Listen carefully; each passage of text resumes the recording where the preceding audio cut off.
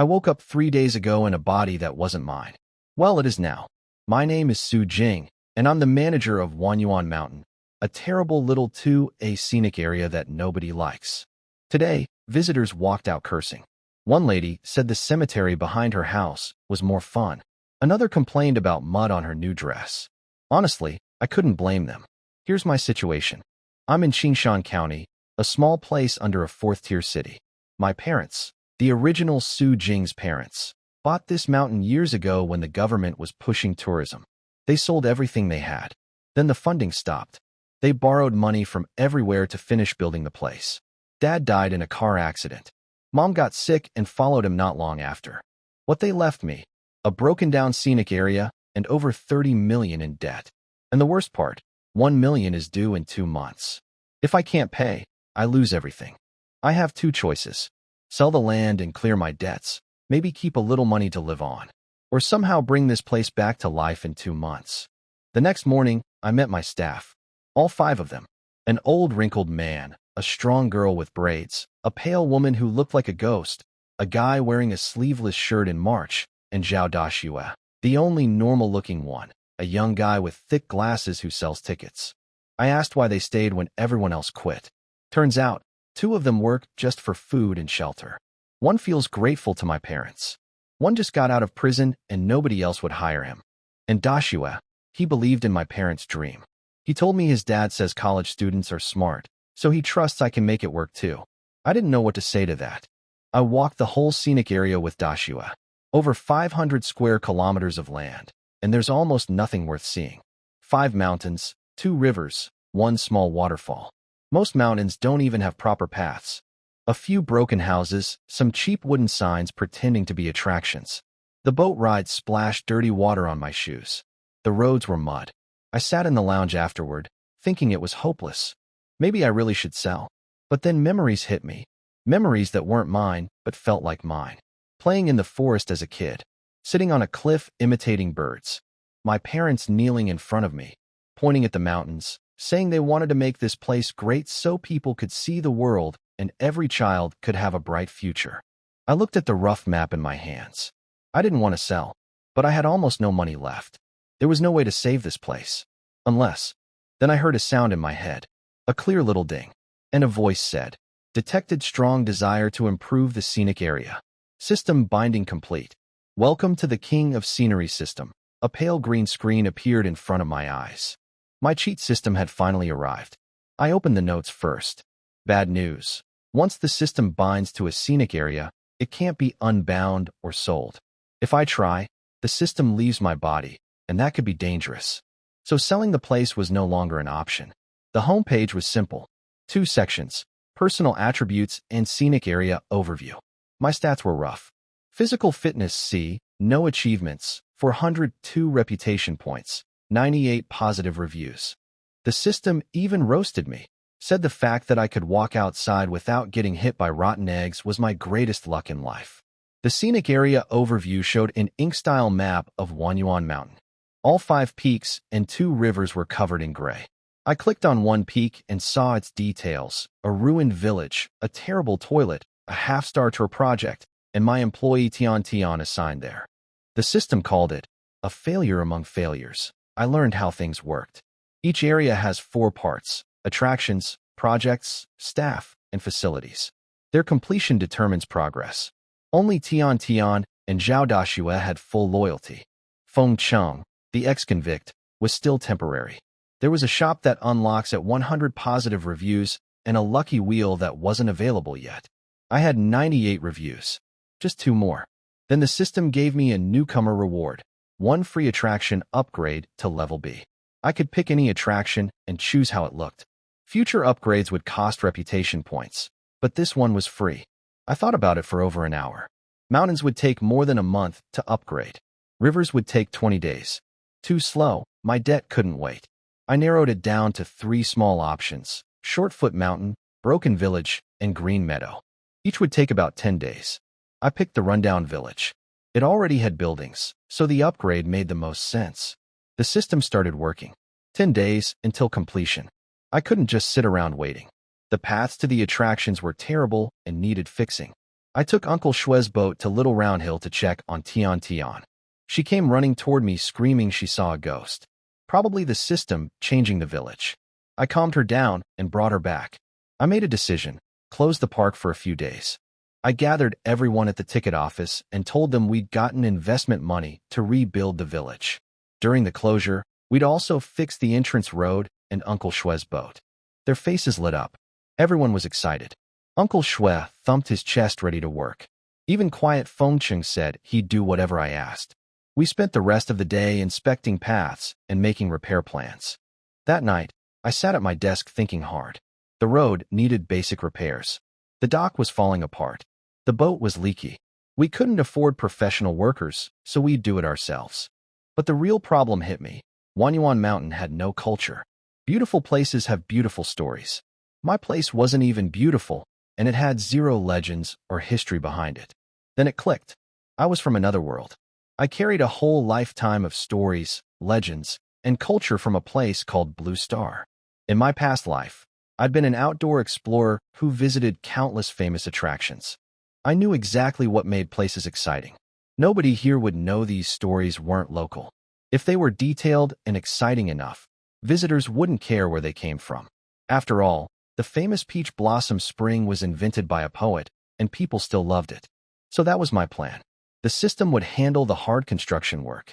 I would handle the culture, the stories, the legends, the selling points. Ideas from my past life flooded my mind, and I already knew exactly what to choose.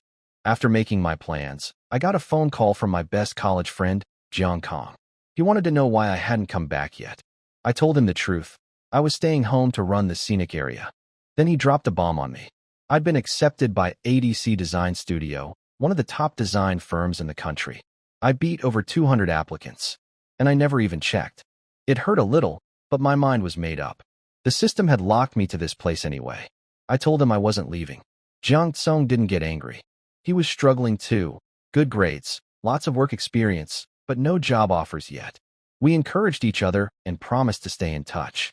I invited him to visit someday. After hanging up, I checked my phone.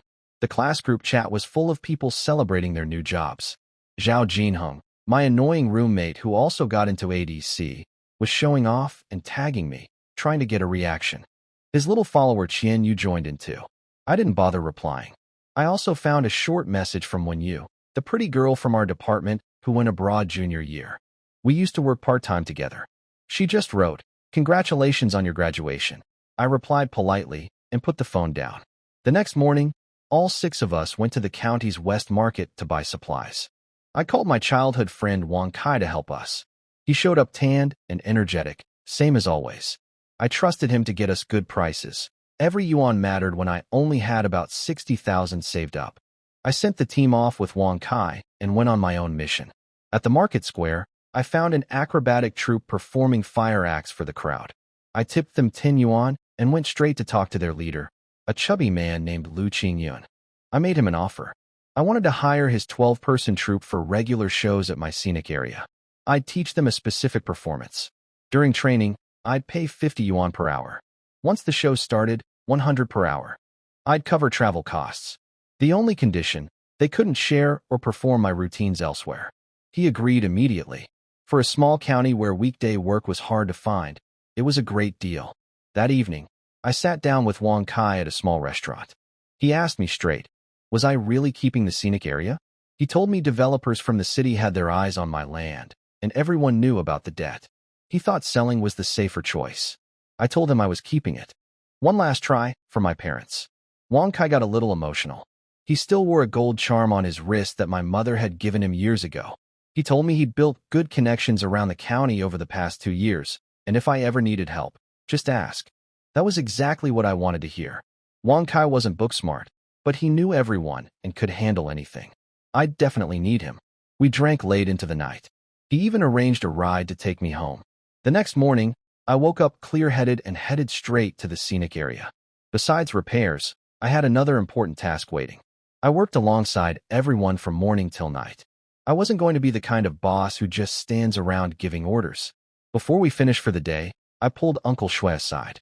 I needed one more positive review to unlock the system store. So I talked him up. reminded him how hard we'd all been working, how the scenic area belonged to all of us. By the end, he was nodding firmly, saying the place was amazing. That got me to 99. The other employees already liked the place, so their reviews didn't count as new. The only one left was Feng Chung, the ex-convict. He told me straight. He was just here for the paycheck and didn't care about the scenic area. So I offered him a 200 yuan raise. He grabbed my hands and said he'd suddenly fallen in love with our scenic area. I asked if we could skip the raise then. He said goodbye and walked off. It cost me, but the number hit 100. The store was open. 3 categories: skills, items, and culture.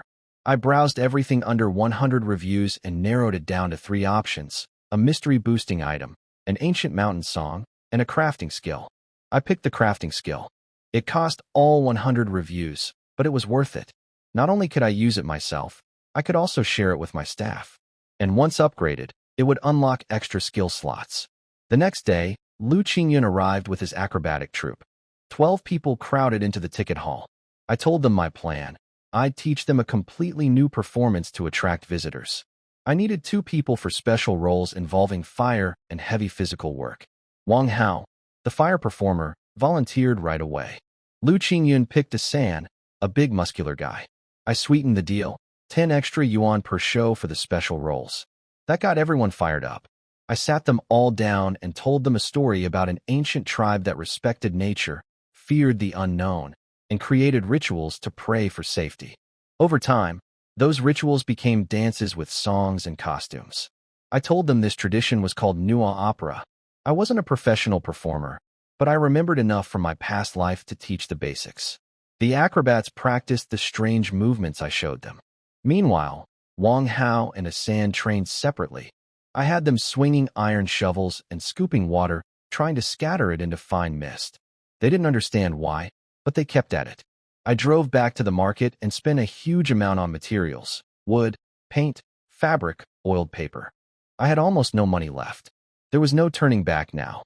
Then I locked myself in the warehouse and started making props: masks, costumes, and large spirit figures for the Nuwa opera. The crafting skill worked like magic. The moment I picked up the wood, my hands just knew what to do. Whatever I imagined took shape naturally. 5 days passed fast. The road repairs were nearly done. The props were mostly finished. The acrobats had learned the basic choreography. Wang Hao finally mastered the water-to-mist technique I'd been demanding. I gathered everyone together, pulled the cloth off a cart full of costumes and masks, and told them to try everything on. The moves they'd been practicing suddenly looked alive with the costumes, vivid and full of character. Everyone was excited. Then I quietly pulled Wang Hao and Asan aside. We walked to an open area outside the warehouse. Wang Hao was buzzing with excitement, expecting fire tricks. But when he saw what I had prepared, he stopped and stared. "What is this?" I showed Wang Hao and Asan the thick barrel of molten iron glowing red inside. "Iron flower show," I told them. After I explained the safety rules, they practiced a few times. Wang Hao was brave and careful, perfect for this. The trick was controlling the strength and angle so the molten iron scattered into harmless grains before falling. When night came, the flying sparks looked even more beautiful than fireworks. Both men were so excited they couldn't stop grinning. My plan was simple: combine the Nuwa opera mask dance with the iron flower show. Together, they'd be impossible to ignore. Over the next few days, the troupe rehearsed their movements and expressions.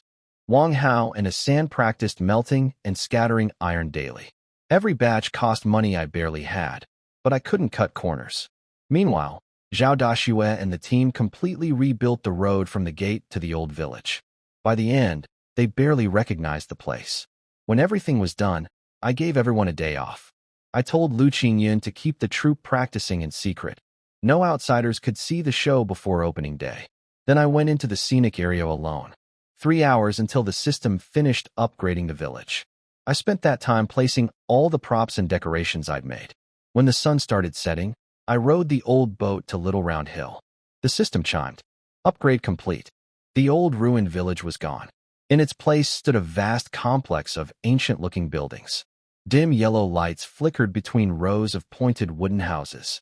I stood there for a while, just staring. I walked through the new village, checking everything. The streets, lamps, flower beds, underground water channels, all perfectly built. The carvings looked centuries old, not freshly made. The buildings had real walls, basic furnishings, even working water and electricity. Add some furniture and internet, and people could actually live here. The system told me that higher upgrades would add even more detail. An S-level upgrade would make it look like a village that truly stood for 1,000 years. I checked the overview. The peak's progress jumped from 5% to 25%. The village was now called 1,000-Year Moon Village, rated 2 stars. Still a long way to go, but a real start. Then the best news came.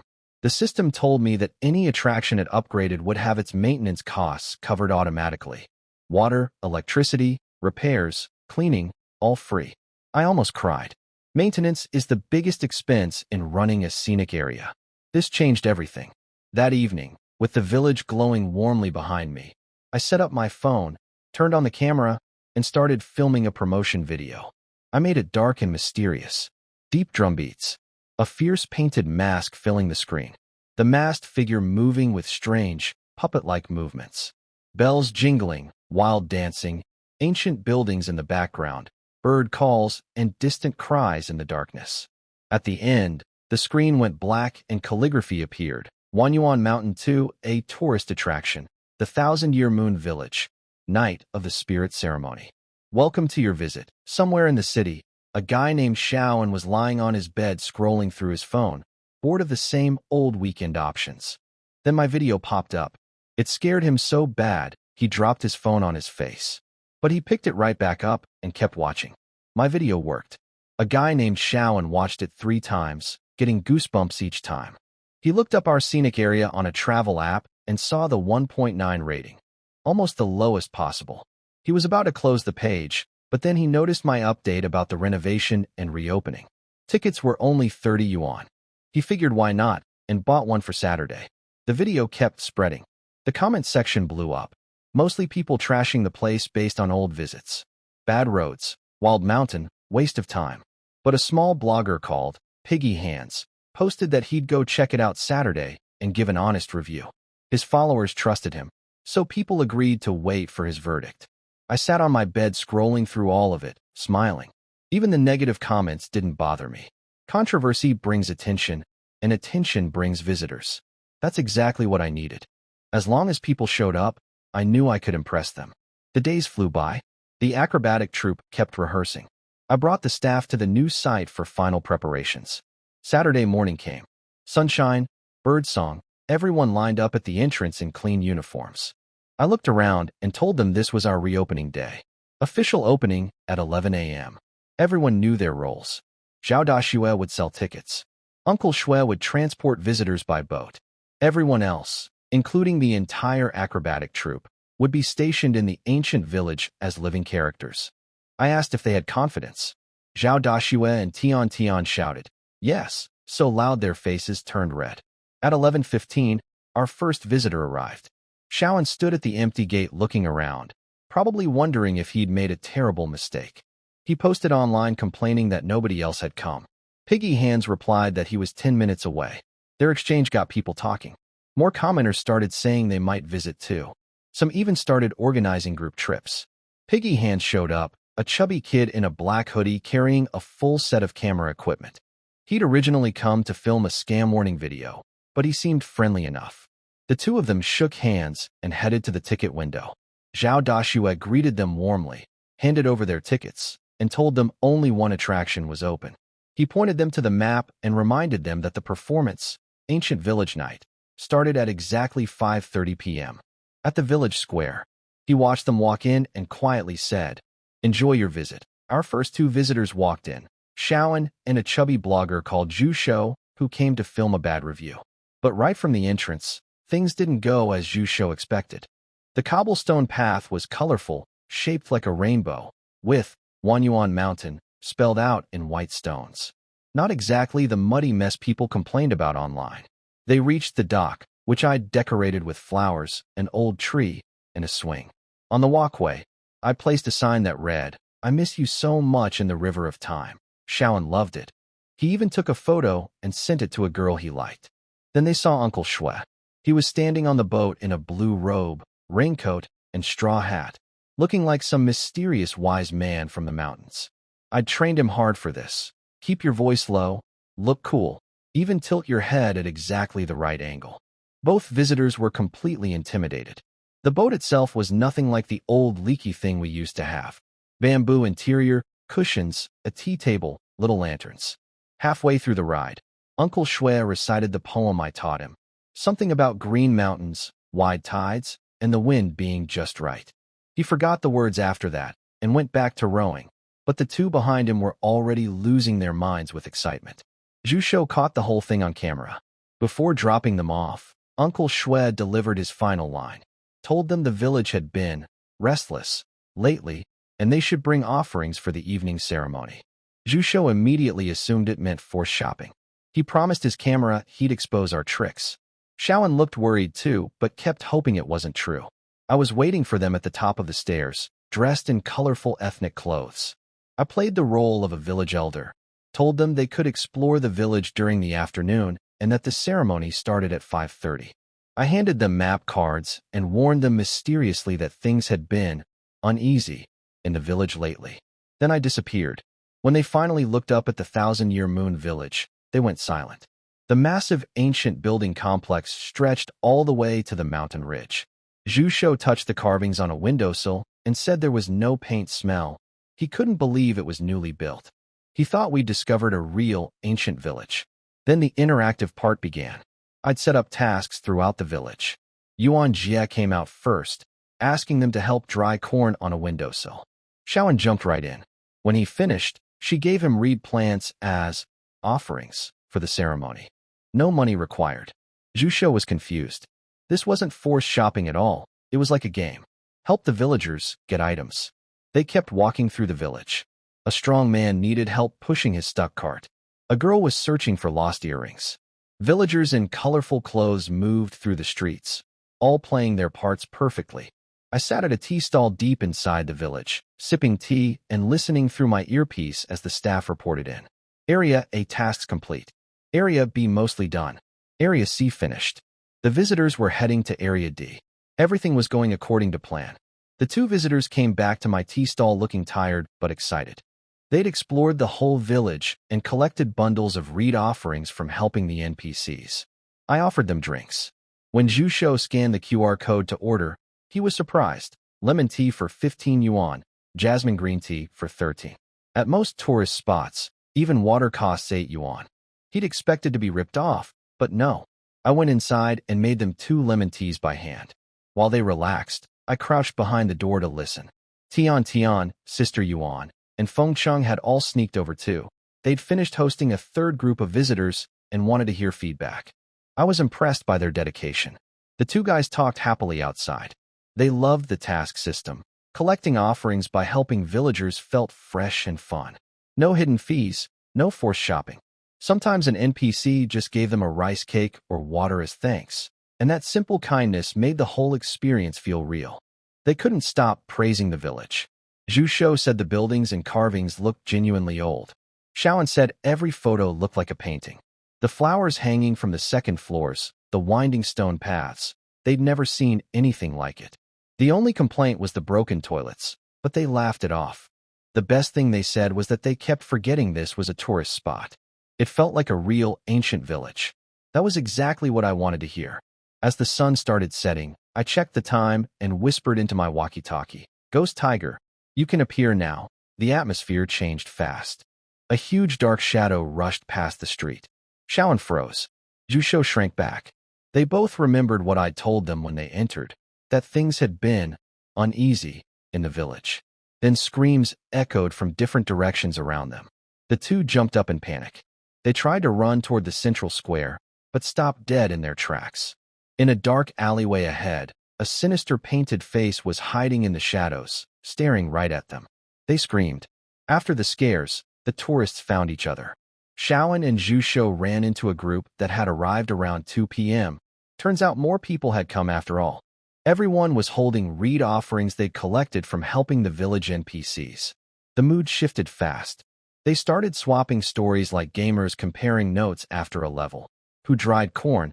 Who pushed a cart? Who found the earrings? They were laughing and excited. Then Shawan reminded everyone about the strange shadows they'd just seen. He pointed at his watch and said they should head to the central square before things got worse. That shut everyone up fast. I watched from the shadows as they hugged their reeds and hurried toward the square. I pressed my walkie-talkie and told the staff to take positions. The first act was about to start. As the tourists approached, they saw villagers coming out of nearby houses carrying large cloths, walking quickly and disappearing around corners. When the tourists arrived at the square, it looked empty except for a few figures draped in cloth standing along the sides. I stepped out and greeted them. I explained our local custom. During the ceremony, villagers wear cloth and stay completely still and silent. The tourists just needed to watch from the seating area. They believed it. In reality, those were just mannequins.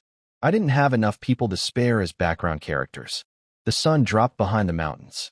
The buildings turned into dark layered shadows. The tourists started getting nervous, whispering to each other about whether this place was even real. Then the drum started. Quiet at first, then louder, closer. 10 performers came out of the darkness, shirtless, faces and bodies painted black and red with gold trim. They moved in sync, beating drums, stomping the ground hard. Then they split apart like two rushing dragons heading straight at the crowd. The energy hit the tourists like a wave. Shawan could smell herbs and burnt wood on them. Zhu Shou, who'd seen plenty of performances before, was nodding with respect. This wasn't some polished theater show. It was raw and powerful. The painted men danced in simple choreographed moves, tapping drums and chanting softly. Then they went quiet, turned around, raised their hands, and shouted together. Open the altar. Invite the spirits. They stepped aside. Behind them, the square had transformed. A bamboo platform had risen in the center. 2 fire pits blazed below it, lighting up everything. On a long table sat 3 strange statues with candles and offerings lined up in front. I stepped out wearing a red cloth on my head, 2 gold lines painted from my eyelids to my forehead. I looked at the tourists and spoke low. The ritual has begun, dear guests from afar. Your offerings can now be presented. The tourists placed their reed offerings into the iron bucket one by one.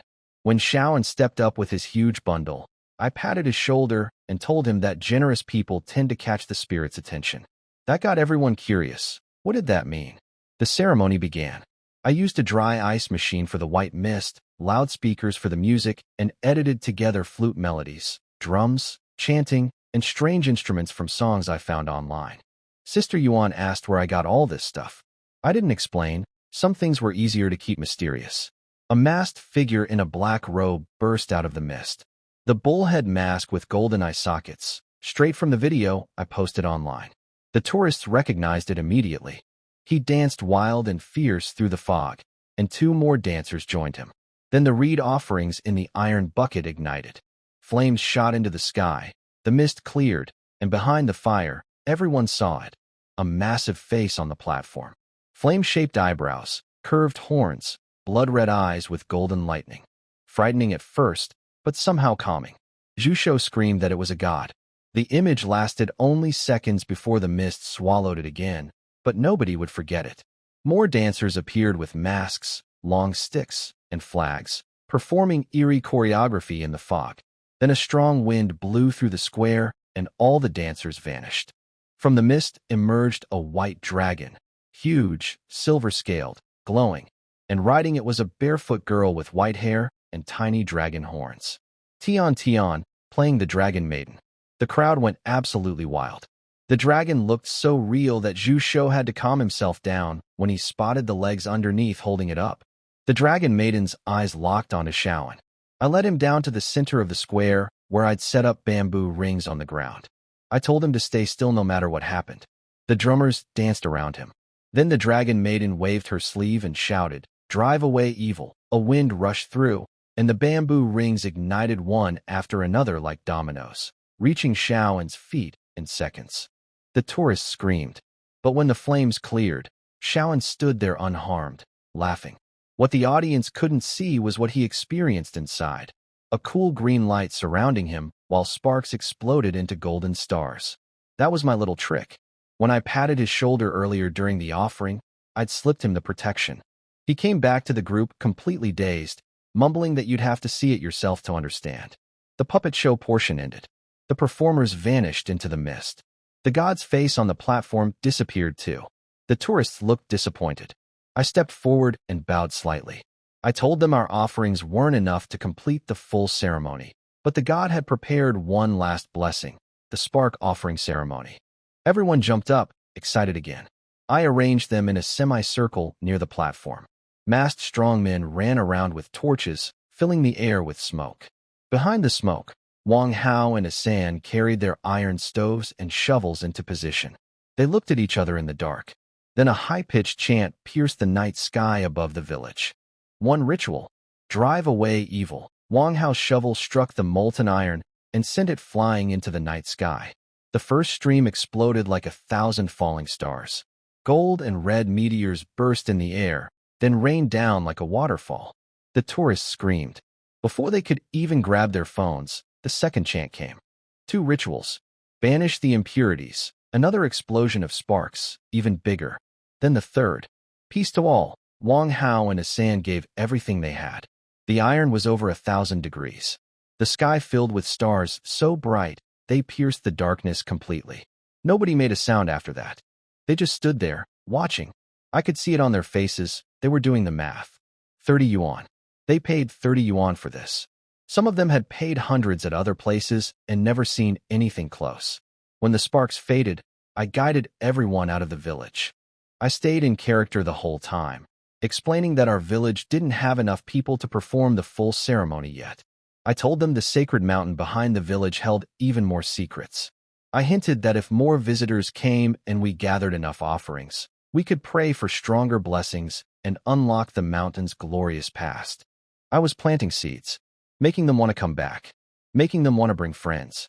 At the village entrance, I bowed and asked them to spread the word so Minghua village could find peace. Then I pointed toward the dock where Uncle Shui sat waiting under a lonely lamp, still in his wise man pose. Nobody complained about sharing one small boat. For 30 yuan, they'd gotten NPC quests, free food and gifts, a fire ritual, a dragon puppet show, a personal blessing, and a full iron flower finale. They knew they'd gotten far more than they paid for. On the boat ride back, they couldn't stop talking. They were amazed by the fireworks, the white dragon, the dragon maiden, the storyline that connected everything together. Some realized the performance wasn't even complete. There was more hidden behind what we showed. Others caught my hint about the sacred mountain and started guessing what would come next. Everyone turned to Xiao to hear about his special experience inside the fire ring. He tried to explain, but could only make sound effects. Whoosh, crackle, da-da-da-da. He turned red and finally just said it was worth paying 50 yuan extra for that moment alone. Uncle Shui handed Xiao an oil lamp to light their way to the gate. The tourists left one by one, still buzzing with excitement. Once the boat pulled away from shore, Uncle Shui's perfect posture collapsed. He groaned about his aching back. But then he started laughing, quietly at first, then louder, scaring the birds off the mountainside. It's so lively, he said to himself. So wonderful. Back in Minghua village, I was reviewing the day with my staff when I noticed Uncle Shui's loyalty score in the system suddenly jumped to 100. Something must have made him really happy out there on the water. Today went well overall. The event ran smoothly, no big problems. But I knew we needed more staff badly. Once the ceremony started, the village felt too empty. I needed to find cheap workers or actors before this place got popular. Zhao Dashue gave us the numbers. Total revenue, 846 yuan. After costs and the acrobatic troops' wages, we had 346 left. Everyone went quiet. I could see the disappointment on their faces. I stood up and told them not to worry about today's numbers. I pointed out that every tourist was carrying a phone. Tonight, our real first move would begin. The internet would do the work for us. I ordered lamb hot pot for everyone to celebrate. And I was right. That same night, visitors started posting videos and photos everywhere online. Eye-catching titles popped up about fireworks, NPC quests, and mysterious tribal rituals. But the real explosion came from Zhu Shou's video. He filmed everything: the shabby bus ride, the ticket booth, the dock, Uncle Shui reciting poetry, the NPC tasks, the tea stall, the scares before the ceremony. His camera died before the finale, so he patched in clips from other visitors. That missing footage only made people more curious. The video went viral locally.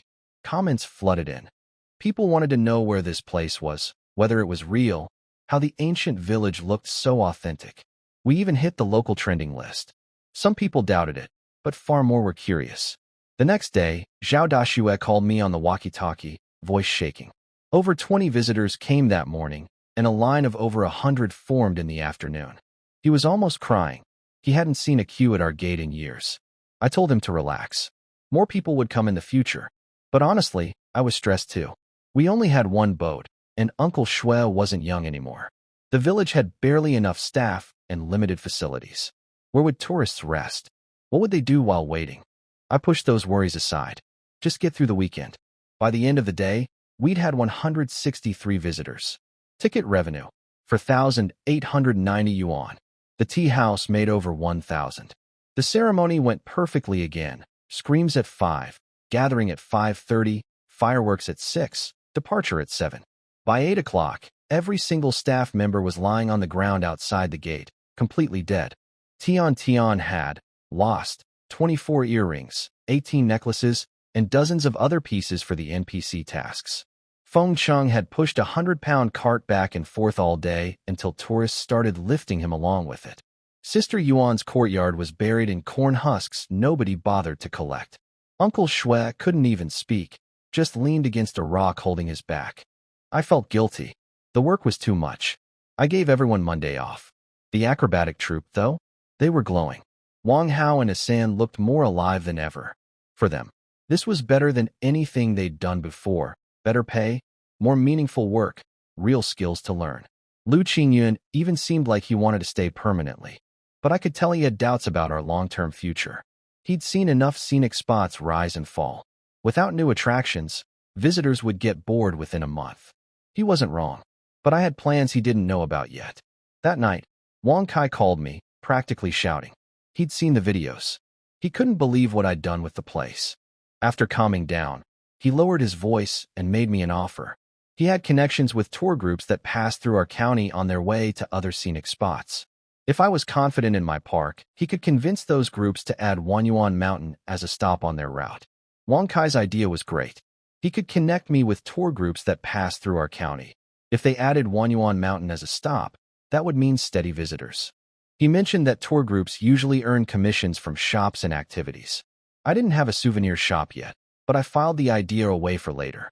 I asked him to start making contacts and also asked for one more favor before hanging up. That night, I checked the system. My reputation had passed 1,000, which unlocked the lucky wheel and gave me 2 spins. My stats had improved. Reputation at 2,335, positive reviews at 188, physical fitness up to C. The system still called me a failure, but I didn't care. I spun the wheel. First prize. A. Tool person. Doll that could change shape and function however I wanted, but was single-use only. The description was too vague to risk using right away, so I saved it. Second spin gave me something amazing. Beast language communicator, a rare skill that lets me talk to animals. Can't be bought, upgraded, or transferred. I equipped it immediately, but I stayed realistic. The scenic area looked good now, but only because it was new. Novelty wears off. I still owed 1,000,000 yuan. Ticket prices were stuck at 30 yuan. If I wanted to make real money by May Day, I had a lot more work to do. Monday morning, with the park closed, I went exploring. I hiked through Little Round Hill first and found a beautiful curved pond with a crystal waterfall dripping through a rock arch. I recorded everything. Any hidden gem could become a future attraction. Then I climbed Big Round Hill. About 30 minutes up, I spotted 2 monkeys watching me from the trees. Old memories rushed back. Years ago, my parents and I had rescued a baby monkey that fell off a cliff here. I'd taken care of it until I left for college. I tried my new beast language skill. Hello? The monkeys panicked and ran off screaming about a human, saying they needed to tell the king. I chased them deep into the forest, through tangled vines and rough trails, until I hit a cliff edge. Behind a gap in the rocks, I found a hidden platform. Wildflowers everywhere, sunlight pouring in, little monkeys playing on an old tree. And sitting on a boulder at the cliff's edge, glowing golden in the wind, was the Monkey King. He walked toward me, sniffing. Then he spoke. Is that Ah Jing? I looked at his right leg. Under the golden fur was a long scar, the the same wound we'd stitched up years ago. "Great sage," I called out. He was shocked that I could speak monkey language. We sat by the cliff and caught up. He'd grown strong from all the food we'd fed him during his recovery, which helped him become king. He listed all the human foods he missed: scallion pancakes, almonds, bananas. Looking at the monkeys playing behind him and remembering the pond and valley below, an idea formed in my mind. Monkeys could be part of the scenic area experience. I told him I'd bring food soon and that I wanted to discuss something. He agreed and even introduced me to his 2 guard monkeys so they'd let me in next time. I climbed to the summit. The view was incredible. I could see 4 other peaks of Wanyuan Mountain from up there. I sat down and started planning. The mountain needed a theme that connected to the village below. I asked the system how much it would cost to upgrade this mountain. A full C-grade upgrade, 30,000 reputation points. I had 2,000. But partial upgrades cost about 10,000 each. Still far away, but more realistic. Today was April 7th. May Day was less than a month away. If I wanted to pay off the million yuan debt, I needed to promote the scenic area hard before then. First goal, get reputation above 10,000 by mid-April and start upgrading the sacred mountain. But right now, my biggest problem was staff. I needed more people. I headed straight for the county town. Monday afternoon, I went to the county's West Market. Wang Kai was waiting for me. He took me to a cheap noodle shop where workers ate 7 yuan for a big bowl of beef noodles. I watched a man named Fang Gue walk in with 3 friends. Paint-stained clothes, honest faces. Wang Kai told me his story quietly. Wife left him because of poverty. Daughter has a chronic illness. Lives in an abandoned building's basement. But he never gave up. Keeps working to pay for her medicine. He fit exactly what I was looking for. No money, no house. Honest and good with people. After they finished eating, we followed them to the labor market. The alley was packed with workers desperate for jobs. Some charged 10 yuan an hour. Some women only asked for 8. They'd do anything, heavy lifting, cleaning, whatever, just to eat. I walked up to Fang Gue and asked if he could do carpentry and carry things up a mountain. He was smart enough to catch my hint about long-term work. I gave him a flyer and told him to bring 3 reliable guys tomorrow. Next task, finding dancers. Wang Kai took me to the Golden Sun dance troupe, hidden on the 3rd floor of an old building. The leader was Jean Na, a serious woman in her 40s. I told her my offer. I'd provide the venue, costumes, and music. 2 shows per weekend, 200 yuan per show. She was interested but confident her troupe could handle anything. She had them perform for me. They were decent, but not good enough for the mysterious spirit dances I needed. I dropped the price to 150 and told her they'd need training. Wang Kai whispered to her that we'd go to a rival troupe next if she refused. She agreed. The next morning, Fang Gue and his crew showed up early at the scenic area. I loaded them with baskets of fruits, vegetables, bread, and sausages and led them up Big Round Hill to visit the Great Sage. Little Wood and Little Earth appeared on cue when I called. The workers were startled by wild monkeys jumping out of the trees, but they stayed calm and even tried to protect me. I liked that. We reached the cliff platform. The monkeys happily took the food. I talked with the Great Sage privately while the workers stared at the scenery, completely amazed. On the way down, I asked about their lives. Fang Gue confirmed everything. His daughter's medicine wasn't too expensive, but rent was impossible. They all lived in an abandoned building's basement. Cold in winter, hot in summer. But everyone there was honest. Fang Gue ran the place like a manager, keeping troublemakers out. Then I made my offer.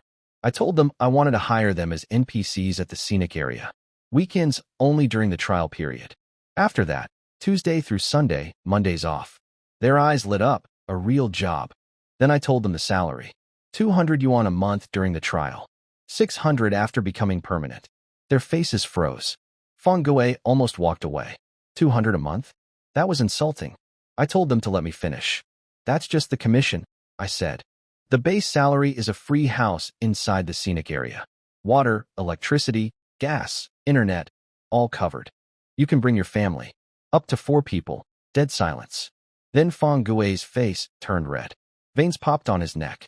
"I'm in," he shouted. "I can start tomorrow." He understood instantly. Free housing changes everything.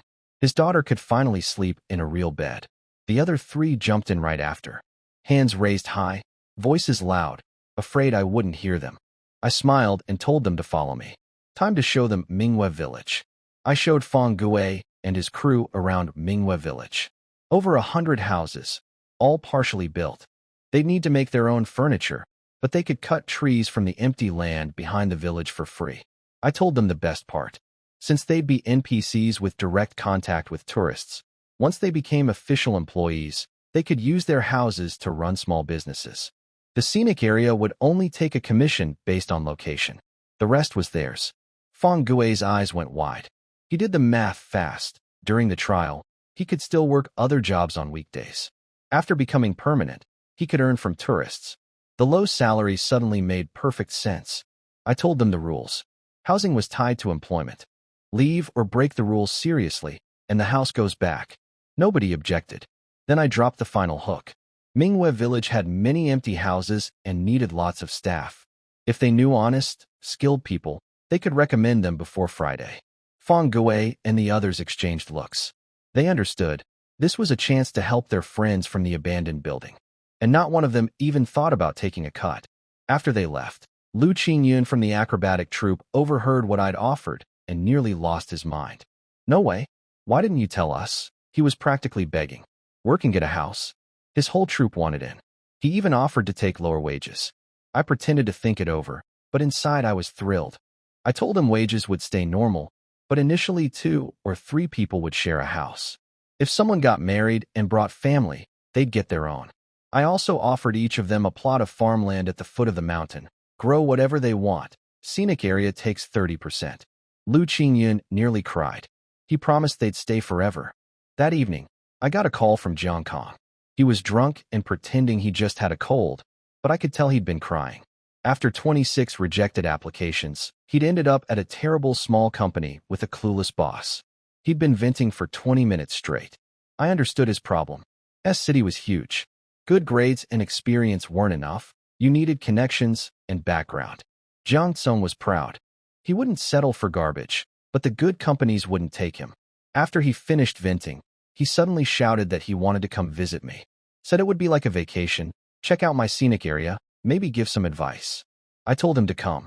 He booked a train for Friday. With staffing mostly handled, I turned to the system. My positive reviews had reached 192. I opened the shop and bought 3 things. First, the complete Nuwa dance routine, 68 reviews. Essential for the performance upgrade.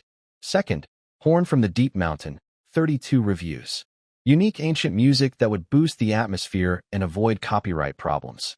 Third, a basic sensory amplifier, 88 reviews. This one was terrifying. It could be placed in a single scenic spot and increase every visitor's emotional response by 20%. I imagined what would happen when tourists experienced the ghost scares, the Nuwa dance, and the Iron Flower show with amplified feelings. They'd lose their minds. I placed everything on the map and converted the Nuwa dance routines into video files. Then I sent them to Jean Na at the Golden Sun Dance Troupe, asking her team to learn a rough version within 3 days. She opened the video in front of her whole team. 3 minutes of masks, exaggerated movements, costumes, and solemn choreography. The studio went completely silent. Then her phone buzzed. My message, any questions? She typed back immediately. Absolutely no problem. Her dancers were so excited they were ready to skip sleep until they mastered it. On Wednesday, Feng Gui brought a huge group to the scenic area. The youngest was a 14-year-old kid. The oldest could barely walk without help. Feng Gui introduced them one by one. First was Xiao Ji, a skinny boy who used to be a pickpocket but turned his life around. He was good at drawing and could help with scenic maps. He didn't need his own room, just lived with Feng Gui's group and volunteered to work. Then there was Grandma Lu Yun, who made amazing rice cakes. Uncle Tu, who could weave small crafts and learn to make anything in a couple of days. Grandma Chi, who played the eru. Not much use for heavy work, but her music would make the village feel alive. Most of the people Feng Gui brought had some kind of skill.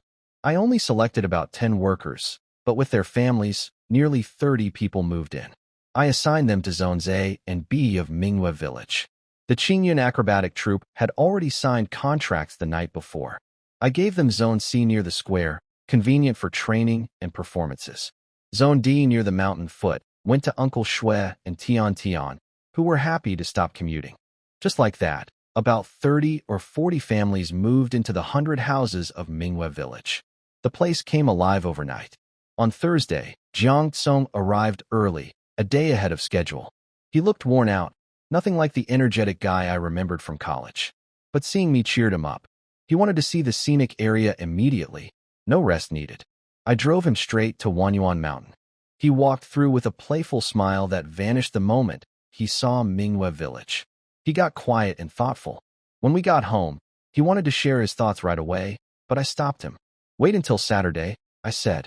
Experience it as a real tourist first. Then give me your honest feedback with real observations behind it. He agreed. Then he asked what we'd do Friday. I told him I needed his professional help with something. That night we talked late. Friday morning, I woke him up early. Suits on, hair styled. We were going to meet clients. Jiang Tsong noticed the unlit cigarette I was holding. An old habit from this body's college days. Something connected to Wenyu. He mentioned she might be coming back from abroad soon. I didn't respond. He let it go. Wang Kai pulled up in a business car. I introduced them. Wang Kai, my childhood friend with local connections. Jiang Tsong, my college buddy who studied management. Wang Kai had already lined up 4 travel agencies for us to meet. They'd all seen the viral videos and were interested in adding Wanyuan Mountain to their tour routes. Out of 4, we only needed one to say yes. We drove into Yong'an City and stopped at the first agency, Dottie Travel. Wang Kai said they'd been around a long time with steady customers. They even organize college tours and company trips. This is the one I think fits us best, Wang Kai said as we walked in. Let's make the most of it. I glanced at Jiang Kong. He was already in professional mode, eyes sharp, ready to analyze. This was exactly why I'd asked him to come. It's a good idea. But when Su Jing saw the people in the office for the first time, he frowned and looked a bit uninterested. There's too much at stake.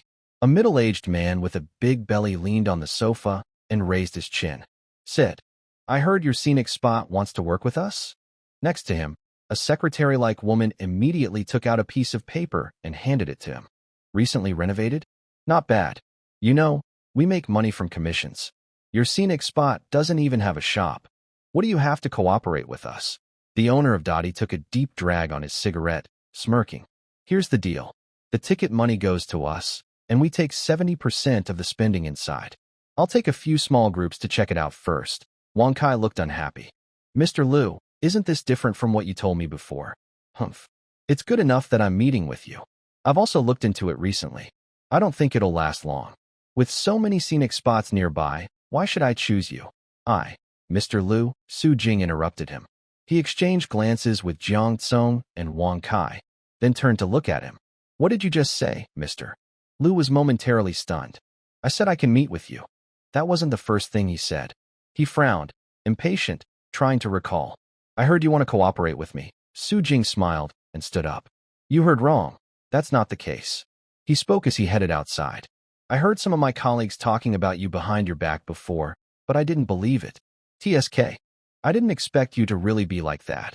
Colleagues talking about me. Mr. Liu sat on the sofa, looking confused. It wasn't until the person left that he suddenly stood up, feeling like a big stone was pressing on his chest. You're back. Who said I did what? He started shouting angrily. What kind of person? Tell me clearly. The more he thought about it, the angrier he got. He knew he was the one who started the trouble, but why did he feel so wronged? After thinking for a moment, he waved away his secretary and made a call. Hello? Mr. Song. Haha, don't worry. I just looked into it. The owner of that scenic spot is just a young kid. He won't threaten our park. There was a buzzing sound from the phone. He smiled and answered until the call was almost over, then tentatively spoke. Mr. Song, I wonder if you've heard anyone talking about me behind my back. There was an awkward silence on the other end of the line. Mr. D awkwardly chuckled twice and hung up the call. The person on the other side looked at his phone and frowned. Is this person crazy? He had been bothering people for years, and now he suddenly cared about others' opinions? His assistant, thinking he was worried about the scenic spot, stepped forward. Mr. Song, I told you before that Wanyuan Mountain is just a novelty. Our Song Lake Park is the real evergreen. He smiled. But I heard their interactive activities are pretty interesting. Maybe I can send someone to check it out someday. At his desk, Song Jiming, dressed in a bathrobe, sipped red wine lightly.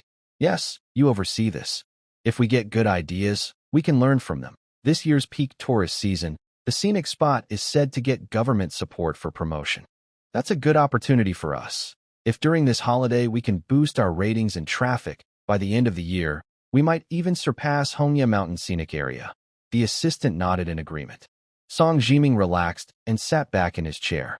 The other small scenic spots can compete among themselves. As for Wanyuan Mountain, it's not our rival. I was just nervous. Neither Wang Kai nor Su Jing remembered or thought about this matter. He just returned and was fully focused on the reconstruction of Wanyuan Mountain, paying no attention to the other scenic spots in Yong'an City. However, since the funny video of Avoid Lightning Piggy Hands went viral, the owners of the scenic spots started paying attention. The previous manager of Wanyuan Mountain had debts and passed away, and everyone had heard about it. No one expected that just a few years later, the new heir, who had just graduated from college, would come back and create new ideas.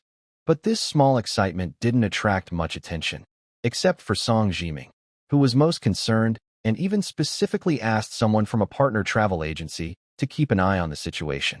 Now it seems, though, it was all just a false alarm. As they relaxed on this side, the three brothers got back into the van. Not reliable at all, buddy. Jiang Tsung spoke as soon as he got in, and Wang Kai, who was in the back, looked unhappy too. Dada Jing, I didn't expect this either. President Lu's attitude wasn't like this before. Su Jing wasn't angry. He smiled and waved his hand. A loss is normal. Wanyuan Mountain is just starting out. If he doesn't like us, it just shows he has poor judgment. Let's move on to the next one. Wang Kai forced a smile, started the car, but his mind was racing. The plans he had arranged suddenly changed. It was obvious that President Lu didn't want to do business, and someone must have been causing trouble behind the scenes. But soon, he didn't need to think anymore, because they visited 4 travel agencies in a row and all had the same problems. Either their attitude was very reluctant, or they asked for ridiculously high prices, or even one wanted them to pay money so the agency could send people over. Su Jing also couldn't smile anymore. If they had this time, they might as well go check the dance at Jinnai's Sun instead of being ignored here. Wang Kai knew he hadn't handled things well, and his face felt hot with embarrassment. Although Su Jing didn't pay him, after so many years of friendship, he had finally helped him with something, and it turned out like this. It was a slap in his face. Let's do this. Wang Kai took a deep breath. Jing, let's go to one last place. This one definitely won't have problems. Jiang Tsung wasn't very happy. He already thought that the people in this small town couldn't be trusted, and because Su Jing was his childhood friend, he didn't say much. His 4 years in college and his professional skills made him value efficiency very much. He wasted a whole day spraying a pound of hair gel today. Su Jing leaned against the car, smoking, as the sky darkened. A whole day had just been wasted. Huh. Well, at least he came. Let's go. This time, the destination was a bit different. They left the city center and headed toward the train station area. This travel agency has a bit of a reputation. You'll see what I mean when you meet them. What reputation? Which one? They entered an old alley, and Su Jing looked at the dilapidated house in front of him, almost wanting to laugh. The sign for Mountain Wilderness Travel Agency flickered faintly, covered in thick dust. Why do all the teams he works with look so run down? Jiang Tsung looked around. In the distance, a few men with tattoos and smoking looked over, making him feel uneasy. When they were about to go inside, they heard loud shouting from inside. God damn it. I told you to bring the people. I didn't tell you to kidnap them. What are you doing? A loud slap sounded. Let the people go. Then, the rough voice suddenly softened. Hey, little girl, don't be afraid. My men just want to take you out for fun, find a nice place. Don't run. Don't call the police. We didn't do anything. The door was slammed open. 2 crying girls, holding their suitcases, ran out and bumped into Su Jing. Help! We've been kidnapped. Girl 1 looked up. The men in front of her had thick eyebrows and big eyes, definitely not bad people, and she quickly asked for help. But in the next second, the big man's voice came from inside the door. Huh? Brother Wang Kai? Why are you here? A nest of snakes and rats.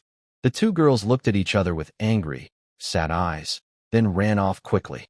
Su Jing and Jiang Tsung exchanged glances, both amused and helpless.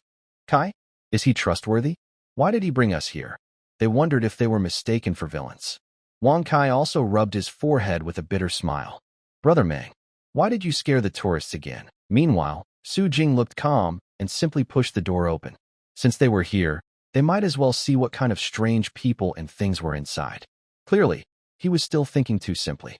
In the spacious room, 3 men with bruised faces knelt beside a leather sofa, one of whom had a noticeable slap mark on his face. Sitting on the sofa was a strong man with a broad build.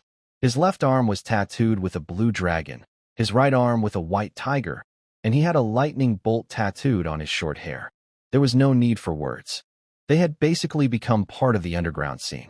Hey, who is this? The man on the sofa saw Wang Kai's 2 unfamiliar companions and stood up quickly. Although he tried to smile, it still made others feel a lot of pressure. Wang Kai quickly stepped forward to stop him. Stop smiling, or you'll scare them. Ah Jing, this is President Zhao Meng. He runs this mountain adventure travel agency. He turned to introduce Su Jing and the others, then spoke to Zhao Meng. This is Mr. Su Jing, the manager of the Wanyuan Mountain Scenic Area. Zhao Meng's eyes lit up, but after realizing which scenic area Wanyuan Mountain was, he paused for a moment, then smiled. Hello, Mr. Su. Unexpectedly, this social boss was much more polite than some elites. People are not always what they seem. At least, he's the first person to say hello to him. Su Jing nodded to Jiang Tsong and the others and sat down first. Wang Kai took the initiative to explain his purpose to Zhao Meng. Have you been watching Dole recently? There's a popular ancient village in Mr. Su's scenic area. He wants to organize a few tour groups to visit and promote it. As for profits, their scenic area currently doesn't have souvenir shops or restaurants, so you won't get commissions. Probably only based on the number of tourists in the group. Do you have any groups now? We've known each other for so long, I won't cheat you. Maybe try adding a little extra. While chatting, Zhao Meng took out his phone to check Dole. You guys keep recruiting customers. Remember, this is a lawful society. Learn to please the tourists. Promote. Use words to persuade them. Not to hit them. He kicked the kneeling man. Go.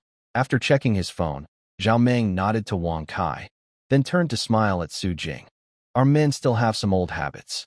Sorry for the inconvenience, Mr. Su. He poured tea himself. But Mr. Su, rest assured, we are engaged in legitimate business and absolutely do not engage in any violent or coercive behaviors as you might think. Su Jing chuckled. He hadn't said anything yet. Mauga should understand some things now. What do you think? Su Jing's patience was running out. If this family couldn't reach an agreement, he planned to leave and stop considering working with the travel agency for now. But something unexpected happened again. Zhao Meng looked at his watch, shrugged, and smiled. My friend Xiao Kai's buddy is my buddy too. If you're confident, we happen to have a small group passing by tomorrow. He took out paper and a pen. The ticket price for Wanyuan Mountain is 30. If I add a sightseeing stop at the last minute, tourists probably won't like it, so I can only persuade everyone to spend 20 to visit. If Mr. Su is willing to pay that much, I won't charge for leading the group this time. If it goes well, we can discuss cooperation later. Su Jing didn't expect him to agree so easily, even without asking for anything. Okay, but he had a condition.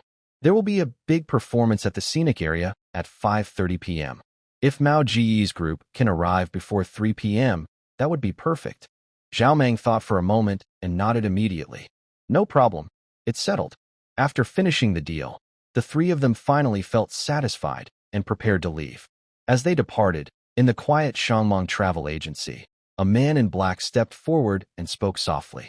Brother Mao, that kid, is he really not going to charge us? Zhao Meng took a puff of smoke. Although my brain isn't very good, I can read people well. Otherwise, I wouldn't have made it this far. Today's situation isn't very good either. The man could only keep his thoughts to himself, still smiling and listening. Tomorrow's trip is just to test the waters. I have my own plans. Zhao Meng leaned back on the sofa, smoke swirling around him, his eyes deepening. His team has been in a different line of work for 3 years. 3 years. If he kept being a troublemaker, he could have become a regional manager by now. But in these 3 years, they've been relatively low-key, just pulling customers randomly at the train station to form small travel groups, doing small tricks. No travel agency in Yong'an City takes Zhao Meng seriously. Both scenic spots and travel agencies cooperate, and the larger the partnership, the closer the cooperation. The top few companies have already monopolized the best scenic spots around Yongin, and they receive the highest commissions and discounts. They have no real competition. But if a new scenic spot rises quickly, things could be different. If this small scenic area has a bright future, it would be even more promising. As a partner who helped him during difficult times, he believes he can benefit the most in the future. Just a small investment a couple of times, nothing big. Over the past few years, he has helped about 7 or 8 new scenic spots, big or small. Although most of these efforts didn't turn out well, this time he feels there might be a chance. He can't be sure just from videos on Douyin, but if he visits tomorrow, he will see the true situation of the scenic spot. Chang, I will personally lead the tour group tomorrow. Back in Qingshan County, Wang Kai explained the history of Mountain Wilderness Travel Agency to them on the way. Although its origins are not very good, as Su Jingxiang thought, it's not a bad company now. After changing its focus, it hasn't done anything bad. That's enough. Let's wait for them to come tomorrow. Thanks for your hard work today. No matter what, Wang Kai spent his time and connections to help him with this. Whether it succeeds or fails, Su Jingxiang is very grateful. Wang Kai chuckled and waved his hand. Brothers don't need to talk about this. He then had a quick idea. How about this? Tomorrow I'll visit your scenic spot myself. I've always wanted to come, but never had the chance. Of course, this made him very happy. Seeing that he agreed, Wang Kai smiled and got into his car to return to the county seat. Based on his understanding of Zhao Meng, he's sure Zhao Meng will come to Wanyuan Mountain himself tomorrow. Su Jingxiang and Jiang Tsong are both scholars, and Wang Kai worries they can't handle Zhao Meng alone. So he plans to go himself to keep things stable. Wang Kai thought carefully, while Jiang Tsong was feeling listless and went straight to sleep after returning home. His recent state wasn't good, and today he was also subjected to some harsh criticism from others. He didn't feel like talking to Su Jingxiang and went to rest early. Meanwhile, Su Jingxiang washed his face and ran outside to make a video call. On the screen, Jin Na's serious yet smiling face appeared. Busy Su boss. You finally have some free time. Friday night quickly passed. When the birds sing in the early morning at Wanyuan Mountain, Zhao Dashua happily shows the phone screen to all the staff. Just like Brother Jing thought. We need to prepare for a busy day. On the business page, it shows that 283 people have made reservations for today at Wanyuan Mountain. Oh my goodness. Uncle Shui counts on his fingers, looking worried. How many boats will we need to run? Unfortunately, only he is unhappy. After 2 days of special training, the new employees like Fang Gui have eaten well and slept comfortably. They are excited and ready to welcome today's visitors. Su Jing also smiles. Last night, he watched a rehearsal of the Golden Sun dance troupe. They really worked hard, and in 3 days, they met his basic expectations. Wang Hao and Asan, under his supervision, along with others from the Qingyun acrobat troupe, improved and perfected their performance.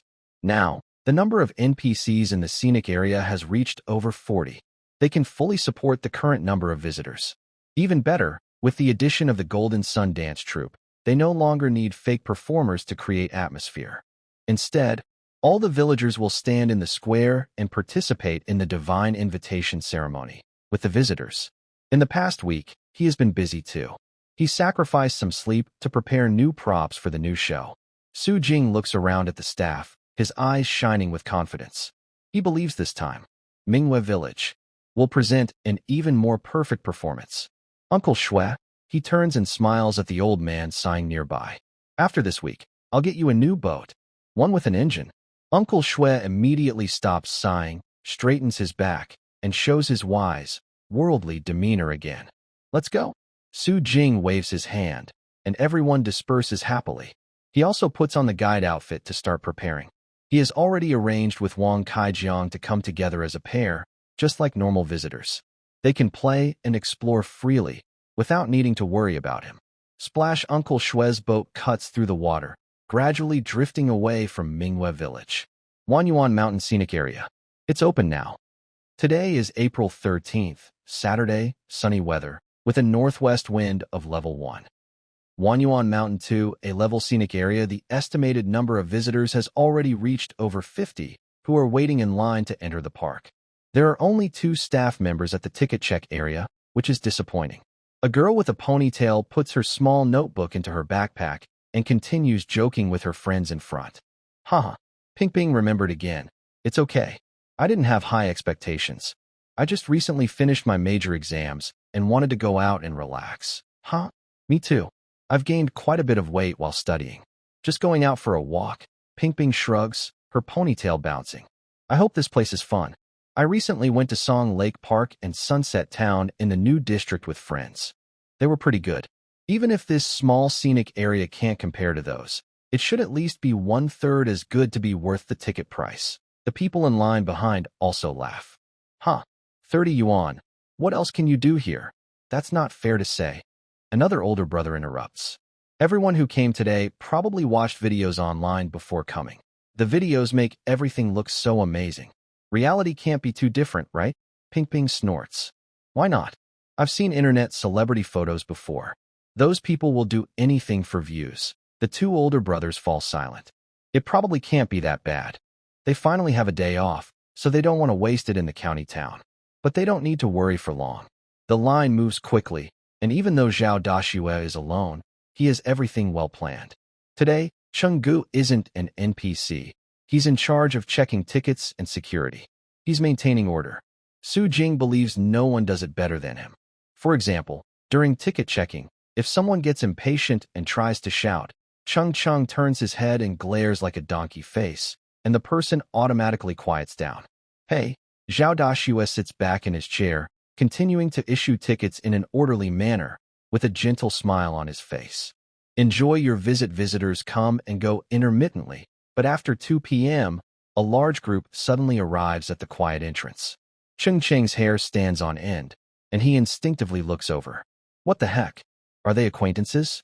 He takes off his sunglasses at the entrance, dressed in a leather jacket, holding a small red flag. Could it be a few old friends from the underground scene?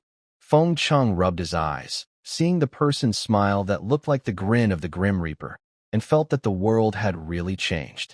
He became a ticket inspector, while the other person became a tour guide. Come on, everyone gather together. Zhao Meng tucked his sunglasses into the pocket of his jacket, thinking about smoking a cigarette, then decided against it and put it back. Everyone line up properly. I'll go exchange your tickets. The tourists huddled together, their expressions not looking good. Most of them looked scared and angry, but dared not speak out.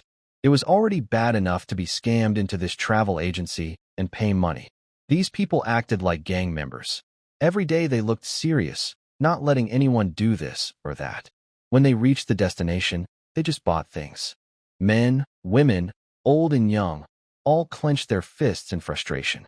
If their IDs hadn't been taken away, and since they hadn't done anything particularly wrong, they would have already called the police. But someone secretly peeked at the broken-down entrance of the scenic spot in front of them. Wanyuan Mountain. It was obviously not a proper place, just a makeshift attraction, probably another place trying to make them spend money. The young man tightly held his wallet, vowing to buy only the cheapest thing later and then stop shopping. When Zhao Meng returned after exchanging the tickets, he saw everyone looking upset and felt a headache coming on. Everyone. He tried to smile and pat his chest, but it looked more fierce. Don't judge this scenic spot by its broken outside. My buddy told me about this hidden gem. It's really popular in Yong'an City lately. Many people don't even know about it. Today, I managed to bring you here through some connections. If you want to come again, you probably won't even get a ticket because of the long lines. Bah. Everyone looked expressionless. Connections. Hidden gem. Really popular. Damn it. Did he think we couldn't see through his words? That we'd be easily fooled by this kind of talk? The subordinate responsible for preventing their escape rolled his eyes when he saw everyone's expressions. Haven't they already been scammed several times? They're used to it. Only those who join their Wild Mountain tour group are either perverts hoping to see pretty girls, or people who believe in the super cheap tour of Yong'an, scam to save a little money. Or they're just not very smart and believe anything they're told. Unlike them, although not very smart, he has been working in society for many years and has learned all the tricks clearly. All right, no more talk. The scenic area is quite big, so everyone will have enough time. Zhao Meng waved his hand confidently, not even bothering to look at Feng Cheng's face, and arrange for the tourists to enter the park. Once at the attraction, you can explore freely. We will meet again at 7 o'clock sharp. A group of people hurried inside. Feng Cheng watched Zhao Meng's disappearing figure and showed a sly smile. He pressed the communicator. Hey, brothers, help me out. Later, you can have some fun with the tour guide big brother who wears sunglasses, a leather jacket, and carries a small red flag. Soon after, responses came through the loudspeaker one after another. Don't worry, brother, I got this. The entrance to the Wanyuan Mountain scenic area did not disappoint the visitors' expectations. Although the road was ordinary, it was at least not muddy or broken like some online reviews said. A simple cobblestone path made everyone excited as they finished the first part of the walk. Jiang Tsong and Wang Kai walked together. Wang Kai, seeing everything for the first time, looked curious and relaxed. Are you and brother Jing childhood friends? Jiang Tsong looked at the honest-looking man with a very common appearance and was suspicious. More genuine than my own eye. Jiang Tsong didn't want to know if his eye was really genuine. He was just worried that this so-called childhood friend might trick his buddy. Don't overthink it. Wang Kai was clever. He could tell what this handsome city guy was thinking. But he didn't mind. He put his arm around Jiang Tsong's shoulder, half dragging him into the next boat after Zhao Meng. He had a task today. Although Zhao Meng seemed to have turned over a new leaf, his roughness hadn't disappeared yet. His job today was to make sure he didn't cause trouble inside. Two groups, one open and one secret, sat on Uncle Shue's boat, rocking forward. Last time Jiang Tsong came, Uncle Shue hadn't performed officially. So today, when he put on his raincoat and stood at the bow of the boat with a blank expression, Jiang Tsong even thought someone else was performing. Uncle Shue? He tentatively spoke, but got no response, no eye roll or anything. Only then did he realize he had forgotten what Su Jing told him. Just act like an ordinary tourist. Fine. Jiang Tsong closed his mouth and quietly enjoyed the scenery on both sides of the river. Last time he visited, he and his friends were too busy chatting to observe properly. Today, after taking a closer look, he wished he hadn't looked at all. Having stayed in City S for 4 years, he had seen many parks and landscapes around. Now, seeing this bare rocky wall, he felt bored and was about to take out his phone to play. Wang Kai looked around, guessing the main event was coming later, so he also lowered his head. Just as everyone on the boat fell silent, Uncle Shue squinted his eyes. The time had come. He suddenly pushed the boat pole aside, took a gourd from his waist, drank it all, and spoke in a deep voice. Today, many visitors came to Wanyuan Mountain. I've also become interested. He sharply turned his head, and his straw hat cut a fierce arc. Let's hear a poem. In an instant, all the tourists straightened up. It's happening. The legendary hidden poet master. They thought it was a joke, but he really came. The young man sitting in front of Jiang Tsong whispered to his girlfriend. I know. I saw some jokes online. It's like, beyond the green mountains, the road is clear. A boat moves on green water. The tide is even, the banks are wide, and the wind is perfect for sailing. Wow. Even if Jiang Tsong didn't know those online jokes, just hearing this poem made him feel the vastness and grandeur it expressed. This made him curious too. The day before yesterday, Uncle Shue looked like a simple fisherman. Today, what kind of face would he show?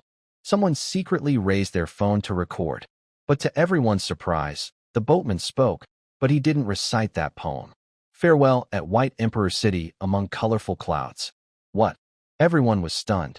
The boy in front widened his eyes, surprised but happy. Wow, a new poem. Uncle Shue didn't look at the crowd behind him. He was at the peak of his performance. He whistled, waved his hand, and pointed into the distance. 1,000 miles to Jiangling. One day back. His long whistle echoed with the flowing water, filling the air, making the tourists' blood boil. As the whistle echoed, the sounds of animals in the mountains responded with varying calls. Uncle Shue smiled slightly, shook his head, and vigorously pushed the boat pole. The monkeys on both sides. Their calls never stop. The small boat moves gently, carrying a group of tourists forward, as the boatman's cheerful, relaxed laughter echoes.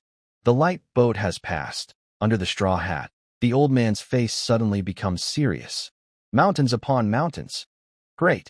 One person suddenly stands up and claps loudly, almost losing balance and falling into the water. 1,000 miles to Jiangling in just one day. The speaker pushes up his glasses, looking refined and well-mannered, with a neatly worn scarf around his neck. Did you write that poem yourself? May I ask? Uncle Shue doesn't say anything.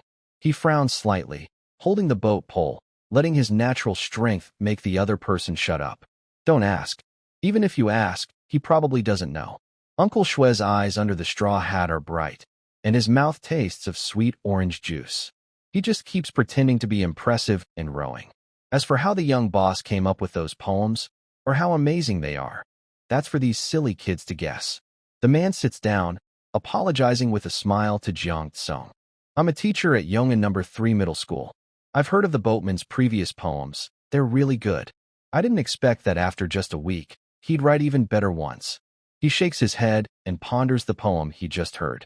White Emperor. Colorful clouds. Jiangling. Wang Kai reminds him nearby. The best part is the monkey's calls. Yes, yes.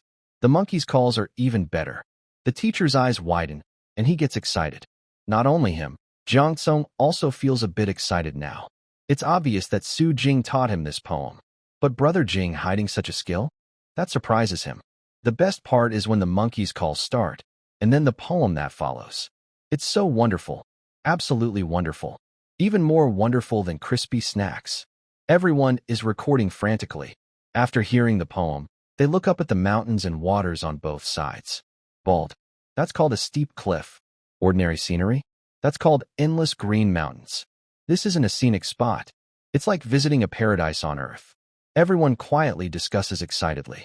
Uncle Shue has finished his task, happily sips his orange juice, and quietly continues rowing. These boat people are much more civilized than the ones on the boat. The passengers on the previous boat included a foolish man wearing sunglasses who kept howling and screaming. He even tried to come up and grab his orange juice. TSK. He really has no manners. But the reactions of the people on the boat were more interesting. At first, everyone looked sad and like they had been kidnapped. But after he finished his performance, their expressions relaxed, and they started joking and laughing. TSK. I hope they have fun once they get into Minghua village. Good? That would be great. Bang. Zhao Meng led the way, jumping off the small boat with a loud thud, standing on the shore with his hands on his hips and laughing. Your boatman is quite interesting. He waved his hand. No worries? It's okay. Brother, I've seen all kinds of storms and troubles. I'm not afraid of anything happening here. Just bring it on. Zhao Meng waved a small red flag and led everyone up the stairs, where he bumped into the smiling Su Jing. I heard this gentleman is very brave. Su Jing smiled with his eyes. Then the villagers of Minghua village can rest assured. This gentleman will definitely help Minghua village get through this crisis. Ah. Fuck. Don't come near me. In the maze of streets and alleys, under the cover of layered eaves, screams kept ringing out. A burly man in a leather jacket was howling and screaming while frantically running away. Shit. I'm wearing sunglasses worth 1,585.8. The man suddenly stopped, trying to pick up his sunglasses from the ground. But when he looked up, he saw a red-eyed, black-faced monster at the alley entrance. He was so scared he screamed and ran away again. Two tourists sitting at a tea stall at the street corner swallowed their tea and looked at each other curiously. Hey, wasn't that the tour guide Zhao just now? Looks a bit like him. But probably not. He said he's very brave, right? Huh? He's probably from the underworld. Maybe I'm mistaken. The two tourists stood up, looked at the hand-drawn map of the scenic area in their hands. Let's go? It's 5 o'clock. We're heading to the central square. In the vast Minghua village, not everyone would be scared. But Zhao Meng, who was told to take good care of by Su Jing and Feng Cheng, was basically running in fear all the way to the main road, scared by the NPCs. Don't chase. Phew. Leaving the small, unknown alley, the crowd gradually increased. Zhao Meng slowed his steps and secretly wiped his sweat. Damn, this place is really strange. Fortunately, he wasn't the only one feeling panicked. Zhao Meng blended into the crowd, finally feeling at ease. When he first entered Minghua village, he eagerly joined the search for props game, praising the scenery and the boss, Su Jing, all along the way. He also met some tourists from a tour group. They all had smiles on their faces and even greeted him first. Used to customers giving cold looks, Zhao Meng was happy to receive friendly smiles for once. He joked and laughed, holding a big bunch of reed grass as he walked forward. But before he could sit down for a tea break, he was startled by that. uneasy feeling. Damn it. Why did he feel like others only encountered one or two strange things, but he had met 4 or 5 monsters along the way? Could it be because he had done too many bad things before, and now bad things were coming after him? Damn it. Zhao Meng touched the jade Buddha pendant around his neck and decided to do more good deeds when he got back. In the crowd, Jiang Tsong and Wang Kai looked at his back and chuckled secretly. Who would believe it? The former gang leader was actually so afraid of ghosts. Actually, neither of them was afraid of ghosts, but they were startled by the sudden appearance of something earlier.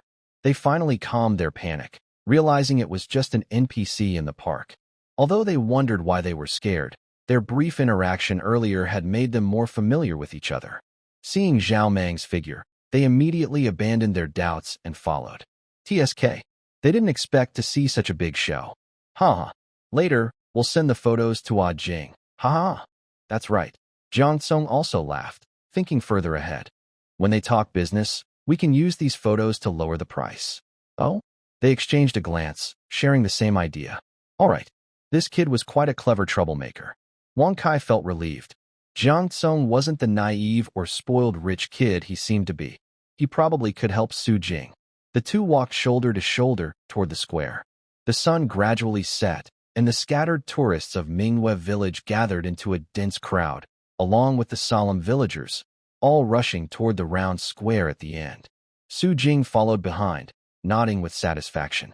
Although the event hasn't officially started yet, the sensory amplifier seems to have already taken effect. Just now, he accidentally saw Feng Gue dressed as the ghost tiger. After putting on the strange fur, it looked huge and was hidden in the shadows under the tree, which really startled him. It's important to know that all those props were made by himself, to be able to scare himself. He chuckled happily and pressed the walkie-talkie. Yuan Mountain Bright Moon Village, ready for the first full appearance. All staff, next. Let's see what you can do. Unlike last week's ceremony, after everyone was seated, Su Jing was dressed neatly. The difference this time was that he had a band of golden yellow armbands wrapped around his right arm. On the armband were patterns of various birds and beasts, and if someone looked carefully, they could see a faint white dragon hidden among the designs. Dear guest from afar, Su Jing stood still and spoke loudly. Because everyone has been actively preparing for the ritual recently, the villagers of Bright Moon Village are now blessed and finally able to stand in the square and participate in the ceremony with you. I want to thank everyone for their efforts. He bowed slightly, his face looking solemn and sacred under the sunset glow. So today, Bright Moon Village has prepared an even grander divine invitation ceremony. We hope to drive away evil sooner and bring peace back to us. Now, the ceremony is about to begin. He slowly stepped back and disappeared into the villagers' cover. Among the tourists, Pingping took out her camera and frantically took photos of Su Jing.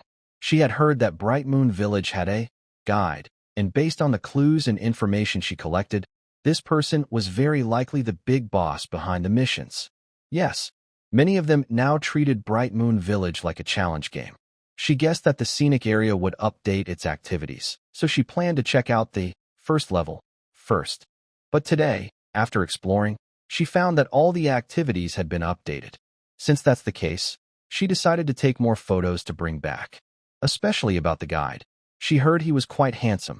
Posting pictures would definitely attract some female fans. However, Pingping wasn't just focused on taking face shots. Her sharp eyes caught the armband on Su Jing's right arm. Based on the previous video, it seems this armband is also new. She zoomed in and was glad she brought a telephoto lens, quickly taking detailed pictures. At this moment, Pingping didn't know what kind of attention her post would attract. She just watched the guide leave the stage as the lights around the square brightened. Ding, ding, ding. The drumbeat started. Muscular men in strange costumes, shirtless and beating large drums, ran out from the darkness. Unlike the last group of 10, this scene was bigger.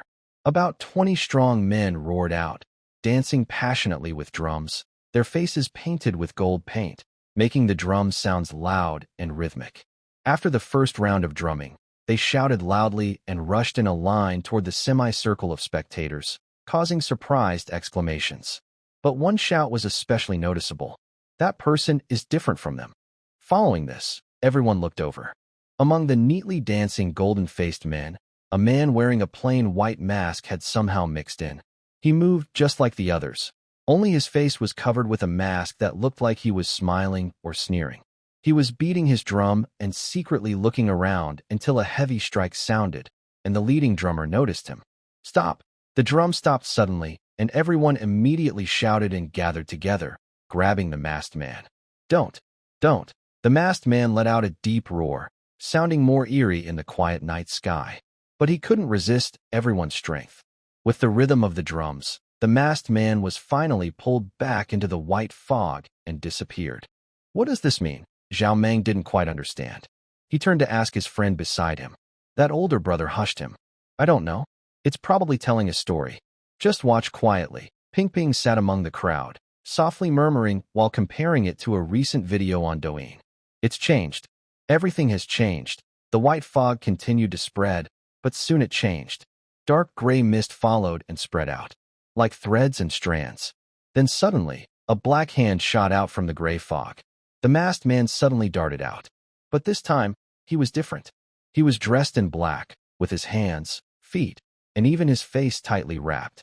What is even stranger is that he is covered with strange masks, red-faced demon masks, green hat crying faces, slender smiling faces, accompanied by some creepy chanting.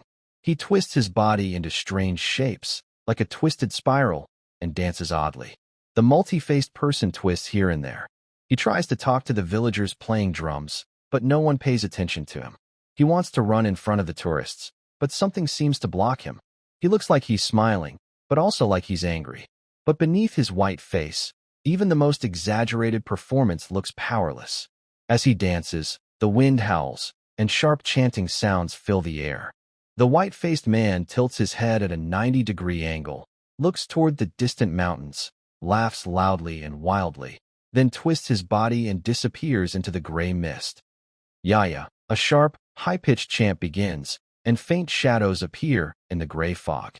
Clack, clack. Faint footsteps can be heard, and the tourists stare wide-eyed into the fog. Does it seem like something is about to come out? In the next moment, the people haven't moved, but the shadows arrive first. A line of silk threads rises quickly, disappearing into the fog at the end. Along with the footsteps, a group of people emerge. Wow, so creepy.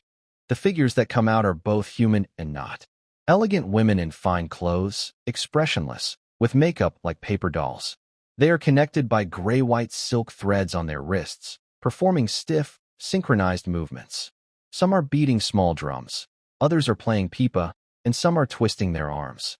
They silently open their mouths as if singing something, but their mouths are dark holes, and nothing comes out. The entire scene echoes with eerie, whispering chants, like crying for help. Mom, I want to go home. I'm a little scared. What's going on? Is this the story they told before? I'm getting goosebumps. Zhao Meng is most afraid of these strange things. He keeps leaning on his older brother, but his eyes are still wide open, staring at the puppets, strange yet beautiful. Impossible to look away. The chanting grows louder and louder. Finally, after a loud drumbeat, a man with a painted gold face rushes out holding a torch. The flames soared into the sky, lighting up the darkness covered in gray mist. Disperse. Someone saw a face briefly appear in the mist, then quickly shivered and pulled back into the fog. At the same time, the string was pulled back, and all the puppets quickly retreated into the mist. He drove away those things. Wow. My heart is pounding. This is the first time I've been so scared watching a silent performance. The audience was noisy. Ping Ping was frantically taking photos, while Jiang Tsong and Wang Kai looked confused. Is Brother Jing usually messing around with these kinds of things? No? I don't know. Wang Kai remembered seeing some videos online, but they seemed different from today's show. Keep watching, keep watching. Jiang Tsong's eyes lit up. Although he didn't know what would happen next, from what he saw now, the level of this scenic spot's architecture combined with these strange performances was more than just a second-tier level. It shouldn't have been like yesterday's situation, right? He continued watching the performance with curiosity. The tour group brought by Zhao Meng had long forgotten their initial feelings. They were forced to come here. After wandering all afternoon, they were no longer upset but immersed in the show, their emotions fluctuating with what they saw. The fire dispersed the puppets.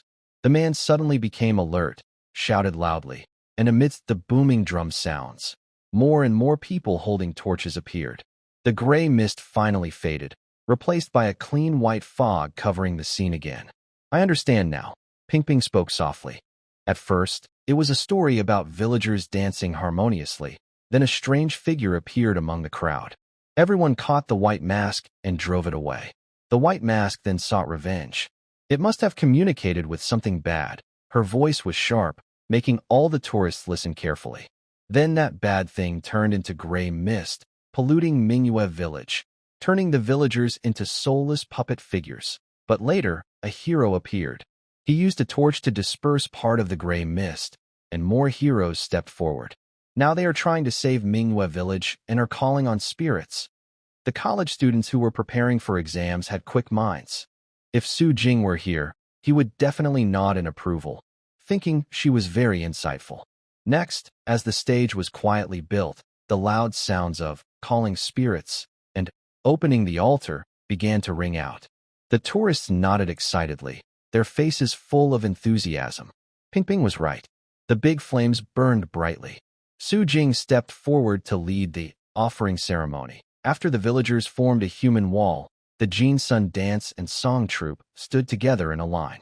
They had already worked with the Qingyun acrobatics troupe for the first part, but now it was time for their group to show their true strength. Although everyone was not young anymore, each face was filled with excitement and energy. Thanks to the late-night rehearsals, their dance was approved by Mr. Su. Plus, the magic of the props and the new venue's atmosphere made everything perfect. Finally, they could perform these dances in front of the crowd. Nana, the woman next to Jean Nana, clenched her fists and looked at the excited tourists outside. Isn't this more than the audience we had at the county theater? Exactly. If we perform well this time, maybe we can return to our peak days. Jean Nana still looked serious, but this time she was dressed in costume and props, looking completely different. Don't think about that now. The more excited you are, the more you need to stay calm. She looked around at everyone, and their excitement gradually cooled under her gaze. Get ready. This time, we must impress Mr. Su. As the tourists poured offerings into the barrels, all 3 barrels were filled to the brim. Boom! The flames shot up into the sky. A long horn sounded from the distant mountains, one note after another, growing heavier and deeper, like a spear piercing through fog, heavy and sharp. The white mist was instantly blown away. On the high platform, a huge mask of a ghostly god appeared, instantly calming all the tourists. It's a god. Look, the god is here. Some tourists who had seen the previous performance videos finally saw something familiar and shouted excitedly. Zhao Meng hid behind his older brother, peeking with one eye. He felt a shiver of excitement. But this time, he wasn't as scared. Maybe because the tourists called it a god and made him feel at ease, or because the horns sounded so solemn and majestic. He felt that the huge face, though terrifying, also revealed a hint of divine power. Su Jing looked up after the flames. The horn from the deep mountains truly lives up to its reputation. He had listened to it several times before, but when this long, ancient horn sound echoed across the entire square, he couldn't help but get goosebumps. The 20% boost from the sensory amplifier made the old horn sound feel even more vivid and intense. Then, in the next moment, the white mist slowly dispersed, and a beam of light suddenly shone on the dark central square. Jinna's eyes instantly froze, and she whispered softly, so only her team members could hear. Here it comes. Get ready. Let's make this bright moon village. Ignite. Bang. A group of people was suddenly illuminated. Wow. Zhao Meng looked at the group of red-faced, white-clothed creatures standing upright, and once again, he felt a shiver down his spine. Ping raised her nearly dead camera, her eyes bright with excitement. A new show was starting. The lights focused on the red mask that only revealed the eyes, gradually revealing the dance troupe. A group dressed simply in white, wearing pure red masks, stood there. 2 bunches of red tassels hung quietly on their chests beside the masks. Although their appearance was a bit strange, the tourists who had watched the previous performances all widened their eyes in surprise. First, there was singing and dancing. Then the odd white-faced performers were dragged away, transforming into multi-faced figures in the gray fog. Next, the firelight dispelled the darkness, and a ritual was performed, an offering to the gods. Now, the figures appearing should be the main characters. Most people watch the show just for fun, but some clever ones noticed details. They started carefully observing everything from the moment they entered Bright Moon Village. Yes, behind the crowd, Zhu Shou took off his mask, looking excited. Since he posted a video last week, it had gained huge attention. Many people asked where this small-town scenic area was and whether it was real. He tasted success. He had prepared well this time, planning to record everything he missed last time and share it after editing. But unexpectedly, just a week later, the local boss had already organized a new event. And even more surprisingly, in just a week, the number of visitors here had grown from a dozen to hundreds. And the most unexpected thing was that this new event was so well done and so impressive. He was recording frantically, and as the new show was about to start, he quickly noticed the trending topic and turned on the highest quality equipment. Bang! A steady drumbeat sounded, followed by a long horn, and then the group moved. Ring! Their bodies shook suddenly, like springs, and the crisp sound of bells echoed throughout the scene. Crack! Besides the bells, there were drums and horns, along with the clear sound of cymbals. The people in white clothes with red faces moved swiftly and sharply, their robes flying. When they spread their arms, they looked like fierce tigers ready to pounce. When they drew back, they resembled alert rabbits. The red masks vibrated up and down, and as the red tassels danced, a flash of gold shimmered. Look, their tassels have patterns. Ping Ping was the first to notice through the camera and started snapping pictures wildly. Zhu Shouja was calm and relaxed. He set up his camera and watched the performance carefully. Ring. The dancer's strong skills made the dance very captivating. Just as everyone was watching with interest, the masked performers suddenly separated, leaving one person standing alone in the middle with their back turned. Thump! That person spun around suddenly, causing everyone to gasp. He changed his mask. With golden eyes, a black face with red patterns, and a fierce-looking mask with sharp teeth, he looked like a divine spirit flashing by earlier. He also wore a mask and suddenly bent forward, twisting his body into an exaggerated pose. In the rhythm of the drums, he looked mysterious and strange.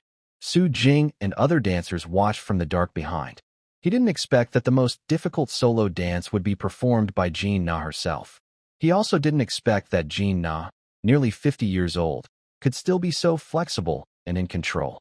So, after watching the performance, he felt reassured and entrusted her with this task. Jean Na's solo dance displayed the grandeur and mystery of traditional masked dance under the mountain peaks and rooftops in the night. Every visitor watched with wide eyes. But it wasn't over yet. Su Jing pressed the walkie-talkie. Release. Guan Gui and a few others on the high platform nodded to each other and immediately threw large bags into the air. Splash! Bright red paper fragments floated down like flower petals, making Jean Na in the center of the square look like a divine spirit descending. In the next moment, the others in the red rain rushed out again, burying the ghostly figures in the middle. Everyone turned neatly once more, all with red faces and white clothes. The bamboo flute music started. They began to dance together again. As their clothes fluttered, the red paper on the ground surged like waves toward the surrounding visitors. This disturbed everyone's thoughts, making their minds drift away. Suddenly, the lights turned red. The people with red faces and white clothes became more excited, even starting to dance wildly. White fog spread again, accompanied by a soulful sound of the Suona horn. The red-faced, white-clothed performers all disappeared. Wow! Ha! It's over. All 21 members of the Golden Sun Song and Dance Troupe, panting heavily behind the stage. They took off their masks. Under the bright light, their skin was shiny with sweat. But besides sweat, their shining eyes and big smiles showed their happiness. Najia, we did it. Wow, so many spectators. Oh my, will they like us? I'm so tired. But I had so much fun dancing. It was awesome. Najia, do you think Boss Xiaosu will be happy? Gina also took off her mask. Her usual frown was gone today, replaced with a relaxed smile. Hearing this, she looked over at Su Jing across the crowd, smiling kindly. She gave a thumbs up. You did great. Yay. Everyone instantly hugged each other, finally feeling relieved. Their task was finished. Next, everyone looked toward the performers preparing at the front of the stage. It was up to them now. The fog swirled. Amid the applause, the visitors heard a loud chant. "Welcome, Dragon Messenger of the Wind." The crowd gasped in anticipation. Finally, it was happening. Zhu Shouxin looked worriedly at the device's battery level, wanting to curse, but unable to. Damn Minghua Village. Why did they create so many new performances? Well, they did it. And they did it so impressively. Wow. He was annoyed because he didn't bring enough batteries. He chuckled and wanted to put away his expensive camera, but when he turned his head, his eyes widened, and he paused, ready to turn off the camera. Damn it. The Wind Dragon Messenger has been replaced. Wow. So cool. Are the NPCs in Minghua Village this handsome? Wow. I think I've fallen in love. No? Not again. Last time it was the dragon girl. Bring back my dragon girl. Carrying a white dragon, walking through the mist. Suddenly transforming into a strong, muscular, snow-white scaled dragon. This must be a good person. Ping Ping put down her camera and muttered to herself. Oh. Her sister nearby tried to distract herself and respond. What do you mean? Because a good man doesn't keep a second wife. Her best friend turned to look at the muscular, bare-chested, silver-haired, silver-eyed dragon, swallowing hard. I think you're right. The two agreed and continued to watch the white dragon fly among the many visitors. This time, the white dragon looked even more realistic and grand than before. With help from the Golden Sun Dance Troupe, the performers from the Qingyan Acrobatics Troupe all jumped into the dragon's body. They wore specially made cloud costumes, lifting the majestic dragon, making it seem like it was flying through clouds and mist. Wow. Is this the kind of show a county town can put on? Bro, stop with the wow. This isn't even a county-level performance. County. So what? Can't our county have a cool scenic spot? 2A scenic spot? Come on. You've already seen the show. Can this really be called 2A? Exactly. Is this really a 2A scenic spot? The ones who traveled out of town to see it say it's about the same. They rated it 4.5A, costing them thousands. But what about Wanyuan Mountain? 30 yuan. No tricks, just fun and great views. Where else can you find such a good weekend getaway? A few big brothers and sisters looked excited, their faces red and necks thick. Zhao Meng sat there, also excited and cursing loudly. He wanted to stand up and take photos, but suddenly felt a strong shove on his shoulder. He frowned, ready to yell, but then froze. Is that Brother Wang Kai? What are you doing here? Wang Kai smiled simply. We just decided to come for a walk. We saw someone running around Minghua Village, and I didn't expect it to be you. Running around aimlessly? Zhao Meng hadn't even reacted when his shoulder was harshly slapped again. Hey, Xiao Lu, his fierce face suddenly broke into a smile, showing his big teeth at the tourist next to Wang Kai. Hee hee, my name is Wu. The tourist cleared his throat awkwardly, looking at the troublemaker in front of him with new respect. Didn't expect Director Zhao to be honest with us. This really is a rare good spot. 20 yuan was worth it. Totally worth it. Exactly. Haha. Today I was sweating all over. It was so exciting. Zhao Meng didn't expect a row of his team members to be sitting behind him. He squinted at honest Wang Kai, feeling that this kid was deliberately following him. Hee hee, everyone just joking. I said before, we are a proper tour group. We definitely won't let your money go to waste. Everyone understood each other and just smiled in agreement. Proper? It probably wasn't as proper as it seemed. Zhao Meng suspected that this scenic spot was a hidden gem he had discovered by chance, for some unknown reason. After all, such a beautiful place. If it were truly partnered with a travel agency, would it be handed over to a small local company like Shan Meng Travel? TSK. Wang Kai forcefully turned his head back.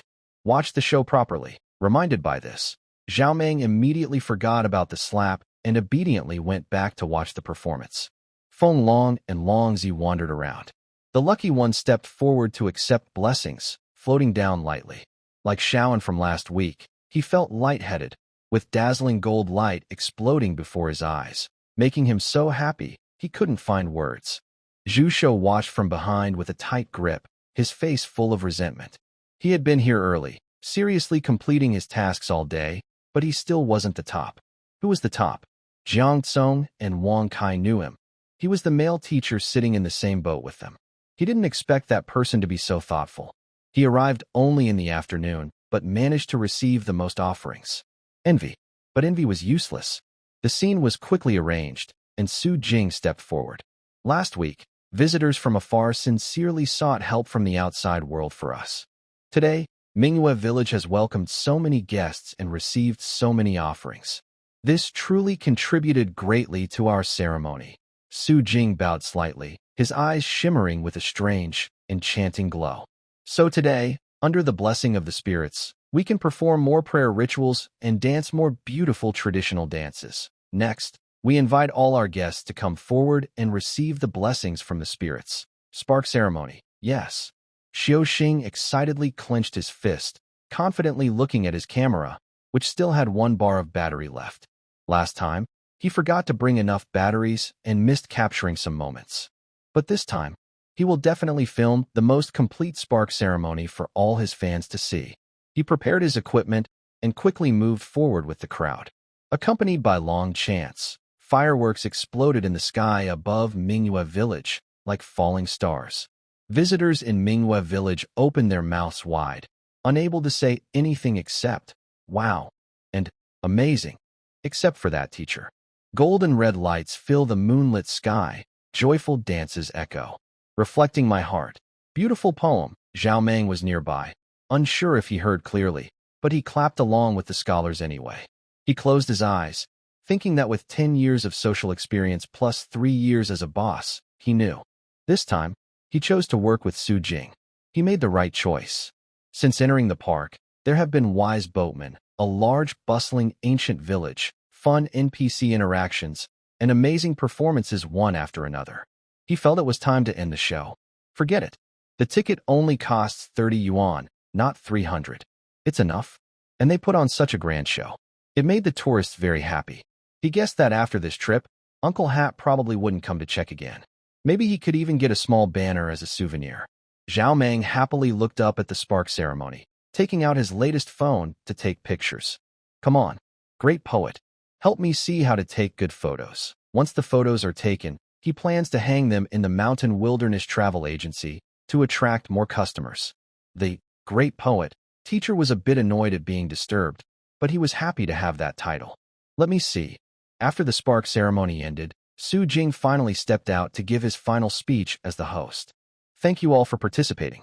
Today's prayer ceremony at Mingyue Village officially concludes. Mingyue Village was originally isolated from the world, so the villagers didn't know much about life outside. However, because our guests have helped us so much, we are willing to learn and improve so that visitors can enjoy a more comfortable experience. At the same time, we believe that in the near future, with more enthusiastic guests, we can create more complete ceremonies. By then, Su Jing turned his head to look at the distant mountains behind him, his tone filled with hope and nostalgia. Our sacred mountain can once again shine with its former glory. When the mountain of the spirit returns to the world, we hope Mingyue Village will be lucky enough to have all the visitors to explore and enjoy together.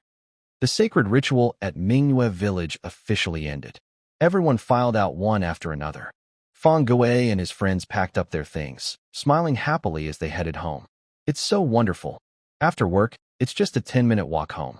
Once the tourists leave, we'll have a meeting at the square and then enjoy the warm meal prepared by Mr. Su. This kind of life feels like heaven on earth. Zhao Meng waved a small red flag, gathering the tourists together. How was today's visit?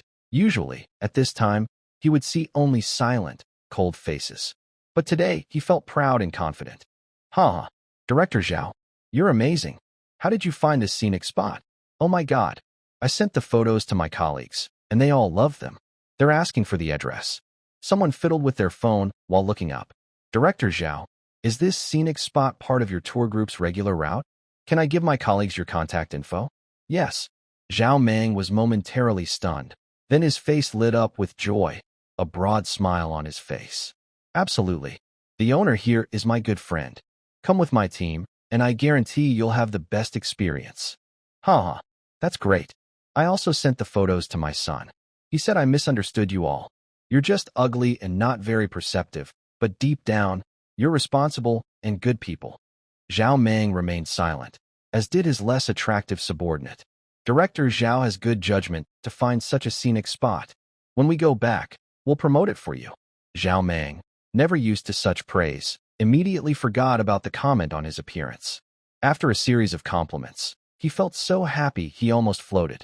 He wished he could immediately ring a loud bell to celebrate. He happily clapped his hands. Come on, everyone, pack up your things so we can get ready to go by boat. Bang. Another strong hit landed on his shoulder. Isn't it just ignoring him and acting like he's a fool? He was really angry now.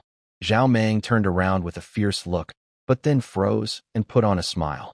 I really miss you so much. Mr. Guide, Su Jing, smiling warmly with his hands behind his back, stood in front of him. No one knew how such a small body could hit so hard. Haha, Mr.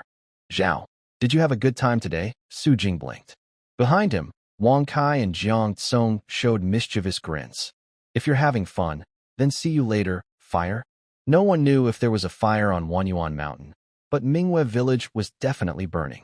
For 2 days straight, the number of visitors stayed above 300 people per day. Su Jing was just glad he had prepared well last week, bringing in Feng Gue and others, and giving everyone basic training. This helped the staff handle the visitors properly. The performances by Jin Taiyang and Qin Yun also surprised him.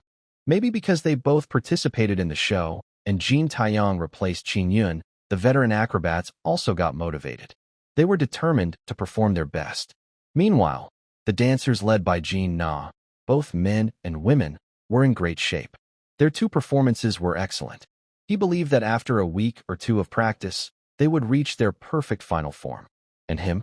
On Monday, after the park closed, early in the morning, before Jiang Tsong woke up, Su Jing went for a run. He also checked his phone to see the latest updates. Wow.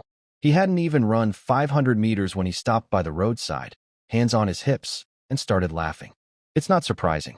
In just 2 days, Wanyuan Mountain and Mingwe Village gained a lot of attention on platforms like Douyin. The tags for Wanyuan Mountain were okay, but the ones for Mingwe Village were really lively. The top posts had over 10,000 likes and over 1,000 saves, mainly featuring pictures and videos of fire-breathing performances. Instead of the expected Golden Sun mask dance performance, what followed was the most complete guide to the festival rituals and storyline at Mingwe Village. Su Jing was confused and clicked in. What is this? Isn't this supposed to be a scenic spot? Why does it show game levels and story guides? Su Jing raised an eyebrow and scrolled down. The first part is about the locations and tasks for various rituals. He looked around. It wasn't completely detailed, but it was close enough. Just 1 or 2 tries, and you think you can figure out the pattern? He chuckled softly. You guys are still too young, having participated in many adventure activities in his past life. He knew well how to keep things fresh and how to adjust. Good find. Next time, I'll change everything for you. Haha. Pranks always make the heart race. Su Jing continued reading. The other part was a story guest provided by Fate Crossed Paths. She even prepared a large PowerPoint presentation. Fate Crossed Paths. The story structure of the performance probably starts with peaceful life, then gets disrupted, followed by the evil god's invasion, and finally the villagers communicate with the gods. Fate Crossed Paths. The unrest in the village is likely a sign of the evil left behind by the evil god's invasion. Fate. The goal of Mingwe Village is to attract enough visitors, offer enough sacrifices, and perform enough rituals, big enough to fully complete the ceremony and drive out evil. Fate, have you seen the Dragon Child and Dragon Girl? And those dancers with red faces and white clothes? I suspect more messengers will appear later. Until this point, Su Jing didn't feel much. But as he continued reading, he suddenly froze. Fate. I observed carefully. The person guiding the ceremony seems to be like a village chief or high priest. For this ritual, he wore an armband with many animal patterns. I think this is a preview of the next event. Fate. And those dancers, they all wear armbands too. Although I didn't see the details clearly, I suspect their armband patterns match the one on the guide's armband. Fate. Lastly, the guide repeatedly mentioned the Sacred Mountain. I predict that will be the next scenic area to open, continuing the story of Mingwe Village. Or perhaps its glorious past. This commentary stood out and caught the attention of many young people. A real-life game challenge with small-world NPC interaction made everyone very interested. The sense of mystery and discovery made even more people curious and excited. What exactly is the Holy Mountain? Besides the Wind Dragon Envoy, what else could there be? Some people didn't even know where Mingyue Village was, but after hearing the commentary, they started searching for it online. Su Jing smiled as he exited the page. He had to admit, this user meeting by chance had guessed almost everything right. But Su Jing thought about his grand plan and didn't care that someone had revealed part of it. Come on, I have a car. You know I have a car. You even saw my car. But does that mean my car is actually Optimus Prime? I don't care. Su Jing kept scrolling down. The next highly liked video was posted by someone familiar. He didn't expect Lightning Piggy hands to show up again. But this time, the guy had clearly learned a few tricks. To get more views, he uploaded full versions of different highlight clips separately, then edited them into one highlight collection. Su Jing opened the collection and watched for a while, amazed. This video must have been made by professionals. There was no other reason. It looked too good. It was as polished as an official trailer. He even wanted to use it himself. So far, this highlight collection, Wanyuan Mountain Mingyue Village, unofficial promo video, had the most likes. The comment section below was full of messages. Future Pirate King. It's all fake. I never did that upside-down stunt. Not Baka. Where is this place? Never heard of it. Gentle like water. Sigh. Young people these days will do anything for views. Lin Junjio. Is this real or fake? Is it an actual tourist spot? Where is it? Spicy Snack Lover. I checked. It's a scenic area in a county under Yong'an City, rated 2.5 stars. Do I need to say more? Definitely fake. Snowy Milk. Bro, can you really believe this? This scenic spot was rated 1.9 points just a week ago. Oil, so? Did the score here increase by 0.6 points in a week? Su Jing saw him raise an eyebrow.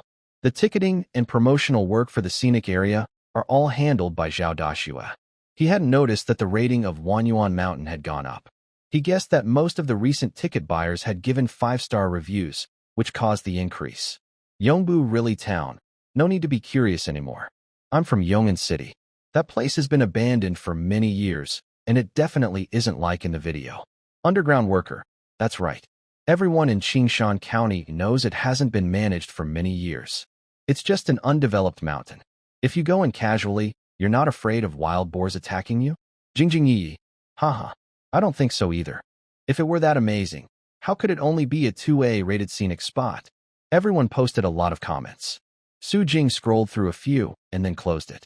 Wanyuan Mountain can't become popular overnight. It's not urgent. Right now, what's more important? Su Jing wiped his sweat, opened the door, and saw Jiang Tsong already dressed and ready. He smiled. Let's go. Today's first task is to negotiate a partnership with Mountain Mound Travel Agency. Brother Zhao Mound, we're here. Almost there? How do you feel? Su Jing sat in the car, doing the final checks. Are you confident about signing the contract today? Wang Kai was driving ahead, while Jiang Tsong fiddled with the old-fashioned car stereo beside him. After a day of sightseeing at the scenic area, they were in a good mood. Now was the time for sweet talk. Hearing Su Jing's question, Jiang Tsong's eyes twinkled. It seemed he thought of something and chuckled softly. Wang Kai also showed his teeth happily. Of course. We have some good information that I'm sure Brother Zhao Mound will like. In the quiet lobby of Mountain Mound Travel Agency, two groups sat facing each other, all looking serious. Zhao Mound broke the silence first. If the souvenir shop isn't open, we won't make money. If we cooperate, at least we get 55% of the ticket revenue. Su Jing looked cold. Who's 5? Zhao Mound was stunned. After thinking for a while, his face turned red. Isn't that right? Is he crazy? But Su Jing didn't give him a chance to speak. He quickly explained his plan. Next weekend, I will raise the ticket prices, and you will get 10% of the earnings. The souvenir shop will be ready before the Labor Day holiday. Visitors can get a 20% discount, and I don't care how you and the visitors split the discount. Wang Kai also spoke. People from Shanmeng can rent my car, and I'll give you a 20% discount. Zhao Meng was even more confused. Isn't your car already 20% off? Really? Wang Kai stroked his chin and smiled simply. Haha, I forgot. Then he was gone. Zhao Meng waited a long time, but didn't hear anything from him. So, what's next with the 20% discount? Shouldn't it be 25% or 30% off? It's just gone? Damn it. What's the point of you coming here? Su Jing leaned back, smiling. President Zhao, please think carefully. Honestly, I've already secured sponsorship from a big person. I can't tell you who, but the scenic area will keep improving. The results will be beyond your imagination. As the first partner travel agency for Wanyuan Mountain, I guarantee that no matter how much the prices go up, you will still enjoy this discount. Moreover, President Zhao, you should have confidence in Wanyuan Mountain. Aren't you having a good time here? Wang Kai's usefulness appeared. He grinned widely and pushed his phone to Zhao Meng. On the screen, a burly man looked distressed and fierce, running nervously in an alley, howling like a wolf. Ahem. Zhao Meng quickly closed the screen, blushing. What are you doing? Ha. He thought for a moment, but still felt a bit unhappy. Everything else is fine, but that ticket split, is 10% too little? Too little? Su Jing smiled. President Zhao, think long-term. A 10% share of 50 yuan is only 5 yuan, but a 10% share of 300 yuan is 30. If you bring 10 tourists, you can earn 300 just from tickets. Isn't that good? 300? Zhao Meng frowned, looking serious. Are you confident you can sell tickets for 300 yuan in the future? After all, my scenic area is over 1,000 acres, and there's plenty of room for improvement. Zhao Meng took a deep breath and leaned back in his chair. Deep down, he had already agreed. He had no other choice. Among the new popular attractions, the most promising was Wanyuan Mountain. If he wanted to cooperate, it was the best choice. 3 years had passed, and he didn't have many options left. If Su Jing's plan failed, he was afraid he would have to go back to the old way. After all, he had many brothers. He couldn't let everyone go hungry following him. Zhao Meng clenched his fist, leaned forward, and looked sincere and steady. Since Boss Su is confident, let's agree on this. As soon as he finished speaking, Jiang Tsung quickly brought out 2 contracts and respectfully handed over a pen. President Zhao, sign here. The cooperation with Zhao Meng went smoother than expected. Su Jing and Jiang Tsung happily returned to Wanyuan Mountain. That evening, Jiang Tsung officially sat with him and shared his observations over the past few days. Brother Jing, you're really good at design. At first, I thought the scenic area was pretty average, but I truly experienced it on Saturday. Amazing. Truly impressive. But, Jiang Tsung shifted his tone. I'm not as good as you at design. But when it comes to management, you're not as good as me. Jiang Tsung, who had been discouraged for over a month, brightened up when talking about his expertise. I've heard about the staff setup at Minghua Village. I also know about the souvenir shop. But our staff management, online and offline promotion, various operation budgets, and service still have a long way to go. As he spoke, he suddenly became excited. Brother Jing, you mentioned in the morning to Zhao Meng that you have a big investor. Is that true? If you have an investor, what are your plans? What projects? I can help you manage everything. No, wait. If I'm involved, I can not only help manage, but also save money. I am someone you can trust. Feel free to tell me any of your plans, and you know, I have rich experience and am familiar with various software. With me here, I might really help you grow big and strong. Su Jing looked at his excited face and shook his head with a gentle smile. Most of what he said was true, except for one thing. He was not involved. Wanyuan Mountain would definitely grow big and strong. Su Jing smiled slightly because his behind-the-scenes investor was the system. Are you sure about your decision? If you stay here, you'll not only be my buddy, but also my employee. I won't be polite to you. With Jiang Tsung joining, he was naturally very happy. No matter how capable he was, managing such a large scenic area alone was impossible. There aren't many talented people here. Most employees can handle their assigned tasks well, but that's all. It's still too difficult for them to give suggestions to improve the scenic area. No problem. Jiang Tsung smiled happily and excitedly. So, Mr. Su, how much salary do you plan to pay me? Oh. Su Jing's expression stiffened. You're not planning to pay me, right? Ha! Su Jing showed an exaggerated smile, patted Jiang Tsung's shoulder hard until Jiang Tsung was about to get annoyed, then weakly said, Bro doesn't have much money. How about 5,000 yuan a month? If the scenic area does well, I'll give you a raise and a share of the profits. This plan is quite ambitious. All right, enough of that. Jiang Tsung had already had enough of big promises in City S. Now he thought, 5,000 yuan a month is a real good deal. Fine, 5,000 it is. This afternoon, take me back to the scenic area and tell me everything about it. I'll start working tomorrow. Build a strong team for you. Su Jing finally smiled, feeling a bit more relaxed. Okay, Jiang Tsung picked up information quickly.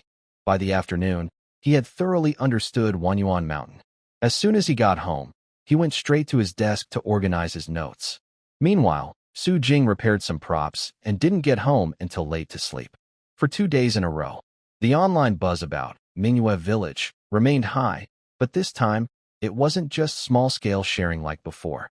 Not only did many outsiders on Douyin pay attention, but most importantly, all the citizens of Yong'an City heard about it. In their county under the city, a remarkable scenic area had appeared, but when they looked into the name more carefully, they found it even more unbelievable. So you're saying, the popular spot is the mountain area that was bought 10 years ago in Qingshan County, Yong'an City, Cultural and Tourism Bureau. In a quiet, serious office, Shun Zhuang put down a large teapot, looking curious. Why do I remember that the couple was not doing well with their business, borrowing a lot of money, and almost going bankrupt? The secretary glanced up and thought to himself. It was because our previous policies were reversed and not properly implemented, which forced them into a tough spot, risking everything they had. Secretary, I heard that the couple has been gone for a few years now. Their child has taken over the scenic spot. Oh, Xinzhuang leaned back. The son took over? He didn't sell the place. He had heard about that place, that it owed a lot of money.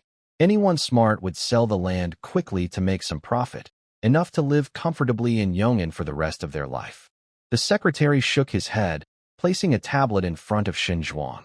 It showed a promotional video made by Zhu Shou about Mingyue Village.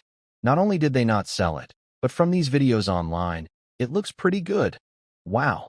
Xinzhuang squinted at the video, then lowered his head to think. Have we met the promotional goals for this year's holiday? The secretary understood his meaning, but felt a bit regretful. Almost done. If we add new projects now, time will be tight, and the results might not be as good. That was certain.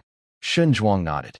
Their Cultural Tourism Bureau's promotion planning started 2 or 3 months before the holiday, based on visitor numbers, reviews, and the basic condition of the scenic spot, to decide what to promote. If they add projects at the last minute, even if they rush to produce, the effect might not be great. Most people don't think about where to go until the holiday is near. But Xinzhuang looked at the fireworks in the video and hesitated for a moment. Let's observe first. We'll see how Wanyuan Mountain performs next week. I'll also go to check it out. Secretary, you want to go in person? Yes. We'll see then. Xinzhuang stopped talking and picked up a file to review. The secretary wisely stepped back. Does Secretary Shin want to go himself? It seems he still has some old feelings for that place. The secretary also smiled. If they want to promote it, it's okay to be late. After all, people far away can't come, but those around Yong'an are potential visitors.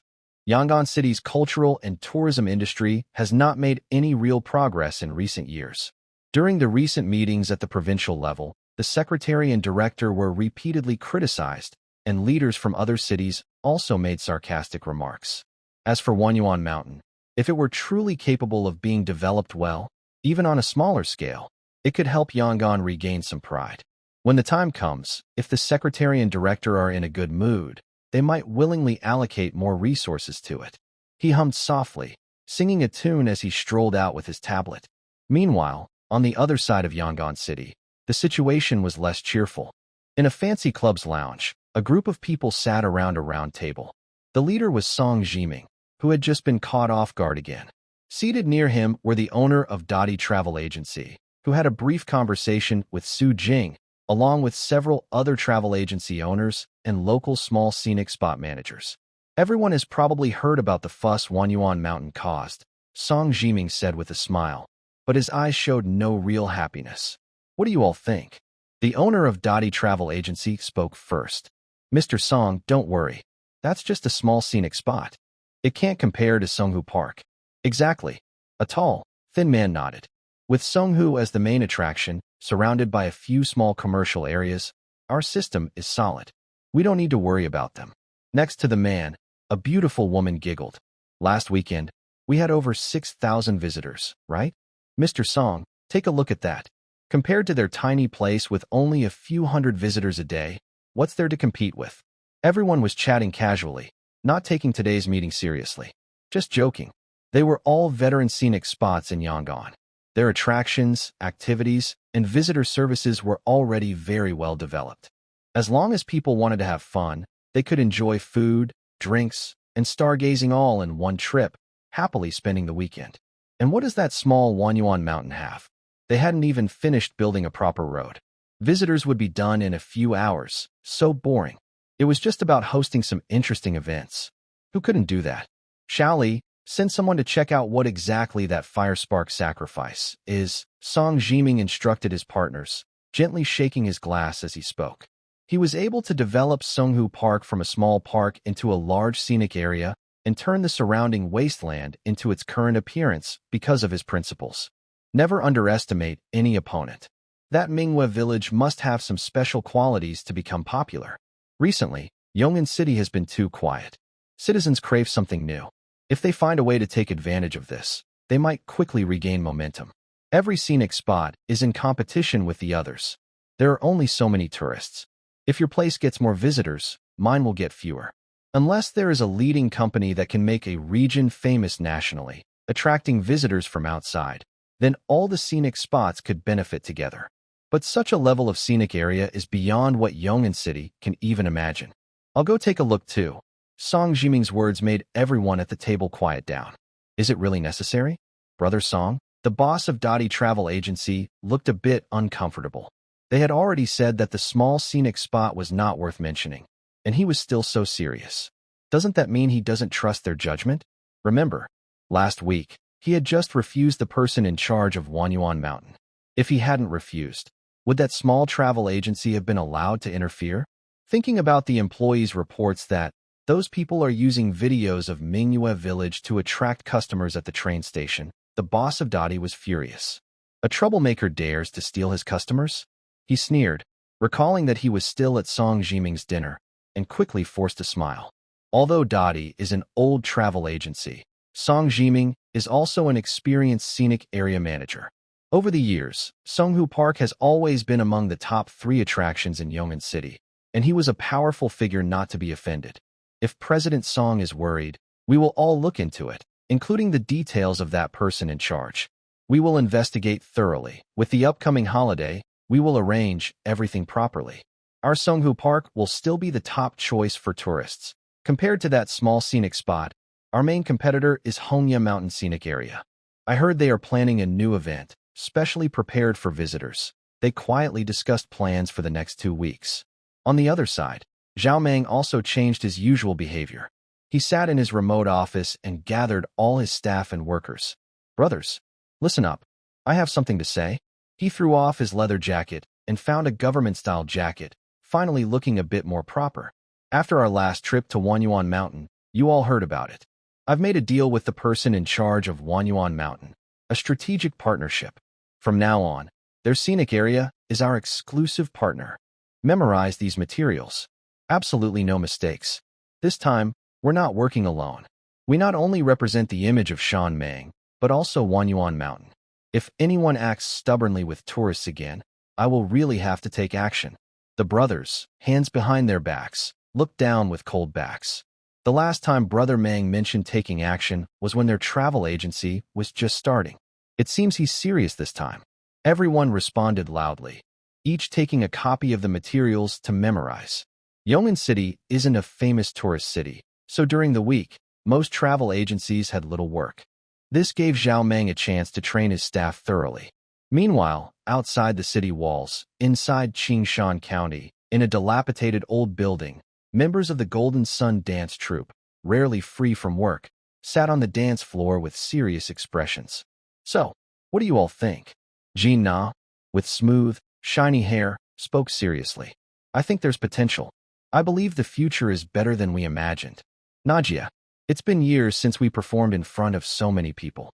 I think Boss Xiao Su still has potential. As soon as she finished, everyone looked at her all at once. Jean Na's eyes lit up too. You think so too? Everyone smiled. It seemed Najia also shared that thought. Exactly. Boss Xiao Su probably had ideas for this show long ago, and everyone heard it too. The current performance isn't the final version. They'll add more content based on the number of tourists. That means, as long as we can learn and dance, we can get more training. Audience. Actually, they are secondary. What I care more about is the platform and performance pieces that Mr. Su can provide us. Just so you know, how rare a good performance piece is nowadays. Honestly, I just now started to understand what the Nuwa dance really means. The more I watch, the more interesting it gets, and the more it gives me goosebumps. Jean Na's eyes show ambition and desire. I've been leading my dance troupe for nearly 20 years. I hope that while I can still dance, my troupe can try to reach a higher stage and be enjoyed by more people. And this time, it's a great opportunity. Everyone listens to her, their eyes excited. Since that's the case, let's not worry about the pay so much. Let's dance more and better, so more tourists can come to Mingwe Village. Mingwe Village can stand out in Yong'an City and even across the province. By then, we won't just be a small dance troupe. We will become Mingwe Village's top performance team. Jean Na's words inspire all the dancers, and everyone eagerly swallows their saliva. All right, Sister Na, what should we do next? In just one weekend, Mingwe Village caught the attention of many people. The online promotion really worked. Even during the week, dozens of people visited the scenic area. These visitors, Tian Tian and Feng Gui, can handle it easily. All the props are repaired, and Su Jing finally has some time to relax. Phew, that feels good. He just lay on the bed, ready for a comfortable nap. But before he could close his eyes, the bedroom door was suddenly slammed open.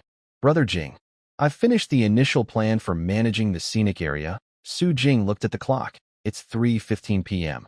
Aren't you going to sleep? Jiang Tsung was stunned. S-City has never had a noon break. Oh, that darn work ethic. Starting today, we do. Jiang Tsung rolled his eyes and pulled Su Jing up from the bed. Why are you sleeping? You're the boss. Your time is money. Let's finalize the plan quickly so I can start implementing it. Su Jing wanted to cry, but had no tears. His rare afternoon rest was just ruined by this workaholic. Jiang Tsung didn't keep him waiting long.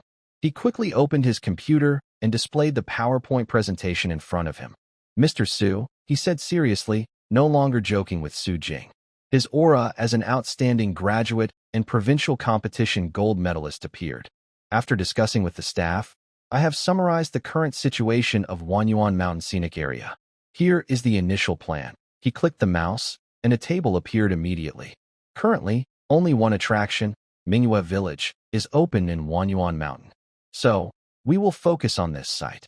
It includes transportation, supporting services, photo spots, and staff arrangements. Although management studies are a broad field, financial management and tourism management are quite different. In recent days, Jiang Tsung stayed up many nights to quickly change his thinking, but now it seems he was right to do so, despite the dark circles under his eyes. According to data from Zhao University, our online and offline operations have earned a total profit of 28,800 yuan after deducting basic operating costs. First, we need to improve transportation. Uncle Shue's boat is too small, with a capacity of about 15 people per trip. With such a large flow of visitors, relying on just Uncle Shui alone is not enough. My suggestion is to add a small boat. Uncle Shue's image has a special promotional value, so we can keep the same style for the other boats, Captain, running them at different times to avoid crowding. Both boats should have engines to reduce the need for many staff. After finishing, Jiang Tsung continued to click to the next slide. For supporting services, we are most lacking. Let's not talk about guide signs, toilets, or trash bins for now. The most urgent needs are fire safety equipment and medical emergency facilities. Jiang Tsung looked serious. I checked Mingwe Village and our other areas. These facilities are almost non-existent. If someone reports this, we will definitely get into trouble. So, we need to add these first. Su Jing's posture changed from relaxed to very serious. The legal novice broke out in a cold sweat. Next, regarding service facilities, I suggest building 4 public toilets, 1 souvenir shop for convenience stores, and several restaurants or specialty product shops. Since only Mingwe Village is open now, I also recommend setting up an emergency center there, along with fire safety measures. After Jiang Tsung took on the management tasks, he didn't pay much attention to flashy decorations or fancy features. Perhaps because I have stayed in City S for a long time and have experienced many problems, I pay more attention to hidden dangers. For issues that might arise in the future, it's best to fix them as soon as possible. As for the staff at the scenic spot, I also heard that you used housing as part of their pay and hired quite a few people. To everyone's surprise, Jiang Tsung approved of his actions. Given the current situation of the scenic spot, this is the best solution. But since that's the case, we need to let them start working quickly. They can try running the convenience store and restaurant services now. If they aren't skilled enough, we can provide the space and let them work part-time during the day. Visitors may not spend money, but we must have places for them to visit. He rubbed his forehead, feeling a bit troubled. And about your restroom. It's really hard to look at. Online reviews from visitors who bought tickets show that there aren't many bad or negative comments. But most complain about the restrooms or transportation. Some say they can't find a restroom or that the toilets are too dirty and small, making it hard to go. Others are upset about long lines for the boat rides. Although these seem small, they greatly affect the visitor experience. Regarding the attractions, we currently only have 2 activities: searching for the ritual and invoking the spirit. I want to know if you have plans to develop other attractions in the future. Finally, about promotion and management, besides a ticket system on adult websites, we have no official accounts on other platforms. We need people for this. Su Jing looked carefully at Jiang Tsung's form, reading it slowly. No wonder he's a professional. Although it's a bit of a stretch for Jiang Tsung to switch industries. But he did very well, even thinking from the visitor's perspective to ask many detailed questions. I think it's good. How much would it cost to do these things? He still has 30,000 yuan in emergency funds, plus over 20,000 yuan earned by the scenic spot in recent days, so he doesn't have much money left to spend. It won't all start at once. Jiang Tsung planned ahead. First, we fix safety issues, then transportation and basic services. Su Jing's mind moved. Basic services. You don't need to worry about that now. You should focus on fire safety and transportation first. Jiang Tsung happily left with the appointment letter, ready to quickly recruit talented people. Meanwhile, Su Jing sat back at his desk. These past few days, he had been busy with many tasks and hadn't had a chance to check the system data updates. As soon as he opened the system, a loud electronic sound rang in his mind. Congratulations. Your reputation points have exceeded 10,000. You have earned a lucky spin. He looked at the date. What the heck? The personal attributes page popped up suddenly. Host, Su Jing. Male, physical fitness. B- scenic area achievements. None scenic area reputation. 12,801 number of positive reviews. 895 backpack. Not opened, yet number of draws. 1 comment. Looks like you've tasted success with the scenic area, but making a good scenic area isn't easy. Keep working hard. Wow, I've made a fortune. From Saturday the 13th to today the 17th, a total of 4 days. The Wanyuan Mountain 2A scenic area gained over 10,000 reputation points. Su Jing was stunned. How could it be so fast? He knew many people liked his posts online, but he didn't expect so many. 4 days, 10,000 points. And there are 2 more weekends before the holiday break. If everything goes smoothly, he can easily gather enough reputation points to transform the entire mountain. If he can finish building the new scenic area before the Labor Day holiday and get Jiang Tsung to promote the brand new Wanyuan Mountain, they might attract a small wave of visitors during the break. As long as they can handle it. Then, paying off his 2 million debt might actually be possible. His future isn't just a dream. Su Jing clicked on the scenic area attributes again. In a splash of ink landscape painting, the large and small but mountain was shining brightly. Left mountain peak. Untitled, progress, 25%. Currently, the mountain base on the map is lit up, but the rest is still gray. Su Jing thought for a moment and clicked to rename. Left mountain peak. Holy Spirit Mountain Range, 30%. The page updated, and Su Jing couldn't help but laugh and cry. So, changing the name could actually increase the completion percentage? But none of that mattered. He had long been thinking about developing and building this mountain. He was just waiting for his reputation points to reach the required level so he could start the renovation. However, he didn't expect this day to come so soon. Su Jing felt incredibly powerful right now. System, I want to start the renovation. Please select the renovation area and direction. The electronic voice had been waiting for a while and responded almost immediately after he finished speaking. He already had ideas in mind. He clicked on the map and moved to the icon 4, Sacred Spirit Mountain Range. Upgrade the area, starting with the foothills. Let's make it AC level. Upgrading the entire mountain would cost about 30,000 to 50,000 reputation points, but that would take too long. He could only choose to upgrade part of the area first.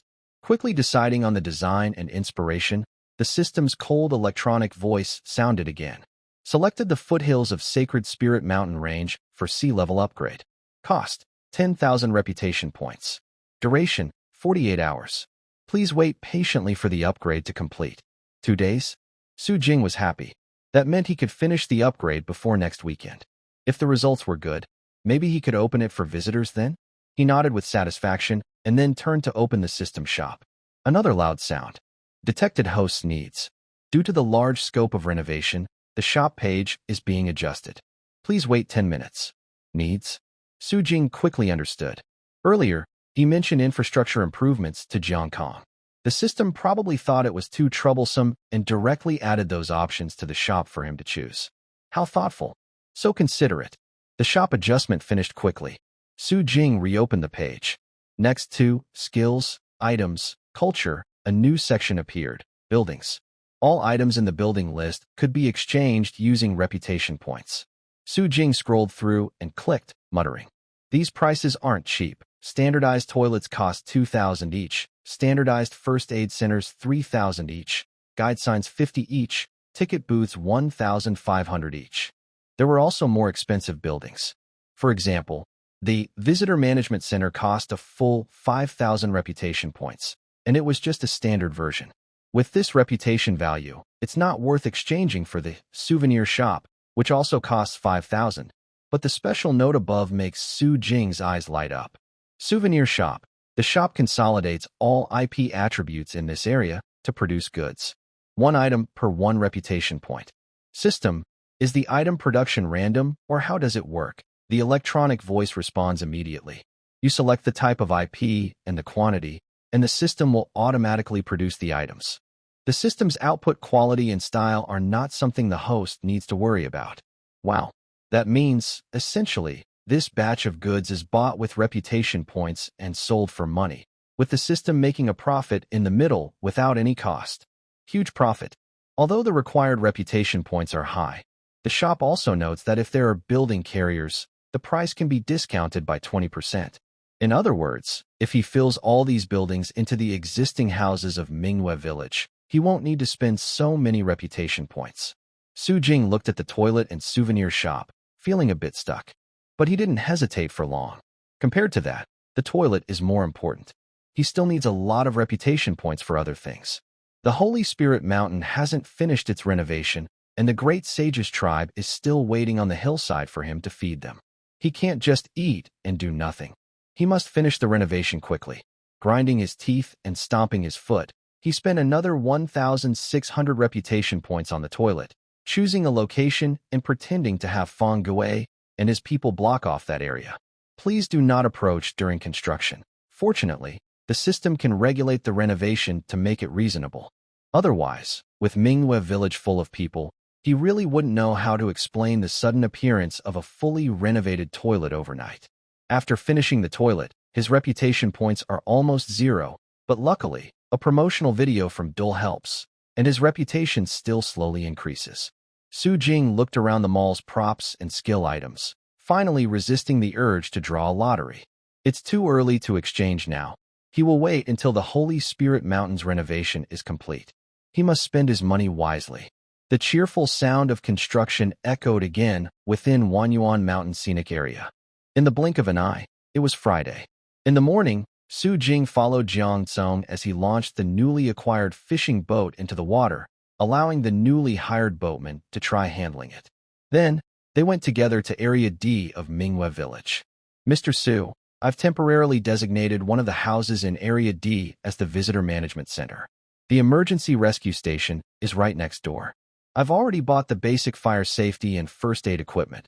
Along the way, Jiang Tsong explained his work clearly and steadily. Jiang Tsong was very efficient. In just 2 days, he had completed many tasks. I actually interviewed a few employees, he sighed lightly. In a small town, it's hard to find good talent. I looked at some resumes, but their skills aren't good enough. Su Jing thought for a moment. Ask Kai Zi. He has many contacts. The Golden Sun Song and Dance Troupe and Brother Fong Gui were all recommended by Wang Kai. If you need skilled workers, ask him if he knows anyone. Jiang Tsung nodded with a faint smile and agreed. Connections? It's tough. He needs experienced medical staff, people familiar with various software and experienced in operations. And now with so many employees at the scenic area, he also needs a professional HR officer and legal staff. But the biggest problem isn't just the lack of talent. They also don't have enough money. 2 boats, one new and one used. Though they bought the used one secondhand, they had almost spent all their money. It's okay. Take it slow. Su Jing patted his shoulder and took a walk around Mingwe village. Although Jiang Tsung had only been in charge for less than a week, it seemed all the staff already knew him. Big Sister Lu Yun, can I have a piece of the rice cake? He stood by the cobblestone path, watching Lu Yun, who was wearing disposable gloves and using tongs to serve food, give Jiang Tsung a satisfied look. Food safety. This young man is carefree but very attentive. Employees interested in working in food service, I organized their health checkups yesterday. I'll get the food safety certificates as soon as possible. After walking around all morning, it was almost afternoon when Su Jing was strolling and nearly bumped into some visitors who had just arrived. He quickly hid. All done with the inspection. You can go back to your work. I'm going to check out the mountains. Su Jing waved Jiang Tsung away and quickly took a different path, heading straight into the mountains. The electronic voice in my mind just sounded again. Holy Spirit Mountain Range. Base area renovation complete. Please check in, host. It's done. Taking advantage of the bright midday sunlight, Su Jing quickly moved forward. He passed through the mountain trail, and the lively life of Mingwe village gradually faded away. Sunlight filtered through the trees, casting dappled shadows that swayed gently, feeling very cool. The previous overgrown dirt path had disappeared, replaced by a smooth bluestone brick road. The walkway was nearly 3 meters wide, making it very comfortable to walk. The trees on both sides, under system optimization, guided visitors forward in an orderly way. As Su Jing walked, he recorded notes in his small notebook. From now on, he needed to prepare everything for the new scenic spots. The sea level renovation was just the basic upgrade. There were no streetlights, railings, or small decorations. But that was okay. The faint sound of flowing water could be heard, and Su Jing quickened his pace. The main focus of this renovation was ahead. Crack. The sound of leaves being crushed underfoot echoed as the stone brick path descended 2 steps and disappeared. Ahead, it was suddenly open and clear. Wow! Su Jing froze in place, feeling a burst of surprise at the newly refreshed small pond in front of him. He hurried over. The old, decayed wooden bridge now lay across the pond in a brand new look. It was covered with carved patterns and delicate hollow designs. The once simple oval pond had nearly doubled in size, with graceful curves. Green grass and blue stones lined the banks, and tiny lotus flowers trembled in the water. Several dragonflies flew around, attracted from nowhere. Hey, boss, did you also put fish in here? Su Jing looked down from the bridge and chuckled. The startled red carp group dispersed, looking like spilled red ink. Very beautiful. The scenic spot requirements will be met as much as possible by the system. The system coolly reminded. But the koi generated by the system are just scene props. They cannot be damaged or taken away. Even if visitors feed them, it's only an illusion created by the system. Trash falling into the pond will be automatically cleaned up. That's great. Su Jing was even more satisfied. If people throw money in, can it not be cleaned? Only an illusion will remain. Su Jing put away his smile. What a cheapskate. Let him earn some money. What's wrong with that? The clear pond reflected the stones and algae at the bottom like a painting. Su Jing quietly admired it for a while. He crossed the bridge and reached the stone path he had been looking forward to. This path is built over the water, made of connected blue stones that look similar. On the left, lotus leaves sway gently, and on the right, there is a water-arched stone wall with droplets dripping down. He carefully walked along the stone path, constantly curious about the red carp that often came close to the edge. Turning a corner, a thin curtain of water droplets slid down, revealing a rounded mountain cave behind. Inside, a large water drop-shaped stone stood upright, with the ground and water pool level with each other. Su Jing looked at it for a few moments. then surprisingly took off his shoes and stepped into the shallow water, walking into the small cave. He had imagined this place before. Since it's the sacred spirit mountain range and the bright moon village invited dragon children, why couldn't there be a carp spirit in the carp pond? But finding such a creature was not easy, and he hadn't thought of where to hire one yet. Staying by the pond every day, the dampness might cause him to catch a cold or rheumatism, and he'd have to report a work injury for his staff. It would be great to have a useful helper tool. Suddenly, Su Jing's eyes lit up. He quickly reached into his coat pocket and pulled out an object. Helper tool can change shape and function based on the user's wishes with basic intelligence. Note: only usable within the scene, one-time item, cannot be damaged, becomes invalid once recovered. It was a simple, faceless doll he had carried with him ever since he got it from a lottery. He was afraid he might need it someday. And today, no matter how he looked at it, he felt this thing was made for this moment. Use the tool. As he thought, a system prompt appeared in his mind. Use the tool in this scene. Helper tool cannot be recovered after use. Su Jing clenched his fists around the soft doll, gritting his teeth. Confirm. Ding. A crisp sound echoed in his mind, and then a humanoid figure appeared along with an electronic voice on the ink brush-style interface in his mind. Scene selected, Carp Pond. Based on the user's idea, the system provides a suitable appearance. Please make minor adjustments later. Su Jing stared at the figure in his mind, stunned. Ma Chao. The system is really powerful. Like a character from a card game animation, the short-haired girl with silver-red fishtail floats in the air. Her eyes are playful and lively, and every smile and frown seem to come straight from a painting. Make this part a bit bigger. Not the moon. Who's thinking about that? Make this part thinner. Not the waist. Don't think about it. Make this part longer. Whatever you think is fine. Su Jing sweats profusely, adjusting for a long time until he finally finishes his. Oh no, he means the most suitable design for this scene. It has nothing to do with his personal taste. System. About this fishtail, he finally looks at the girl's large, fancy fishtail, feeling a bit unsure. Can I change the setting? Switch between legs and fishtail depending on the scene or situation. Otherwise, if I leave it outside for a couple of days, they'll take it away for dissection. You are the tool person. Set it yourself. Just don't make it too crazy. Anyway, it can't leave the scene. Su Jing nods, then carefully completes his final creative touch. The interface in his mind disappears like bubbles. He feels dazed and drifts back to the scene of the shaded trees and the clear pond with green algae, where a fish pond is. In front of the cave's stone wall, a charming girl is already sitting there, smiling sweetly. Hey human, when Su Jing comes down from the mountain, it's almost evening. Tian just finished putting away her earrings and was about to go to the square with Wang Hao and others to enjoy the barbecue prepared by Brother Fong. Suddenly, she sees her boss walking out with a faint, silly smile on his face. Oil, what did Brother Jing go to do? After some time of getting along, the Qingyun acrobatics troupe and the original staff have become much closer. The carefree Tian has even made several young men in Qingyun start to develop feelings.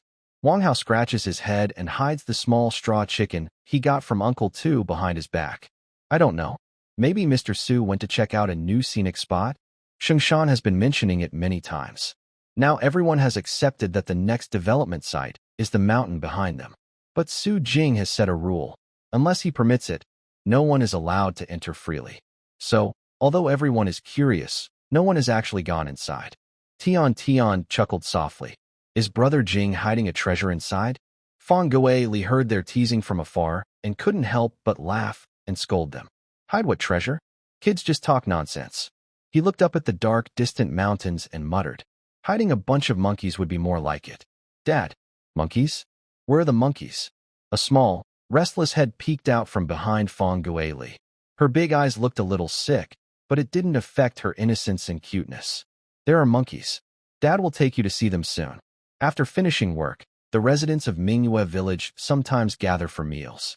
Sometimes they meet at someone's house, and other times they gather at the square for fun. Su Jing didn't know what they were teasing about. He just sat on a boat heading home. Jiang Tsong was already waiting for him at home. How was the investigation? Su Jing plopped onto the bed with a laugh. Really tiring? What do you mean tiring? Just tired? Jiang Tsong, the subway boss, frowned. How much did you drink? You even started speaking with a northeastern accent. Haha. Su Jing finally snapped out of it, feeling a bit more energetic. How is our promotion going? Jiang Tsung shrugged. Normal. But the Mountain area sent word that they can bring groups over in the next couple of days. Looks like last time's effort paid off. Su Jing nodded. The cart pond was actually already finished, but the Sacred Mountain only had this one spot for now. Opening it so quickly was a bit rushed. Then let's keep things the same. This week, no changes. They would keep last week's activities the same. If they could gather enough reputation this week, next week he might launch more scenic spots at once, making a big splash. Songzi, tell the people below that for the upcoming festival collection event, the top 10 visitors who donate the most on that day will receive a special entry ticket. Entry ticket? Jiang Tsung's eyes lit up. Could it be the Sacred Mountain? Not quite that exaggerated, but close enough. Su Jing decided to keep him guessing. He chuckled and went asleep. Tomorrow is Saturday, and I expect there will be many visitors. They need to rest well so they can take good care of the ancestors. The two of them went to sleep early, unaware that the excitement about Wanyuan Mountain and Bright Moon Village had finally started to stir after a week of buzz. Noon, been waiting so long. Finally on holiday. Let's go to Wanyuan Mountain tomorrow. Confident man. Who would believe it? I just checked the ratings, and in less than a week, it's already 3.5 stars. Safe and sound. I've made plans with my crush. Where should we go for photos tomorrow? Great poet. I wonder if the poet sage will release new poems this week. Our club has been crazy about those 2 poems all week. Sunset doesn't go home. The rumors are getting more mysterious. A two-way scenic spot is mostly just pretty buildings and average shows. They only talk about the good parts, never the bad. Have you ever seen the worst toilets in the world? Once you see them, you won't want to go again. I will criticize everyone fairly. The parking lot is the worst. It's like a graveyard, uneven roads, and no streetlights at night. Everyone has to walk in the dark with flashlights to get to their cars. Black stockings tank. The county town's conditions are what they are. If they fix up the place, that's enough. Why expect more for just 30 yuan? Gambling addict. Haha, you all go if you want, but I definitely won't join in the fun. 3+1. Are you going or not? Who asked you? Little cutie, yay? It's the Pharaoh. We're saved. Lazy donkey Edemo. There are no signs of overwhelming praise online, but despite many negative reviews, the place's incredible fireworks shows and engaging NPC interactions make it irresistible. That's what visitors really want to experience. Not to mention, some visitors who have already been there are buying tickets again to explore the NPCs more thoroughly. First, it satisfies the collector's urge. Second, everyone wants to see what the divine blessing looks like. Those who have participated say it's amazing, so dazzling that it has everyone excited. Starting from 11 a.m. on Saturday, when the park opens, Zhao Dashue begins her work mode.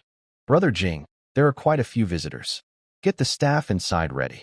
Su Jing received a message from Zhao Dashue over the walkie-talkie. Just as he was about to update everyone, his phone suddenly rang. Wang Kai. It's unusual to get a call at this time. Su Jing immediately answered.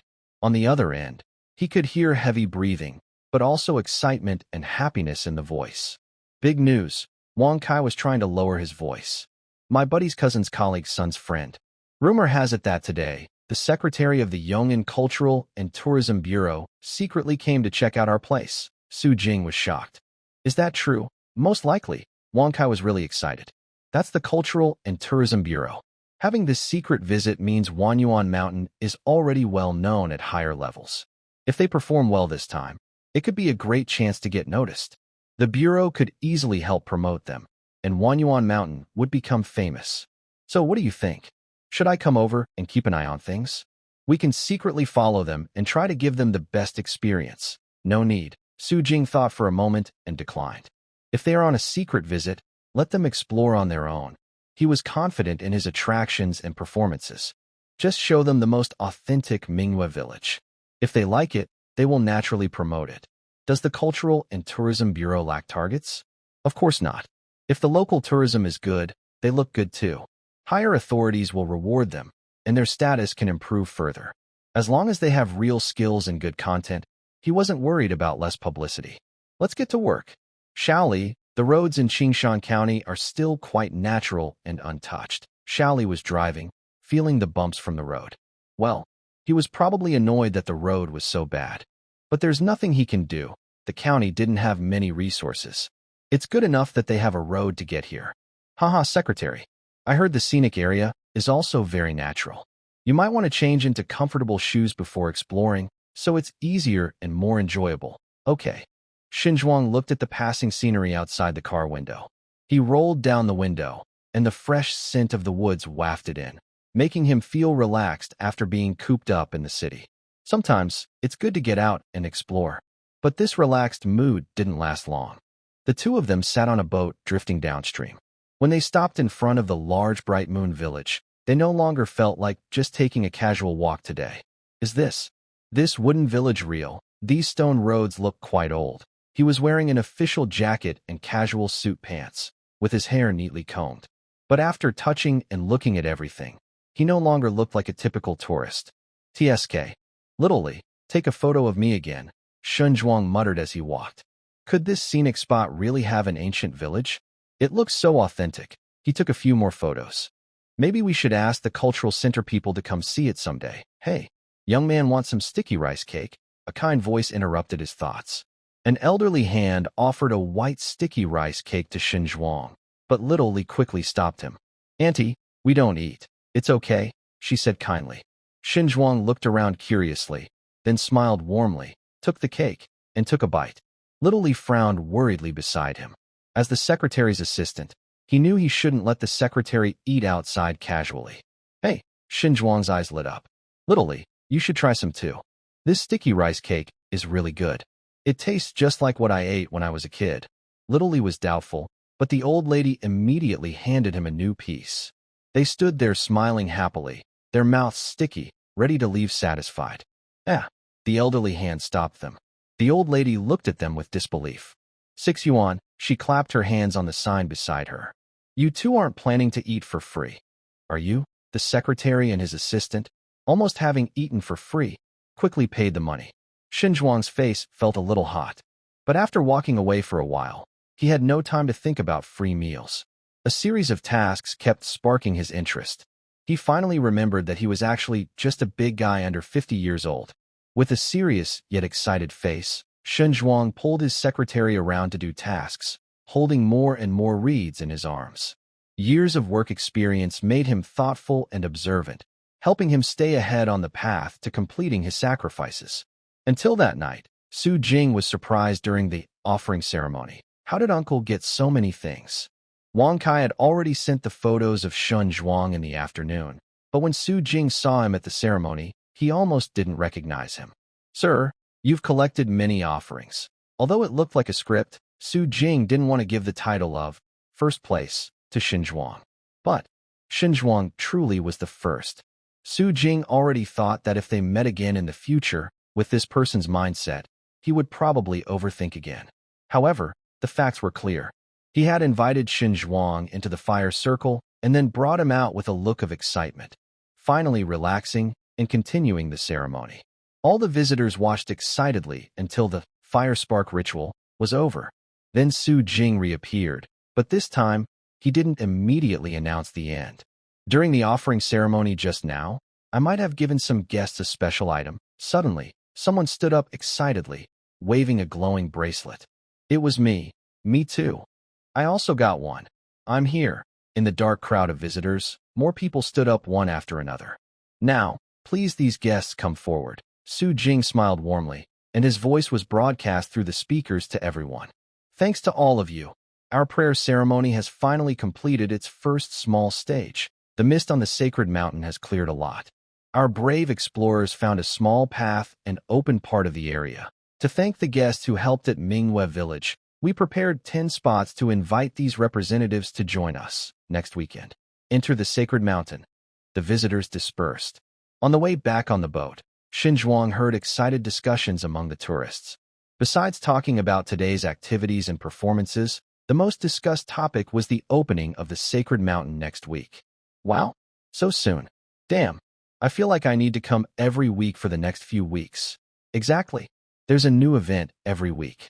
If I don't come, I'll fall behind on progress. 2 boys looked sad, but the saddest was the chubby kid behind them. Zhu Shou, Oh, Zhu Shou has been coming for 3 weeks in a row, but he still can't make it into the top 10. He really wants to go. It's his first time entering the sacred mountain. He wants to get the latest news firsthand. Now, more than 800 people are paying attention to him because of the Bright Moon Village. If he can find out the latest news about the sacred mountain, next week's traffic will be his. A few college students on the boat are excitedly talking. Wow, you're so good at finding things. If I had known, I would have gone with you. Gee, how many did you get? 14 offerings. How did you find so many? The girl who found 14 offerings looks a bit shy. She tucks her hair and whispers, I just stumbled upon it. An NPC gave out 2 different quests. Maybe everyone thought one person wouldn't get 2 quests, so I took the chance. What? Zhu Shou quickly stands up, almost tipping the boat over. Uncle Shui, who is rowing the boat, points at Zhu Shou's feet, making him realize what happened. Sorry, Saint Sure. Did you say one NPC gave out 2 quests? He looks at the girl nodding across from him, feeling like he's discovered something new. This is important news. But this isn't his main goal. Zhu Shou glances at the woven round piece in her hand, his eyes smiling so much they almost disappear. Miss, do you want to sell that qualification? Huh? The girl is confused. I won't ask for it for free. I'll give you 100. Is that okay? Wow? Can it be like this? As soon as he finishes speaking, the people nearby can't sit still. Who doesn't have 100 yuan? This is a rare chance to be among the first to enter the new scene. It's like a VIP ticket. I'll pay 200. 300. Zhu Shou's words get tangled. 500. Deal. The girl doesn't want to inflate the price, and others hesitate. Since Zhu Shou was the first to ask, she agrees immediately. She was originally here with her classmates, and next week she doesn't want to come all the way to Wanyuan Mountain just for a ticket. Seizing this opportunity to make a quick profit, just right. They immediately completed the deal, while Xin Zhuang and Xiaoli sat nearby, wide-eyed. Are we witnessing an auction right now? Xiaoli smiled but didn't say anything. From what I saw today, this scenic area really deserves the recent popularity. Not to mention Secretary Shun. Even someone as scheming as him looked a bit excited today. He glanced at the round object that Zhu Shou kept looking at repeatedly, then at the same item in Secretary Shun's hand. Secretary, he whispered, maybe we should also sell this thing? After all, you holding it also. Sell it? Xin Zhuang turned his head, eyes full of eagerness. Why sell? I'm going there next week. His tone carried a faint excitement. If that damn sacred mountain really lives up to the hype, just get special approval. Report my name.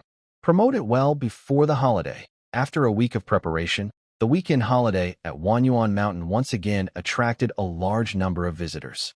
In just 2 days, nearly 800 tourists visited Wanyuan Mountain scenic area, reversing the fate of the oppressed.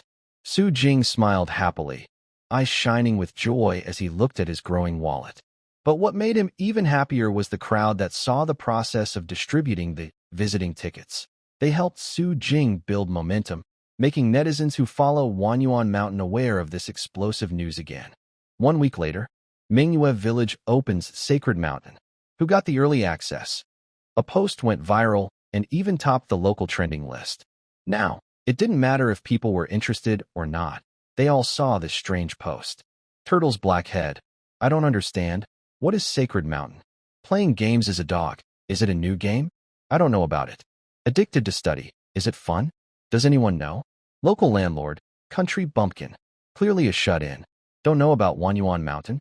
The hottest scenic spot in Yong'an City lately. Shut in 001. Magical Girl Snape. Upstairs, Wanyuan Mountain is a new scenic spot in Yong'an City. They say it's a very fun place, and a new area is opening soon. Everyone is curious. If you're not sure, search for the Mingyue Village entry to learn more from start to finish. Investing is worth it. Lighting the lantern in the dark night. This is really worth it. Game fans should definitely try it. Tiny Mimi. A friendly tip. Manage your personal needs well, and try not to use the bathroom inside the scenic area. Don't ask why. Gara of the Storm. I just want to know if, during the middle of this week's visit, if the festival attendance reaches the target, can I get a priority ticket? Water Gara, wow? That's exactly what I was thinking. I plan to take a day off to go see. Explosive Gara. Bro, our boss is also watching the comments. Everyone was chatting wildly in the comment section, turning the scenic spot promotion into a game chat group. In 2 days, Mr. Guide only issued 20 visit tickets. Those who wanted to buy at a higher price did so. The most expensive ticket was reportedly bought by a rich kid for 2,000 yuan, but no one knows if that's true. But others started to panic. No way. It's almost May Day. I know you want to promote and build anticipation, playing mysterious. But you really only plan to let 20 people in? There are so many people eager to see it. If you don't let them in, there might be a riot. In front of the flickering screen, Zhu Shou smiled. Finally, it was his turn to appear. He clicked the upload button, and his latest video was immediately posted. In the video, a chubby guy was shaking a bamboo-woven round disc, faintly engraved with a crescent moon symbol. Brothers and sisters, look at this. Next week's Holy Mountain trip. I'll show you first. I'll post it as soon as I can. If you're interested, please give a triple like and subscribe. Looking forward to the Holy Mountain trip. Once the piggy hand video was posted, it quickly gained a lot of attention. The trend was set. It was gaining momentum. Meanwhile, the Mountain Adventure Travel Agency, often called a scam group or fraudulent travel agency, turned things around. It became the only travel agency on platforms like Douyin, Man, and Xiaohongshu that could offer discounted tours into Wanyuan Mountain. Although many people online were loudly exposing that the staff of this travel agency used to be thugs and scammers.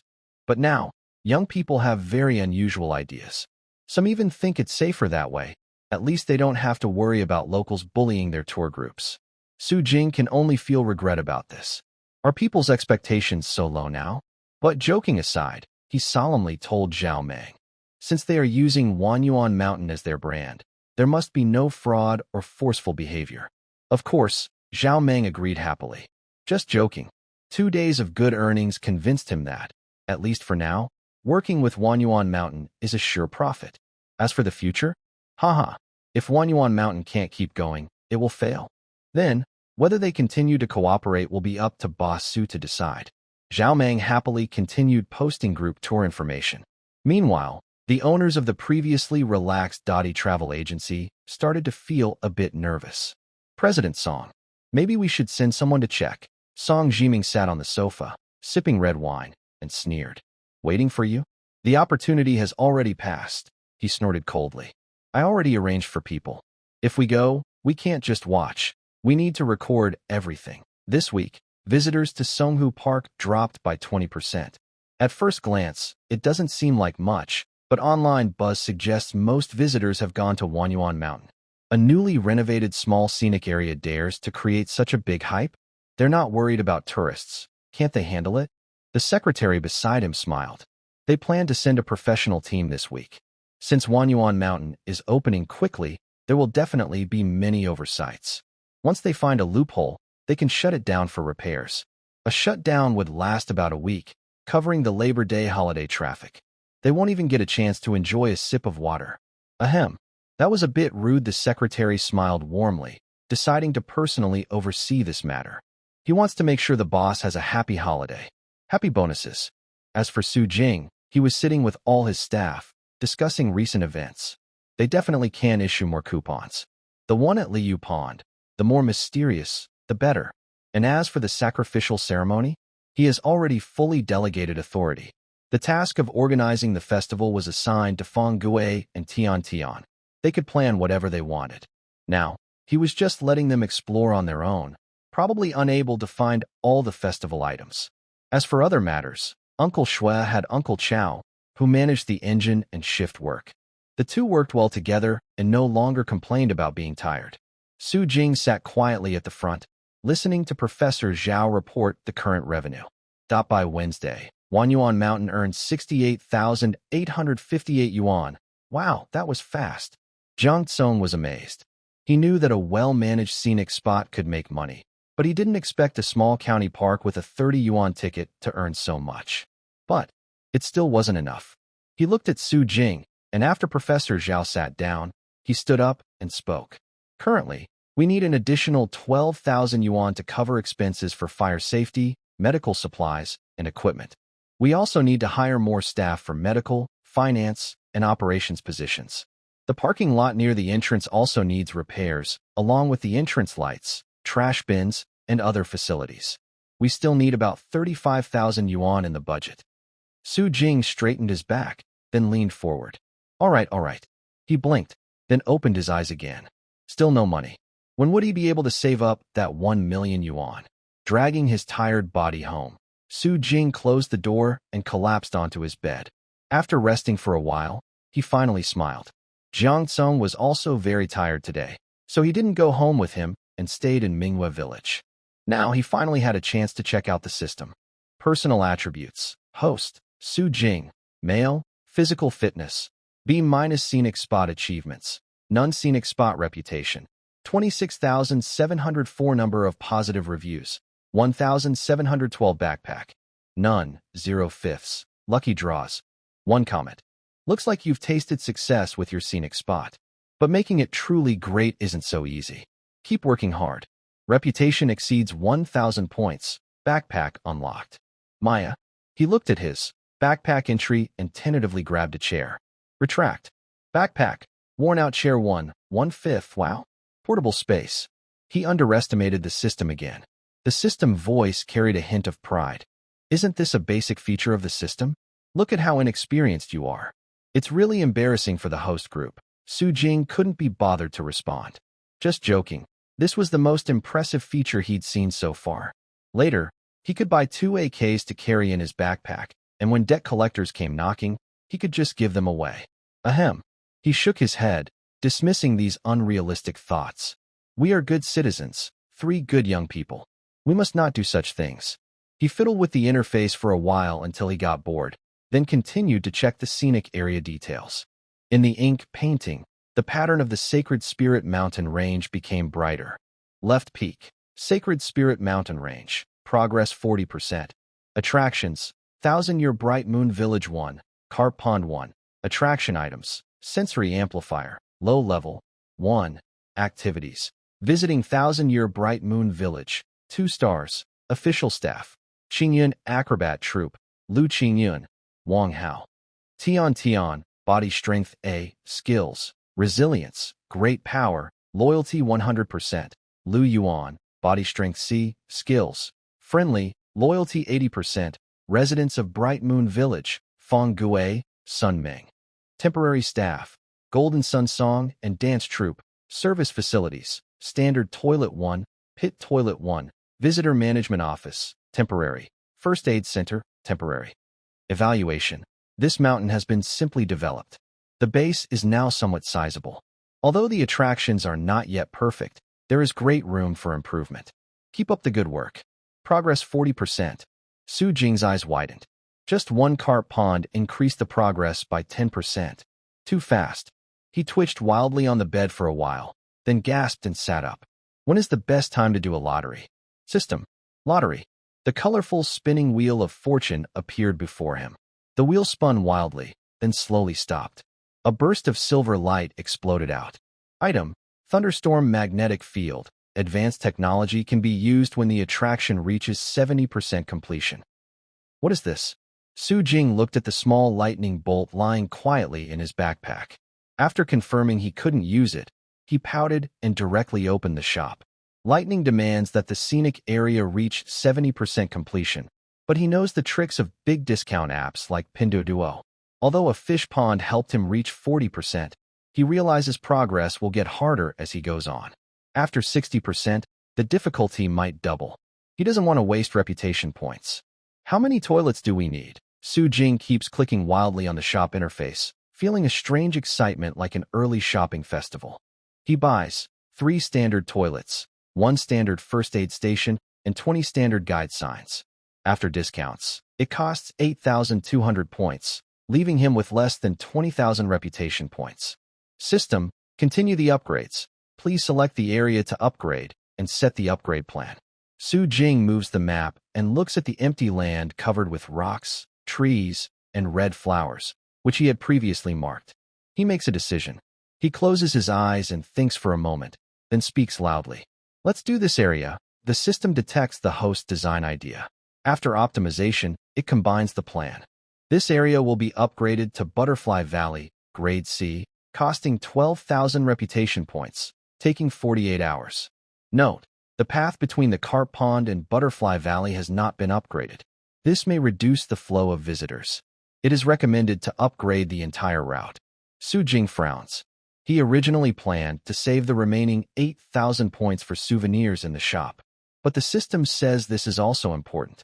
He thinks about the rough road on the mountain, worried that inexperienced hikers might get lost, not to mention the tourists who don't exercise much. Plus, he personally gave a visit ticket to the secretary from the tourism bureau. What if that old guy actually comes and causes trouble? They can't afford to take responsibility for that. Now let's do it. How much does it cost? Su Jing's voice is full of pain. The system's voice is excited. Not much, 6,500 points is enough. A flash of light appears. Su Jing and over 40 staff members see their hard-earned reputation points drop back to single digits. Only a sad number, 4, remains. Don't stop. He forces himself to open the shop again. People still give good reviews. The system's grade C upgrade didn't improve the scene enough for Su Jing's needs. The experience at Mingwe Village could be improved further, and Liu Pond could add some interesting photo spots. He has over 1,700 positive reviews, which is enough for him to buy many things. Su Jing glanced at the items in the mall. Mingwe Village already has a sensory amplifier. He plans to exchange for that mysterious veil, but not at Mingwe Village. He wants to put it at Liu Pond. With the waterfall pool and good location at Liu Pond, he can buy some other items too. Purchase: Mysterious Veil 1, Fish Summoning Stone 1, Balance Stabilizer 1, Firefly Glow 1. But those items aren't very expensive. Su Jing looked down at the bottle in his hand. Fog Realm, intermediate fantasy item, an area covered by a formation stone inside the bottle, called the Fog Zone. Anyone entering will be trapped in the fog and lose their way. P.S. Effect lasts 3 hours per use. Only usable once a day, limited to within the scenic area. Damn, this system is really awesome. An intermediate fantasy item. But judging by the description, it's already quite mysterious and incredible. If there were no restrictions, he could take it outside. TSK. Su Jing feels this system must be a master descending system. Such a waste. Too much waste. The system, sensing Su Jing nearby, spoke up proactively. Should I leave? Haha, Su Jing smiled. Who's this handsome little system? Is it lacking reputation? I'll help you earn some. Don't get too excited. The system seemed disgusted and didn't respond for a while. Su Jing didn't bother to say more. He turned back to the row of items on the table and carefully stored them away. That should be enough. He couldn't buy more, as he only had 500 positive reviews left. He decided to save some for later use. It takes 500 positive reviews to buy a Fog Realm. If he weren't well off now, plus the fact that he planned to use it, someone as stingy as him definitely wouldn't buy it. After all, the Sacred Mountain really opens up behind the scene, and he still needs to improve many performances. Time passes. Even on weekdays, Wanyuan Mountain now sees nearly 100 visitors each day. Within less than a month, Su Jing transformed this long-abandoned mountain scenic area into one of Yong'an City's new popular attractions. If other new park owners could achieve this, they would probably be secretly happy. But Su Jing is burdened with a debt of 30 million yuan, so he can't smile. Everyone, thank you for your hard work during this time, he said, looking at the group of employees sitting in the middle of the square. There are men, women, young and old. The Qingyan acrobat troupe and the Golden Sun song and dance troupe sit nearby, full of energy. In the middle are Feng Gui and some veteran employees like Tian Tian. With the upcoming Labor Day holiday, Wanyuan Mountain is still unstable, but it's very popular. At the same time, there will be jealous people and those who want to cause trouble. Jiang Tsung nodded nearby. This weekend is our last before the holiday, and it's also the first wave of visitors to Shangshan. Some people with bad intentions will definitely sneak in. Feng Gui, sitting in front of everyone, nodded seriously. Having been in the business world for a long time, he naturally knows some dirty tricks in commerce. The surveillance cameras are already purchased, and last night everyone installed them at the designated spots, Jiang Tsung continued. We also handled all the necessary permits. As long as everyone keeps watch, if anything unusual happens, contact me and Jiang Tsung immediately. We must ensure Mingwe Village stays safe. He looked at the employees. Since Shangshan is opening, none of you have been inside yet. I will lead a team to go in tomorrow, and there are 10 spots for others to join me. Who wants to go? Feng Gui raised his hand first. I have experience climbing the mountain, and I am strong. If any accidents happen to visitors, I can help maintain order. Tian Tian also raised her hand. I have a lot of strength and can help carry things if needed. Me too. I want to see it too. Mr. Su, can I bring Xiaoji? Everyone has been curious for a long time. Gina hesitated for a moment before speaking. Although Jin's son is not yet a formal employee of Wanyuan Mountain, we are all genuinely curious and excited. Can Mr. Su give us 3 spots? The dancers worked hard for 2 weeks, and everyone saw their effort. So when Jin Na asked for spots, no one objected. Soon, all 10 spots were booked, 8 adults and 2 children, including the former pickpocket Xiao Ji and the dragon girl Miao Miao. That's settled then.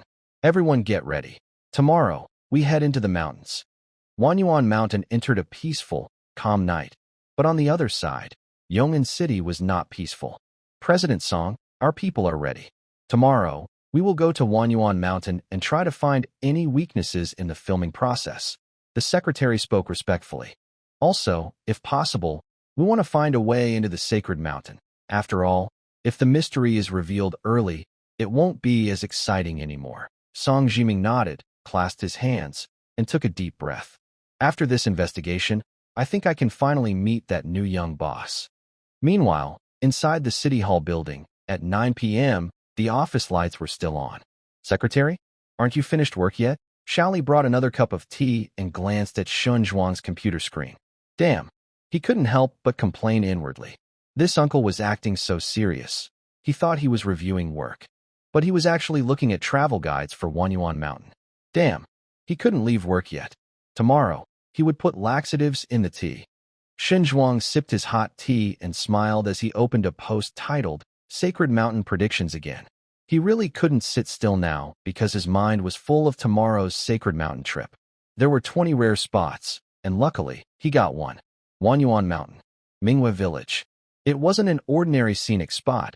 Everything he saw was very new and interesting. He wondered if tomorrow's Sacred Mountain would be even more exciting. That's it. Tomorrow, you pack up, and we go together. Shaoli was stunned for a moment, then showed a happy smile. Can I go too? Yes, you come with me. I'll go inside, and you wait outside the Sacred Mountain. The secretary, who thought his boss had helped him get a priority ticket, smiled politely and nodded. You old fool, increasing the laxatives without raising the price. Just wait and see what you get to drink. Between the tall buildings of Yong'an City, the noise gradually faded away, until the first rays of sunrise fell, and all living things on the earth became lively again. A new day had begun. 20 tourists who received the Holy Mountain visit tickets all attended today. When I post this on social media, those people will definitely envy me. A young student enters the scenic area. Boom. An impressive off-road vehicle roars into a shabby parking lot, and a stylish, confident rich kid jumps out casually. He takes a quick photo and sends it to the group chat. Yangon's second-class nobility, Pippi Dad, the young master has arrived. I'm going to check it out. Hermit, you really went? We thought you were joking. Crazy dog. Fool, you're asking for trouble. Tonight, I'll be at Lando Club. Come have a drink. I'll call some girls to cheer you up if you're feeling down. Woo Sister 8. Call me some handsome guys too. Woo Sister 3. Okay. Zhou rolls his eyes and casually replies before heading into the scenic area. Pippi Dad. Sure, just 2 will do. He wasn't really interested.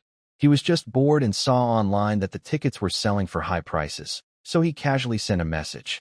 He didn't expect the tickets to end up in his hands. Just joking. With his family's wealth, he's seen many beautiful places and goes abroad for vacations at least twice a year. He wouldn't bother with this small-town scenic spot if not for the comments encouraging him and his boredom. The rich kid lifts his long legs and quickly enters the scenic area. Next moment, Zhu Shou, riding a motorcycle, arrives at the entrance with a camera and a long gun. Small scenic spot. I brought my big camera. Just wait for me to go in. Zhu Shou fiddles with his camera. His phone's battery is full today, and he's determined to take the best shots. The chubby guy confidently sneaks into the park with expensive equipment. Soon after, a low-key black car stops at a distance. Shun Zhuang and Secretary Li both change into casual sportswear, bring portable water bottles, and prepare to explore the Holy Mountain. Of course, only Secretary Shin plans to explore. Secretary Li is just a bystander. Secretary, Be careful when you go into the mountain. Contact me if anything happens. Li slips the walkie-talkie into Xinzhuang's backpack. I will find a way to get in and see you, Xinzhuang. Buddy, I'm here to visit, not to fight. Don't look so sad and serious. You make it seem like I'm going to die. All right, let's go. The two of them quickly disappeared inside the park entrance. After a while, a black van stopped at the graveyard. Oh, no, the parking lot. Several people quickly got out, put on masks, and orderly entered the park. Then, 2. By 2 p.m., all 20 early visitors had entered. Received. Su Jing put down his walkie-talkie and nodded to Jiang Tsung nearby. All 20 people are in, and Secretary Shun has arrived too. Jiang Tsung knew about Xinzhuang, but like Su Jing, he thought it was best not to do anything special. Just treat everyone equally. Whether it was the project facilities, the performances, or the carp fish pool. Jiang Tsung remembered the place Su Jing showed him yesterday. His eyes drifted for a second, and he swallowed hard. Such a high-level attraction exists. They Wanyuan Mountain are not afraid of any challenge.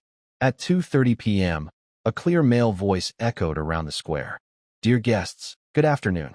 As observed, the fog on Sacred Mountain has mostly cleared, making it the best time to go up the mountain. Guests who have permission to visit, please gather in front of the Huadiao Fountain in Area D of Mingyue Village within 30 minutes.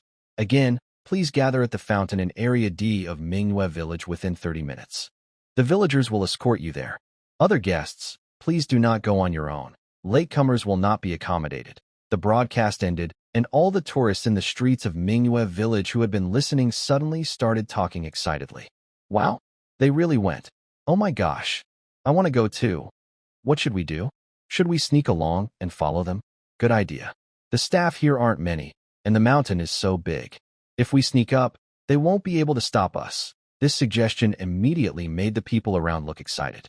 Someone hesitantly spoke. The guide said there's fog, and Sacred Mountain isn't open yet. It's not right for us to sneak in. We might even run into danger. Huh? Wow, this silly kid really believes it. Playing around is fine, but don't joke about science. The man giving advice had enough fun and stepped forward. It's just a gimmick, to tease us. I'll lead the way. Anyone who wants to come, follow me. Following the crowd effect, everyone quickly formed a small group and headed toward Area D with the leader. Is it really true? The boy behind whispered, hesitating for a moment. Then he also stepped forward.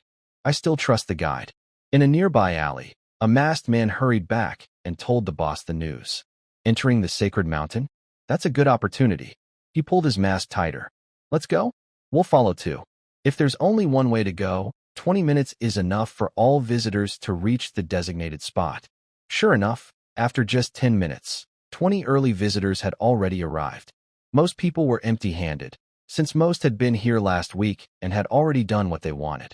They weren't very interested in collecting the ceremonial offerings this time. Only the rich second-generation kid, Zhou Pe, was excited, holding a bunch of reed grass and standing out among the crowd. Have all the visitors arrived?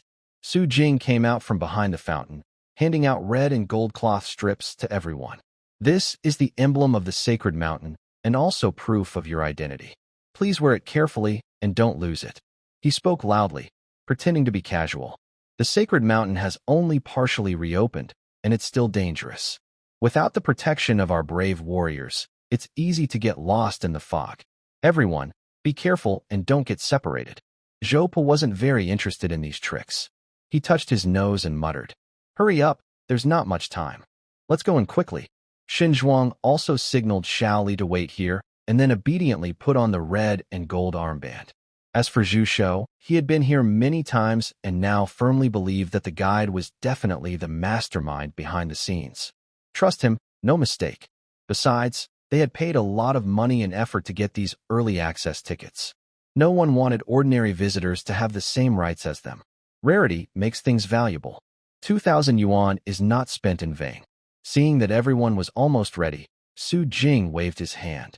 The men, women, and children dressed in strange clothes immediately gathered around. Many of them were the NPCs they had just seen. Someone frowned and asked directly, Guide, isn't the person escorting us a brave warrior? Why are there children here? Meow Meow took off her costume. No one could tell she was the dragon girl, but her age couldn't be hidden. Su Jing looked calm. The brave warriors of Minghua village are not just those with great strength or a strong body. They are brave, fearless, and have a strong connection with the divine on the sacred mountain. People like that are favored more by the mountain forests and can help us clear the fog and go further. Sir, you're looking too shallow. The man awkwardly scratched his head. Wow, I just listened to your nonsense. Su Jing didn't bother explaining further and turned to leave. Everyone, follow me. Once he left, everyone started moving. They showed eager smiles and quickly followed, disappearing near the fountain. Meanwhile, Xiao Li, the secretary, stepped back into the shadows to rest and eat something.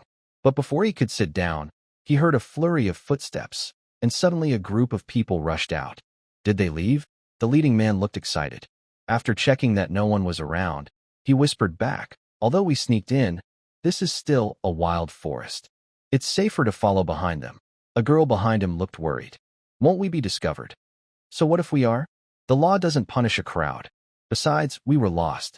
Do you think they want to do anything to us? Everyone nodded, thinking the man made sense. The leader, who enjoyed power and respect, was even more excited now. Follow me closely, keep your voices down, and speed up. No problem. Let's go. They cheered and talked loudly. Even though they tried to be quiet, their noise could be heard from far away. Xiaoli frowned.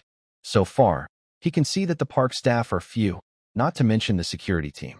If these people really follow the secretary inside, the locals probably can't stop them. TSK. He frowns, feeling a bit annoyed. Small parks are small parks. He doesn't mind the lack of discipline, but if he accidentally bumps into the secretary, he might get in trouble. Maybe he should follow them. Just as Xiao Li is about to stand up, he sees a thin boy running from the end of the road. The boy looks worried and angry, but quickly catches up. What's going on?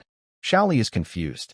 Before he can stand again, he sees a group of people in black clothes and masks, walking quickly, definitely not normal. If this were ancient times, they'd be stopped and searched repeatedly. What's inside that sacred mountain? Are there hidden dangers? Or maybe many hidden enemies? No way. The more he thinks about it, the more uneasy he feels, so he follows the masked group into the forest. Here is the foot of Sacred Mountain. Because of the perfect ceremony to invite the gods, we've recently opened a small path. Su Jing walks ahead, with tourists in the middle and villagers on the sides. A rich young man crosses his arms and rolls his eyes. He feels like this scene looks like guarding prisoners or exiles. Since it's a newly opened path, it might be a bit rough. Please watch your step, rough. Xinzhuang steps on the clean, wide bluestone road, looking confused. What is this person talking about? Isn't the road quite good? And they're being modest? But everyone quickly stops paying attention to the guide in front. The untouched mountain forest, just developed, retains the fresh scent of sunlight, rain, and earth. Trees on both sides are lush, vines hang high, and sunlight filters through the dappled leaves, shining on the ground, making the path look golden. It feels like they are truly heading into the mountains to face the gods. Uncle Fong, this place is so beautiful. Xiaoji hasn't been in the mountains for a long time. He looks around, holding Miao Miao's hand tightly, trying to remember the route and signs. He can't help it. Old habits die hard. Miao Miao is even happier. Since entering the Wanyuan Mountain Scenic Area, she has had her own warm little bed. She no longer has to listen to the big brothers snoring, nor worry about the pointing and gossiping of visitors. She can help set up the stage or play the role of little dragon girl. She feels incredibly happy. Jinna, the lucky member of the dance troupe, quietly walks along the outskirts. She doesn't know what others are thinking, but in this peaceful mountain, she feels a hint of the essence of the masked dance that Xiao Su often talks about, communication with the divine, communicating with heaven and earth, praying to the gods, driving away disasters and purifying the soul. This mountain truly deserves to be called a sacred mountain. Everyone has their own thoughts, and even Su Jing feels a sense of clarity in his mind again. This is the effect of the mystery veil prop. It increases the mysterious atmosphere by 20%. Although the increase isn't much, to first-time visitors, this place feels like a hidden paradise. But that's still not enough. The gentle sound of flowing water finally becomes faintly audible. Su Jing stops and smiles. We've passed the most dangerous part of the journey and are about to enter the first divine residence of the sacred mountain. He parts the hanging vines in front of him, revealing a large, clear pond. This is it, the carp pond. Zhu Shou, leading the charge, raises his long gun and camera and rushes forward. In the small camera view, a green forest and a clear pond appear before him. An ancient-style arched bridge stands over the pond, shining in the sunlight breaking through the trees, rippling with sparkling waves on the water. So beautiful. The wealthy second-generation young man, Zhou Pe, also walks out with his arms crossed, raising an eyebrow. For a moment, he no longer looks disdainful. This place's scenery is really quite good. If there was a resort nearby where he could relax and go fishing, his dad would probably be very willing to come. He follows the chubby kid ahead, while Xun Zhuang behind him looks pleasantly surprised. Wow, this place. It really exceeded his expectations. Actually, there are many beautiful mountain and forest scenes, but most are just slightly beautified versions of the original. But this clear pond, just as it is already beautiful enough. If some human-made enhancements were added, he thinks it wouldn't be any worse than the most beautiful scenic area in the provincial capital. Everyone opened their mouths wide and crossed the vines to enter the koi fish pond area. Feng Gui and the others, who were escorting the brave warriors, forgot their roles at this moment. They looked around with wide eyes, as if they had never seen the world before. Ahem, Su Jing, who was in front, saw their uselessness and had to start explaining himself. Since all of you are guests on the sacred mountain, let me tell you about its history. That it is home to many gods who protect Minghua village and the surrounding Holy Spirit Mountains. That's why this mountain has been our sacred place for generations. At the foot of the mountain is where the koi gods live. Hundreds of years ago, the koi fish pond was already here. To make it easier to offer gifts to the koi gods, we built these bridges. Zhou Pe interrupted Su Jing directly. Mr. Guide, can koi fish become gods too? Snicker. Someone whispered a laugh from behind. Xiaoji immediately turned his head and glared, and the person quickly stopped. Ha. Su Jing looked serious and calm, as if he wasn't angry about the disrespect. In ancient times, there was a saying about fish leaping over the dragon gate. Dragons have spirits, so why can't koi fish have spirits too? He waved his sleeve and moved closer to the pond, inviting everyone to look down. The koi fish living here are the subjects of the koi gods. During the dark days before, the koi gods' followers almost all died out. It was only after we started holding divine invitation ceremonies in recent years that this place began to revive. Everyone gathered around. So beautiful. A group of red-silver, red-white, and red-flowered koi gathered at her feet, happily swimming around. Not only him, but Zhu Shou and Xun Zhuang also had a few koi around them. Why aren't there any fish around me? Zhou Pe looked unhappy. Su Jing smiled. Big brother, maybe it's because your heart isn't sincere. If you're disrespectful to the koi gods, the fish will sense it. Really? Is it that mysterious? Zhou Pe looked at the clusters of koi at the feet of the other tourists, feeling awkward. Sorry, I was wrong. Great koi god, I believe in you now. He hesitated for a long time and finally saw a big, fat red koi slowly swim over. It was plump and large, clearly a good fish for eating. Zhou Pe immediately crouched down to take a picture, and Su Jing also smiled nearby. Looks like Lord Koi God has forgiven you. Oh, is that the koi god? Zhou Pe pointed at the big, chubby fish and spoke. The fat fish shivered in fear and quickly swam away. Su Jing was speechless.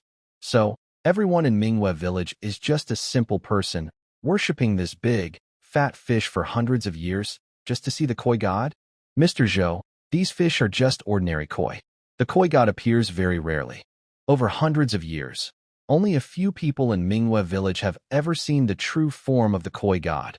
As Su Jing spoke, he stepped onto a wooden bridge, leading everyone forward. If you get to see the koi god, it means you'll have good luck for a while. It's a very lucky thing. You can brag about it for a long time. The wooden bridge creaked as the koi swam happily in the clear water. Between green algae and blue stones, the group slowly moved forward. So beautiful. Damn, so beautiful. Zhu Shou was taking photos excitedly, while a few girls behind him gathered together to take selfies. Xun Zhuang looked into the distance in the quiet breeze. Over the green water, lotus flowers and lily pads swayed gently, and dragonflies hovered above the water, creating a scene like a master's ink painting. Young man, the environment here is very well protected. Su Jing turned around, cupped his hands, and smiled shyly. You praise us too much. Koi Pond is the habitat of the koi god. We won't disturb the koi god's life too much. It's all the work of the divine spirits. Oh, Xin Zhuang understood. This person meant that the koi pond represents a natural, eco-friendly environment. But he looked at the young man in front of him with curiosity. The person who manages the welcoming work at Minghua Village is him. I heard that sometimes you can see him at the tea house, and now he's leading the sacred mountain tasks. He must have a high status among the staff at the scenic area. Does he know who he really is? But before he could say anything, Zhou Po at the back finally reacted. Wait a minute. He pushed aside a few girls with their butts sticking out and pouting, then stepped forward in front of the villagers, squinting and teasing. So, you're saying you can see the koi god? Su Jing nodded. Yes, Uncle Tu, who makes crafts in the village, heard that when he was young, he was lucky enough to see the koi god once. The small bridge was quickly crossed, and everyone crossed the grassland to step onto the stone path in the water again. The stone slab path is only 2 centimeters above the water surface. At first glance, it looks like a group of people are walking on the water. Their reflections overlap with the swimming koi fish, creating a cool, spring-like feeling. Zhopa feels a bit speechless. Guide, I know this is your scenic area's way of attracting visitors, but you're talking as if it's real. He snorts softly and follows Zhu Shou in front. The big build of this chubby guy blocks his view. What koi god? It's just someone dressed up, Su Jing frowns. Mr. Zhou, this whole place is the territory of the koi god. If you speak badly about the koi god here, she might get angry when she hears. He glances at the huge stone wall ahead, where faint water droplet sounds like beads. Haha, it's coming. Oh, Zhopa laughs. She might get angry? Fine. Then tell me, what does the koi god look like? Su Jing turns a corner, smiling as he speaks. The koi god has a human face with peach blossoms, looks like a young girl, and has shining eyes. Sometimes she appears as a human picking flowers, and sometimes her legs turn into a fish tail, playing in the pond with her followers. His voice suddenly stops. The chubby guy in front also suddenly halts. Zhou Po bumps into his broad back, his nose turning red from the impact, and he rolls his eyes. Have you read too many romance novels? You talk as if it's real. He sticks his head out, ready to scold the little chubby blocking his way. Just walk forward. Snap, snap, snap. Oh. His voice is cut off like a chicken being strangled, stuck in his throat, eyes wide with surprise. What is that? Sunlight spills down, shining into a shallow cave in the mountain wall ahead. It looks like a light veil, covering a smiling, charming girl. In her short, elf-like hair, golden red fish fins peek out from her ears. Her eyes are large like a cat's, mysterious and lively. As she breathes lightly, the golden red glow inside her eyes ripples, reflecting a pool of clear green water. But what makes Zhopa stop breathing isn't just that. It's that the girl is gently poking her face with slender fingers, her white waist leading down to a huge golden red fish tail hanging in the water. It moves slowly, shimmering with wet, sparkling silver water. She smiles playfully yet sacred, her round eyes slightly squinting, and her red lips slightly parted. Hey, wow, so rare. Visitors are here, oh my goodness. He saw a mermaid. No, that's not right. Zhopa suddenly slapped himself. That was the carp god. He was still standing there, frozen, while the tourists behind him were getting impatient. Damn, what exactly is happening? They heard a female voice talking. Something about humans and special guests. Quick, let's go. Move forward a bit. Xin Zhuang was standing right behind Zhou Po, but a rock wall blocked him. No matter how much he peeked, he couldn't see anything, and he was getting anxious, scratching his head. Su Jing's lips curled into a smile, and he seemed to have finally woken up. He loudly called out, "Everyone, move forward. The path is long, and you'll see the carp god." His voice was full of excitement, sounding genuine. Who would have thought we'd be so lucky? Dear guests, please stay respectful. Do not offend the carp god. Everyone hurriedly moved forward. After a moment of confusion, it took nearly 10 minutes for everyone to finally stand in front of the rock wall. The girl wasn't in a rush or upset, as if she was just watching the fun, leaning on her hand and observing everyone. Little chubby. No photos. It seemed that seeing a divine being made the guide a bit too excited, and he started scolding Zhu Shou. Zhu Shou, are you being polite? But because he was so surprised, he quickly put away his camera and other equipment. However, he felt that when the guide called him, there was a hint of teasing in his eyes. Ahem, never mind. He saw Su Jing shout, and then bow deeply right there. Greetings, Carp God. The tourists looked at each other, but after a brief moment of confusion, Zhou Pa suddenly patted the little chubby guy. Seeing a god, you should bow quickly. Realizing what was happening, everyone immediately bowed and spoke in unison. Greetings, Carp God. The staff behind them looked even more confused than the tourists. Is this a joke? Are they serious? They said this was a sacred mountain, and now there's really a divine being. Xiao Ji and Miao Miao looked at each other with excited eyes, their young voices even clearer and brighter. Greetings, Lord Koi God. Su Jing glanced at the crowd behind him. Why did they shout so loudly? It made him seem less respectful. The Koi God spoke. A smile appeared on her face like a peach blossom, but it was a bit mischievous. I sense many unfamiliar energies. Did you bring outsiders into the sacred mountain? Feeling the crowd's attention, Su Jing suddenly became playful. He knelt down with a thud. Lord Koi God, it is thanks to these visitors' help that we can reopen the sacred mountain, drive away evil, and clear the fog. The girl raised an eyebrow. Her large fish tail swayed in the pond, and a group of red koi followed her tail playfully. She impatiently flicked them aside. Damn. Zhou Pa opened his mouth, unable to hear anything. Is he dreaming? Is this still part of science? He had seen mermaids in aquariums before, but the one in front of him was just too real. From her snow-white waist, silver-red scales spread out, leading down to a full, rounded fish tail. The muscles were elastic, and the shiny, sharp scales gleamed. Her huge, lively tail fin swung like a tassel, sometimes curling up at the tip, poking at the small koi nearby. Damn, if this was fake, then what was real? He was stunned, and Shun Zhuang behind him was even more confused. If it weren't for the koi god's eyes constantly watching him subtly, he really wanted to take a photo. He thought about going back to the Biological Research Center to see if the scenic area had discovered some new species, secretly breeding it without reporting to the country. He wasn't old and blind. He could tell every piece of skin and flesh on that tail was too real. If it really was fake, he would eat his hat, or maybe just give up. Meanwhile, the other tourists no longer cared about their conversation. Just watching this scene in front of them made them feel that this trip was worth it. Carp Goddess, no matter if it's real or not. The guide said it's true, so it must be true. Oh, I was just saying that. The Carp Goddess spoke again. No wonder the atmosphere here has been feeling so much better lately. She stretched lazily, her fishtail straightening and sticking out of the water. Water droplets splashed into the pond, making the koi fish below excitedly swim around. But before the girl finished speaking, she narrowed her eyes, smiling in a teasing way. However, I just heard. Someone thinks I don't exist? She turned her head to look at Zhou Pa, her eyes shimmering, making Zhou Pa feel dizzy. So beautiful. The Carp Goddess was looking at him. His mind was filled with disrespectful words just moments ago, but now he felt overwhelmed. Huh. Did they really mistake me for that big, chubby carp? The next second, Zhu Shou and others immediately started breathing heavily. Wow. The moment of witnessing a miracle had arrived. The girl looked into the distance. Her fishtail suddenly slid across the water surface, causing ripples. The big, chubby carp near the small bridge surprisingly swam back against the current. Flop, flop. It struggled, splashing water everywhere, but it was no use. Splash. The chubby carp was flicked out of the water by her tail. Then her golden-red tail lifted sharply, stirring up a wave. Bang!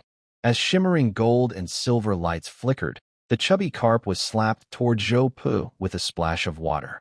He immediately got soaked.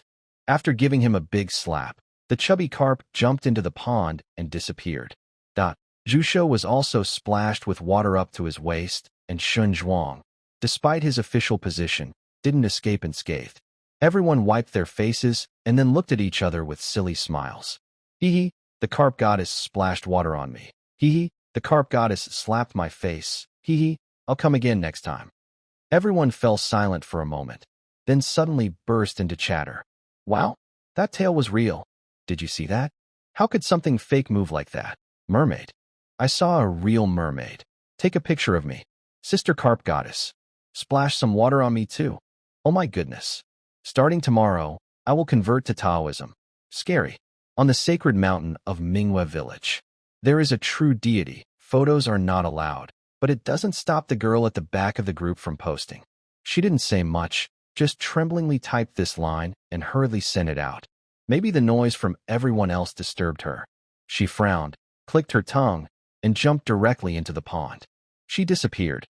Zhou Po was stunned, then surprisingly jumped into the pond himself. The water immediately covered his calves. She's gone. The ripples slowly calmed, and the water became clear. Where's that big fish now? The carp god has left. He stood there in shock, whispering to himself, then angrily scolded the noisy people. It's all your fault for startling the carp god. Look what you've done, scaring her away. Xinzhuang also frowned. The guide said we should be respectful. Why are you still making loud noises? The tourists, realizing they were in the wrong, felt both annoyed and nervous, lowering their heads and not daring to speak. Su Jing glanced at a small, colorful koi in the pond, then smiled and stepped forward. It's all just a setup. After all, they are deities. Just taking a quick look is fine. Honestly, I'd love to keep watching. Did they pay? Or are they freeloading? Everyone, don't panic. The carp god is elusive and rarely appears in the carp pond. Today, you are lucky to see her. Maybe because of your status as pioneers, the scent of offerings attracted her, or perhaps she's just curious about outsiders. But no matter what, don't argue here. Seeing her once will bring you good health and luck for a while. Zhou finally calmed down, still imagining the mischievous smile of the carp god when she splashed water on him. Guide, he voiced everyone's thoughts. Will we have a chance to see her again in the future? Su Jing gave a mysterious smile. Who knows? As more visitors come, some lucky ones will always appear. Rustling sounds. In the dense woods, a faint mist drifts. A man pushes aside the branches, struggling to peek out. Follow me. More people are struggling out of the woods behind him. A girl touches a small cut on her arm caused by branches and looks worried. Big brother? Those people are long gone. Can't we take the main road? I feel like no one is watching here. Yeah, if there's a good road, why not take it? My hands are all scratched up from the trees. This is a wild forest. Maybe we should go back? What if there's a snake? The man in front frowns tightly. The guide leads the early travelers quickly. They don't dare get too close, so they lose sight of the group not long after. But since he brought them here himself, he feels nervous but must keep going. Damn it. Stop arguing. We can just take the main road. His voice sounds frustrated.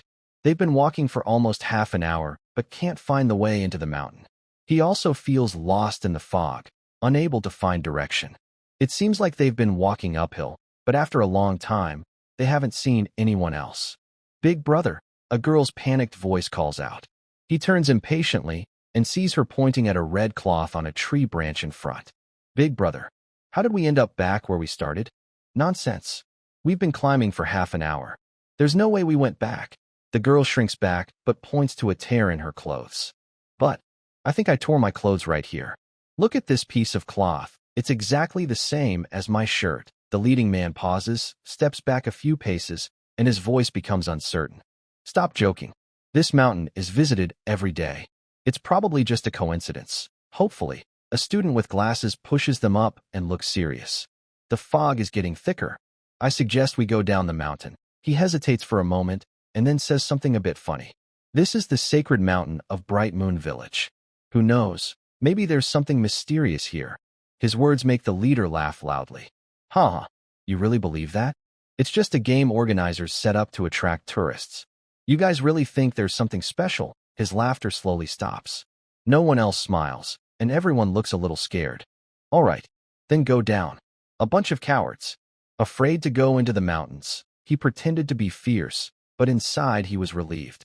Honestly, he was a little scared too. The sunlight was already fading, and once it got dark, they wouldn't be able to find their way down the mountain. Let's go. Let's try over there again. Wow, we've already gone this way. What about that way? Have we been there too? No way. Half an hour later, everyone stopped in place. The gray fog had turned solid, the sunlight was gone, and visibility in the forest was less than 50 meters. Wow. The leader finally panicked. The group of men and women behind him were even more scared. Wah wah wah. Are we lost? It's all your fault. You led us here. Wah wah wah. The guide said the fog hadn't fully cleared yet, and we shouldn't come. But you insisted on bringing us here. Are we stuck in a loop? Wow. I want to go home. Wah wah wah.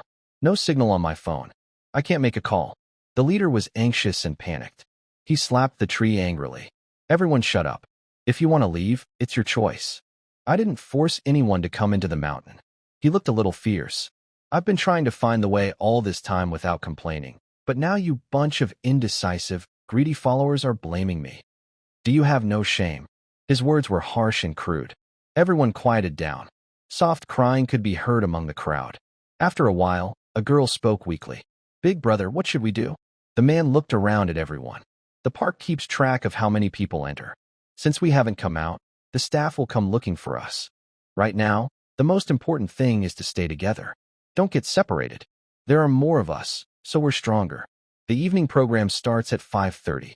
They'll leave the mountain by 5 at the latest. If we can't get out soon, we should start calling for help loudly around 4. They'll pass by us on the way down, and if they hear us, they'll come to find us. Although the leader was fierce, he was smart. Shaoli raised an eyebrow among the crowd, secretly admiring him. He glanced at the other boys squatting in the corner, then looked at the leader and sighed. I should have just waited outside quietly. Instead, I joined in, and now this is the result. I got myself involved. Unfortunately, I can't leave for now. The lucky part is that I followed the normal people and didn't get mixed up with those masked, dark-clothed individuals. Who knows what they are secretly up to? I'll stay here for now.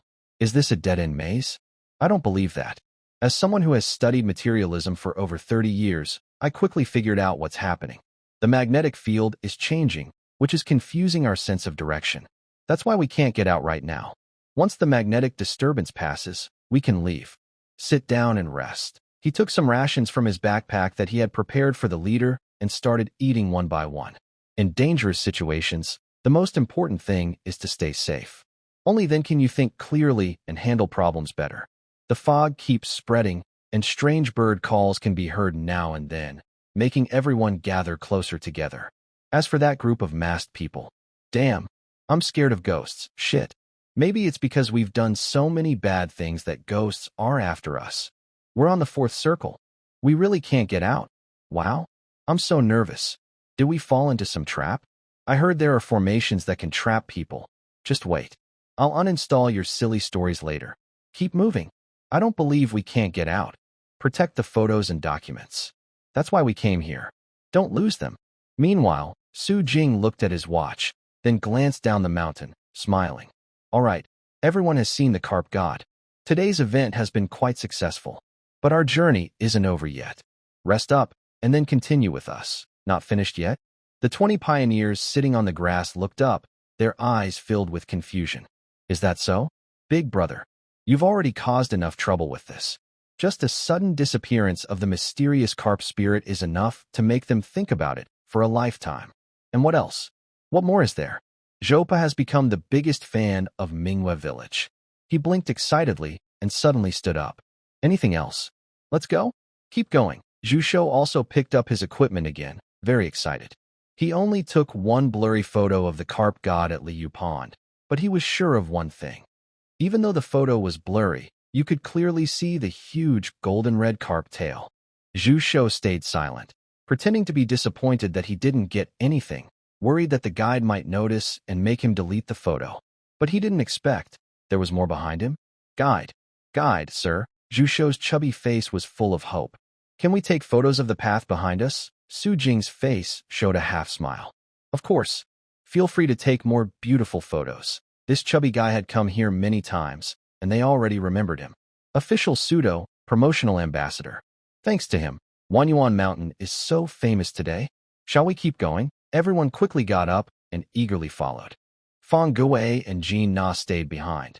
Tian went to greet the two children, and the others continued pretending to be brave warriors protecting the group. Big brother Fang, have you been here before? Jean Na's usually serious face was now full of smiles. It's so beautiful, so incredible. She didn't expect that working for Mr. Su could enjoy such benefits. Fangui looked at her pretty face leaning in and felt a bit shy. Ahem, we haven't seen this place before. This sacred mountain. Besides the boss, I think none of us have been here for the first time. He felt regretful. If only he had brought his daughter along. He heard that gods could help ward off disasters and bring safety. Maybe the carp god could help his daughter get better? He looked up, knowing his thoughts might be a bit far-fetched. But honestly, what normal thing has Mr. Su shown them? Maybe. It really could work. Wait for me. He quickly ran forward into the crowd of tourists and staff. Jean Na was stunned for a moment, but then hurried after him. At this moment, whether they were tourists or staff, everyone was focused on one thing. What would appear next? How much longer, guide? After climbing for nearly 10 minutes, the rich second-generation young man was the first to get tired. Feels like we've been climbing for over half an hour. Are we there yet? He stopped, panting, and looked at his watch. It's almost 4 o'clock. Will we miss the evening ceremony? Originally, he just came to see this sacred mountain. But since he entered, he seriously started collecting offerings. Although the NPC took the offerings temporarily for safekeeping, which kept him from getting soaked when the carp god splashed water on him earlier, he was still worried about going back down the mountain to attend the ceremony. Zhu Shou rolled his eyes. Pathetic. Is the place the guide is taking us to really that far? There are ceremonies every day, but this sacred mountain isn't a place you can visit whenever you want. Guide, haha, don't mind him. We're not tired at all. Let's keep going. Su Jing turned back and chuckled. Sir, we've only been walking for 10 minutes. Zhou Po blushed a little, but he really couldn't go on anymore. Usually, he only exerted himself during parties or when chasing girls. As a young master, how could he have walked such a long distance before? It's okay, we're almost there. Su Jing didn't hide the truth. He pointed ahead, where the setting sun cast a warm, yellow glow in the distance. Right ahead is the end of the route we've explored. Zhu Shou's camera followed Su Jing's finger as the man's gentle voice sounded in his ear. Butterfly Valley. 2 clusters of purple wisteria hung down, passing through a floral curtain, and visitors instantly entered a vibrant sea of flowers. Oh my, it's so beautiful. Rocks slanted out from the hillside, and the stone walls were covered with various patterns and carvings. Below the stone walls, green grass, red trees, and yellow flowers spread out. But what surprised everyone most was the large clusters of butterflies above the flowers. With each breath, their wings fluttered gently, sunlight slanting down, making even the tiny hairs on the butterfly wings visible. Guide, are there also spirits here? Zhou Po, usually fearless, couldn't help but lower his voice, afraid of disturbing some beautiful presence. You're very thoughtful, sir. Su Jing's praise was also approval, making Zhou Po blush a little. Guests can feel free to explore. The butterfly immortal enjoys lively places, and today there aren't many people, so it won't appear. Is that so? I'm just asking. You really do have it. Zhou Po's eyes widened again. Are you saying that if there are more visitors, the butterfly fairy will come too? Su Jing nodded, then shook his head. Maybe, but it's not certain. We can't guess the will of the gods. He looked up at the slanting mountain rocks, full of excitement and hope. Grandpa Tu once said that when they visited the mountain to worship, they were lucky enough to see her true form. The butterfly fairy loves singing and lively gatherings. Whenever she's in a good mood, what does she do? Everyone gathered around, excited. Su Jing smiled. That's all Grandpa Tu told me. Everyone was speechless. Then they all flipped him the bird. So, we won't see the butterfly fairy today? The little chubby boy shrugged sadly, making Su Jing laugh. Gods are hard to meet. Just be happy if you see the carp god. He waved his hand. All right, everyone, take a walk around. We'll head down the mountain soon. The visitors hurriedly dispersed.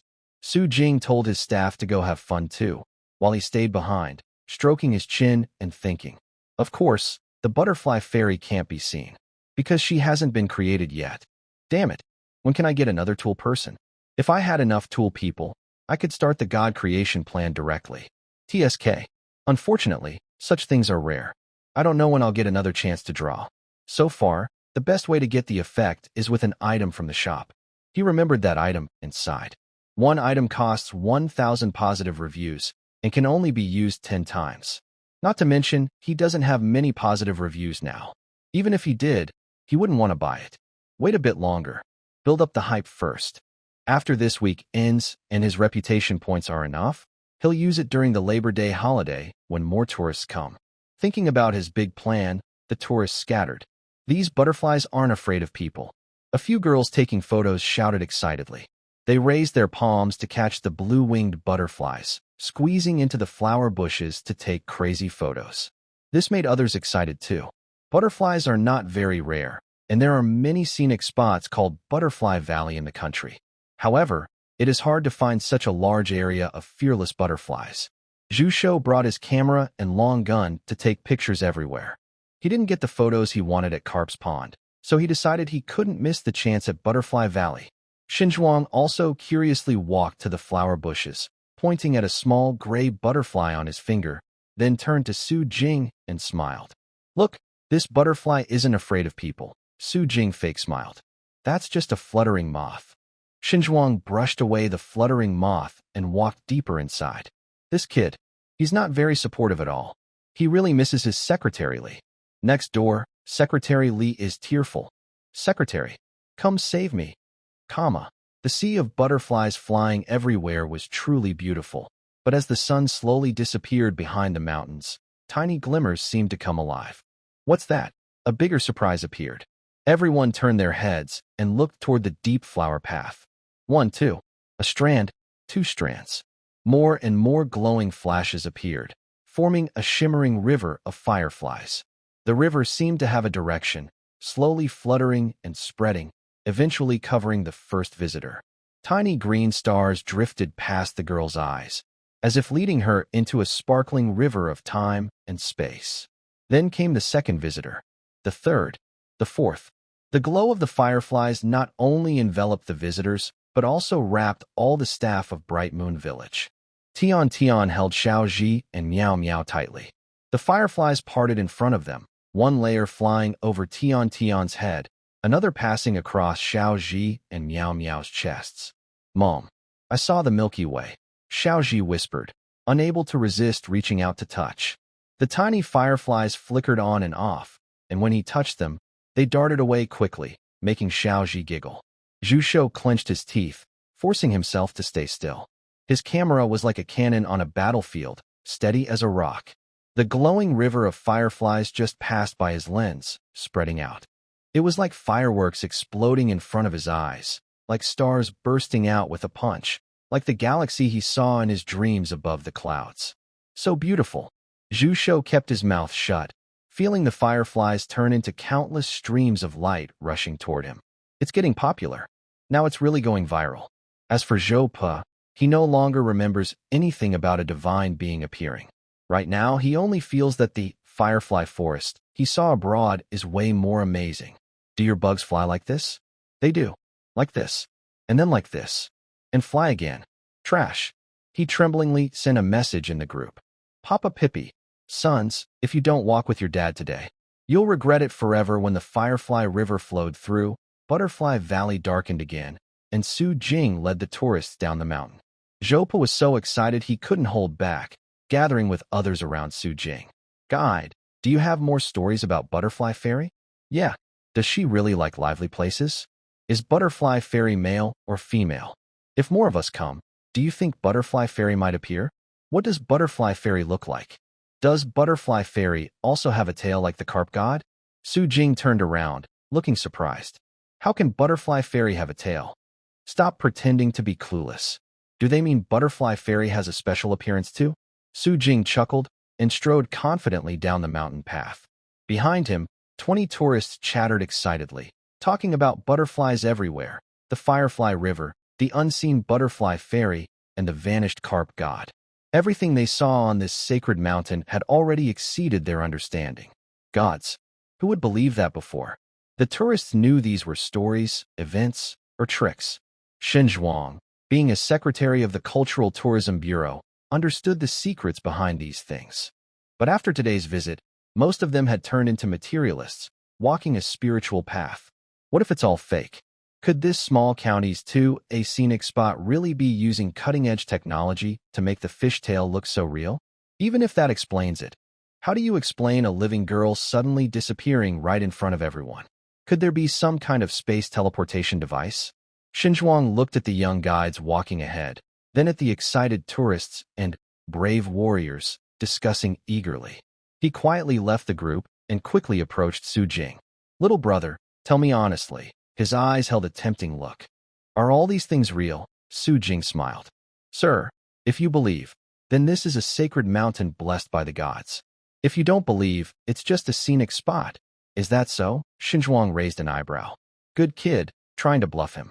But since he said that, it shows these are just tricks used by the scenic area. Thinking of this, he felt relieved. If the carp god really existed, the country would send people tomorrow to take it away. But then, a great surprise filled his mind. If all this is just a trick, then the potential of this scenic area is beyond imagination. He looked up at the tall mountain behind him. They had been walking for half an hour and only saw 2 attractions on this side of the small mountain. When the scenic area finishes its renovations and officially opens the sacred mountain, what will it look like? Unbelievable. Absolutely incredible. He immediately decided to go back and get special approval to promote it quickly. Although there was less than a week left, they had to try their best. The more tourists they could attract, the better. After May Day, there's also the National Day holiday. If this scenic area develops well, he could support it and help out. This year, Yong'an City's cultural and tourism development might even rank in the top 5 in the province. Or maybe, even in the top 3. He needed to meet the person in charge of the scenic area. A meeting must be arranged tomorrow. Su Jing glanced at the quiet old man behind him and smiled. The tourists who wanted to see the sacred mountain had finished their visit. Now he was going to find those little troublemakers trying to sneak in. He wasn't sure how effective the mist domain was, whether it had truly trapped them. A group of people quickly returned to the foot of the mountain. Fang Gui and Jin Na immediately left to prepare for the evening performance. Everyone stepped back onto the flat stone path, ready to disperse to the square for the ceremony, when the guide suddenly frowned. "Wait a moment." He listened carefully, then showed a hint of anger on his face. "Everyone says, without our leadership, we must not rush into the mountains." Zhu Shou noticed the sudden event first and immediately picked up his camera, aiming it towards Su Jing. "Huh?" He looked through the lens, then tilted his head in confusion to look at the foot of the mountain. When they entered the mountain, the area was still lush with bushes and trees. Now, suddenly, a layer of gray fog has spread out. "Guide? What is that?" Zhou Pali, who was busy studying rumors about Mingyue village, immediately thought of the key. Su Jing turned back and said in a deep voice, "Some outsiders are trying to sneak into the sacred mountain and got lost in the evil fog." "Huh?" Zhu Shou's face showed panic, but he was secretly happy. New story. New excitement. This is hilarious. The story is connecting even more. Damn sacred mountain. Why are the stories so mysterious? Haha, this is so exciting. So thrilling. The pre-sale ticket I bought for 500 was totally worth it. Everyone, don't be afraid. Su Jing sighed and reassured everyone. Although these visitors' actions are not welcomed by Mingyue village, they are trapped, and I have to save them. Haha, who's afraid? Zhou Pali crossed his arms, watching the show happily. He couldn't wait to see what would happen. Xinzhuang was observing while making a call to his secretary. He had been out for half a day, but he still hadn't seen Shaoli. Climbing the mountain made him hungry, and he couldn't wait to love the little bread in his backpack. Zhu Shou stayed silent, wiping his lens again, aiming it at Su Jing and the gray fog behind him. Su Jing glanced at everyone who looked indifferent, sighed at how the world was changing, then pretended to take out a small horn. "This is our ancestral exorcism horn. Only the bravest warriors with strong faith can use it." Su Jing recited his lines, his toes already digging out a castle. Everyone stepped back. "I'm going to dispel the fog." He stood at the edge of the bushes, casually kicking aside a green stone. Woo! The guide's eyes shone brightly, and he took a deep breath again. Woo woo, woo woo woo. After 3 blasts of the horn, Zhou Pali covered his ears. Was the exorcism horn always this terrible to listen to? It sounds like his grandfather's rough voice. But in the next second, he suddenly opens his eyes wide with excitement. The fog is really clearing. There's no wind, and no one is blowing it away, but the thick gray fog is visibly thinning. After passing through layers of trees, faint sounds of calling for help finally reach them. "Help! Help!" The leading man, whose voice is almost hoarse from shouting, shows a look of joy. The fog is getting lighter. Someone is coming to rescue them. The others stumble to sit up on the ground, their clothes torn by branches, and some have tears streaked across their faces. A few women, crying, rush towards Su Jing and the others. Wah, you finally came. We're trapped in a maze of ghosts. Wah, the mountain is so high. We've been climbing for 2 hours and still can't find the way. We can't get out. We really can't. This is so scary. I want to complain. Your safety measures are terrible. Everyone runs out crying and sniffling, looking around in confusion, but then they freeze in place. Haha, are you going to complain? Su Jing looks concerned, repeating as if he didn't hear clearly. TSK. The fog domain is surprisingly useful. No wonder it's an intermediate level tool. The loud-voiced girl's face turns red. What the heck? Their trapped spot is less than 20 meters from the foot of the mountain. Just roll down and they'd fall from that height. And yet, they got lost? How is that possible? They clearly walked back and forth for a long time without finding the way. She feels both embarrassed and confused. Meanwhile, Xinzhuang quickly runs over, looking at the man slowly emerging from the bushes, and shakes his head in frustration. Shaoli, why are you also fooling around with everyone? You've made a fool of yourself. Is there still food in the bag?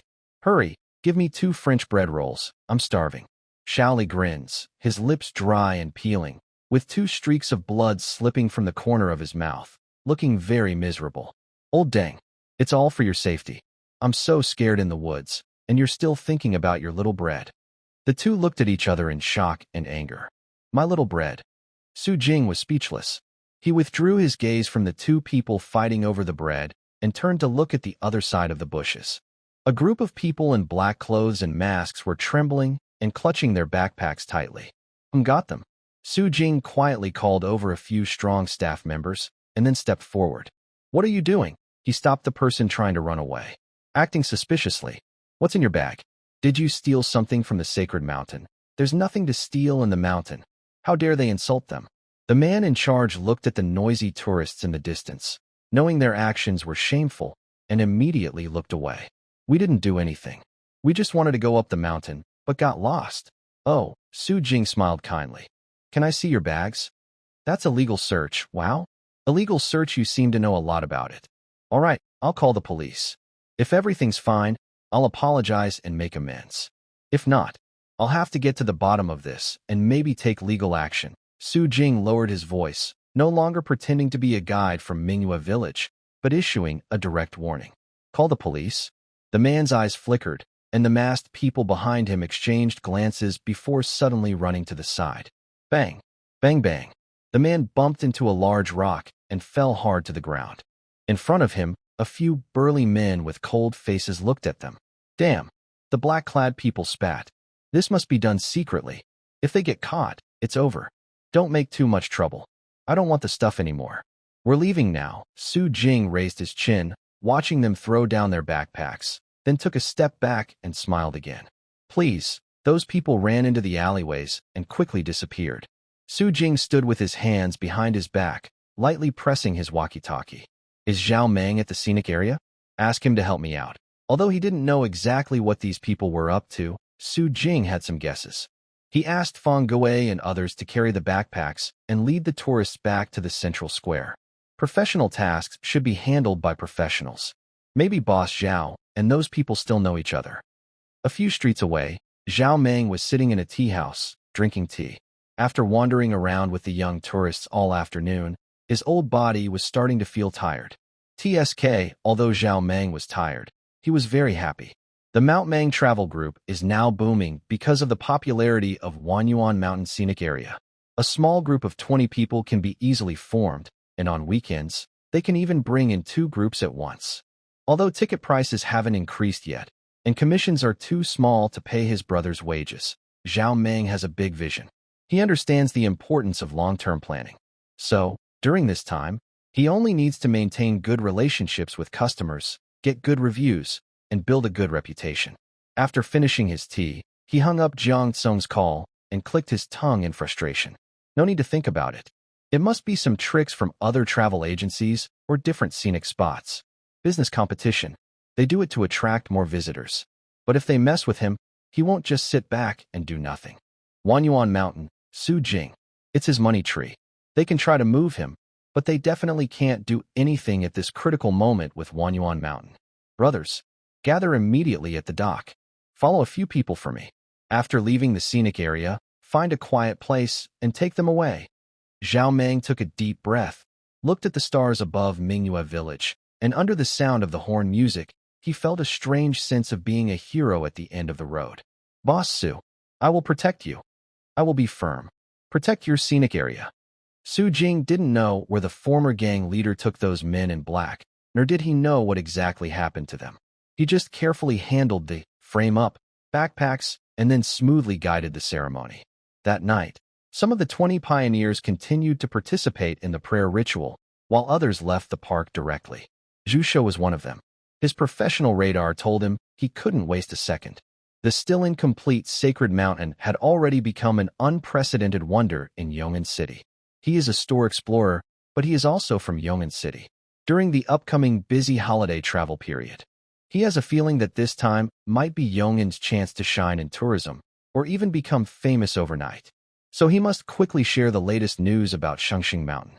Shen Zhuang and his companion completed their main goal and left directly. Another special person, the only one who interacts with the divine, Zhou Pe. Under his friend's urging, he also returned to Yong'an. His friends had already booked a spot at a familiar nightclub. When Zhou Pe arrived after a long drive, he saw a group of tired-looking friends in a smoky, chaotic environment. Dad Pai Pai is here. His good friend saw him from afar, his eyes brightening. He grabbed a bottle of wine and rushed over to hug his shoulder. Today you went to that mountain valley, and it must have been tough for our young master. I feel for you. Brother, he winked and made a teasing face. The girl has already called for you. All your type. The music thumped loudly, but today, the usual place made Zhou Pe feel uncomfortable. He looked where his friend pointed. Sitting on a sofa booth were a few beautiful women with pale skin, sharp faces, big eyes, and heavy makeup, but they instantly made him lose interest. Although he knew he shouldn't, a golden red fishtail kept swaying in front of him, making him lose interest in these plastic-faced women. Forget it, I'll just have some drinks. He waved his hand and strolled over to sit alone. 4 or 5 men and women at the booth looked at him with concern.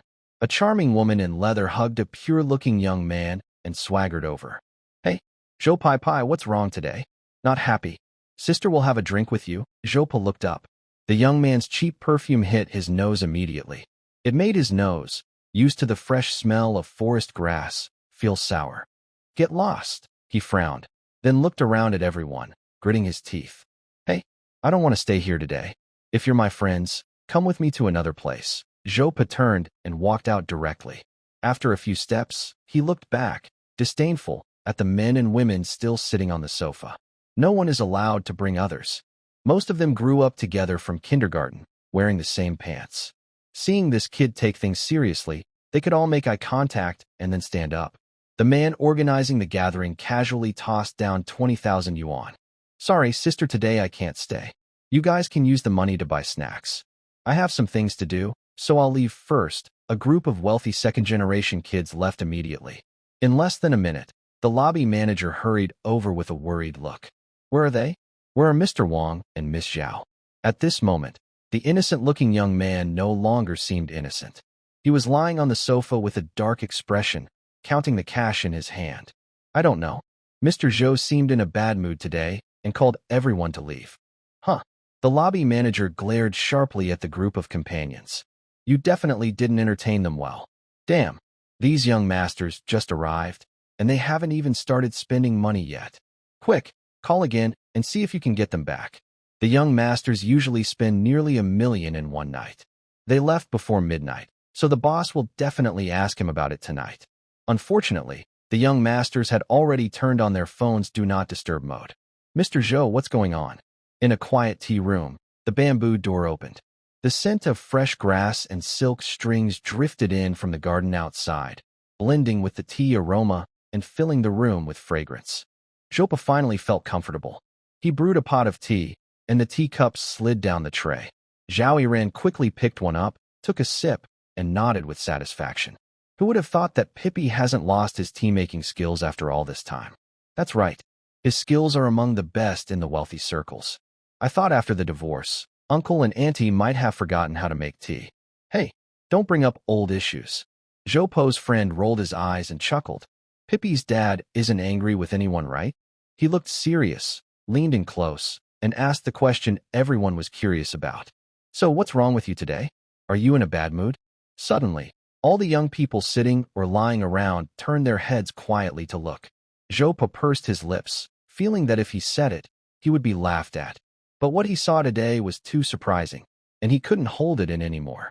I told you, you can't laugh at me. So, did you see a mermaid inside that sacred mountain? A mermaid that's half human, half fish. Did she have long hair? Was she in good shape? What kind of fish? A carp? Ha ha. Everyone burst out laughing. Jopo stretched his neck. What are you laughing at? I told you not to laugh. I knew it was a mistake to talk to these people. Ha ha. No. We're just happy about something. He tried to change the subject, but others kept laughing. Ha ha. Ha ha. You're killing me with laughter. Zhao Yinran wiped tears from her eyes. It's so much funnier than drinking. In front of everyone, the snack shells and fruit pits piled up thick, with crumbs all over their mouths, laughing so hard they couldn't see clearly.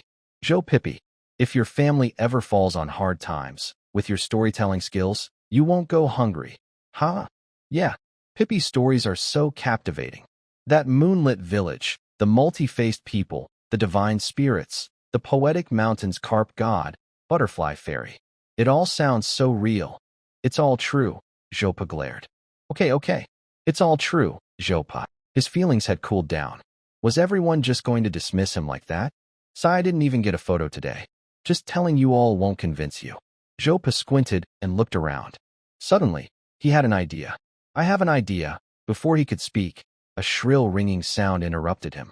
His buddy raised his hand, and everyone quieted down. It looked like an important call. Anti-crime raid. Everyone was caught. They found drugs in the shop. A faint voice came from the phone. Brother Xiao Sa hung up, his face turning pale instantly. Lonta was checked. When they searched him, they found that stuff. Everyone inside was taken away. As he finished speaking, everyone froze. Then all turned to look at Jopo. Although they don't touch that thing, if it were truly discovered that they had been in the bar where that thing was found, their parents' jobs and careers would be greatly affected. Fortunately, Jopo strongly wanted to drink tea and took them away. Big brother, did you get the letter early? Jopo also looked pale, holding his teacup, with his heart pounding. Tea. Good luck with water transportation. That large, golden-red fish tail flashed before his eyes again, and his lips trembled. It's really water transportation. The legend of the carp god is true. Let me tell you something. His eyes lit up, and he became excited. Do you all have plans for May 1st? Save a day for me. I'll take you to see the carp god and butterfly fairy. Zhao Yinran also calmed down, finished her tea in one gulp, then patted the table. Bro, is that real? Are you really going? The men next to them turned their heads, forgetting about the bar, and started laughing. But as they laughed, everyone suddenly stopped. Wait, are you serious? Jopo nodded, with no smile in his eyes. I've seen the carp god, and I know how to do water transportation. Today, I accidentally found out about this while drinking tea, so we managed to avoid trouble. Since you don't believe me, I'll take you to see for yourselves. He paused for a moment, then looked serious. But the guide said, to see the carp god, it's all about luck. The butterfly fairy likes lively places, so if there are many people, most likely you can see her. Even if you don't see those two deities, I can guarantee that this scenic spot is really worth visiting. If I'm lying, I'll work at my dad's company for a month. Wow. A huge bet. Everyone looked at each other. His dad is the kind of person who takes things very seriously. If Jopo just played the rich kid and went to enjoy himself, but if he wanted to work at the company, his dad would definitely watch him very strictly. Are you serious? Yes, I am. The young masters and Mrs. fell silent. After a while, the first person took a deep breath and said, okay, I'll believe you this time. He clapped his hands. Then I won't go with my parents to Rogua. Otherwise, I might not come back. I won't go on vacation either. I've made plans with an important person, but once I finish my work, I won't stay there anymore. I'll be back on the 3rd. Everyone was very respectful to Jopo and cheered him on. Jopo also smiled. Then we'll go on the 5th of May. It's settled. Once the decision was made on this side, Su Jing also finished a day of managing the scenic area. He arranged his staff and, exhausted, headed home. But then he received a very special call. Hello, are you the manager of Wanyuan Mountain 2, a scenic area? We are from the Yong'an City Cultural and Tourism Bureau.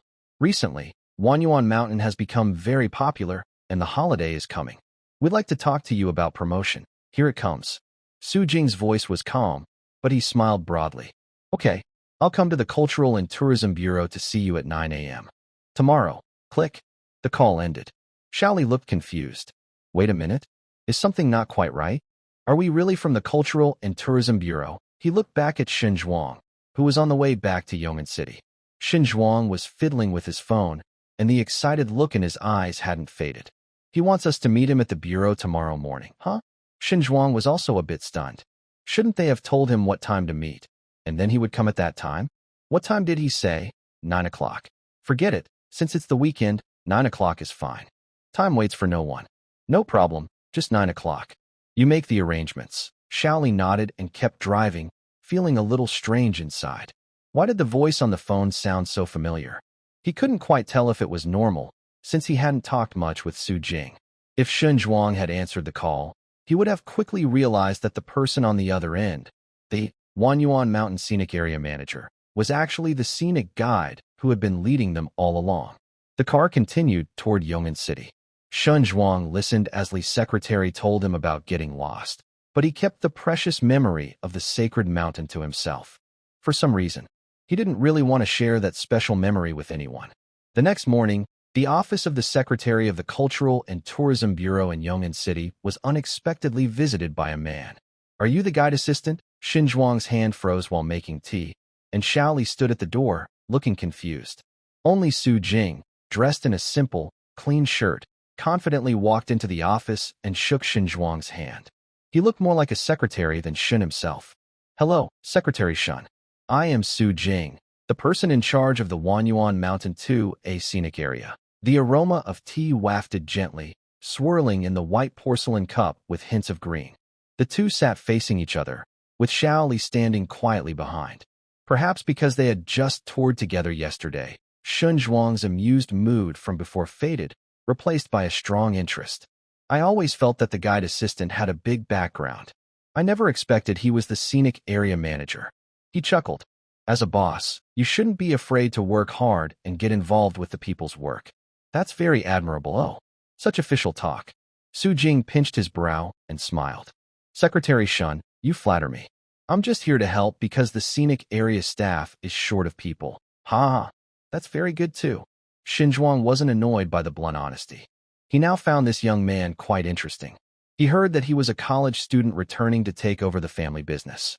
The scenic area seemed to owe a lot of money and was almost abandoned. How long has it been? Less than a month. And he managed to turn the scenic area around like this? And created so many interesting things. There must be a master behind it. Shen Zhuang leaned forward. Can you tell me the real story now? He smiled, still thinking about the amazing scene he saw yesterday. So, what's the deal with the carp god? Xiaoli stood to the side, smiling more warmly. Old friend, have you forgotten what today's main task is? The carp god, the carp god. You've been talking about it all night. Asking questions, questions, questions. At lunchtime, I'll give you some laxatives. The lower lip relaxed, and the upper lip should stay shut. Su Jing was stunned.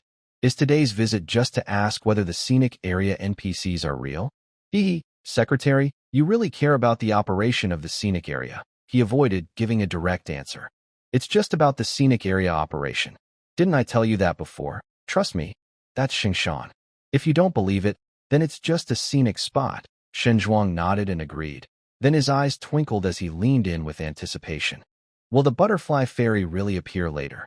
Su Jing was speechless. Time was precious. After finishing his work, he still had to go back and serve as a guide. Hee. All right, let's get to the main point. Shen Zhuang finally remembered the main purpose of today. He smiled awkwardly and sat down to discuss serious matters. So, was it you who arranged for me to get first place in collecting the ceremonial offerings? Is this going on forever? Seeing Su Jing's expression darken, Shen Zhuang finally became more serious. Ahem, I know you wouldn't do it on purpose. So, I'll be straightforward. The main reason I called you today is to discuss the promotion of cultural tourism before the holiday. Time is tight, and the task is heavy. Wanyuan Mountain wants to promote quickly, so everything must be ready. Your official website, ticketing system, guide system, promotional videos, posters, all need to be prepared. I believe Wanyuan Mountain has great potential. Xinzhuang's expression became very serious. Be honest with me. Give me the real situation. Do you have investors? Or a planning team behind you? Su Jing's heart skipped a beat. This was what Xinzhuang really cared about. With the holiday approaching, he wanted to promote Wanyuan Mountain through special channels. He just wanted reassurance. Secretary Shun, you have great insight. Su Jing gave a thumbs up, making Xinzhuang feel confident. How much stock do you have left? As much as you need. Oh, Xinzhuang raised an eyebrow. Is it on the level of Shangshan yesterday? Who can guarantee that? But the knife was already at his neck. Su Jing couldn't back out now, so he clenched his teeth and smiled. It will only get better. Oh my. Shaoli stood behind them, watching these two men boast and brag wildly, and his face was almost frozen from smiling. Damn it, you two just keep bragging. What if the scenic spot isn't ready later? Just look at Xinzhuang, that sly fox. How he's going to deal with you. Are you still happy right now? Does he only care about the publicity and the traffic after? Has he thought about the fact that Xinzhuang is betting on your Wanyuan Mountain? The first quarter's provincial cultural tourism meeting was a mess. If the second or third quarter, or even the year-end review, turns out the same, it will be bad. Old Shun will be the first to criticize Wanyuan Mountain. Su Jing smiled and shook hands with the old fox across from him, but his mind was tense. How could he not know? Money and resources have been invested. If things go wrong, the shame won't just be on Wanyuan Mountain, but on the whole Yong'an City's cultural tourism face. But he doesn't really care how the scenic spot turns out. With the system helping him, things will only get better. However, the online promotional videos Xinzhuang mentioned need to be made quickly. They've given him an order. By Tuesday at the latest, everything must be ready. They will follow the same process, and once everything is in place, they will immediately start promoting. A figure appeared in Su Jing's mind. Time is tight. Maybe they can try to find that person. After taking another sip of tea, Su Jing remembered the group of people in black masks from yesterday. He didn't hide anything and directly reported to Xinzhuang. Secretary Shun, do you remember the other group that got lost on the mountain yesterday? I think something's off with them. Maybe. Although their meeting only lasted 2 hours, many things changed after Su Jing and Xinzhuang met. Yes, I understand.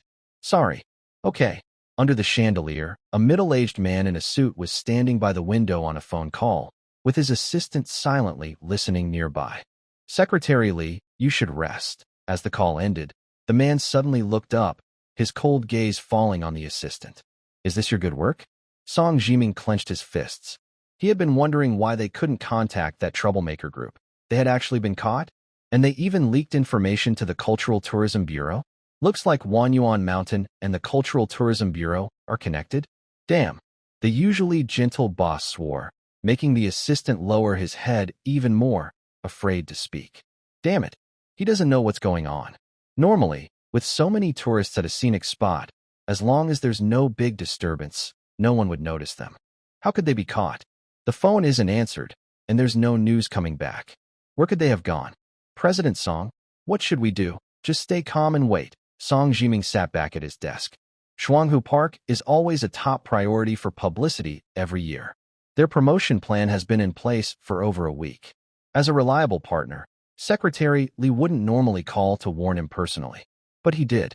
That means, in that leader's eyes, is that damn Wanyuan Mountain more promising than Shuanghu Park?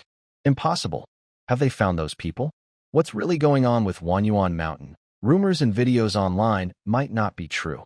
Only the experts know the real details. But the assistant, blushing with frustration, finally managed to say, not yet? Damn it.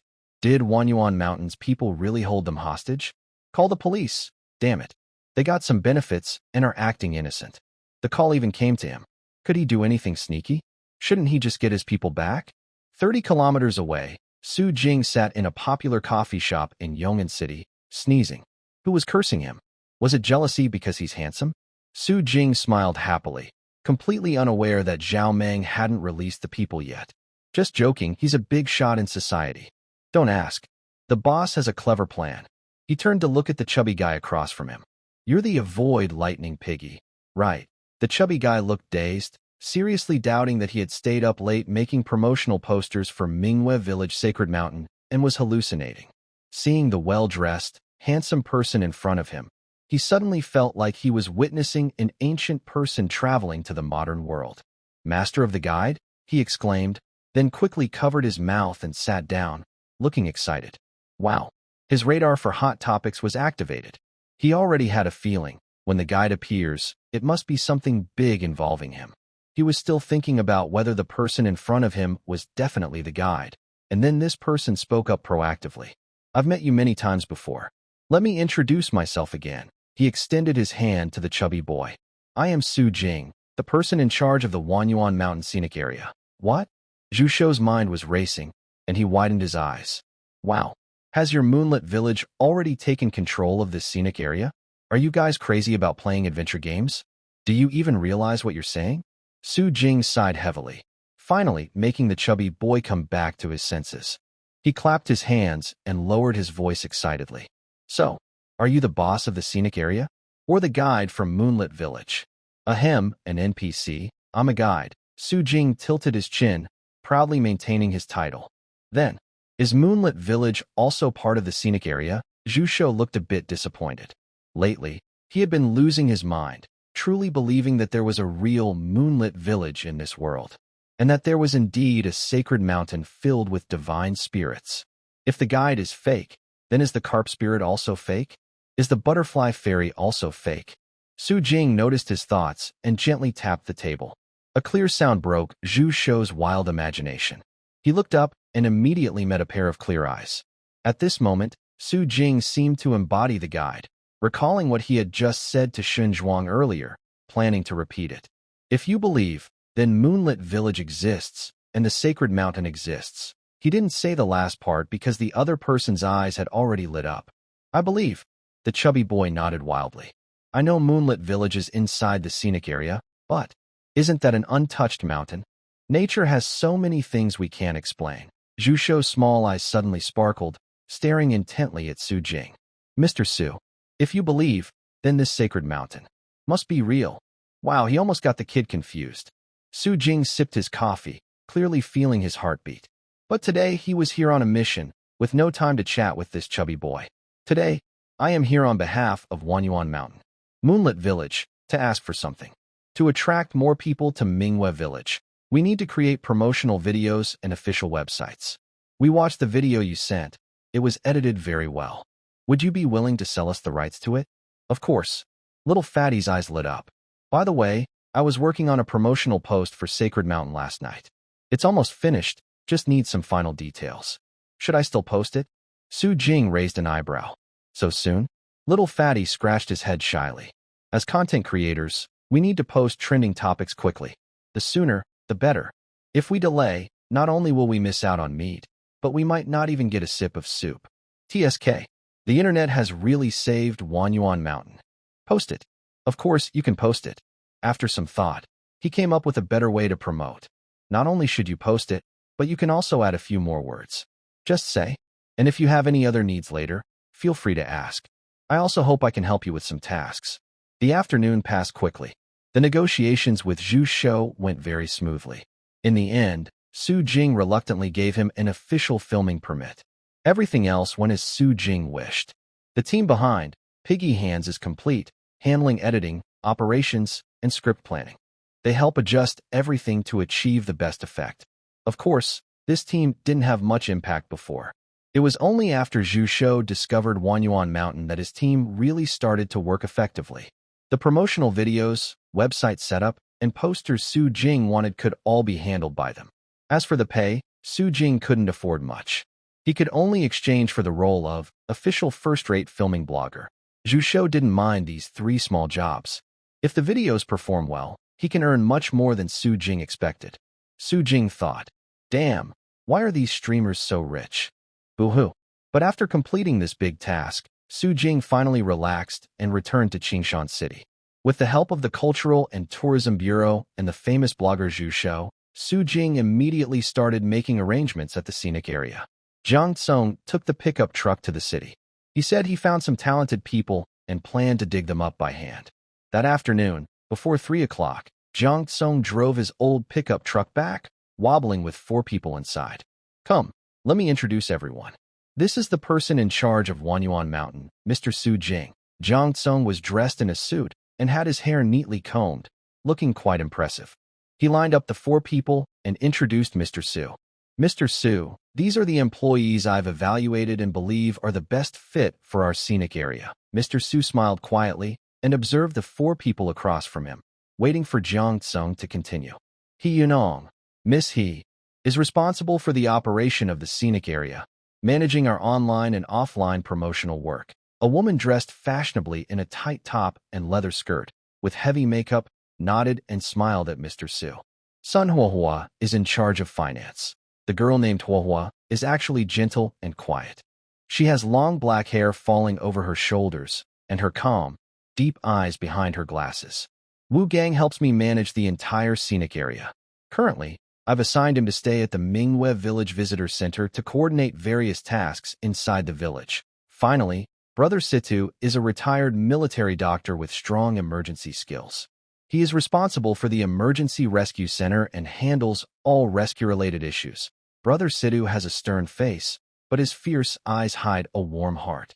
Mr. Su looked at Brother Situ, feeling surprised. It seemed like Mingwe Village had many tall, strong employees like this. There was Feng Cheng, recently released from prison, then workers like Feng Gi, and even a former social leader, cooperation partner Mongsong Travel Agency. Now they had also hired a military doctor. TSK. He thought that these people together could form a security patrol team for the scenic area. Jiang Tsung waved his hand, signaling everyone to wait on the side. Then he and Mr. Su moved to the side. These people are very reliable.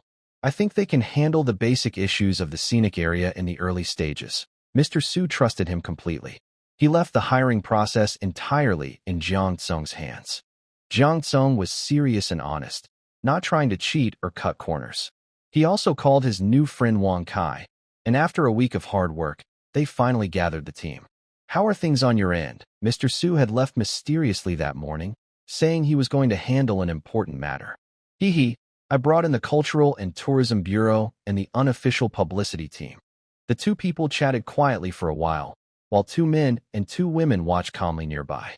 Did Jiang always invite you here? Yes, I heard him describe it. This scenic spot seems very interesting. I just quit my job and plan to come see it. Anyone can boast, Yunong said with a slight smile. I do my best, but if this place is really a mess, I can't turn it into something good. Sun Huahua moved aside slightly with some disgust and whispered, I'm here to make money. If I don't earn anything, I'll leave immediately. Brother Situ shrugged. I have no other goal, just want to relax.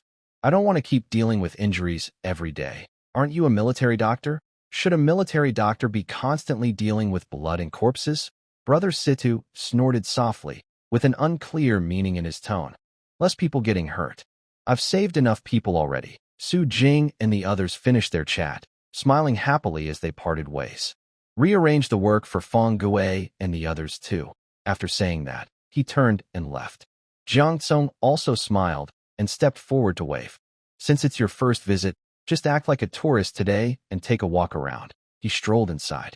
If you think it's good, after the ceremony, I'll wait for you at the Visitor Management Center. Zhao Dashua happily handed over 4 tickets. The route map on the tickets shimmered faintly. After seeing a few people off, Zhao Dashua looked at Su Jing's back with full respect. Dad, did you see that? The scenic spot was revived in less than a month. You were right. College students are amazing. The full Sunday holiday quickly came to an end. All visitors left the scenic area. The moonlight shone down, crossing Mingwe Village, Qingshan County, and covering Yong'an City, finally blending into the lights of thousands of homes. In a small rented room, a man placed the meal on the coffee table, and a woman put down her clothes that she was drying, smiling as she leaned over. Smells so good. Look at what our baby made. The man smiled, sitting cross-legged on a rough carpet, his belly pushing out from his clothes. Today, pork is cheap, so I bought some and made soft fried pork tenderloin. A young couple sat down, turned on the projector to watch a variety show, and started eating and chatting. Today, the company announced that there will be a normal holiday for Labor Day with no overtime. Why did the company send a notice on a big Sunday? The woman pouted unhappily. Only 3 days until the holiday, but even if we take time off, we won't have enough time to go out. The man chuckled. Yes, I haven't planned anything either. Sorry, my dear. Seeing her boyfriend look so disappointed, the woman sighed but then smiled again. But since we have a holiday, let's go out and explore. We can't go far, but nearby places are fine too. Exactly. As long as we're not at home, anywhere we go will be fun, said the man, taking a sip of soda and feeling excited. Let's find a scenic place nearby, with clear mountains and clean water, to relax and enjoy ourselves. Okay, I'll check what's around tomorrow. The man waved his hand. Let's do it now. I'll look at the plans with you this time. They looked at each other and smiled, then immediately started searching on their phones. I've been there before, it's a fake attraction. This one is too expensive. Just looking at the scenery doesn't seem worth it. Baby, what about this? It's a 4A scenic area, said the woman, shaking her head. Forget it. You don't take photos or like taking pictures. Let's find a fun place to walk around. I don't want to be upset when we travel. The man smiled awkwardly and kept scrolling. But suddenly, his finger stopped. On the screen, an ancient building complex with pointed roofs and slanted eaves caught his eye. Baby, look at this. Meanwhile, outside a building, a group of friends gathered, chatting excitedly. The school just announced a holiday, but all the tickets to go anywhere are sold out. So annoying. They won't let us take leave, or we'd just go. Now all the popular spots are full. Where can we go during the holiday? Maybe we should find some less-known places to visit? They might be fun too. Do you even know what less-known means? It's places that are not famous, very expensive, not popular, and often overhyped by those who want to look good. Reliable, honest, and straight to the point. So, where else can we go? We can't just stay at school during the break, right? Hey, I saw a blogger's video recently about a new scenic spot. It looked pretty good. Let me find it. You guys take a look too.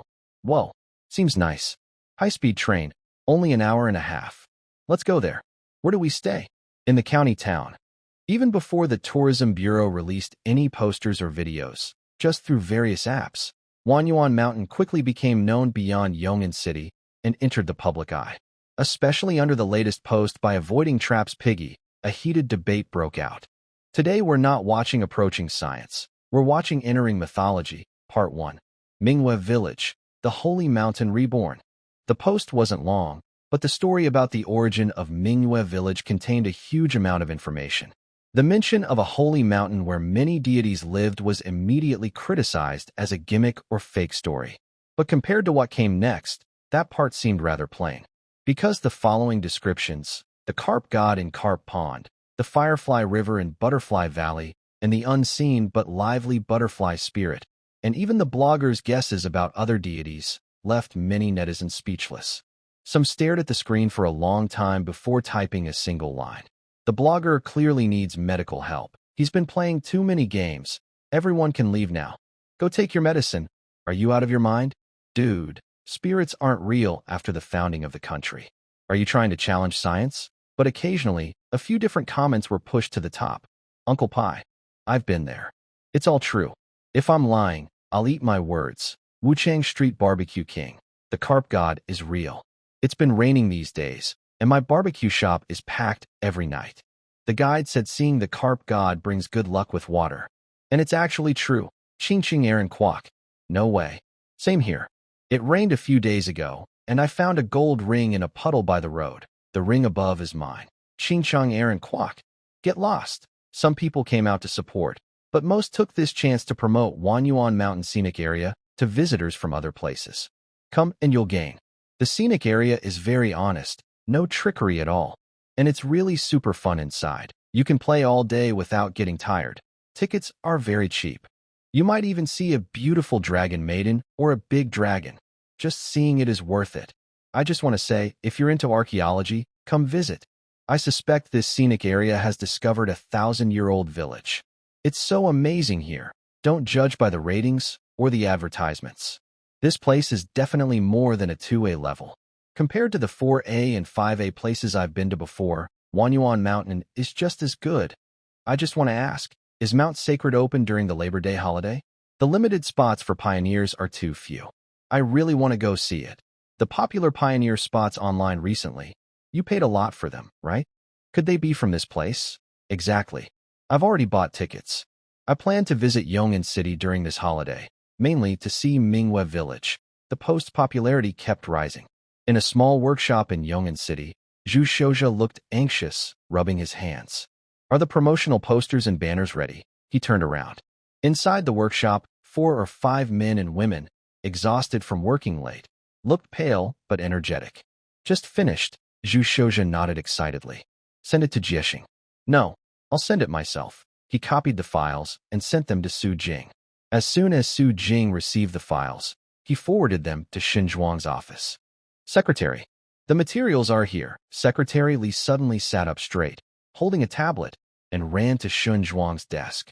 Xin Zhuang looked sharp and pounded the table.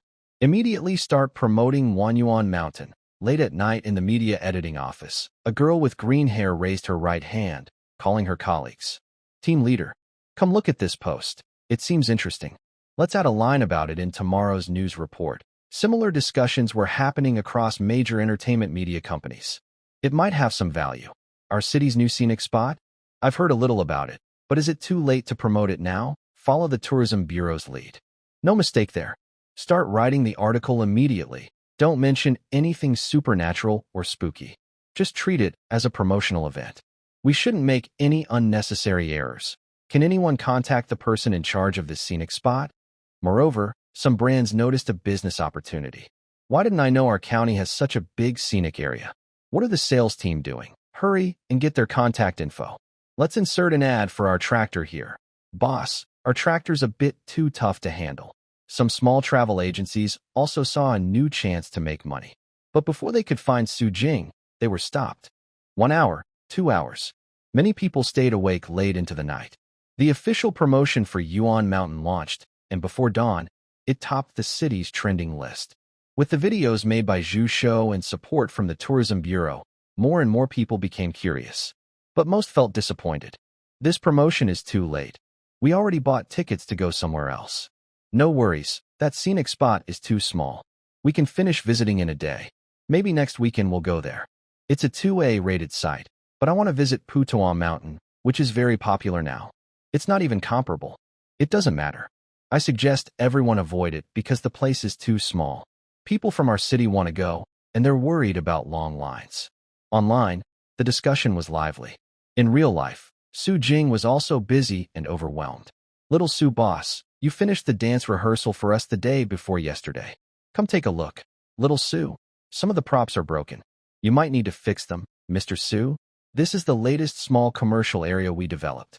It has 6 restaurants, 2 craft shops, and a convenience store. The man was so busy he almost wished he could clone himself. But among all these issues, the one that concerned him most was a question raised by Jiang Kong.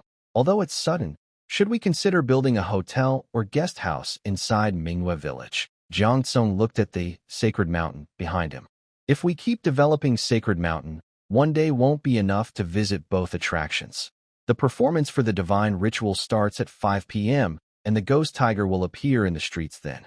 So, it's best for tourists to stay inside Mingwe Village during that time. Going up the mountain can only be scheduled in the morning. Jiang Tsong checked his watch and shrugged. If we don't allow overnight stays, we'll need to open earlier. But since it's in the county and the traffic is poor, even opening at 8 or 9 a.m., few people will arrive. Moreover, Jiang Tsong moved closer to Su Jing and whispered, hotels and guest houses will increase the park's income.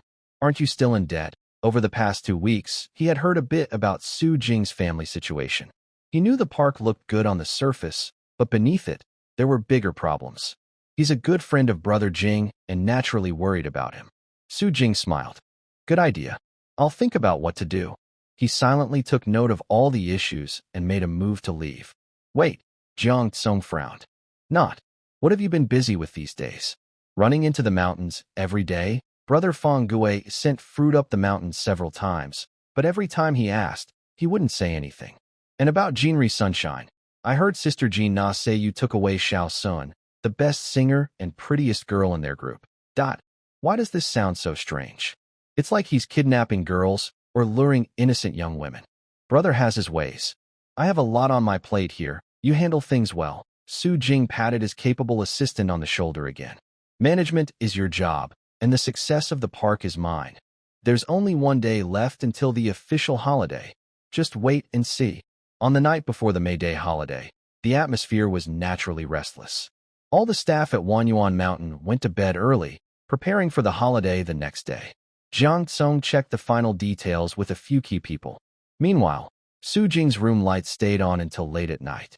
As night passed, the bright sunlight spread across the country, and transportation systems entered full operation.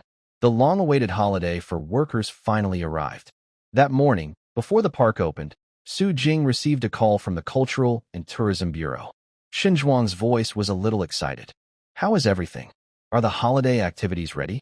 Do you feel confident? Su Jing smiled, recalling the last rehearsal from yesterday, and nodded seriously. I'm also looking forward to it. After hanging up, Xin Zhuang thought for a moment, then got out of bed and called Secretary Li. Keep an eye on the news from Wanyuan Mountain. This scenic spot, which had special promotional approval, could it attract enough attention from the public and make Yong'an City stand out? It all depends on this holiday. The view rose higher, looking down on the city from above. On the map of routes like a spider web, thousands of red dots representing people were heading toward this small, little-known county. The county head of Qingshan County was called back from his breakfast stall by his subordinates. What?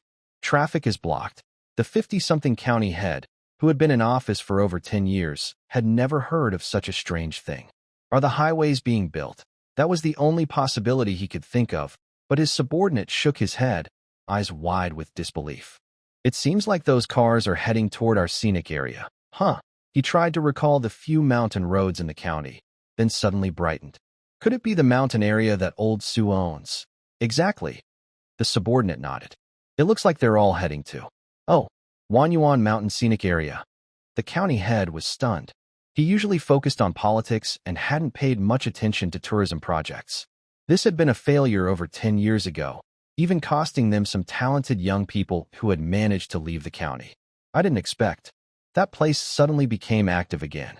First, go manage and smooth out the traffic issues. Once that's done, you also go find out what's really going on at Wanyuan Mountain. Not only he knew, but Song Jiming was also frowning in his office, drinking a cup of bitter tea. President Song, should we just ignore Wanyuan Mountain? Humph. How can we ignore it? Who will handle it? He glared fiercely at his secretary. What a useless assistant. That night, before the police even arrived, the people he sent were safely returned. I heard they didn't cause trouble. They just worked from day to night. They cooked over 60 dishes in 2 days, cleaned hundreds of clothes, and left a mess everywhere. Damn it. Besides, Secretary Shin already found me. What else can I do? Song Jiming put down his tea and sighed. If we can't do it secretly, then let's do it openly. We must make a good effort with the activities we've planned these days. If we can't even handle a small scenic area, what face do we have to compete with Hongya Mountain? Yes, I will supervise everything closely. Major scenic spots in Yong'an City started to act. Zhao Dashua anxiously waited at the ticket booth. What should we do, Brother Jing? Less than 100 people have come so far. Did we announce the earlier opening time too late? Maybe no one knows. His face grew worse the more he thought about it. Or maybe, not many people want to visit our scenic area during the holiday. Su Jing patted his shoulder to stop his worrying thoughts, then turned to Feng Cheng and spoke. Time is almost up. You go to the parking lot. Keep order, quickly help all visitors park their cars, and let them in groups. Feng Cheng nodded and quickly left with 2 staff members. Su Jing looked into the distance at the end of the scenic road, where faint dust was flying. The main group is behind us. Before he finished speaking, less than 10 minutes later, the continuous sound of horns echoed from the end of the road. Amid the noisy symphony, dusty vehicles like musical notes jumped and rolled over the uneven dirt road. Ing Jing waved his hand and walked toward the park, pressing the intercom around his neck. A large number of visitors are coming. All departments prepare. Welcome guests. Husband. This place is so remote. A man and a woman, covering their noses to block the dust, walked from the dusty parking lot to the entrance of the scenic area. After paying 50 yuan for tickets, they looked at the information on the tickets and spoke. Yes, I feel dizzy just driving here. The man looked up at the gravel road ahead and frowned. I heard the tickets used to be 30 yuan, but I didn't expect the price to go up during the holiday. Luckily, it's only 50 yuan, not too expensive. The woman snorted beside him. Not too expensive? They say this scenic area is just a village, and the nearby mountain isn't developed yet. 50 yuan is already a lot, but the man disagreed. He shook the ticket in his hand. No, look at this, honey. On the ticket, which has a landscape painting style, a clear line of words was printed. The sacred mountain is partially open, accessible up to the middle of the mountain. Please follow the route map, comma.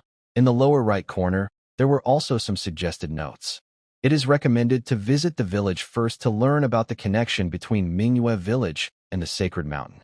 After participating in the ceremony, return the next day to explore the sacred mountain. Otherwise, time will be tight, and the experience may be less enjoyable, comma. What's this? The woman wrinkled her nose. Who has 2 days to spend here? Besides, it's just a village. How long can you really explore? But I saw online guides saying, it's more fun to join this sacrifice ceremony and the divine invitation ritual at night. The woman wanted to argue, but seeing his excited and expectant look, she softened. Finally, they had come out to have fun, so just enjoy it. All right, let's go have fun. But I say, if it's not interesting, I won't come back tomorrow, okay? The man chuckled, hiding the long-collected page of the complete ritual guide, and eagerly headed inside. Please, it has to be fun. The shabby parking lot was already at full capacity. No choice. Feng Chung started guiding the cars to park along the roadside. Luckily, they were in a remote mountain valley, surrounded by wild mountains and dirt roads. As long as they were willing to walk a bit further, there were plenty of parking spots. But as he thought about this, he was so busy until 1 p.m. that when his stomach started growling with hunger, he still hadn't finished. Wow. He looked at the endless black line at the end of the dirt road and was stunned. How many people are coming? Is this real? Is everyone joking? Yesterday, he noticed the ticket prices at the scenic spot had gone up, and he thought fewer people would come this time. But what's going on? Over 200 cars have already been sent in. Why isn't it over yet? It's only the first day? He felt very upset. The tourists were even more unhappy. I told you not to come to this mountain village. The roads are bad. It's already noon, and we still haven't entered the scenic spot. Think about it differently. If so many people are coming to this mountain village, it must mean there's something special about this place. You're right. But stop talking. Someone cut in line in front of me. Damn him. Beep, beep, beep. The continuous honking of horns caused a traffic jam that only eased around 3 p.m. The secretary sent by the county mayor to observe the situation put down his binoculars, his jaw almost dropping, trembling as he took out his phone. County mayor, you might not believe this. Have you ever seen a long march of thousands of miles? He looked at the endless stream of steel on the rural dirt road and swallowed hard. It's almost the same. Outside, people struggled forward through the dust and dirt, but inside, everyone was completely calmed by the sight before them. Wow. The man with sunglasses took his hand out of his pocket. When he arrived, he was annoyed about the ticket price increase, but after coming in, anyone who dared to say the tickets were expensive, he would risk his life for. Is this expensive? How could it be? In front of him, layered eaves and blue stone roads winding up with the town's smoke and fire. Villagers dressed simply walking through the streets, greeting tourists warmly. Even when surrounded by groups, they showed no impatience. Occasionally, a group of strong men with short sticks would come out from smaller alleys, looking serious. But if someone timid asked for directions, they would immediately smile kindly. Oh, a woman holding a big bunch of flowers stepped out of a house, walking quickly, not knowing where she was going, but suddenly stumbled and scattered the flowers all over the ground. Oh no, these flowers are supposed to be sent to the holy mountain, but now everything's a mess. Time's almost up. What should I do? Her voice was bright, yet full of worry, instantly drawing the attention of many tourists. A man glanced at the guidebook in his hand, then remembered her mention of the holy mountain. Without hesitation, he rushed forward. I'll help you. Move aside. I'll do it. Miss, you need help sorting the flowers, right? I used to work at a delivery sorting center. This task is mine. It seemed this task wasn't meant for a group. The woman smiled gratefully, divided the flowers on the ground into 3 piles, and waved to the first 3 who had come over. You 3, please help me. Similar scenes appeared all around Mingyue Village. Two reporters holding cameras looked at each other, unable to hide their amazement. This really is the city of tasks. The online guide said the missions appear randomly, with no pattern, and change every week. The woman lifted her small camera and took a picture of the scene in the distance. In the photo, the woman was handing out flowers to the three helpers, one yellow, one blue, and one red. The three fluffy woven flowers looked quite different from each other. And of course, people noticed the difference. Everyone crowded around excitedly. What are those? The online guide never mentioned this. New items. Wow, you guys got new items. She's going to the Holy Mountain. These must be related to it. I'll pay 100 yuan. Sell it to me. The man with the yellow flower didn't hesitate and handed it over to the buyer. Just like that, he earned back the cost of his ticket with one item. Both of them left happily, while someone behind them muttered enviously. Maybe it's just an ordinary flower. People are crazy. If you want it, buy it yourself. Rich folks can do whatever they want. I don't think it's that simple.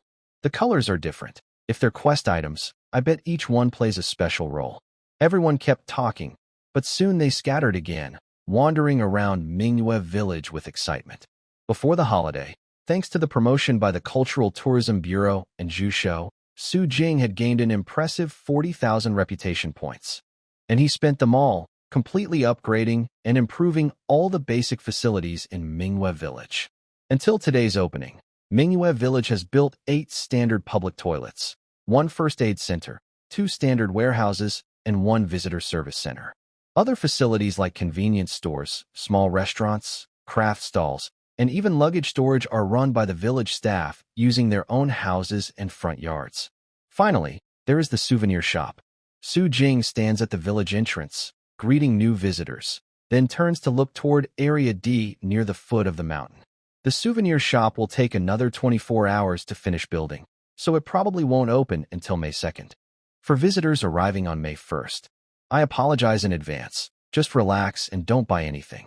Leave feeling light and happy. The small print on the ticket changed some visitors' plans. Some visitors who originally planned to see everything in one day, due to traffic jams and getting caught up in tasks, couldn't reach the mountain's foot even by nearly 5 p.m. But some experienced visitors, who came specifically to climb Sacred Mountain, went straight to the mountain's base after entering the park. What? Why can't we go up? A man stands at the mountain trail entrance, glaring angrily at the mountain guard. Sacred Mountain is not fully open yet. For safety, at least 20 people need to gather before we can enter. Our village doesn't have enough staff. Please understand. The first guard remains calm, and the second guard also stays steady. In short, they are saying, wait here until it's your turn. Fine, fine. The man glares fiercely at them, then grits his teeth and speaks coldly. We'll wait. The woman behind him rolls her eyes. She's so annoyed by this helpless situation. She looks back. Luckily, there are already 12 people, so they'll be able to enter soon. She came specifically for the legends about Sacred Mountain online. If they're not true, she'll definitely criticize the blogger. The two guards exchange glances, then look at the growing number of visitors. When there are 20 people, they suddenly step forward. Guard 1. Dear visitors, a quick note beforehand. Guard 2. If you want to go up the mountain to pay respects, be prepared. Number 1. The carp god needs fate. The butterfly fairy enjoys lively scenes, and beyond that, everything is unpredictable. You all. Number 2. It's not always possible to get what you wish for. Number 1. But I wish everyone well. Number 2. On the trip to the Sacred Mountain. Both. Forward without hesitation. Let's go. The two turn and walk away quickly, while the surprised tourists hurried to follow. What are they doing? Isn't this a scenic spot? They're talking as if it's real. It's a big holiday. Could it be that we can't see anything? Are they joking? No way. The group rushes into the mountain. Immediately, 2 more men stand at the entrance, looking serious. Even though the population of Mingyue Village has reached about 50 or 60 people, plus the Qingyun acrobat troupe and the Jintai song and dance troupe helping out, there are less than 100 in total. It's impossible to split up and take tourists into the mountain separately. After discussing with Jiang Tsong, Su Jing finally decided that the official opening of the Sacred Mountain would be on May 2nd. That's also why they don't recommend tourists to go up the mountain on the first day. Meanwhile, The tourists who have already reached the sacred mountain have passed by the carp pool and butterfly valley. It's beautiful, really beautiful, especially the water pools under the forest, where golden and silver koi swim freely, unafraid of people, creating a wonderful experience. And in Butterfly Valley, hundreds of butterflies flutter among the flowers, making visitors feel enchanted. The most incredible part is the Firefly River, where the glowing green water flows over, instantly making all fatigue and frustration disappear. Even now, they sometimes catch glimpses of the green glow in their minds. But, the problem is, where are the gods? All the promotional talk about the carp god and butterfly fairy, they haven't seen a single one. What's going on? Is the event not started yet? It's a holiday. Open your eyes. It's time for a break. Gods, come out and work. Big Brother Warrior. Everyone gathers around two villagers, feeling like ants trying to move a mountain. Are you sure? We won't see the carp god and them today? Warrior 1 frowns. I told you long ago, the carp god isn't someone you can meet just because you want to. Where's Butterfly Fairy? Has your event not started yet? Warrior number 2 was surprised and didn't seem to be acting. What event? I already said, Butterfly Fairy loves lively places. With only 20 of you, it's probably hard to get her to appear. The man was angry and went off sulking. The woman gritted her teeth and asked, are we just wasting our time today? Can't see anything at all? Online, it said that the sacred mountain only has these 2 spots open. If we came all this way, wouldn't it be a waste of money, and we see nothing? Ahem. Although the fish pond and butterfly valley are definitely worth the price. But our group came specifically for those 2 deities. The 2 warriors looked at each other, confused, and pointed up the mountain path. What are they talking about? Some parts of the sacred mountain have reopened. We can keep going forward. Bang. Bang bang. In an instant, everyone turned to look at the mountain trail. They had entered the scenic area and headed straight for the sacred mountain. But now it was almost 3 p.m. Sunlight filtered through the dense leaves, casting dappled shadows. The faint glow made the mountain path look hazy. Is there still more? The 20 tourists looked at each other, then suddenly sprinted uphill. Damn it, we're the pioneers. The pioneers of the newly reopened area of the sacred mountain. Damn, this is so exciting. They cheered and disappeared into the forest trail, while the 2 warriors chuckled. Young Master Su's move is really good. Amazing. Giving a sweet treat after a slap. Who could resist that? Huh? Let's go? Keep up. Don't let them scare it. This time, the uphill path was noticeably steeper, but it was still a flat asphalt road. The group climbed around the mountain, not feeling tired at all. Phew. The air grew colder and fresher. They stopped at a small pavilion to rest. Look down there. That's Bright Moon Village. Wow.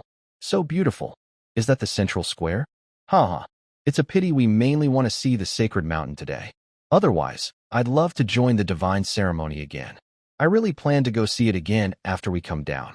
Bright Moon Village's events update so fast. During the May Day holiday, there will definitely be new activities. I feel there will be new performances. The woman's analysis makes sense, and everyone nods in agreement, becoming excited. Then she says, let's go down the mountain later. The shy man nearby speaks softly. Down the mountain? When we can go down is uncertain. We've been walking for a long time and haven't reached the next spot yet. Everyone is a bit tired, so they look at the 2 brave brothers. It's almost there, very soon. You said that 10 minutes ago, and now. Chirp. A strange chirping sound instantly silences everyone. They turn to look, and outside the pavilion, on a crooked-necked tree, a fluffy little monkey hangs upside down, holding an orange, tilting its head to look at them. Chirp. Chirp chirp. Its call attracts another companion. The 2 little monkeys swing on the tree for a few seconds before suddenly darting away, squeaking as they run off. If Su Jing were here, he would recognize that these 2 monkeys are Little Soil and Little Wood patrol guards. They are excitedly returning to their territory to report. The humans and Big Brother said humans are here. Wow. So cute.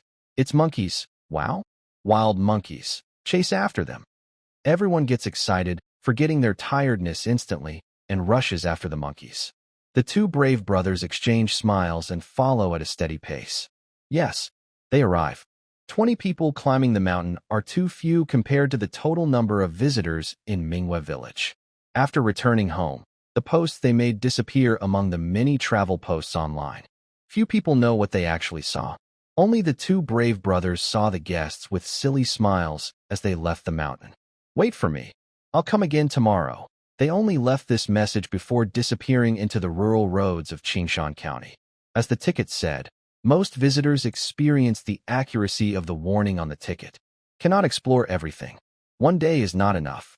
Just the scenery and activities of Mingyue Village kept them busy all day.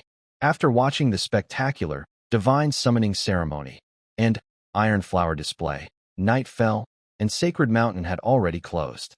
They figured they could only come back the next day. Some tourists had to leave because their schedules were tight, but most chose to change their plans and drove to the nearby Qingshan County town. The accommodations were basic, but it was close, so the next day they could reach the scenic area in just over half an hour. The hotel owners in Qingshan County were going crazy. Wow, such wealth and success. When everyone found out that these tourists came down from Wanyuan Mountain and planned to stay overnight before going back the next day, they were even more surprised. Are you serious? You came all this way just to see that rundown, nearly closed scenic spot behind the mountain, and decided to stay in this county for 2 days? How did this happen? Is this still the Wanyuan Mountain they remember? In one hotel, the owner apologized to the guests and put up a full house sign. Boss, it seems Wanyuan Mountain is getting popular. A young girl behind the counter, eating sunflower seeds, held up her phone, eyes shining. The owner took the phone, looked at it for a while, and nodded in surprise. Is Wanyuan Mountain the place that couple's kid caused a fuss about? Who would have thought? At this moment, Zhao Meng took a hot shower and lay on the hotel bed, enjoying a back massage from his younger brother. Luckily, he foresaw this. He knew that Brother Su's scenic area would definitely become popular, so he booked a hotel in advance to settle everyone in his tour group. Tomorrow, we'll go again. Let everyone rest well. We're going up the mountain tomorrow. There aren't many toilets up there, so drink less water, eat less, and wear light shoes. He hung up the phone. His younger brother came over flatteringly. Brother Meng is mighty. The ticket prices for Wanyuan Mountain just went up. We get 10%, but just today's tickets earned us 500. Plus tomorrow's. He clapped his hands. All right. You mentioned that tomorrow the souvenir shop at Mingyue Village will open, right? They won't sell much, but as long as people buy, we'll earn too. The loyal younger brother grinned happily, feeling relaxed and joyful. I knew Brother Meng's judgment was the best. We're really on the rise. Just as you said. Zhao Meng lay on the bed, feeling very happy. But besides feeling pleased, he was also a bit curious. So far, only 20 people had gone up to Sacred Mountain.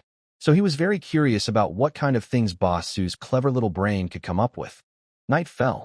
On the highway, at the airport, and at the high-speed train station, Yong'an City finally welcomed visitors from all directions. The first arrivals were mostly those who had left early. But today, many people who could only go out during the holiday finally arrived in large numbers. Various departments in Yong'an City became busier. The Cultural and Tourism Department closely watched the rising visitor numbers and spoke more confidently. Keep observing, see where these visitors are going. Make sure to record everything in real time. Got it. At Wanyuan Mountain Scenic Area, Shengling Mountain Range, Mingyue Village entrance.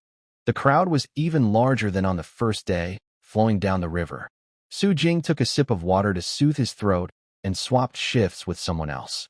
Luckily, he followed Jiang Tsung's advice and added 3 boats, or today would have been a disaster. According to Professor Zhao's statistics, by 11 a.m., over 200 people had entered the scenic area, and the real entry time was just beginning. He looked at the bustling Mingyue village and helplessly sent a message to Jiang Kong. Today's visitor limit. 3,000 people. Their scenic area was big enough, but the number of visitors was too few. They had performances, NPC roles, in order to maintain. Even if their staff had 3 heads and 6 arms, they couldn't handle it all. After receiving the message, Jiang Tsung immediately told the staff responsible for operations to post the latest news on the official account and various online platforms.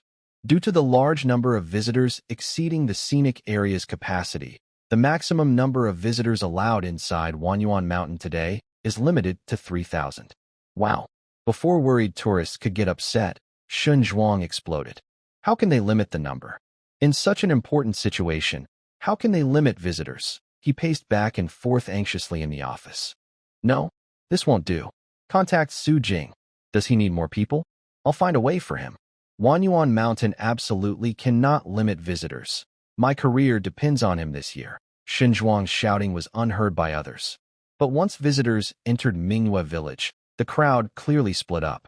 The newcomers were frantically exploring the mountain village and collecting offerings. Yesterday, the tourists living in the county town gathered at the foot of the mountain after their visit. Warrior 1 and Warrior 2 looked at the large crowd in front of them and swallowed nervously. Go ahead, your turn. They pushed each other gently, and Warrior 1 finally stepped forward. Dear visitors, the fog has cleared, and the path to the sacred mountain is open. He glanced at his colleague, and then spoke in a serious voice. Please line up properly. Only 20 people can enter at a time, with a 3-minute interval. Fighting is not allowed on the sacred mountain. Those who do will be remembered by the spirits of the mountain. And that's not a good thing. He slowly stepped back, leaving enough space for 2 people to walk side by side. If you are lucky enough to see the spirits, please keep your distance and do not offend them. If possible, we hope all visitors will show our deepest respect to the people of Bright Moon Village. Now, everyone can go in. Suddenly, like a floodgate opening, the crowd surged up the mountain and quickly disappeared into the lush forest. After seeing off all the visitors, the 2 warriors wiped their sweat and sighed. Good luck to them. Click. Stepping on a dry branch, Ping pushed up her glasses and continued walking forward. She had been looking forward to today for a long time. Since her first participation in the Bright Moon Village's prayer ceremony, where she saw the red and white dance and fireworks, she had felt a sincere longing from the distant mountain tribes. And after seeing online that 20 pioneers had the chance to visit the sacred mountain, she had been full of hope. But she didn't come on the first day. From her experience, the first day usually isn't the busiest. Many highlights of the scenic area tend to appear on the second day. Sure enough, others might not pay attention, but she did. Seeing the visitors who returned empty-handed on the first day of entering the sacred mountain only strengthened her resolve. As for what they said about monkeys or other things, she wasn't interested. Her only goal today was one thing: to pay homage to the spirits. The 20 of them discussed quietly. Without villagers to escort them, everyone was afraid to walk too fast, so they hadn't run into the previous group. But when they pushed aside a hanging vine, faint sounds came through, soft screams and excited chatter, making Ping's expression turn serious. Run quickly. She immediately sped up, leaving the others far behind. Below the bridge, the koi fish happily swam, chasing after the young girl's steps. But no matter how she posed or made gestures, she received no attention. Until she stepped onto the stone slab over the pond, the fish seemed to sense something and suddenly dispersed all at once. Ping stood frozen in place, unaware that one foot had already stepped into the water. The air was silent, only ripples flowing, water droplets crisp, and the sound of wind blowing through the lotus leaves. In front of the stone path, each stone slab had a person standing on it. Everyone looked excited and nervous, lips pressed tightly, afraid to make any sound that might disturb this sacred place. Inside the cave behind Ping, a girl with fair skin and a delicate hairstyle rested her forehead on her hand, eyes closed, seemingly asleep. From the ground extending into the water, a large, shiny, golden-red fish tail stretched out, its tip gently swaying, as if trying to get close to the friendly koi. Yes, Ping whispered softly. The koi spirit. The other visitors behind finally caught up, all stopping above the pond, unwilling to move even a little. Come on, move forward. We can't see anything from back here. Exactly. Why are you hesitating? Keep walking. Why are you blocking the way? Damn, did they see something special? I remember the promotional video of the sacred mountain mentioned a divine appearance. Maybe it's happening now. Under the tense weight, someone finally couldn't hold back and started complaining, which sparked dissatisfaction among the others. They began to argue. The people in front were reluctant, but could only take a few photos before hurrying away. The noise grew louder. The girl inside the cave, with eyelash-like fins, trembled slightly. Then her huge fish tail lifted out of the water, the tip trembling. After stretching lazily, she looked at the stunned crowd in front with an annoyed expression. So noisy. Her fish tail looked completely natural, as if it grew directly from her body, lively and effortless. Suddenly, the tail slapped the water with a loud splash, splattering water all over the tourists in the pond. Ah, damn. Oh my gosh. I'm soaked. The koi spirit is angry. It's all your fault for staying here, which woke up the koi spirit. Some people were busy taking photos. Others were angrily scolding. But at this moment, everyone's greedy nature was clear to see. The girl shifted her pose, smiling faintly, or perhaps mockingly, with a look of slight contempt in her eyes. These strangers. So rude. She tilted her body and jumped into the pond, disappearing into the splashing water, leaving only a sentence behind. If this keeps happening, maybe I should think about moving somewhere else. The koi pond gradually calmed down. The breeze was gentle, the lotus flowers remained, and without the presence of the spirit, the koi fish happily swam around again. People stared blankly at the koi spirit that had just vanished in front of them, feeling both surprised and scared. Did it disappear? Magic? Magic? No, it must be a trick. Wow. It's like a real person transformation. Is this real? Could it really be a spirit? Didn't you see her tail? How could you make such a realistic prop? The crowd was discussing when suddenly a deep, angry roar sounded, and they finally realized what was really happening. What did you all do? The man speaking had just reached the middle of the pond. He pushed through the crowd, carrying a heavy camera, but collapsed in the last moment before seeing the koi spirit. You scared her away. His expression was calm, but it was clear that his anger was barely contained. Do you know? Yesterday, no one saw the koi spirit on the mountain, and today, so many people came just for her. It's not even noon yet, and because of your greed, all the other visitors can't see her anymore. The visitors in front wanted to argue, but when they saw the crowd of people rushing in from behind, they dared not say a word. Sorry, the first person quickly turned and left after speaking. It was no longer safe to stay here. If more people learned the truth, they might be left behind as offerings. The road finally cleared, but the spirit they longed for had already left. Some people, unwilling to give up, went into the pond area and wandered around, hesitant to leave. It wasn't until someone softly reminded them that they finally snapped out of it. The koi spirit has left. Let's hurry to the next attraction. If we miss another one, it would be even more disappointing. Oh, right. Everyone suddenly realized. There are more sights ahead, and the legendary butterfly fairy, who loves lively places. Someone stood on a large rock by the pond, waving their arms and speaking loudly. I heard butterfly fairy enjoys lively places. We already have so many people here. Why not go together and try our luck? We've come all this way today.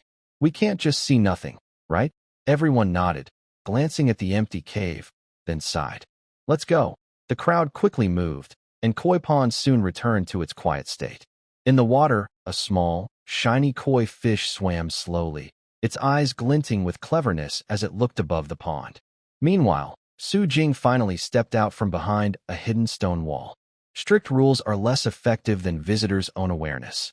Once this incident spreads and people talk about it, over time, everyone will naturally follow the rules, unless someone wants to face everyone's anger. He looked at the path up the mountain and slowly followed. Those people are smart. They're not wasting time here. Otherwise, they might miss seeing anything at the next spot too. Su Jing disappeared behind the trail for a long time. The small koi fish took the opportunity, leaping onto the shore, transforming into a girl wearing a lotus leaf dress. Her ears shimmered with golden red light, and delicate scales extended from her collarbone downward. When she slightly turned her head, she revealed hidden gill patterns near her jaw. She was barefoot, wandering around the pond, playing with lotus flowers, waiting for the next lucky visitors. Meanwhile, a large crowd of tourists surged toward Butterfly Valley. Some were busy scolding the visitors blocking the way earlier, but most thought, since they came out to have fun, there's no need to get angry over small things. They excitedly discussed the next attraction. We've arrived, the leader spoke excitedly. In front of him was a lush, bustling mountain valley. The cliffs and rocks jutted out at an angle, like a platform rising in the middle of the valley. Below the platform, countless butterflies fluttered up and down, creating a colorful river among the flowers and around the tourists. Oh my goodness! Seeing this scene, does anyone still remember the story of the butterfly fairy? Going out to play is just for taking photos and checking in. The crowd quickly rushes into the valley. They push Ping Ping, who is taking photos at the entrance, into the middle of the crowd. Hey, don't push. There's plenty of space. She unhappily pushes away an older woman and then looks around. She has seen other scenic spots called Butterfly Valley online, but those small groups of butterflies are not as impressive as here. Most importantly, these butterflies are not afraid of people. Everyone is holding up their phones to take pictures with the butterflies and the flowers see. A few tourists, who look like students, keep exclaiming in surprise. That's the big-eyed, blue-winged butterfly. That's the Saturn yellow butterfly. That's the colorful red magic butterfly. Oh my. That's the 7-star butterfly. Oh my. Why are there so many protected species in this butterfly valley? Look at that. Is that the purple coral star butterfly? The one that's nearly extinct? Wow. A few students are graduate students studying biology and conservation. They exchange glances, their lips trembling. Should we call the teacher? This needs to be protected. Take photos. Show them to the teacher, so we don't make mistakes. They gather together, chatting excitedly, while the people around are happily running around. Fortunately, Butterfly Valley is large enough to hold many visitors. But even so, after an hour, the valley becomes crowded, and some people can't find space to stand. What's that? A shout of surprise comes from the crowd, followed by a loud call. A faint white figure appears from the woods. Ping Ping, squeezed so tightly she can't see anything, raises her camera high, trying to capture something. But when she lowers her camera and carefully looks at the figure in the woods, her pupils suddenly shrink. Butterfly, what's all the noise? Aren't there butterflies everywhere? No. Ping Ping pushes up her glasses and points at the figure floating up from behind the trees. It's here. Everyone saw it. Under the faint glow, a woman in a silver-white dress floated to the edge of the stone platform. Xiao Sun subtly turned her body and untied the harness hanging from her waist. Below the platform, in the dappled sunlight, all the visitors in Butterfly Valley looked up at her. Wow, so many people. Xiao Sun took a small step back, but stopped when she saw someone hiding in the corner, Su Jing. Her heart instantly calmed, and she smiled at the visitors below. Sunlight shone from behind her, making her face look unreal. Her hair shimmered with a soft golden glow. But what was even more stunning was her long, white, dreamy dress. Small feathers decorated the dress, pure white and flowing, gently fluttering in the breeze. Today in Butterfly Valley, it's so lively. The woman in the white dress on the platform whispered softly, her voice gentle like a songbird, calming everyone below. Hee in the hazy sunlight, the woman seemed to smile with her eyes, raising one arm lightly and gently touching the air. I smell the mountain's revival, the scent of grass and flowers, and the lively smell of fireworks. She was just lightly jumping at the edge of the stone wall, causing the crowd below to gasp in surprise, as if she wasn't afraid of falling. Today I am happy. I will sing a song for the people. Sing a song? Someone's mind suddenly lit up with a bright idea. Loving the lively atmosphere. Loving singing. She is the butterfly fairy. His words woke everyone up, and all eyes widened in shock. But some people were doubtful. She doesn't look like a spirit. No wings at all. She just flew up earlier. Maybe she's just using a harness. His voice was loud, and some visitors looked suspicious. But that doubt only lasted less than 10 seconds before disappearing completely. At the same time, Ping Ping, holding a long focus camera, suddenly widened her eyes. Wait. She carefully examined the woman's dress on the stone wall. Among the layered feathers, she found tiny, moving antennae. She couldn't help but scream in surprise, her face full of shock. Her dress isn't feathers. Those are butterflies. With her exclamation, the butterfly fairy also moved. Bright white snow covers the mountain, where there are no footprints. The quiet valley is very lonely. I am the hope here. Frost fills the sky. Like a storm in my heart, only the earth knows. The wounds I have suffered. She gently sways her body, her feathers trembling slightly, her song sad, yet full of hope. The noisy crowd below falls silent. No one mentions whether the butterfly fairy is real or not. Everyone is drawn in by her beautiful singing. They think about the past changes on the Holy Mountain and Bright Moon Village, remember the prayer ceremony, and the villagers' sincere eyes, and they can't help but feel a little emotional. But she keeps singing. Let no evil enter the Holy Mountain. With my strength, I will protect every day. Her hair flows in the wind as she spins on the sloped wall. A few white butterflies struggle to hold onto her skirt, then suddenly are thrown off, bursting into a cloud of white in the air. Her singing grows louder and more intense. But I believe, someday, I will be reborn. Her voice rises like a mighty wave, echoing through the sky. The woman smiles, stepping forward under the bright sunlight. Wow! Her pure white feathers suddenly explode outward, transforming into thousands of butterflies that scatter into the air. One person is a shining world. Bloom, bloom. The light of the holy mountain is pure and flawless. A huge swarm of butterflies, like mist or rain, circles around her, singing loudly, then suddenly shoots upward, exploding like fireworks. Fly, freedom, this is my home. Her voice rises higher and higher. In the stunned, wide-eyed crowd, she spreads her arms wide. Wow! The butterflies that are spreading out seem to be guided, quickly gathering around her. In an instant, the white butterflies converge, and a light, flowing veil with a faint golden glow drifts down toward everyone below. The butterfly wings gently brush, scattering pink powder. The swarm, guided by her fingers, gracefully passes over all the visitors. Then, like a net or smoke, other butterflies, originally flying low among the flowers, also become excited. A surge of energy shot into the sky, forming a colorful rainbow ring that spiraled high above Butterfly Valley, as if crowning the long-absent queen.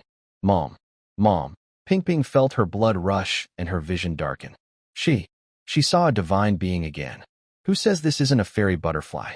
They've already shown you divine signs. The flying harness allows flight. But what about the butterflies? So many butterflies. How can she control them? Su Jing watched from the shadows, pleased with the scene before him. Butterfly Dream. Intermediate costume item: a slip dress made of shimmering gold silk, with a queen butterfly gem on the chest. Attributes: elegance 30%, dreaminess 30%, butterfly affinity 300%, possible attraction of rare butterflies. Uses 1/10. This dress comes from a parallel world sewing god, with magical effects. It took 200 positive reviews to get this piece, and it can only be used 10 times. It's a rare item, but it's also the most suitable item Su Jing could find for this scene. And the song worth 30 reputation points. Blooming, cultural item, has the same melody as Let It Go, from their world, requiring very high vocal skills. The only person fit to be this Butterfly Fairy is Xiao Sun from the Golden Sun Song and Dance Troupe. But clearly, she succeeded. Su Jing looked at the white butterfly river in the sky, swallowing hard. He didn't expect the dress to be so powerful. The singing continued. With a firm and powerful voice, suddenly, plop, the first person knelt down. Butterfly Fairy, bang bang bang. More and more people knelt, eyes filled with excitement, expressions solemn, shouting loudly. Butterfly Fairy, great Butterfly Fairy, congratulations on your return to the sacred mountain. Su Jing was stunned. Xiao Sun was stunned too. People below couldn't see her clearly against the backlight, but she could see the scene below vividly. She watched as bodies knelt one after another, her fingertips icy, tears threatening to fall. Mr. Su, this is too much to bear. It could shorten your life. She is only 28 years old. The old man on the right, who looks like he's 60, even knelt down for her. Su Jing knew he might have gone a bit too far. He gave Xiao Sun a quick look, and she immediately showed a grateful smile. Haha, I am very happy today. The sacred mountain is thriving again. I will go explore around now. She finished singing her song, smiled softly, then disappeared into the depths of the platform. Bai Dai also flew away, and the other butterflies calmed down, as if the mysterious figure had never appeared. A few seconds later, a loud cheer erupted from the sky above Butterfly Valley. Congratulations, Butterfly Fairy. Su Jing hit his forehead in surprise. The plan to create a god. It was successful, but now, everything was ruined. Maybe because they saw a divine being, or because the visitors were already satisfied, or because no one dared to disrespect here. In any case, within half an hour, most of the people in Butterfly Valley had left. The remaining visitors took photos or excitedly discussed. After this experience, even the ordinary butterflies around seemed to carry a sense of divinity. More and more people arrived later.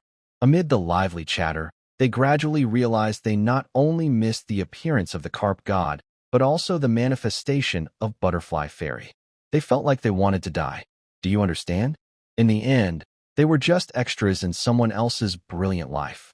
They stayed behind, regretting, then angrily decided they would take at least 800 photos here to get their money's worth before leaving. As for the people ahead, they had already started climbing Big Butt Mountain. The trail from Butterfly Valley to the next scenic spot was quite far, at least half an hour's walk. The group split into faster and slower climbers based on their stamina. Some moved easily and quickly to the front. Others, unwilling to fall behind, gritted their teeth and quickly overtook. Having experienced 2 scenic spots, the tourists had figured out something. This place's attractions really are a bit mysterious. The park owners seemed to care little about what visitors wanted to see. Luck played a role. Timing was also very important. If you were lucky, you'd see what you wanted once you arrived. If not, no matter how early you came, you might see nothing. But maybe, just maybe, once you left, what you wanted to see would appear. So, on the trail halfway up the mountain, a funny scene happened.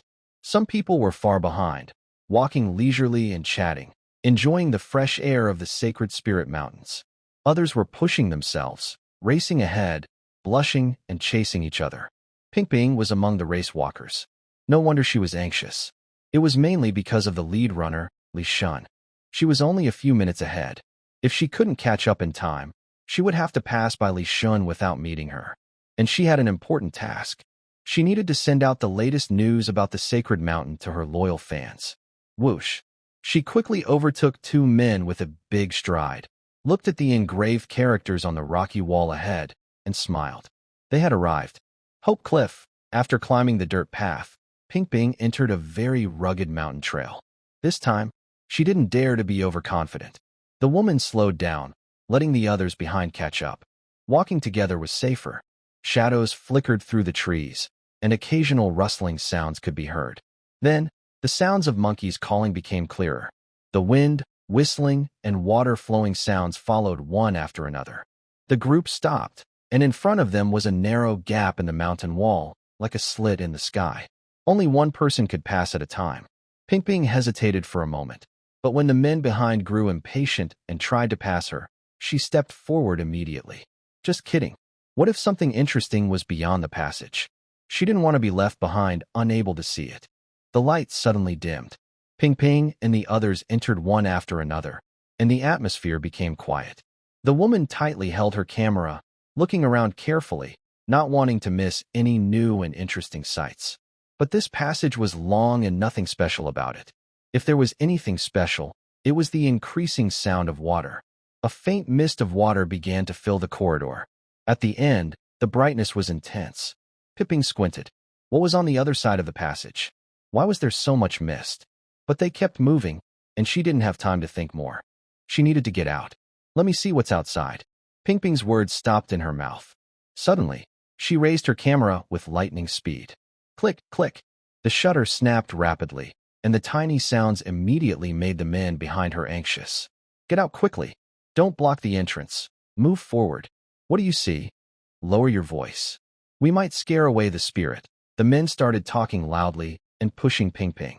Ping Ping finally calmed her shock and took a step forward, making way for the exit. Look! Suddenly, the area brightened. Several men quickly ran out, their pupils shrinking as they adjusted to the strong light. Oh my gosh! The wind blew across the open field ahead. Green grass rolled like waves, turning the invisible wind into visible motion, blowing toward the horizon. Within the green waves, there were red trees, yellow flowers, and white stones. At the end of the green waves, distant mountain peaks and lush greenery appeared. Everyone's eyes widened. Was this a cliff slope? But what surprised them even more was yet to come. Boom! A bright flash appeared. To their right, a huge waterfall suddenly poured down. The silvery water looked like it was coming from the sky. It flowed down the mountainside and merged into a river at the foot of the mountain.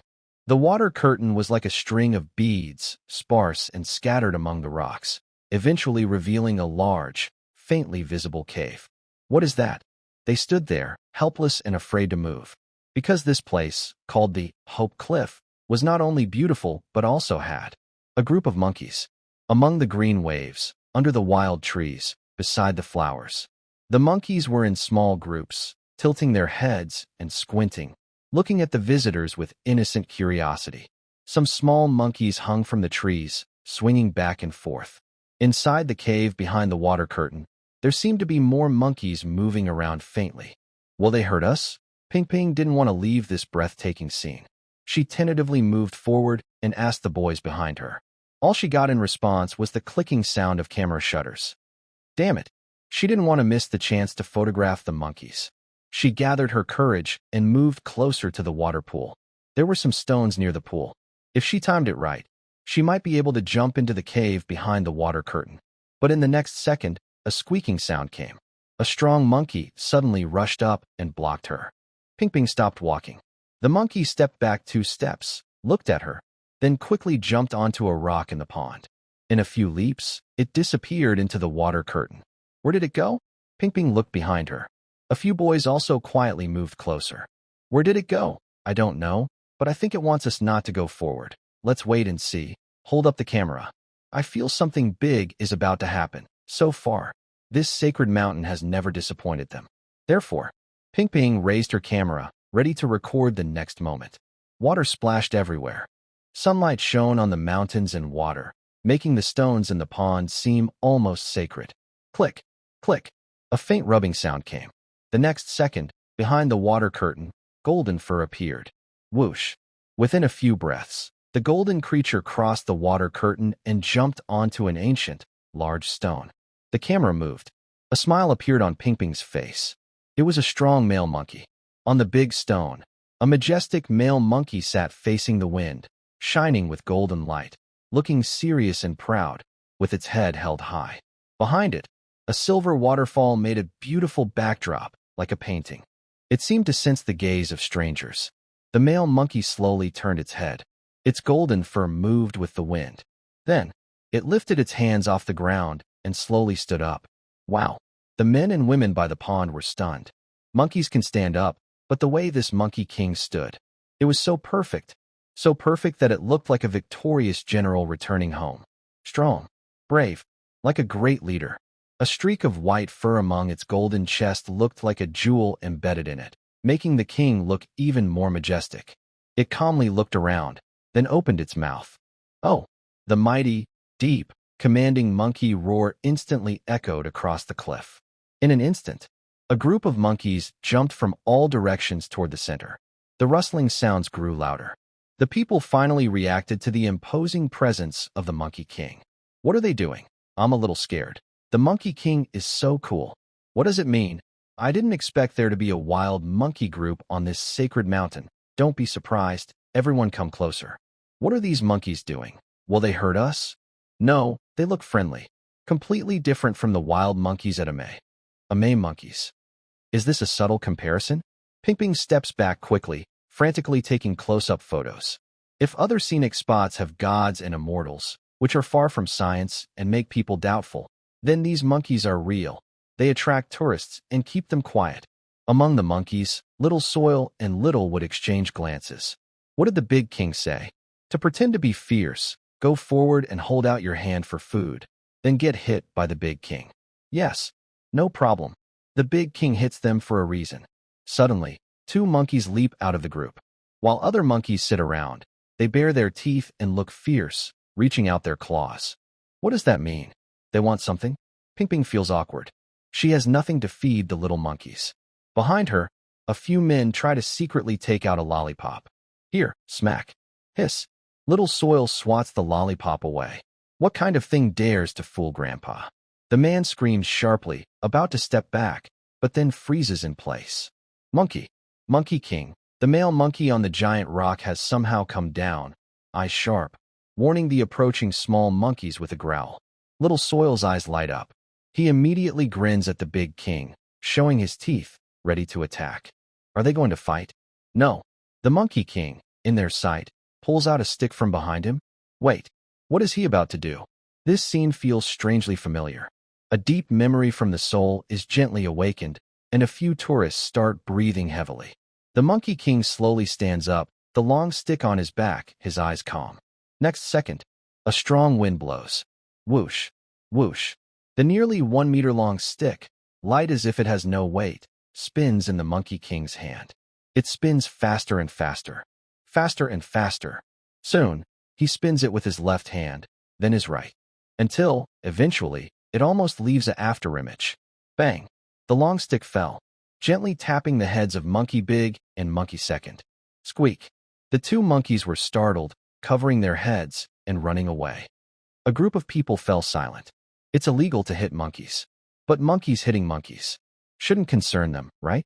The Monkey King put the stick back on his shoulder, turned his head to look at Ping Ping and the others. A proud look flashed across his human-like face. Hello? Are you Yao Yao Ling? There's an animal show here. Oh, no one forced them. It seems they volunteered. They were stunned for a while, and the new visitors to Hope Cliff also gathered around, standing in the corner, wide-eyed, taking frantic photos.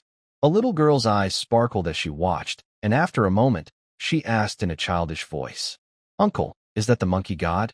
The uncle next to her squinted, looking at the strong male monkey juggling sticks with flying skill, his eyes shining with excitement. No, that's the Monkey King. His voice was even deeper. But maybe it wants to become a god.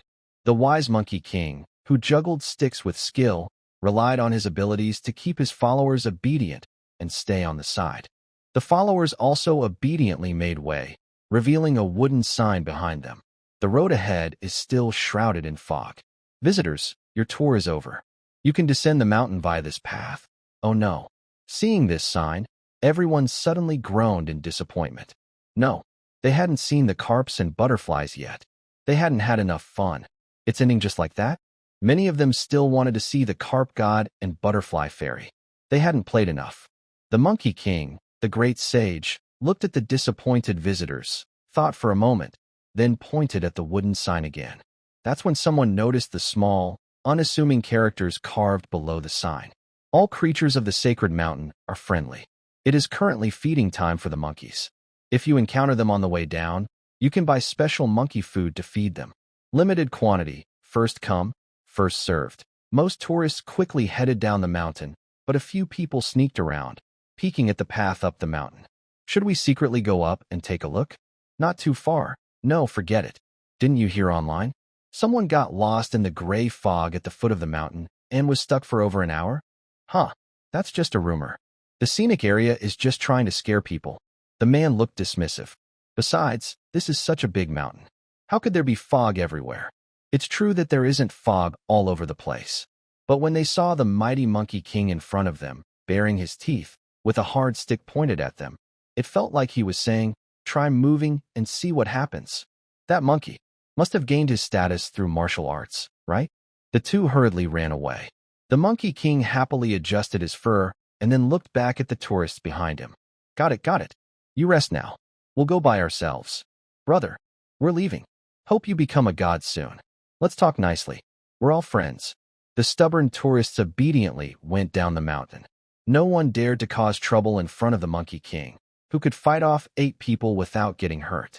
After the commotion, the Monkey King returned to his spot behind the waterfall to pretend to be cool, waiting for the next group of visitors. Meanwhile, the tourists ahead had already started down the trail. According to Su Jing's plan, the paths up and down the mountain are completely separate. So, he and the Monkey King agreed that the monkeys could wander around the trail near the descent when they had free time. The tourists, being kind-hearted, would sometimes bring them snacks. So, there's only one left. Who wants it? A staff member from Minghua village sat on a small folding stool by the trail down, holding a small bamboo basket covered with a clean cloth, with a little sign next to it. Packerizes mandarins, 10 yuan each, only 10 sold per day in the scenic area. Ping Ping held half a mandarin, looking surprised. Only 10? I'll pay more. The seller looked helpless. Minghua village has rules that the fruits and snacks sold can't exceed the feeding limit of the mountain's monkey group, or it might disturb their habits. Another girl also held the other half of the mandarin, frowning and waving her hand. Forget about these rules. I was here first, so of course I get to buy it. Are you from Dunhuang? Why are there so many murals? Ping Ping glared and quickly retorted, surprising the woman opposite her. In the end, An employee stepped in to settle the matter. "All right, ladies," he said, splitting the orange in half. "Each of you take one half, and that's enough." Having barely resolved the issue, Ping Ping happily carried her half of the fruit and headed down the mountain path. Along the way, she saw stalls selling strawberries, carrots, and peaches, but they were all sold out. Each fruit stand only had 10 pieces, and they didn't charge extra for the price increase. This made Ping Ping both worried and happy. At least it showed that the villagers of Mingyue village truly cared for the animals in the sacred mountain. Thinking this, she approached a small monkey near the fence by the roadside. The monkey's fur was shiny and soft, clearly well cared for. "Here, do you want to eat?" The monkey sniffed, then carefully reached out its paw to take a piece of orange from Ping Ping. It ate it quickly, then thought for a moment, chattering and pointing at her other hand. "Do you want more?" Ping Ping was so cute that she smiled and offered the rest of the orange. But the little monkey seemed to understand human language. It shook its head randomly and pointed at the orange peel in her hand. "Do you want to eat this?" The bright orange peel emitted a fresh scent.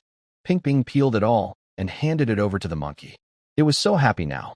It chattered excitedly, using its hands and feet to hold the orange peel close. "Delicious. This is real deliciousness," the little monkey happily thought, thinking that the actions taught by the big monkey were useful. What was it called again? Nod yes, shake no. Sure enough. Is this human wisdom? It happily ate, no longer minding the girl's hand reaching out to pet its head. For food, monkeys will do anything. For a tasty snack, no shame. Along the way, there were monkeys in various poses everywhere. Most weren't afraid of people, but they clearly preferred to approach visitors holding food.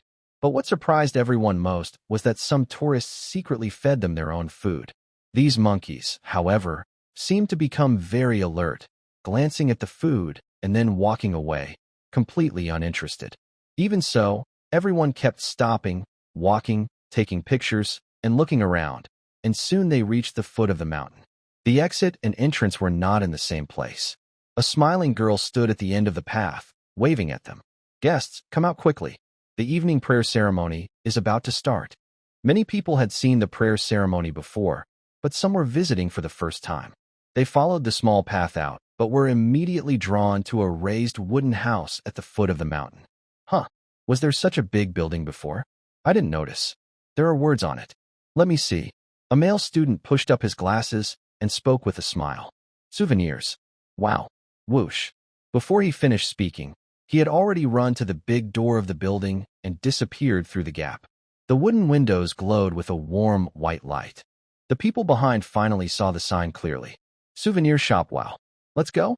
Ping Ping swore she had never been so interested in a souvenir shop at a scenic spot, to the point of fearing she'd miss out if she was a second late. But she wasn't the only one. Everyone else felt the same. Everyone hurriedly ran toward the souvenir shop. The security guard at the door wiped his sweat, looking at the crowd and recalling how he had been pushed and squeezed just moments before. "Stop. Line up." The same chaos almost happened again. Boom. Two people were pushed aside, and the old wooden door creaked loudly, as if it was about to break. "Damn it." Security guard number 1 was about to cry. "We have to let them in one by one." Security guard number 2 quickly took out his walkie-talkie and pulled his partner up. "Brother Fangue, the souvenir shop. It's been taken over. Requesting backup." Wow. Bright lights shone brightly. After wandering around the holy mountain for a while, the tourists finally felt like they had returned to reality. Inside the shop hall, wooden shelves were neatly arranged, and the air was filled with the warm scent of wood. They had originally come in to browse, but as they regained their senses, their pupils shrank, and they hurriedly rushed inside. In the large hall, many tourists were already wandering around. Unlike other souvenir shops at scenic spots, here people buy things like groceries, carrying shopping baskets almost overflowing with items. Look at the shelves, scattered and nearly empty in some categories. Ping Ping rushed in first, quickly searching for the souvenirs she wanted to buy. But her excitement didn't last long. She was stunned and lost among the many beautiful products. They were so delicate. She has visited many scenic spots and seen many souvenirs. Most are similar, either plain in style or of uncertain quality. People buy them just to have a keepsake of the place. Some amusement park souvenirs are well made, but they are expensive making many people hesitate to buy. Ding ding. Ping Ping couldn't help but stop in front of a shelf. This display features images from the spirit summoning ceremony at Minghua Village, showing red-faced, white-clad dancers performing a traditional dance. There are small cartoon keychains with big heads and detailed figurines in flowing clothes that look very lively. Besides common keychains, plush toys, and figurines, there are also strange items like masks of the dancers, photos of performances, calendars, and various ornaments. So beautiful. Ping Ping touched her wallet and swallowed hard. Such finely crafted souvenirs. If they cost 1 or 200 yuan, she would still buy them. She tiptoed and grabbed a red paper mask. Praying Spirit Red Mask, 39.9 yuan. Ping Ping doubted and took another one to check. It was the same price. Wait a minute. How is that possible? How can it be so cheap? She quickly pulled off a keychain. Dancer from the Spirit Dance keychain, 19.9 yuan. Red Mask Calendar, 19.9 yuan. Cute Plush Dancer, 59.9 yuan. Damn. Ping Ping couldn't help but curse softly. You mean, this plush material is extremely soft and comfortable, and the super adorable QQ doll is perfectly sewn without any crooked stitches. If it were sold in another souvenir shop, it might cost 299 yuan. But here, only 59.9 yuan? This is a scenic spot. She looked back and surveyed the people behind her. They said nothing, just silently looked at the prices and quietly filled their baskets. All right. Are you hiding here, afraid others will snatch it? Ping Ping excitedly opened her mouth, then made some sounds, and quickly turned her head back. She kept packing silently. Just joking. People are naturally a bit selfish. It's very normal. There are only so many items. If everyone finds out how cheap they are and starts grabbing, what's left for her? Just one shelf, and she already filled half of her basket. She couldn't help it. She liked everything she saw. She wanted to take everything. Who do they have making these in the scenic area? Damn, how can the quality be so good? System, you're asking me? But as more and more people discovered the unusual prices, conflicts began. Damn, I was the first to grab it. There are still so many. Pick something else. Damn it. Stop yelling. I can't get through. Don't block the way. Ah, my spiritual mask. Damn, who stole my shopping basket? The area in front of the shelves became crowded. Ping Ping, being small and slim, squeezed between the shelves, carefully guarding her basket. After all, she hadn't paid yet. If someone stole it, she'd have nowhere to cry. But they should be grateful. The souvenir shop is built in Area D and is quite remote, close to the exit of the mountain. Most visitors in Minghua Village don't know about this place yet. But as time passes and more tourists come here, the secret can no longer be kept. Let me through. Ping Ping leapt vigorously into the crowd. Her light figure finally crossed the crowd and reached the huge carp pond area. Of course, only she managed to get there.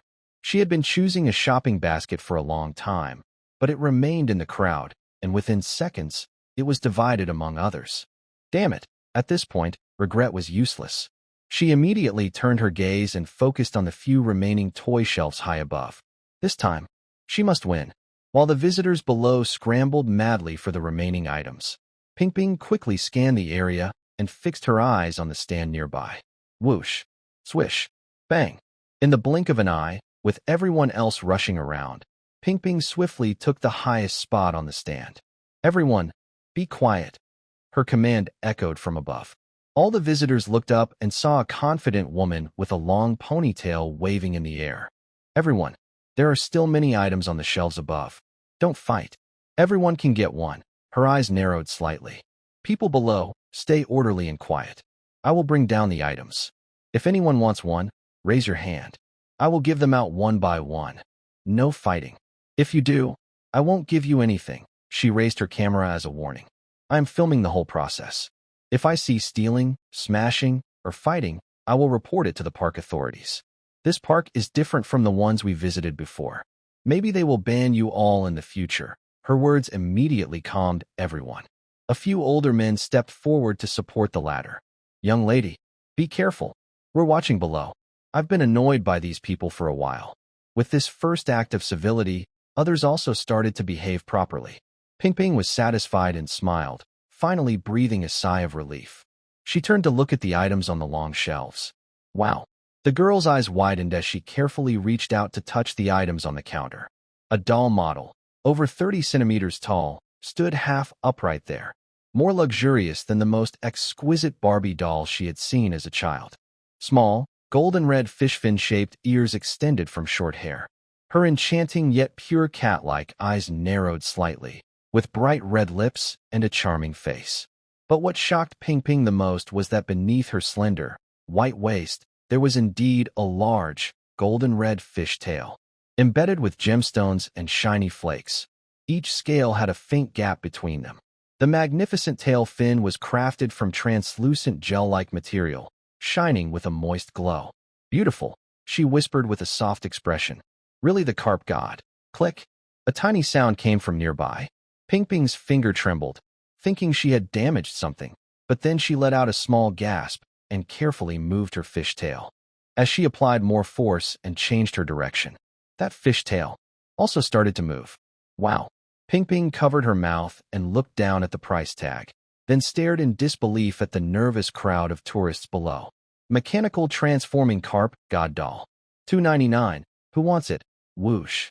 A wave of hands swept across the shop floor instantly. $2.99. Such a big mechanical doll, so detailed, and carrying the most anticipated and mysterious IP of the sacred mountain. Forget about $299.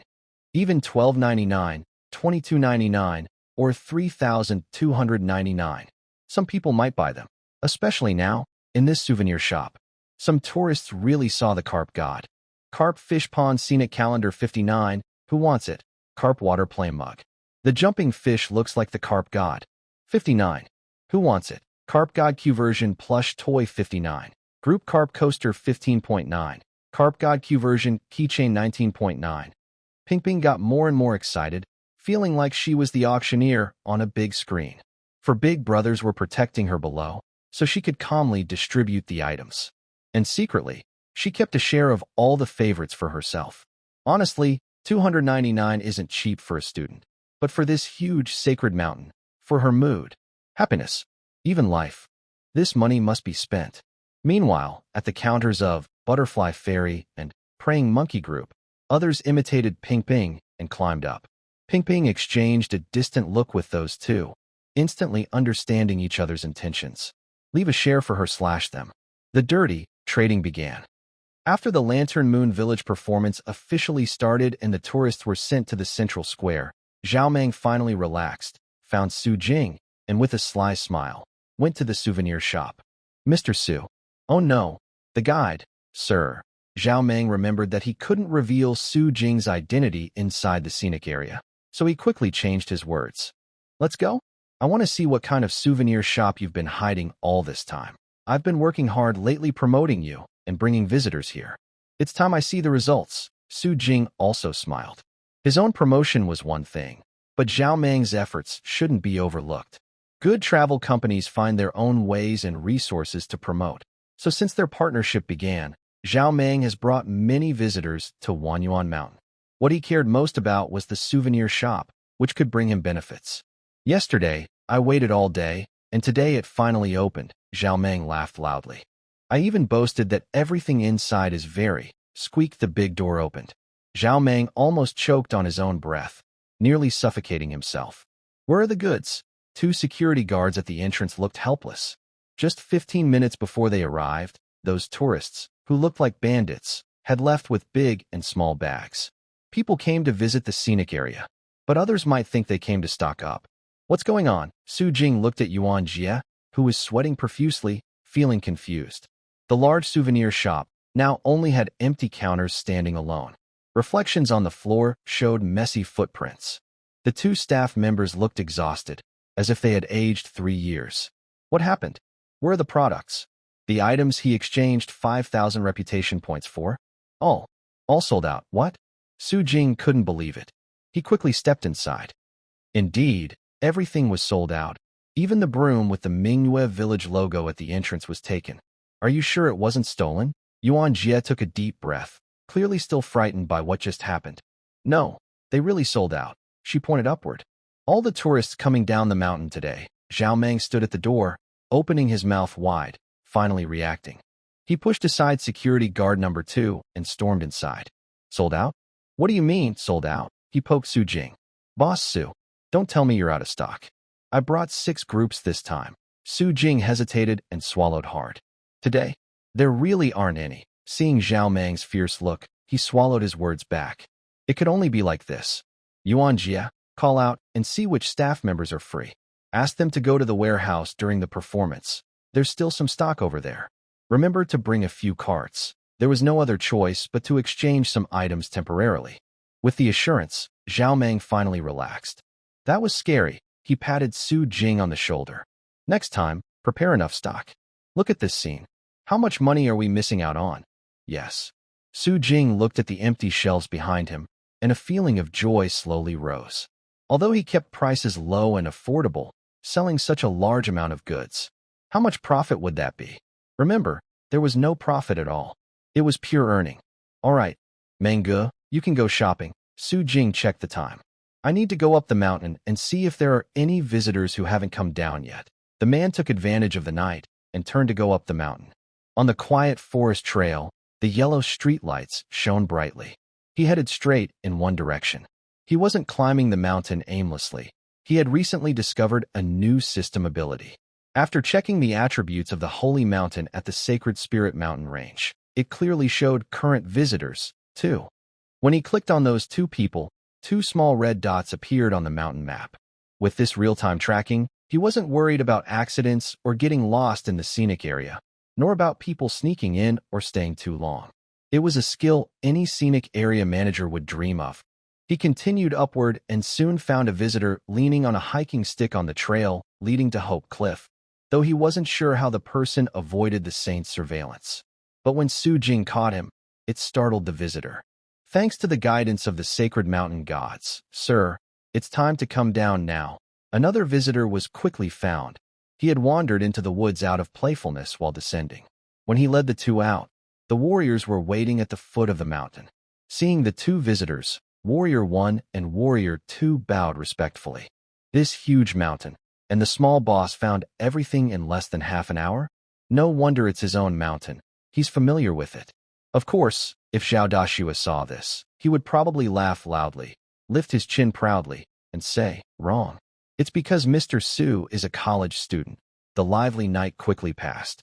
The tour group left the scenic area in 3 big buses, happily returning home.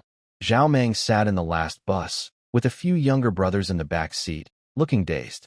He tried to speak quietly, but the shouts and surprise couldn't be hidden. Luckily, everyone on the bus was excitedly talking, so no one heard their voices.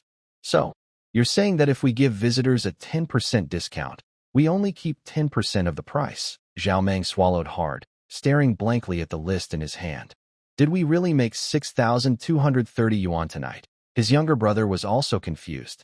The cartoon monkey keychain he wore on his waist was bouncing around on the bus, as if doing a dance. If we 3 didn't make any mistakes, then that's true. 6,230 yuan. They used to cheat, trick, threaten, and bribe to earn money, and even then, they might not have made that much from 3 groups. But just in one night, they did. Zhao Mang finally understood what Su Jing meant. 10% was enough for them to share. He wasn't lying. After playing at Wanyuan Mountain for 2 days and seeing all the amazing shows and sights, under that crazy excitement, they couldn't resist buying beautiful souvenirs at low prices. Some bought more, some bought less. But it was enough for the mountain gang to make a lot of money. And, most importantly, they didn't need their tour guide to say a single word. What guidance? What introduction? What recommendation? Just joking. The products are good. Do I need you to tell me? I will buy them myself. Young brother number 2 swallowed hard and tentatively spoke. Brother Mang, if we can earn so much in Chengdu and give visitors a 5% discount, with us taking 15%, wouldn't we make even more? But unexpectedly, the boss immediately refused. We just got started. Don't get too proud. Being too greedy will only lose the people's trust. He frowned slightly. Wanyuan Mountain is still young. President Su probably won't work with just us forever, but he might not offer such good deals again. We need to make the most of this opportunity and run it well. He nodded. All of you, starting tomorrow, go sign up for professional tour guide training and memorize, understand, and explain the cultural stories of Mingwe Village and Sacred Mountain. Our team might soon have a proper office space. Something serious has happened. The leader's eyes widen with anger. If you don't give me a good reason, I will make you stay with my beloved teacup for 3 days. Hee hee. The leader is quite playful. The subordinate wiped his sweat and handed over a report. The information department sent word that all train tickets to Yong'an City within the province are sold out for the next 3 days. Huh? Sold out? Not just most tickets sold, but completely sold out? In the past, many people traveled during holidays, but being fully sold out is rare. Not only that, I heard bus tickets are also in high demand. The subordinate took out another document. I looked up some information, and if I'm right, the leader looked down at the document, where bright red small characters caught the eye. Everyone's goal seems to be the recently popular Wanyuan Mountain Scenic Area. I heard the Tourism Bureau is supporting it strongly, and Secretary Shun even approved special measures. The leader paused, then looked at the 3 small characters before the scenic area's name. Qingshan County. Connect me to the Qingshan County transportation system. Qingshan County, on County Road 093. A line of cars had been stuck for nearly 2 hours. The county mayor was almost ready to come and direct traffic himself. But after receiving a call from the city, he couldn't help but tear up and shouted loudly. Oh my goodness! You finally thought of Qingshan County. It's very rare for a scenic spot to cause such a big change in an entire county. Even in novels, it's probably not common. So, when the traffic jam in Qingshan County was reported, it wasn't taken seriously. This led the county mayor to roll up his sleeves and go to the countryside, working tirelessly day and night, until the situation was finally relieved. He was exhausted but full of excitement. He lowered his voice and said, "Arrange a meeting with the person in charge of Wanyuan Mountain Scenic Area." His heart was burning with enthusiasm. The wealth god of Qingshan County has arrived. One car after another entered, and many tourists, smiling happily, headed into the scenic area. Among the crowd, 2 men with distinguished manners strolled into the scenic area casually. President Song, are we really not going to be recognized here? The 2 visitors were Song Jiming and his secretary. The man shook his head, his face calm and serious. His eyes were steady as he quietly observed the scenery inside the park. If the person in charge of this place really knew about us, they would have come to visit long ago. Let's go, he said, walking forward quickly. Because of Mount Wanyuan, the 2 popular spots, Song Lake Park and Red Leaf Mountain Scenic Area, experienced their first holiday season with fewer visitors than usual. Even the usually unseen owner of Red Leaf called him proactively. The troublemakers are no longer a problem. With support from Secretary Shun of the Cultural and Tourism Bureau, if they try to cause trouble again and get caught, it could hurt their future publicity plans. It's not worth the risk. Since that's the case, he decided to come and see for himself what makes this scenic area so special. Visitors kept coming in, and another busy day of making money began. Later that evening, after all the tourists left, Song Jiming and his secretary walked out of the gate with grim faces. He looked back at the broken entrance of the park. What is this person thinking? They have enough money to make the park so nice, so why not fix the gate and the parking lot? After a day of watching the performances at Sacred Mountain and Bright Moon Village, his feet were sore and swollen. But he was holding a butterfly doll and couldn't find a single thing to criticize. If he had to complain, he could only wonder why the owner didn't add more commercial features to the park. He had been up and down the mountain, exploring the village, while the monkeys had eaten their fill, and he was still hungry. While criticizing, he also felt helpless. How does this compare? It's not even a fair comparison. This huge scenic area, still mostly undeveloped, with just one mountain, already outshines the scenic spots in Yong'an City. Natural beauty, human-made beauty, even divine beauty. Who can compare? Only Red Leaf Mountain, with its cultural significance, might be able to hold its own. During his visit to Sacred Mountain, Song Jiming didn't see the carp god, but the beautiful singing and graceful figure of Butterfly Fairy, along with her butterfly magic, made him feel awestruck. As for the Monkey King with his stick, he really wanted to report him to the Animal Protection Agency. But refusing animal performances, he couldn't stop the animals from insisting on performing. The Monkey King was well-fed, strong, and shiny with thick fur. Even if they tried to manipulate things behind the scenes, it would be complicated. And now, With the Cultural and Tourism Bureau backing them, it was even harder. The secretary tightly clutched the keychain of the carp god, with a fierce look on her face. Is that settled now? No. Someone else is in a bigger hurry than us. Song Jiming tidied his clothes and headed toward the car. That person's abilities are stronger than we thought. Let's see what fun he will cause. Wanyuan Mountain won't be carefree for long. After they left, Zhou Pa and his group also came out laughing. Wow. Wow. Dad, you're amazing. I told you I wasn't interested in the girl at the bar that day. After seeing the carp god, who would still be interested in ordinary girls? Ahem, your lordship carp god. I mean, no disrespect. Oh my, that fishtail looks so real. What kind of skill is that? I saw a performance at a foreign marine park, but their fishtails weren't this realistic. It must be the latest technology. Stop joking. Do you think a small-town scenic spot could have such advanced technology that even foreign places don't? Someone frowned and argued. After dealing with those red-skinned monkeys so many times, your brain must be all white. Our country is vast and rich. How can we not have advanced technology? Experts come from the people. Don't you know that? Zhao Yiran finished lecturing others, and then marveled. And that butterfly fairy. Wow. So beautiful. Her dress is so pretty too, like it was custom-made. A dress like that wouldn't attract a butterfly. Everyone chuckled happily, and Zhou Po's chest felt hot. He felt so lucky. Their group actually saw both of those divine beings. It's known that many people, even if they come here, might not be lucky enough to see a single divine being. So beautiful. Half of his mind was filled with the carp god, the other half with the butterfly fairy, only occasionally flashing to the monkey king, who was juggling. Go away. Zhou Pa shooed the monkey out of his mind and excitedly shouted, I want to donate to Wanyuan Mountain. Huh? A group of people turned around, confused. I'll donate 500,000. Let them fix this gate. This gate ruins the scenery. Such a great scenic spot. And this broken gate makes me look bad. Zhou Pa didn't care at all where his pocket money was spent. Next time I introduce friends here, they'll see this entrance and think the same as when you came in. It's so embarrassing. Everyone was speechless, but Zhao Yiran thought for a moment and nodded happily. Maybe I can also donate 500,000 yuan. The parking lot is too broken. I'll have them fix it since my new car is covered in dirt. The environment at Sacred Mountain is nice. Later, I can bring my family to visit. The other young wealthy people swallowed hard. These two are really rich. Being rich has levels. In their circle, Zhou Pa, his childhood friend, and Zhao Yiran's family are the wealthiest. They are the core of their group. Let's donate. They thought of something and smiled excitedly.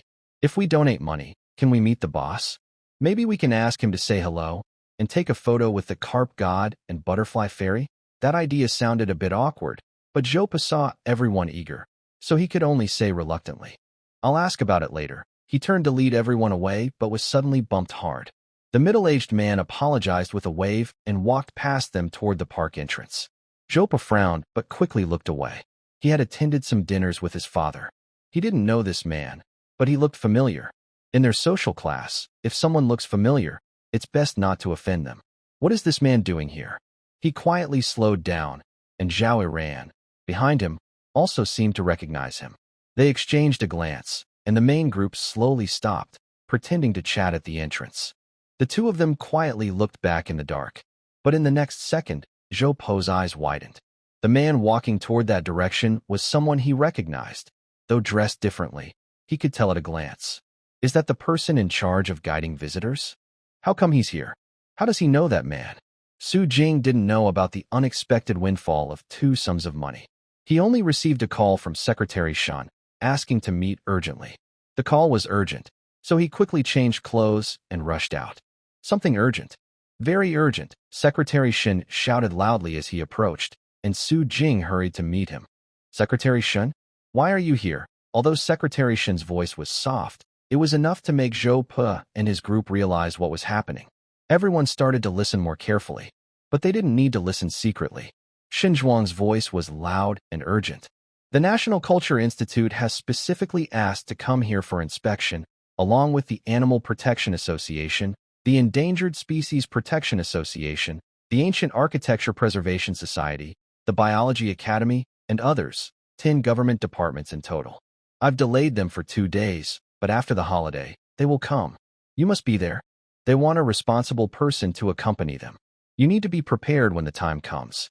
The rich second-generation kids, who had just been shouting about donating money, suddenly widened their eyes.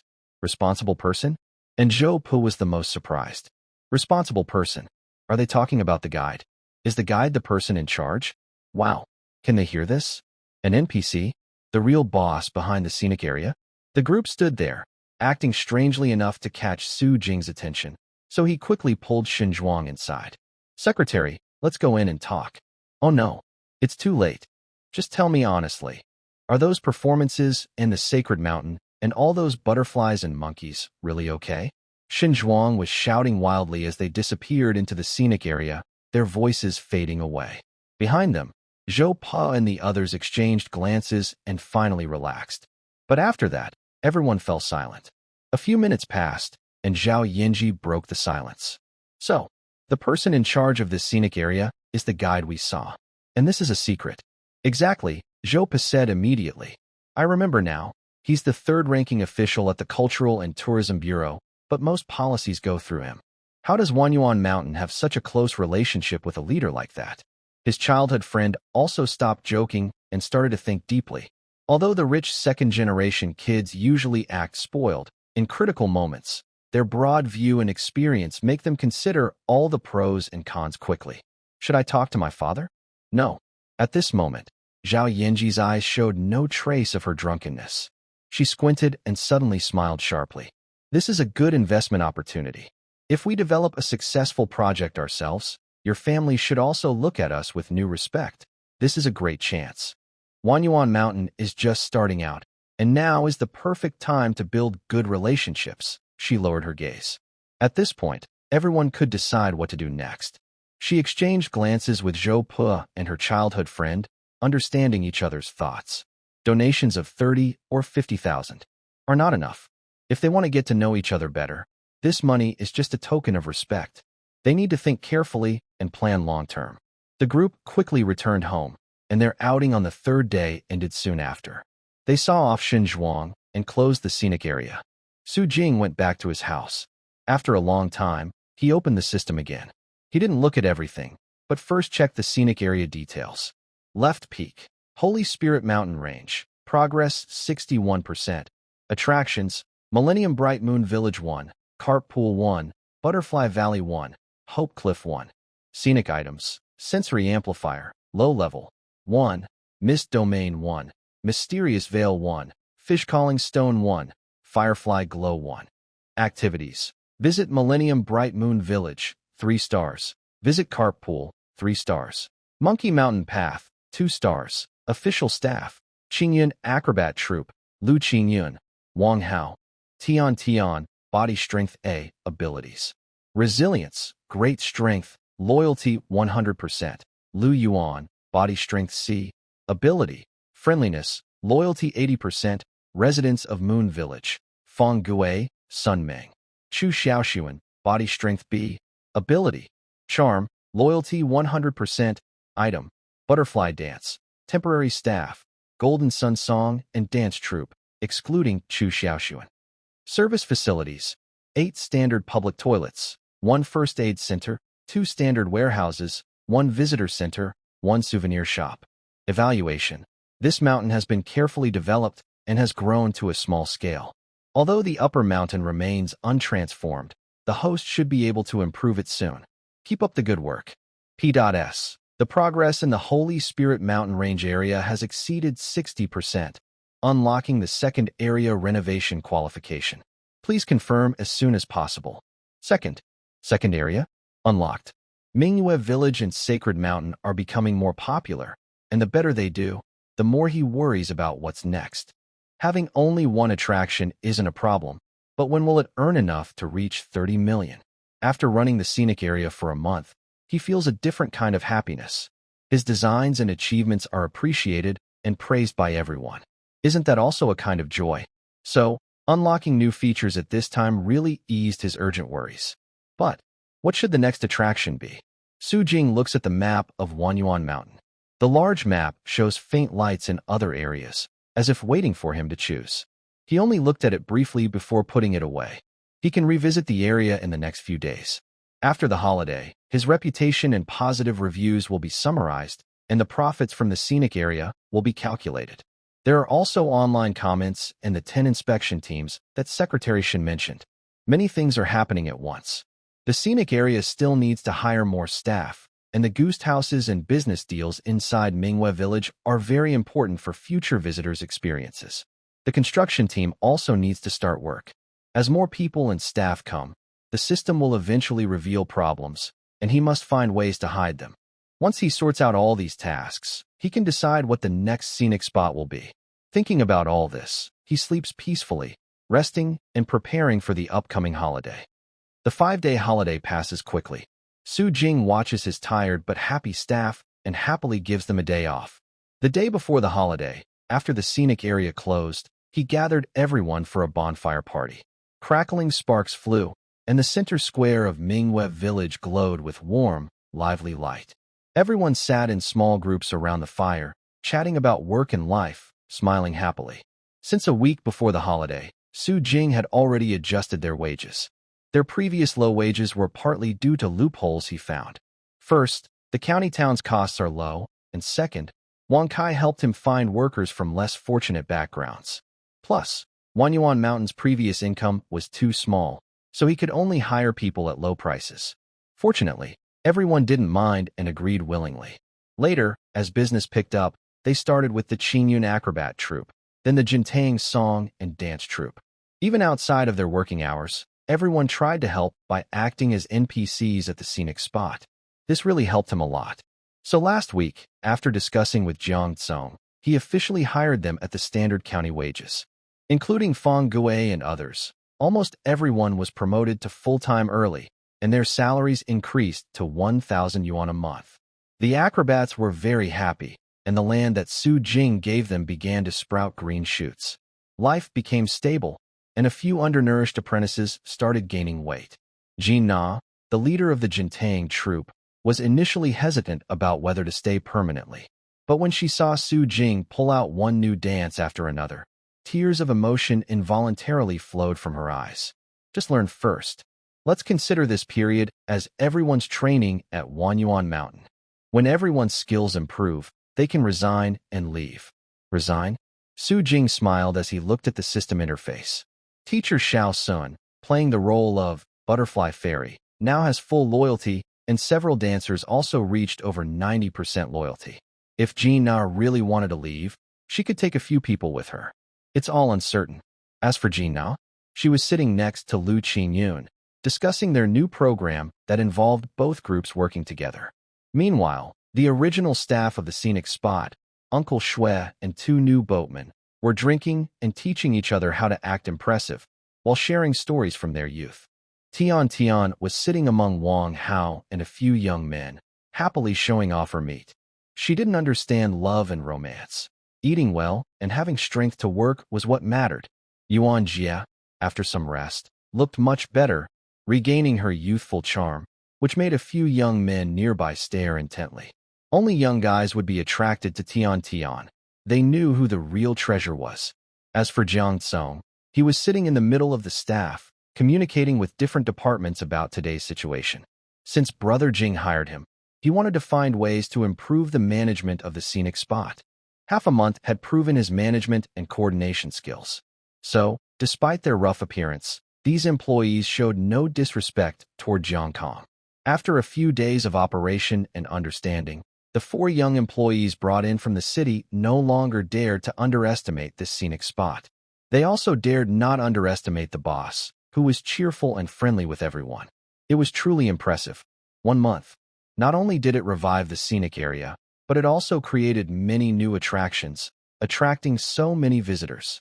5 full days.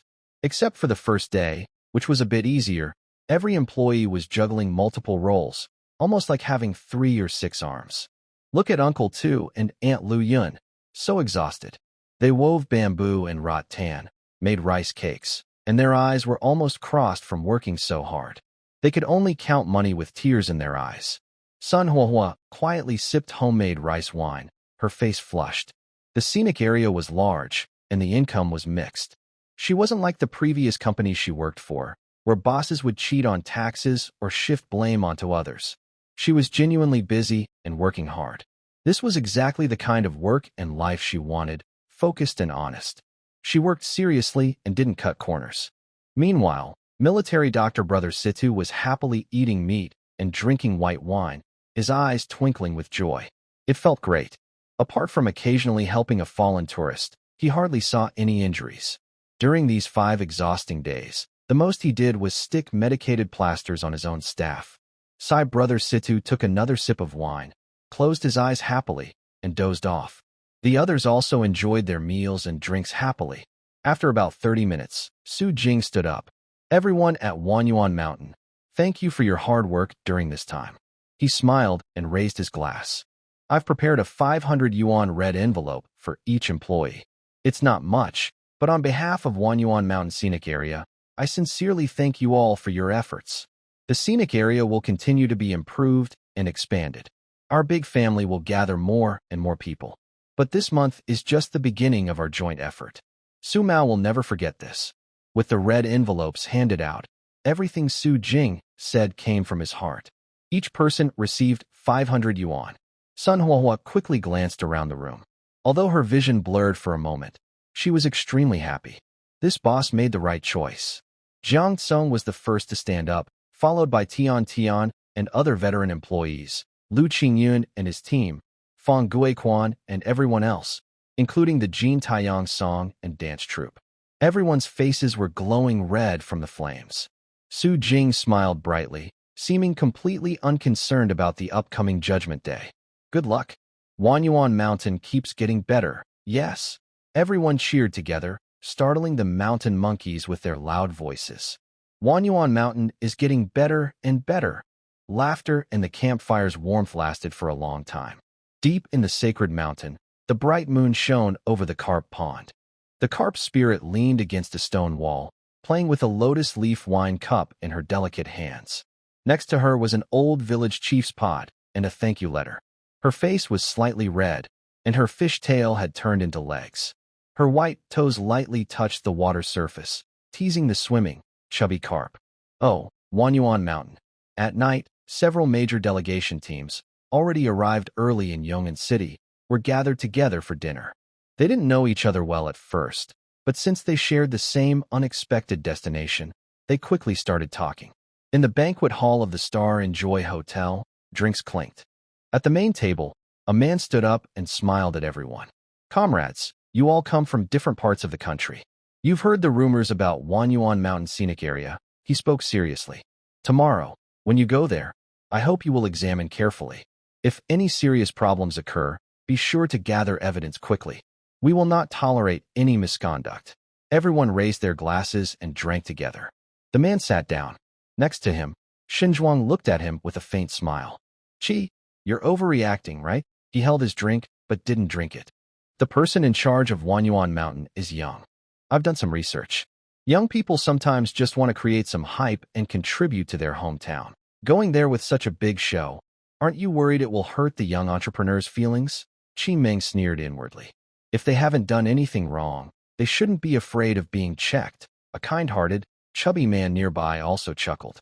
Secretary Shun, don't worry. The Biological Academy has strict rules, so Chi's words sound serious. But our Cultural Institute is just here to observe. The poems created by Wanyuan Mountain and their performances have really impressed us. Our colleagues are here just to learn. Yes, a short-haired, kind-smiling woman also laughed and said, our ancient architecture society is just here to look around. If that 1,000-year-old village is real, we won't say anything bad.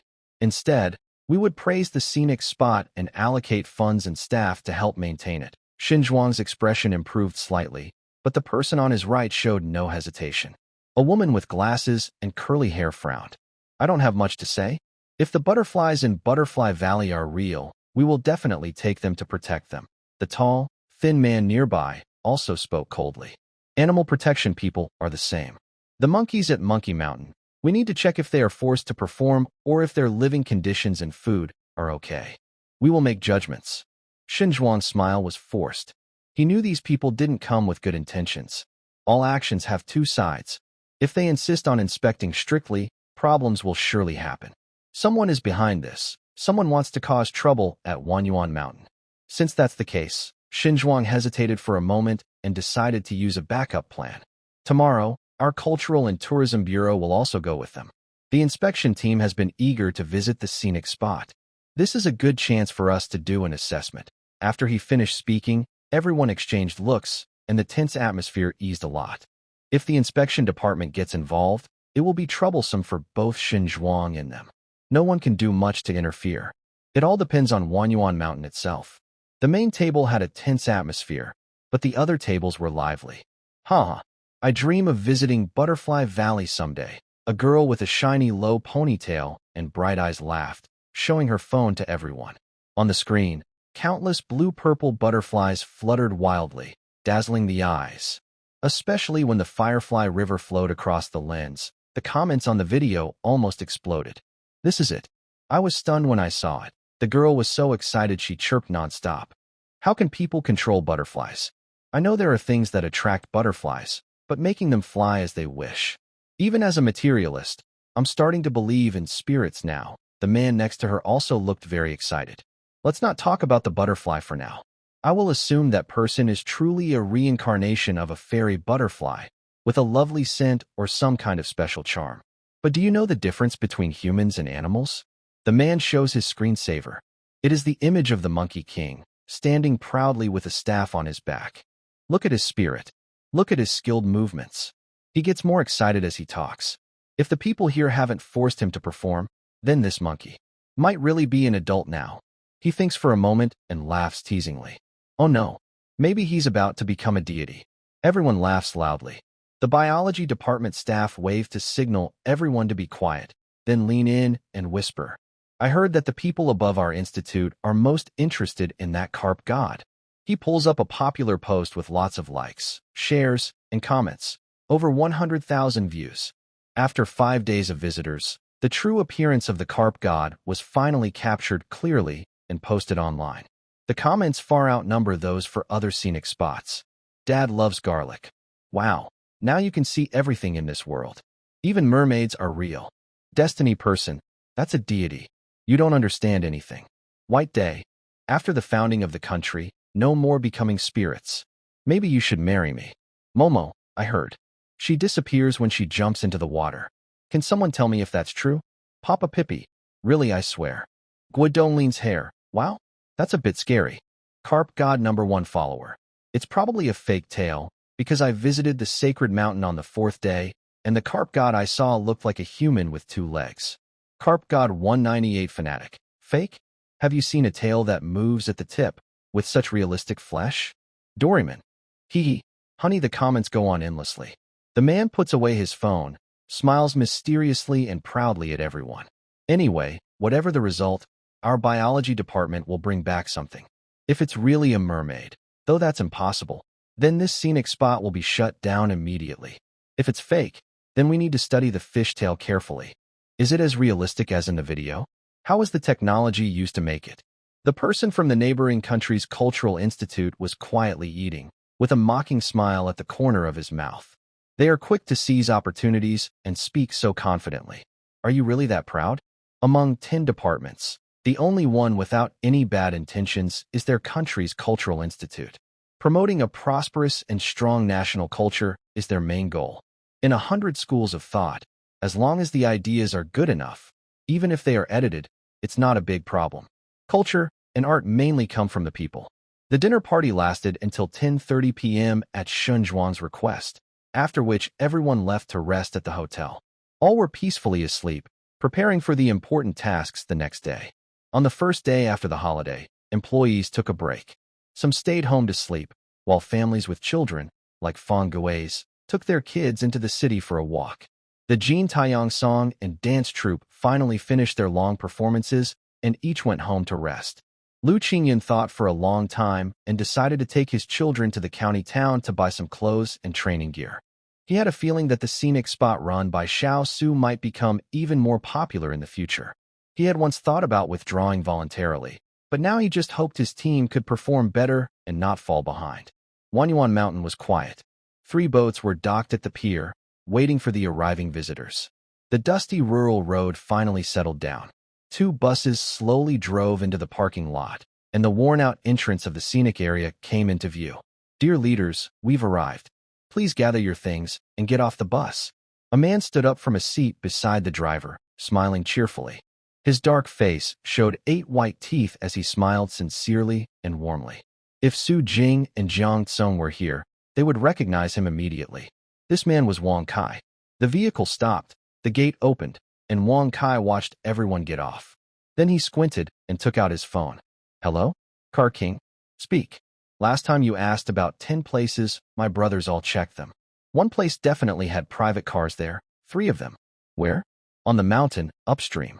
The voice on the phone was quiet, but it made Wang Kai look serious.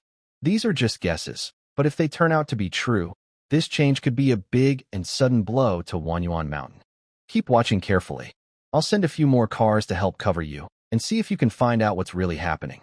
Wang Kai stayed in the car, while the others split up and headed toward the park entrance.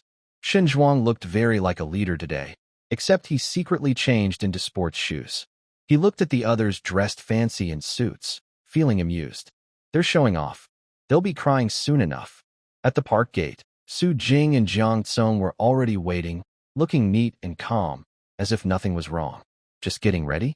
When the group of leaders arrived, they finally realized. These people weren't prepared at all. No welcome ceremony, no flowers, no comfort. Everyone used to being praised felt a bit uncomfortable. Xinzhuang secretly felt proud. He quickly stepped forward to introduce Su Jing. The young leader just smiled, shook hands, and then led everyone inside. "Our park is simple. Today, the staff are on holiday. Sorry to trouble the leaders." He walked ahead, and everyone exchanged looks behind him. What's going on? Is this a warning? But soon, they understood. The staff really were on holiday. Everyone split up to take boats. Su Jing took one, Jiang Tsung took another, and the last one, after some pushing, they decided to operate it themselves. The inspector from the Cultural and Tourism Bureau was about to cry. If he hadn't had some rowing experience before, they'd be stuck at the dock waiting for Su Jing to come back and pick them up. Their boat lagged behind, looking miserable. The colleagues from the National Culture Institute, however, smiled happily. "Mr. Su Jing, right?" Academician Zhu Hong, a chubby man, was the first to speak. "I heard that the first sight at Wanyuan Mountain is the boatman's poetry, especially the complete poem at the end, with its vivid imagery and charm, perfectly rhymed and well-structured. It's a very popular and beautiful poem," he tentatively spoke. "That poem," Su Jing smiled. "It's written by my friend." "Your friend?" Su Jing nodded, sounding proud and admiring. "He is a bold and romantic person. Usually, he has nothing to do, so he likes to drink, wander around, and write poems." Zhu Hong's eyes widened slightly. "If he can write such poems, he must be quite famous. Why haven't I heard of him?" "Oh, he doesn't like flattery, so he's often suppressed and held back. Later, he just gave up and became a laid-back person. Sometimes, when we go hiking or sightseeing, he drinks and then writes poems for me. I just help him spread them." "Wow, I'm touched. So very touched." After a few words, Zhu Hong already pictured a spirited, romantic, free-spirited poet in his mind. "If it's convenient, may I know your friend's name?" Su Jing pursed his lips, holding back a smile, then spoke with emotion and nostalgia. "His name is Li Bai." "What a Li Bai?" Everyone on the boat quieted down. Zhu Hong chewed on the name, feeling more and more the poetic charm behind it. "This person, I must find a way to meet him. Li Bai's poetry. It must be wonderful poetry.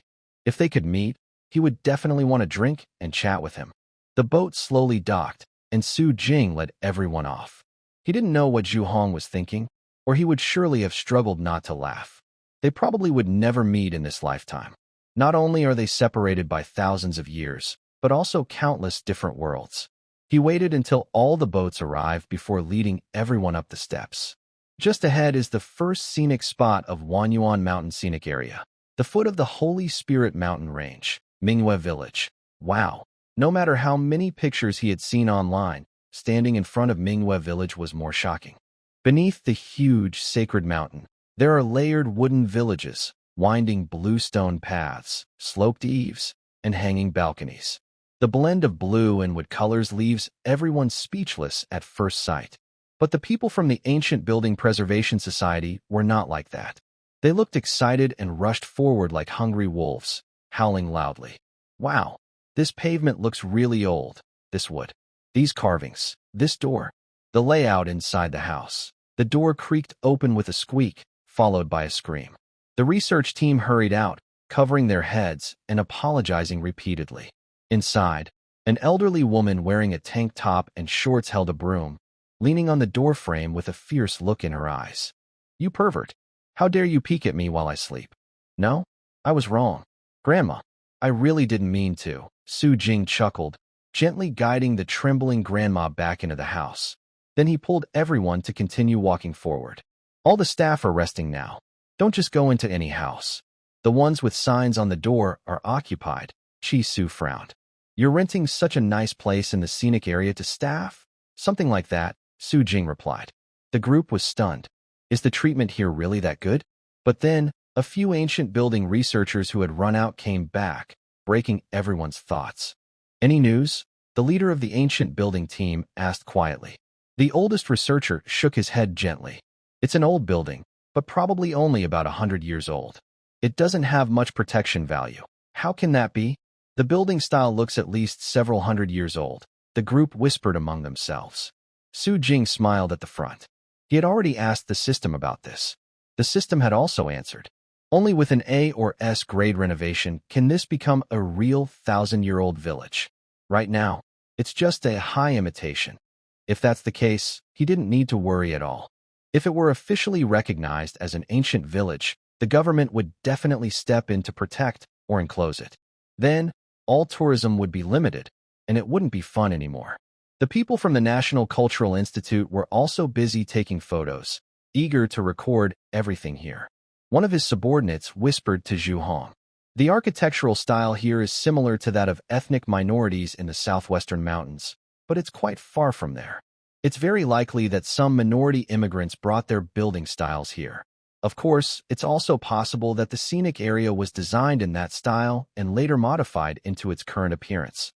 The group from the National Culture Institute was the largest, considering all the cultural features of Wanyuan Mountain. Zhu Hong not only called the literature department, but also the architecture and folk customs departments. To him, this place was like a small treasure chest waiting to be opened. If there really were treasures inside, he didn't want to miss the chance. Zhu Hong stepped forward and pushed aside Xin Zhuang, who was whispering to Su Jing. Young Su, I'd like to ask about your performance. Could you tell me the origin of this divine invitation ceremony? Su Jing led everyone around, stopping and walking, until their legs were numb. Then they found a tea house to rest. He went into the kitchen to brew tea for everyone, with Jiang Tsung helping inside. Outside, several departments looked tired because they hadn't seen what they wanted to see yet. Only the researchers from the Cultural Institute looked satisfied. They had enjoyed listening so much. Unlike ordinary tour guides, this was the explanation given by the show's producer himself. Employees from the Folk Customs Department said that the customs of sacrifices, mask dances, and divine invitations that Su Jing mentioned are indeed similar to folk traditions in China. But because these customs are hidden and not fully developed, they didn't know much about them. After listening to Su Jing's explanation, this group of people suddenly gained new insight. Could it be that what Su Jing performed is actually passed down from these folk traditions? Even, could the display at Mingyue village be one of the lost authentic traditions? Zhu Hong nodded, and everyone quickly recorded everything during the break. When the rest was over, they finally set out for the sacred mountain. Members of the Endangered Animal Protection Association and other groups exchanged glances and automatically followed the main team from the Biology Academy. They hurried toward the first important site, Liu Pond, chirping and chattering. The wind rustled the leaves in the woods. Birds chirped, insects hummed. Pushing aside the hanging vines, Su Jing, who had sent a message to the person the day before, was still a bit nervous. But when everyone entered Liu Pond and saw the legendary carp god, they all let out a sigh of relief. A short-haired girl stood by the water, greeting everyone. You're here? Her expression was natural, as if this place was truly her living room. On the nearby stone, several small jars of snacks and fruits were neatly arranged.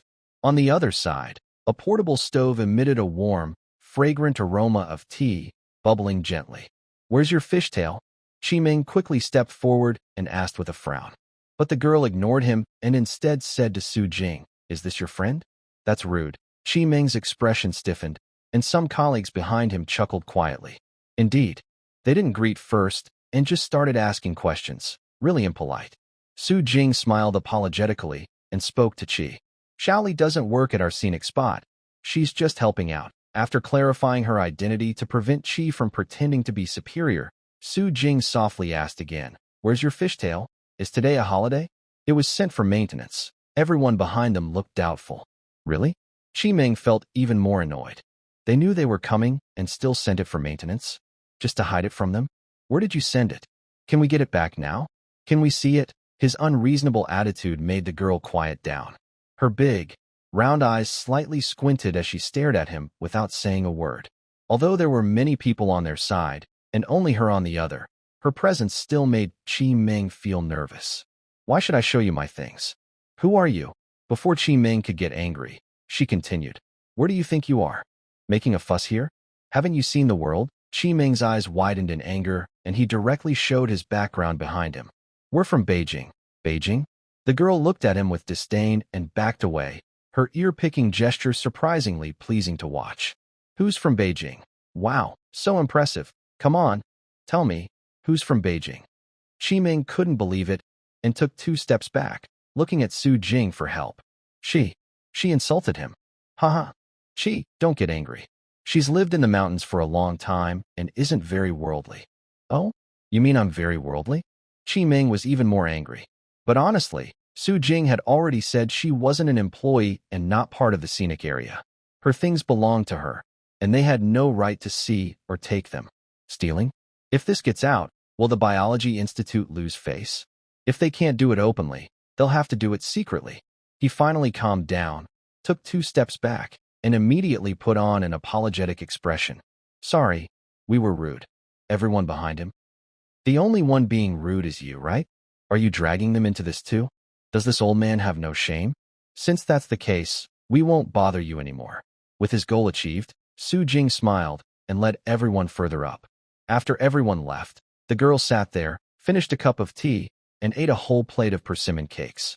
Then she slowly stood up, walked to a large stone in the corner, and picked up a small grayish-white stone. The small stone had a tiny, almost invisible hole on its side. Only when looked at carefully could you see a faint reflection.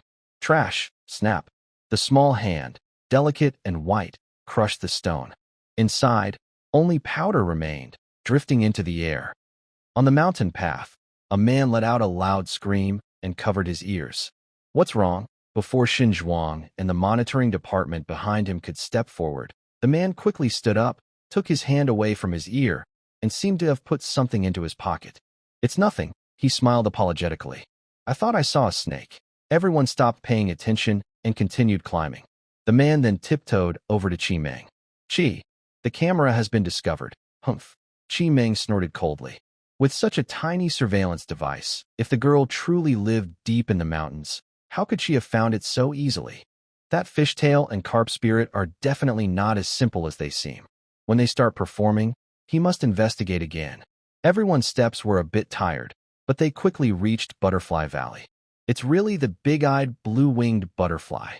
Researchers from the Biology Institute, the Animal Protection Organization, and the Endangered Species Department all cheered excitedly and rushed forward. Saturn yellow butterfly, colorful red devil, 7-star butterfly, and yellow-winged 7-star butterfly. I saw the purple coral star.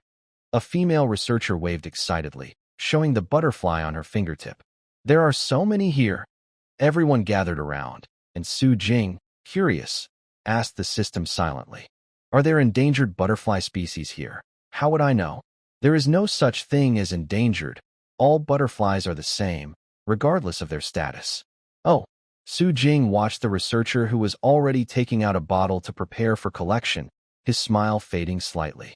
He continued to ask, what will happen if they take away the products from the scenic area? The system's electronic voice was cold and emotionless. Items from the scenic area produced by the system cannot leave the area. The system's voice disappeared, and Su Jing also moved closer. Dear leaders, he pointed to the bottles in their hands, each containing a butterfly. Isn't this a bit wrong? The researcher was still excited and didn't listen to Su Jing at all. He waved his hand without even looking at him, holding the bottle and continuing forward.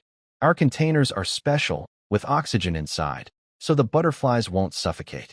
Here, help me carry a few more, and let's keep going. Su Jing's voice was cool behind him. Every plant and creature here belongs to the sacred mountain. You don't even ask, and you just take them away? Hiss.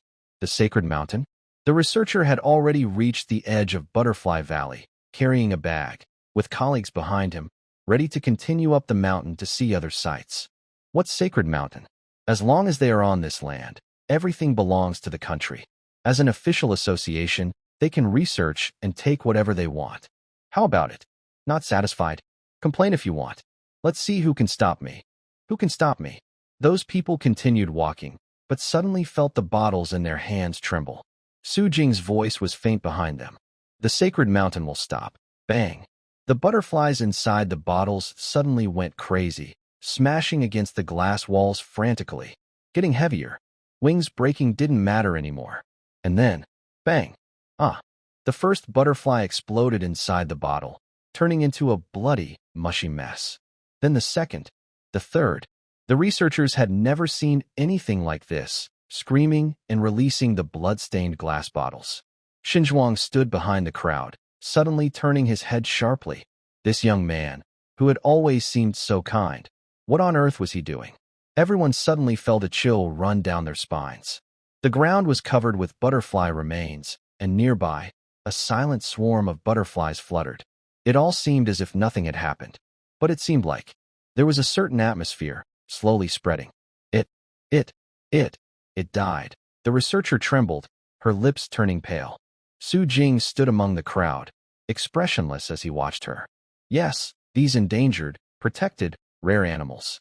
They were doing well, and now they died in your hands. A few other researchers dared not speak. They glanced at their leader, only to see him looking just as shocked. Xinzhuang unexpectedly stepped forward, smiling as he said something inappropriate. Inspector Lin, please record that the Endangered Animal Protection Association ignored the warnings of the person in charge and forcibly took the animals away, causing their death. Secretary Shun. The leader quickly reacted, shouting loudly, then immediately forced a smile and approached Su Jing and Xinzhuang. This matter was our fault. Su, young friend Su, don't be angry. We won't act rashly again. Su Jing looked at him sideways, lips pressed together. What you should be asking for isn't my forgiveness, but that of Sacred Mountain. Everyone looked up at the mountain top, where a person's lips were pale. Did you just say, Sacred Mountain is real? Su Jing looked at him, eyes mysterious, smiling. There are some things science can't explain, right? He waved his hand and started walking up the mountain. Xinzhuang quickly signaled everyone to follow. Let's keep going. No one dared to speak again. Not about the research, and they didn't even dare to pick up the glass bottles on the ground. After the crowd disappeared, a few glass bottles slowly sank into the soil. Soon after, from the depths of the flower bushes, several lively butterflies flew out again. After what just happened, everyone was more careful this time. Even Qi Meng, who looked the angriest, didn't say a word. When they passed through the narrow, sky-like gap, they saw the gathering great sacred tribe. The Animal Protection Organization members were slightly more active. They slowly moved forward and spoke to Su Jing. Su, leader, do these monkeys really play tricks? Did you teach them? This time, Su Jing told the truth. I saved the great sage when I was a child. I didn't expect that he would grow up to become the leader of the group and that he would remember me. After I took over the scenic area, I often brought them fruits and vegetables. The great sage is smart and learned on his own. As for the other monkeys, they've been around the staff for a long time, so they don't hurt people and aren't afraid of humans. Is that true? Yes, it's true, compared to him. Never mind, he doesn't have a needle eye. He can't make the kind of deadly oaths that Wang Kai does. The animal protection people looked at Qi Meng, then at the inspectors brought by Xinzhuang, and nodded at Su Jing. Would it be okay to do a simple check? The check was easy, just making threatening gestures, looking for injuries, or offering food to tempt them. But unfortunately, the great sage was the monkey that communicated most with Su Jing. Its sharp eyes could sense that these people were not friendly. So it looked foolish. Then after glancing at the animal protection people, It took out a stick and hit the most arrogant human in front. Then it led its family behind the waterfall and disappeared. Hee hee. The animal protection people patted their heads, not angry but smiling happily. Spirit and energy looked good. Yes, I think they seem fine. Mr. Su, someone approached quietly and asked, does the Holy Mountain also protect this monkey group? Su Jing tilted his head back, looking surprised. Are you thinking of taking the monkeys away too? The person quickly waved his hands, afraid that the Holy Mountain might get angry next second and that the monkeys might attack him. No, I'm just curious. Su Jing looked at him for a moment, then spoke calmly. The Holy Mountain protects all its people. He subtly glanced at Director Qi Ming behind the crowd, including the carp pond and the carp god at the foot of the mountain. Huh? Qi Ming turned his head away, pretending to be mysterious. Who knows what tricks he just used? Trying to scare him?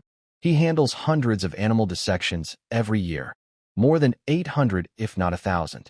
Would he be afraid of those things? Huh. He could only scare inexperienced young researchers. Everyone quickly finished inspecting all the matters. Unfortunately, the online reports about the incidents were mostly false, except for the butterfly, which was real. Since the butterfly couldn't be taken away, even if they wanted to study it, they had to report it first. They would prepare again and come back later. The group returned empty-handed, and Shun Zhuang finally smiled as he led everyone toward the park entrance. Everyone went to the parking lot to board the bus, while Shun Zhuang stayed behind. Luckily, nothing serious happened today, but that butterfly.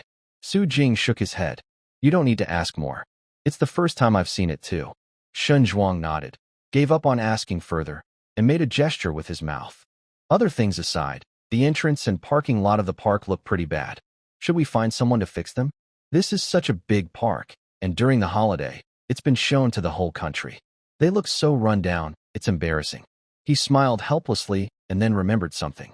Also, about the traffic limit you mentioned. Are there not enough staff? Or is there some other problem?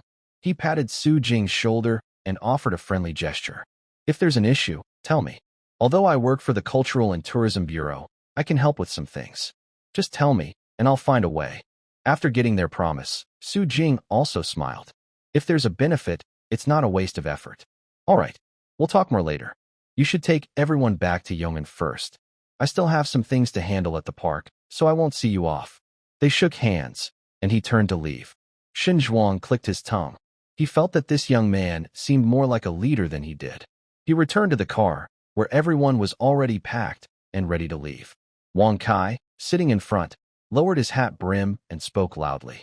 Please fasten your seatbelts, everyone. We're about to depart. The matter they inquired about was still uncertain, but he kept thinking about it. Tonight, he needed to talk to Jing about it. Better to prepare early to prevent danger. The sooner, the better. Behind him, Qi Ming sat in a corner, typing furiously on his phone. As the vehicle moved, Mount Wanyuan slowly shrank in the distance. He squinted his eyes, full of determination to uncover the secrets of Liu Pool. Meanwhile, after wandering around Mount Wanyuan, Su Jing returned home, locked the door, and sat on his bed. The holiday was over. Look at this. See how the system has changed over the past few days. Ding, the system page suddenly appeared, and a message popped up. Congratulations. Your reputation score has exceeded 100,000. You have earned 2 lucky spins. Congratulations. Your positive reviews have exceeded 10,000. You have earned 1 lucky spin. This time, the reputation score increased and rewarded twice. And the number of positive reviews also surpassed 10,000. Su Jing thought about the rich shop page and suddenly felt like he was incredibly wealthy. These days, he's been so busy he barely had time to see how many visitors the scenic area has. Now, finally, he has time to look at the recent results. The personal attributes page appeared. Host, Su Jing, male, physical fitness, B- scenic area achievement, slightly famous, scenic area renovation speed increased by 10%.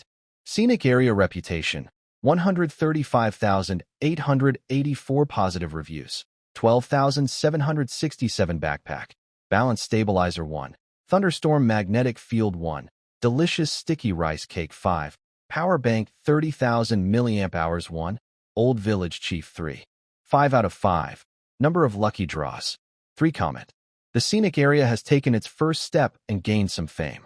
The next step is crucial. Whether it can stay strong and improve continuously depends on many factors. With 130,000 reputation points, 12,000 positive reviews, and 3 lucky draw chances, Su Jing felt like he had never been so rich before. With so much reputation points in hand, what couldn't he do? Minghua Village could be upgraded again, and the Sacred Mountain could be renovated as a whole. But he thought for a moment and decided to hold back on spending. The next renovation project is very important. It's about whether Wanyuan Mountain can be seen as having potential and development prospects in the eyes of outsiders. Secretary Shun's strong promotion during the first 2 days of the May Day holiday wasn't just because Minghua Village was doing well. Sacred Mountain was doing well too. If the momentum isn't sustained, he might lose some enthusiasm. But if the momentum grows even stronger, it might not just be him helping to pave the way. However, the man returned to the interface and opened the lucky spin wheel. Can't spend money, but can I try my luck with the lottery? 3 chances. All used up. The spinning wheel emitted colorful, dazzling lights, spinning for over a minute before stopping, causing Su Jing's vision to go black. Ding, ding, ding. After 3 alert sounds, 3 items appeared on the screen. He clicked on all of them, but when he saw the first one, he crossed his arms and burst into laughter. Tool Person, you finally arrived. The first prize was Tool Person. This finally fulfilled his urgent wish to have a special worker. The second prize was a special item. Sensory Sharing Device. Advanced tool within the device's range. Based on scenic spots, the senses of visitors will be shared collectively, including but not limited to sight, hearing, touch, taste, smell, and imagination. Effective within 1 square kilometer, only usable at a single scenic spot, with a maximum of 500 people sharing senses. Cannot be destroyed, cannot leave the scenic area, cannot be transferred. Note: the number of shared users must not exceed 500, or unexpected situations may occur. Su Jing, although he didn't know where he could use this item now, just reading the description told him it was an amazing tool. An advanced tool. He only had 2 right now. One was the rusty, thunderstorm magnetic field in his backpack, and the other was this. But the thunderstorm magnetic field had usage requirements, needing over 70% completion to activate.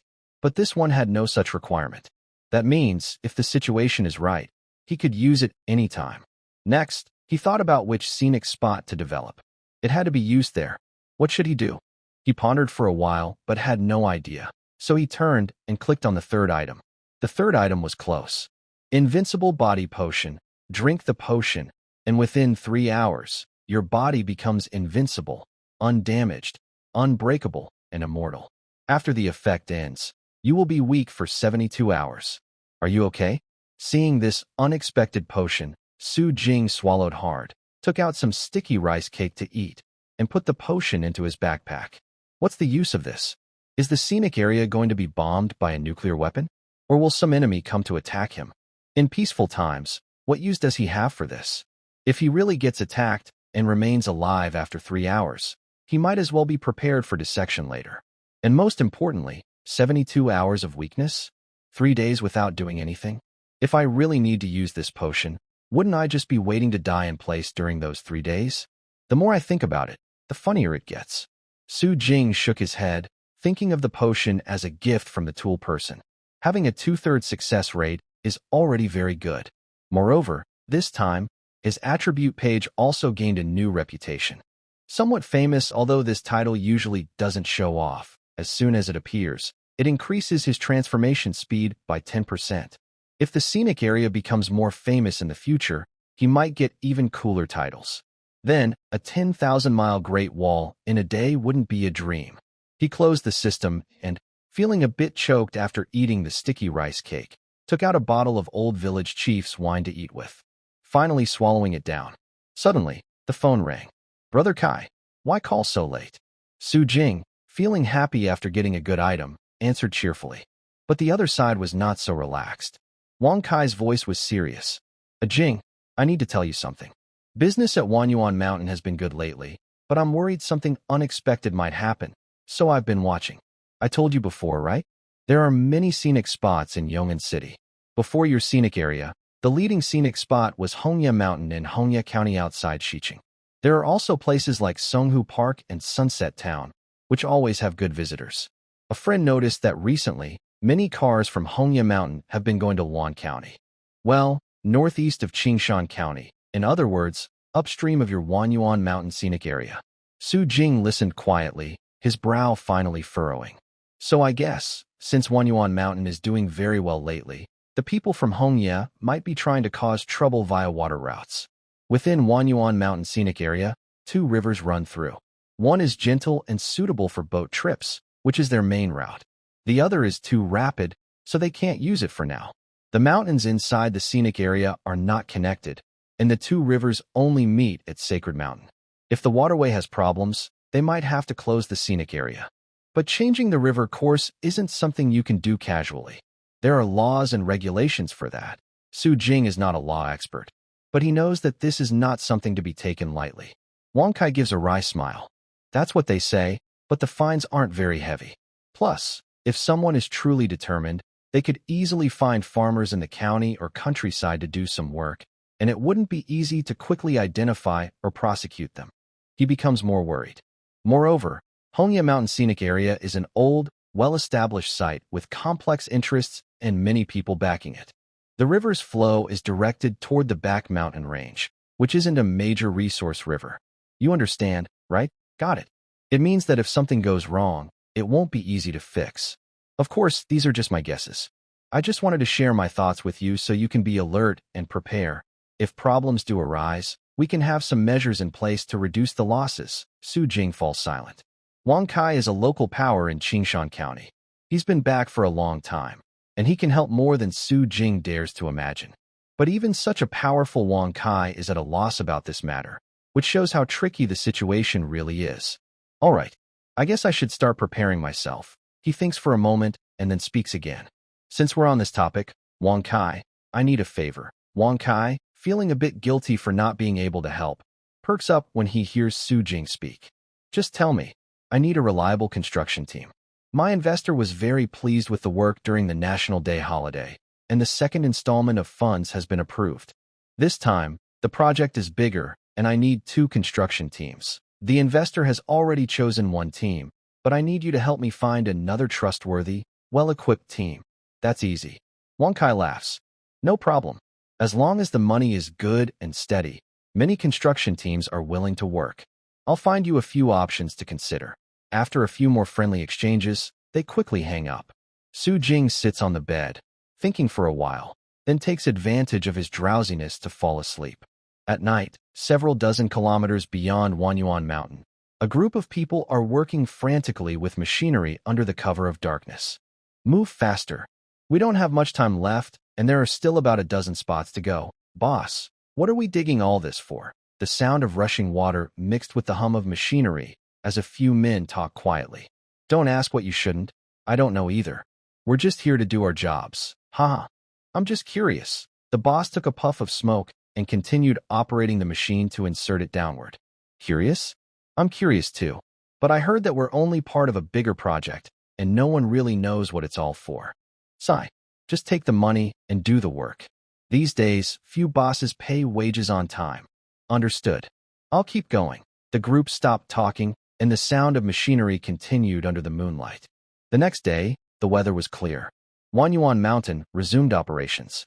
Su Jing called the main staff early in the morning for a meeting at the Visitor Management Center. First, Finance Manager Sun Huohuo reported that in the 5 days of the holiday, Wanyuan Mountain earned 725,300 yuan from ticket sales, 117,800 yuan from souvenir shops, and 85,600 yuan from on-site spending. After deducting costs, the park's profit was 625,000 yuan. Sun Huohuo spoke softly but confidently. 625,000 yuan in 5 days surprised everyone. 5 days. Over 60,000 in net income? Wow. Is the park making that much money? Su Jing, who knew more details, was even more stunned. He reported that souvenirs had about a 30% profit margin. The employee-run shops sold cheaply, taking only a 30% commission. As for utilities and maintenance, Su Jing just estimated market prices, but in reality, he spent almost nothing. All these expenses ended up in his pocket. This means that during these days, he mainly paid employee wages and replaced equipment. It's terrifying. How much does he owe again? About 1 million, right? Cough, cough. Let's not think about the 30 million for now. 1 million is enough to pay off. But there's a month left, so no rush to repay. He can use this time to repair the park and hire more staff. In a month, he should be able to earn it back. Hopefully. Sun Huohua finished and sat down. He Yuan stood up. Currently, Wanyuan Mountain has official accounts on major platforms, with the most followers on Douyin and Zaihongshu. The rating for the yellow website scenic area has already risen to 4.1 points. Only 4.1 points, Jiang Tsong pouted. He originally thought that with so many visitors, the score would be above 4.5. Scores don't go up easily. Good reviews naturally come with bad ones, and there are also malicious fake reviews and competitors. Hyunong was used to this and continued speaking. Currently, there are 3 main types of comments online about the scenic area. First, discussions about the interactive activities at Mingyue Village, the ceremonial rituals, and the new plush flower props. Second, questions about the divine spirits at Sacred Mountain, whether they are real or fake, their appearance patterns, and so on. Also, souvenirs are very popular. A few limited edition divine-themed souvenirs are already being sold at high prices. Third, predictions about the attractions at the top of Sacred Mountain and expectations for other scenic spots at Wanyuan Mountain. Hyunong looked around at everyone, finally stopping at the boss's face. I hope all leaders can quickly respond to the third type of comments to raise public expectations. It would be best if the area could open during the National Day holiday, so we have enough time for promotion and content creation. National Day? Su Jing secretly chuckled. If they really started the renovation with a systematic approach, it might be completed in just a month or 2. Waiting until National Day? By then, the third zone might already be unlocked. But he said nothing, only nodded. After Hyunong finished her report, she looked at Jiang Kong. General Jiang, we need to set up a business development department quickly. The scenic area's current popularity is enough to start attracting investors. Jiang Tsong nodded, then stood up to give his summary and next steps. Being from a management background and with rich experience, his plan was very thorough. He had already thought about attracting investments and recruiting staff. Moreover, he proposed developing the scenic area's own ghost houses. Each of the 4 zones of Mingyue Village, A, B, C, and D, would have one, based on the original wooden structures, with different styles designed for each. This work naturally fell to Su Jing, who had a background in design. Very good. In this scenic area, no one can afford to be idle. Su Jing gave Jiang Tsong a fake smile, while the person opposite covered their eyes and turned away. Not looking, definitely a bad review. Hyunong, and their subordinates finished the meeting and left to discuss specific details about attracting investment. They didn't know that the outside world was already very anxious. The owner of Fengnong Tractor was anxiously asking his staff, "How's it going? Still can't find the contact information for the Wanyuan Mountain boss? What about the other leaders?" The subordinate was drinking tea that cost 20 yuan a jean, which was worse than what he bought himself, spitting out the residue. "Why are you in such a hurry? We're just a tractor seller. Even if we contact him, he might not use our tractors. TSK. The boss frowned coldly. Telling the truth. What if? They're all from the same county. To go deeper, our ancestors might be relatives. What's the big deal about tractors? We just sell tractors to make a living in the county. If he needs them, we also have dump trucks and loaders. Maybe in the future, if he needs to move mountains or fill the sea, he might need our equipment." The boss crossed his legs, happily chewing tea leaves from his teeth, beginning to imagine the future. Think about it. In the future, as the scenic area becomes more popular, big trucks with our brand will come and go. What a wonderful thing that would be. The subordinate stood up decisively. The boss, over 50, still loved to daydream. Instead of wasting time, he should go to the countryside and sell more tractors. That would be better. He forwarded the official account of Wanyuan Mountain to the boss. "Keep an eye on it yourself. They do have an email, but I've sent many messages without any reply." The subordinate left. The tractor owner sat up and started sincerely editing a message. "Hello, we are from Fengnong Group's business department. We hope to establish a friendly business partnership with your scenic area. Our range of services is broad, including most construction vehicles, not only him. Since Wanyuan Mountain opened, besides an unreachable customer service phone number, only one email address has been made public. They didn't know who the boss was, nor did they know where the staff of this scenic area were hiding. Anyway, they had been trying for a long time but couldn't contact the responsible person. They could only keep sending messages to the email. So when Jiang Tsung finally opened his email and saw He Yunong's categorized list, he was stunned. So many. The categories include investment, brand cooperation, investors, government departments, media interviews, and feedback, all well organized. Each category contains hundreds of unread emails. The most confusing part for Jiang Tsung was the last category. There's also a donation category. He Yunong also found it amusing. After many years of work, she had never seen a request for donations to a scenic spot before. Yes, but only 3 people have donated so far. What does only mean? Having even a few donors is already unusual, and now there are 3? How much did they donate in total? Together, 1.2 million yuan. No way. Jiang Tsung was so shocked he was silent for 3 seconds. Since childhood, he worked part-time and earned every penny himself. The money he saved isn't enough to buy a house back home. He couldn't understand it no matter how hard he thought. No way. Are they crazy? Is this what they call the damn perspective? Meanwhile, Su Jing received a familiar call. Secretary Shun. On the other end, Secretary Shun was cheerful. I'll send you a location. Come here at 3 p.m. Something good is waiting for you. When Su Jing arrived at the designated place, there were already staff waiting for him. Qingshan Villa. As the highest-grade hotel in the county for official receptions, Qingshan Villa is located next to the hotel, used exclusively for private tea talks and meetings. Su Jing followed the waiter inside. In the quiet and elegant VIP Hall 1, many distinguished guests were already present. All officials and scholars, but Su Jing only recognized Xin Zhuang. Haha, our big star has arrived. Xin Zhuang stood up from the crowd and led a confused Su Jing to the only available seat. Then he introduced everyone. The person in charge of Yuan Mountain Scenic Area. You've probably heard of it for a long time. Su Jing forced a smile. Old Shun is really not a good person, not even giving a heads up. What kind of strange characters are these? But since he was here, he decided to stay calm. He had met national leaders during team trips before, so he wasn't afraid of them. If they tried to make things difficult, he could just leave. Later, he planned to invite Xin Zhuang for a meal and give him some laxatives. But the official's flattery did not appear as he expected.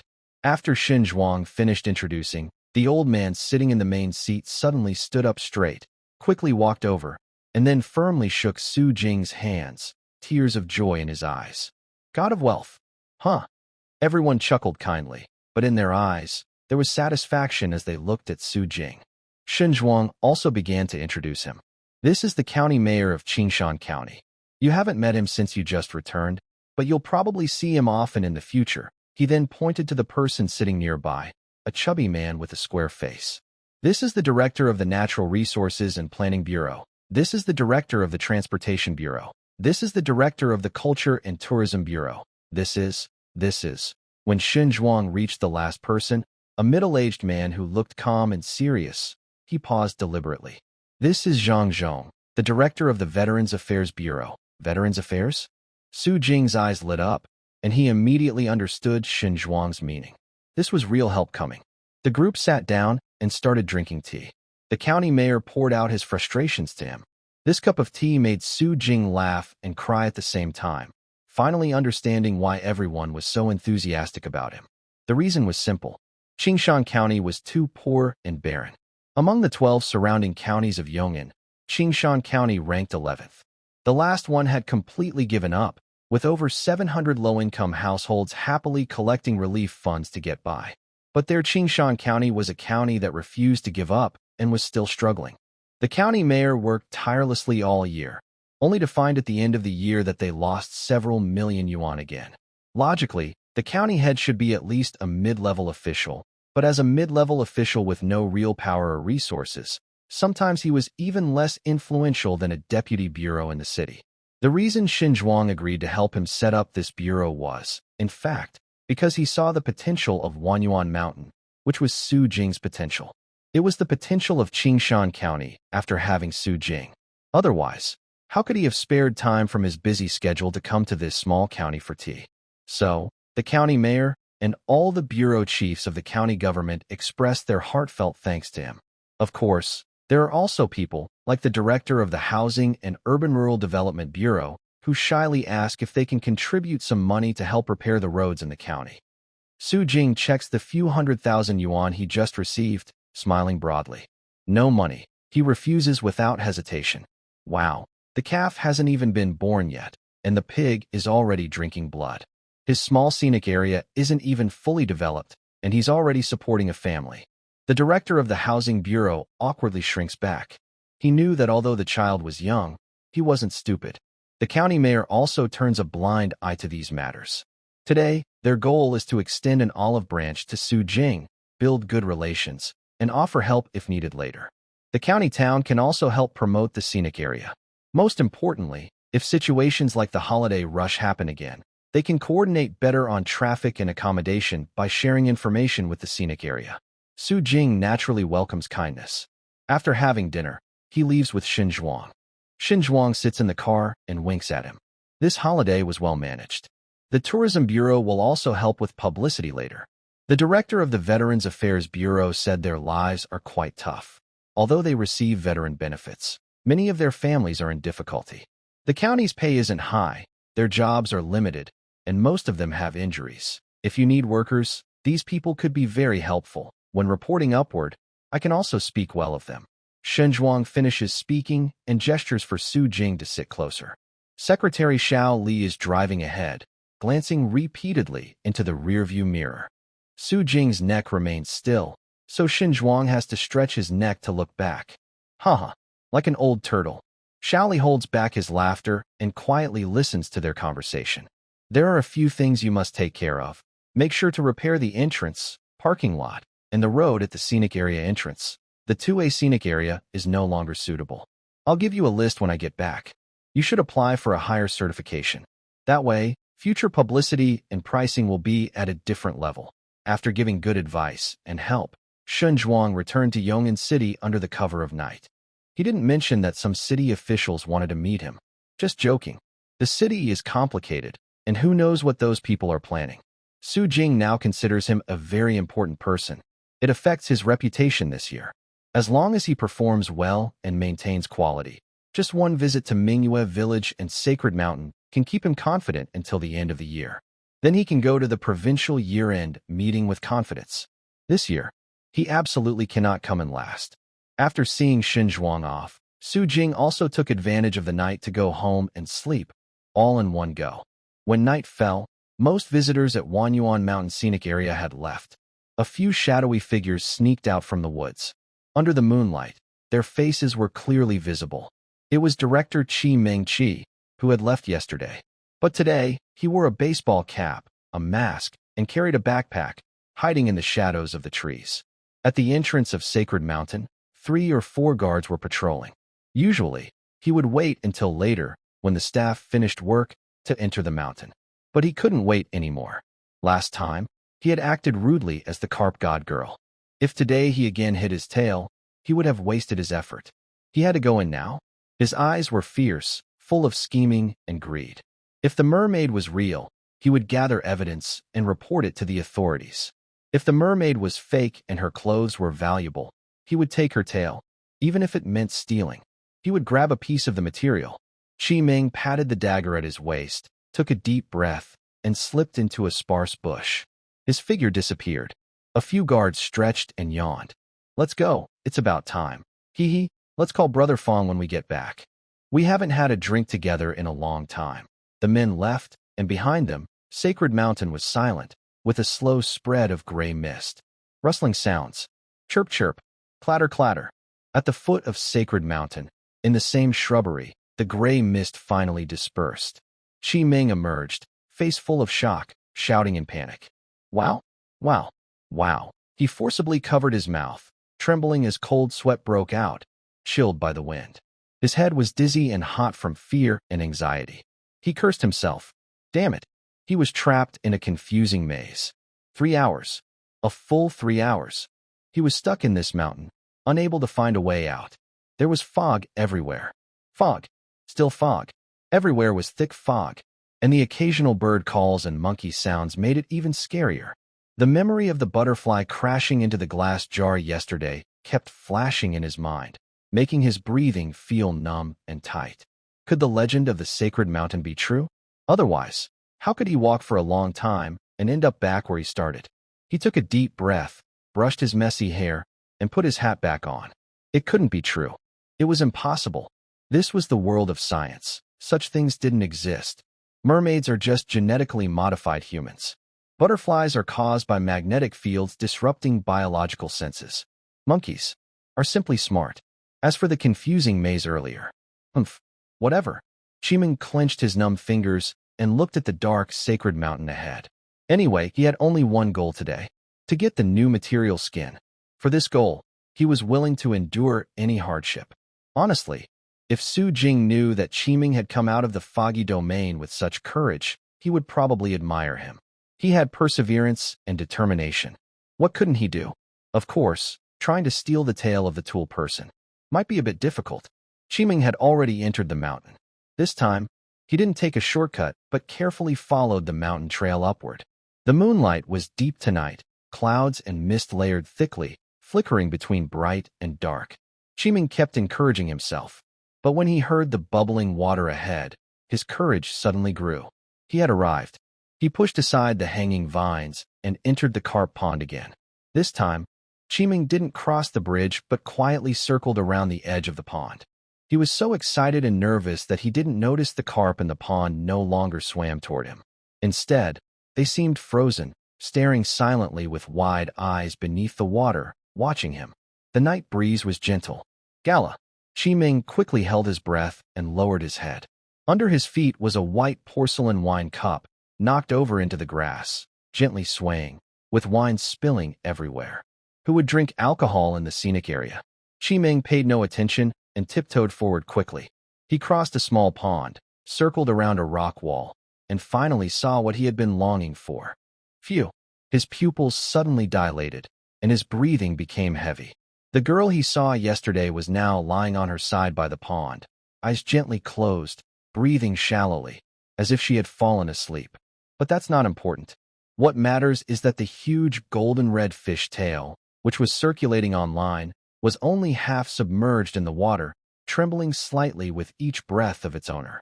Under the water, the magnificent fin, like a fan, emitted a golden and silver glow, more dazzling than the finest gems. Damn! Chiming felt his chest heat up. Would employees really sleep at night without taking off their clothes? Are they crazy? Or does he not need to take his off? Or can't he? Could he have encountered a real fish? Damn it! He was about to become famous forever. Like he had lost his mind, Chiming didn't hesitate at all. He took a step forward and suddenly grabbed the fish tail. He wanted to feel it with his own hands. Splash! Crack! Startled by the unfamiliar touch, the girl seemed to wake up. The fish tail suddenly shot up, creating a huge splash that soaked Chiming completely. But standing in the mist, soaked all over, Chiming looked at the girl who was standing up with her fishtail. His eyes, filled with greed, almost turned red. The slippery feeling still seemed to linger in his hand. He had been killing fish at the supermarket for 3 days. How could he not know what fish skin felt like? His smile couldn't hide, and he shouted in surprise. You monster! Do you really have a tail? The koi goddess stood behind the mist, and the group of koi fish suddenly swam behind her all at once. She straightened her fish tail, with the fin hidden beneath the water, and stood over 2 meters tall. The koi goddess looked down at Chiming from above. You've angered me. A tail is just a tail, yet it allowed you to sneak into the sacred mountain at night. Her eyes flickered as she looked at the overturned wine cup on the distant grass. You still wasted my good wine. Chiming laughed loudly, then drew out a dagger, his voice cold and ruthless. A tail? Would you like to give it to me, huh? Bang! Once again, water mist rose up from the fish tail. When the view cleared, the fish god was sitting by the pond, holding a cup of wine to her mouth. To you, her tone was playful, her eyes slightly narrowed, seeming unafraid of the sharp knife in front of her. The way of heaven. You gain something, you lose something. You want my tail, then I want. Can you give it? Chiming also smiled, but as he kept smiling, his smile faded. It was getting late. He had to get that monster right now. If she really was a mermaid, even if he killed her, no one in the park would call the police. If she was fake, he would take the material and leave immediately. Compensation was just a matter of money, and he had plenty of it. Naturally, someone would protect him. Stop talking nonsense. Chi Ming sneered coldly and swung his knife to attack. What I want, I take myself. The moonlight flickered, passing over the fish pond in an instant. Before night fully fell, Chi Ming saw her sitting calmly in the water, a mischievous smile on her lips. What was she smiling at? Was she not hiding? It's just a tale. Does she really think she's a goddess? He swung his knife even more fiercely. Night completely fell, but the knife's glow was sharp, reaching the front of the cave. Boom. The last thing Chi Ming saw was a flash of purple-white light, so bright it blinded him. Ding. A loud electronic sound woke Su Jing from his sleep. His system appeared automatically in his mind. A full screen of black warning messages floated there. Warning. Warning. The park's props have been attacked. System punishment activated. Begin punishment. Punishment task completed. Host, please check. What's going on? Su Jing was confused. He was missing a sock, with messy hair, and he scrambled into the park. Who was attacked? What just happened? Who? What did I do? Brother Tongzi, don't do that. It's so scary. Passing through Mingyue village, entering the sacred mountain forest, pushing aside hanging vines. Su Jing stood in front of the carp pond, wide-eyed and stunned. What's happening? If you ignore the familiar old man lying on the ground, everything here seems peaceful. The carp are swimming happily, as if nothing has happened. Director Chi? What's wrong with him? The carp god holding a wine cup sat cross-legged on the grass, shaking his head. I don't know, we were just chatting nicely. Then suddenly a lightning strike hit him. Su Jing looked at the small patch of scorched grass under his feet, which was slowly healing. Chi Ming, who was lying on his back, had a blackened face, hair standing on end, and tiny black smoke coming from his mouth. Brother Tongzi? He hopes you didn't get struck dead. It's obvious that the correction is a punishment from the system. Who would have thought it could summon lightning? The system's voice was proud. Just joking. The system wouldn't let the host get into real trouble. I just used a little trick to stop him from causing trouble at the scenic spot. Well done. He praised inwardly, then suddenly slapped Chi Ming hard twice. Still daring to bring a knife? I've disliked you for a long time. Old lamp. The carp god, holding his wine cup, grinned and ran over. I want to try too. She twisted her wrist, lifted her left foot, exaggeratedly leaned back, and posed like she was about to throw a ball. That tender palm, with a sharp gust of wind, stopped just in front of Chi Ming. Chi Ming's eyes widened. His face turned surprised and angry. What are you trying to do? TSK. The carp god sighed, shoulders drooping. Uncle, do you think my hand looks nice? Su Jing watched the girl leave, and Chi Ming almost fainted again. He had no doubt. If that slap had fallen just now, it could have snapped this old man's neck. He held back a laugh, pretending to be concerned, and asked Chi Ming, Director Chi, how are you feeling? But unexpectedly, Chi Ming seemed to have lost his memory. He looked around, his old face full of confusion. Where am I? Su Jing was stunned, then tentatively asked, You are on the sacred mountain. Have you forgotten what just happened? Sacred mountain? He looked around, then frowned and sat up, seeming displeased with his surroundings. Why am I here? He thought. Ugh, my head hurts. My body hurts. He appeared to be dazed, with his wild hair, and started walking down the mountain path, muttering as he went. This place feels so uncomfortable. Why did I come here? Ugh, I should be in the lab drinking red wine. Ugh, I dislike this forest, is that right? Did he just leave like that? Su Jing refused help, and the old man, accompanied by the koi spirit, limped away, disappearing into the woods. The knife covered in his fingerprints was left at the scene.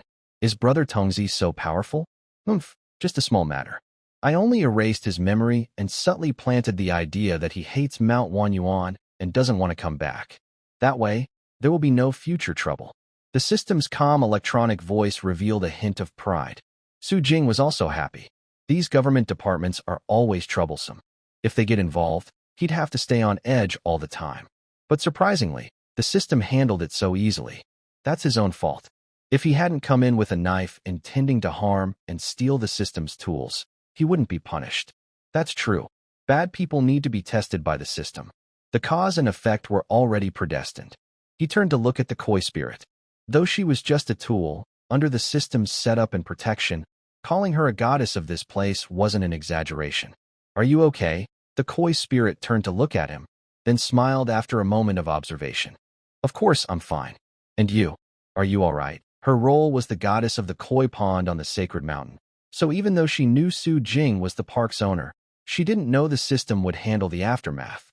Even if someone had just tried to hurt her, she instinctively worried about causing trouble for Su Jing.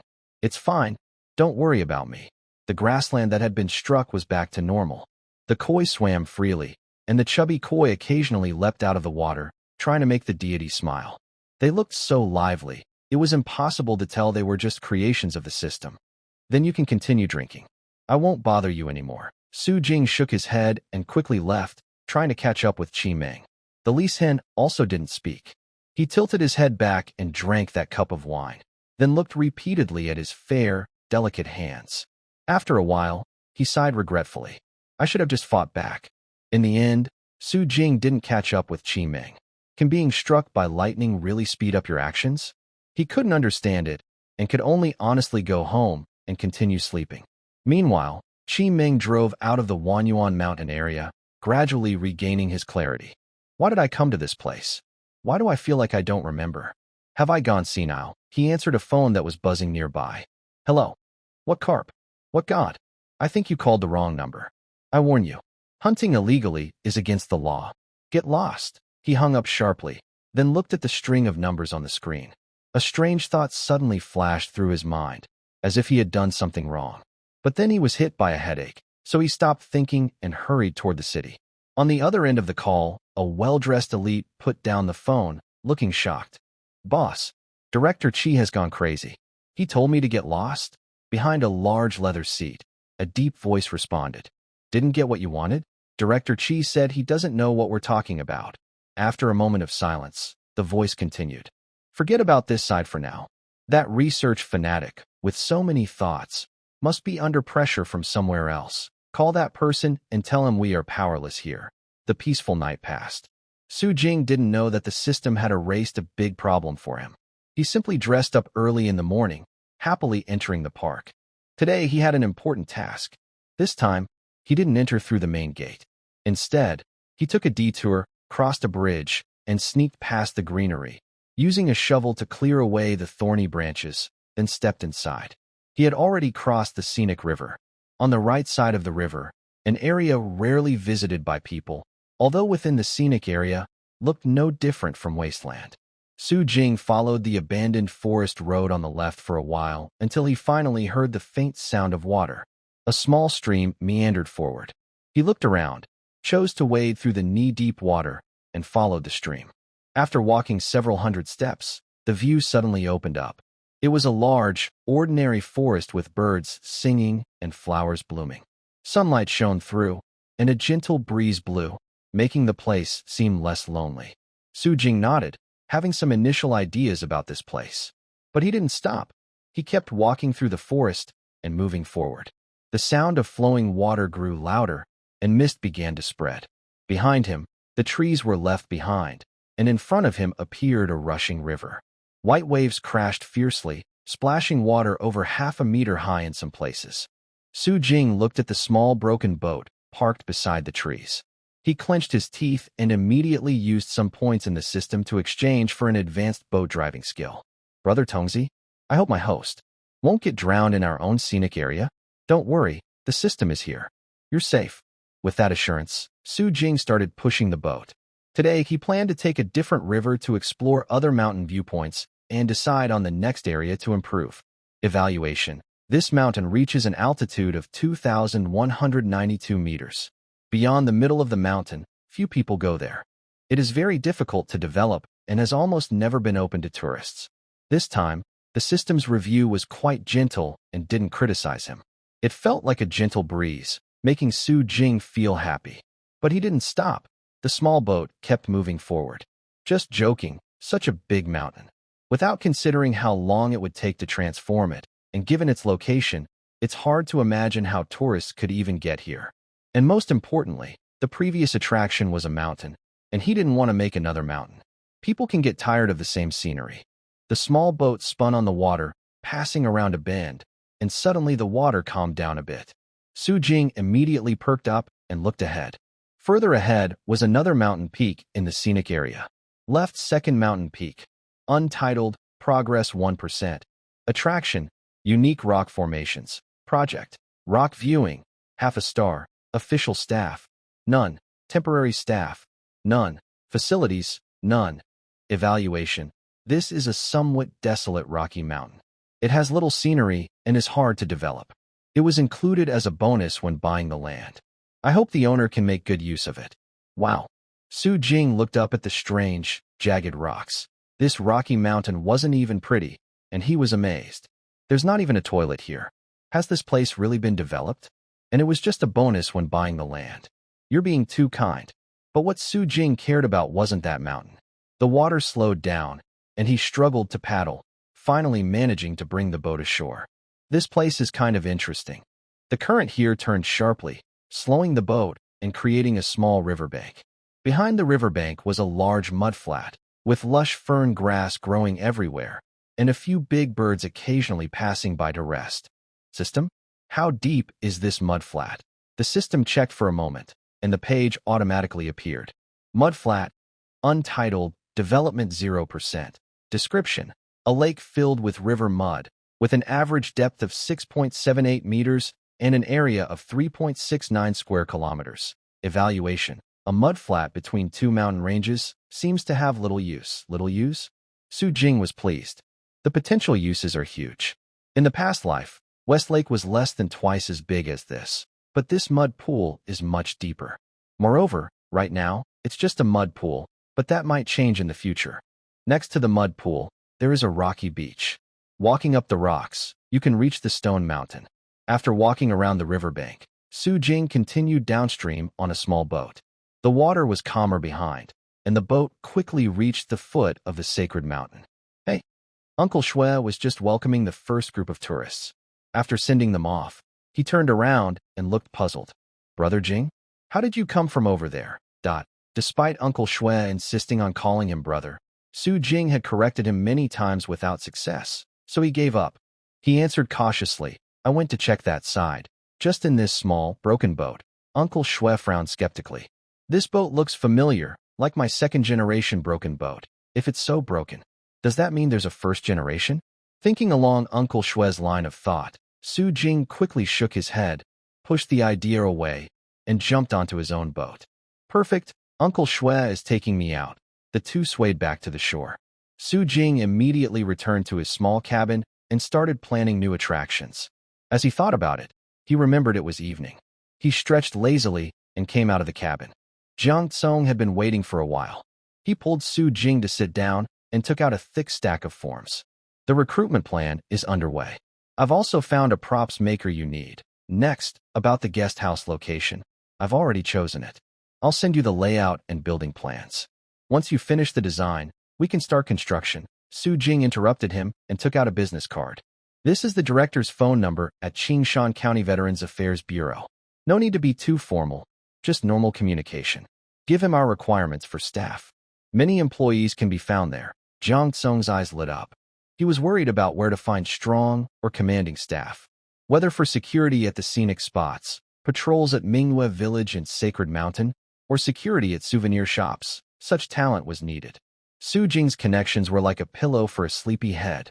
He put away the business card and continued. And then, there are some who come looking for us on their own. He took out a piece of paper. There are 2 dance troupes in Yong'an City that have shown interest in friendly cooperation. Within the province, 2 more dance groups have sent emails. As for the county town, I won't mention those. In the southwest region, there's a very famous dance troupe that is touring nearby Yong'an. They said if possible, they'd like to come see a performance. Su Jing thought for a moment. Is this cooperation about working at the scenic spot and dancing? Like with Golden Sun? Jiang Tsong chuckled. What are you thinking? It's more like an exchange performance, kind of like inviting external performers for joint shows. It can attract fans of those dance groups or people wanting to see something new at the scenic spot. Su Jing nodded, then looked puzzled. Aren't our shows already interesting enough? Jiang Tsong fell silent. Of course they are interesting. We're still young and fresh. Su Jing was very busy and probably hadn't seen the online comments. The Wanyuan Mountain Scenic Area was already buzzing with excitement. He took a deep breath. I understand. Right now, we only invite dance groups that are interested in long-term cooperation. As for those who just want to visit, they can buy tickets and watch normally. Exactly. That's the idea. A scenic spot that operates long-term needs a solid team and diverse performances. Not constantly changing performers just to attract attention. That kind of tactic is only suitable for special holiday events. Jiang Tsung continued. In terms of investment, we've received a lot of applications. Maybe because our rental fees are low and the commission is also minimal, many big brands are eager to join. There are also many investors. He flipped through a list and took out a few pages. I picked out some interesting ones for you to see. One is Fengnong Tractor. They speak grandly, but I checked. They're quite capable. Mainly focused on mid to low-end models, with good durability and quality. They said if we can advertise for them, they're willing to provide their transport fleet for our use. This one is our county's bottled water brand. This one is. He finished listing several, and Su Jing nodded repeatedly. He mainly remembered the tractor company. There was no other way. Managing is really not his strong suit. Another investor contacted us. Their equity share is very suitable. No, we are not looking for investors. Huh? Jiang Tsung was stunned and frowned as he asked back. Why? Aren't we in debt? If someone invests, that's a great thing many companies would want. There was no other reason. Su Jing sighed. He had a system behind him, and the ownership of the scenic area had to be entirely in his name. Not a single part could be transferred. Did you forget? I have a mysterious big investor above me. I've already allocated all the shares I can. He could only talk about the investor to reassure Jiang Kong.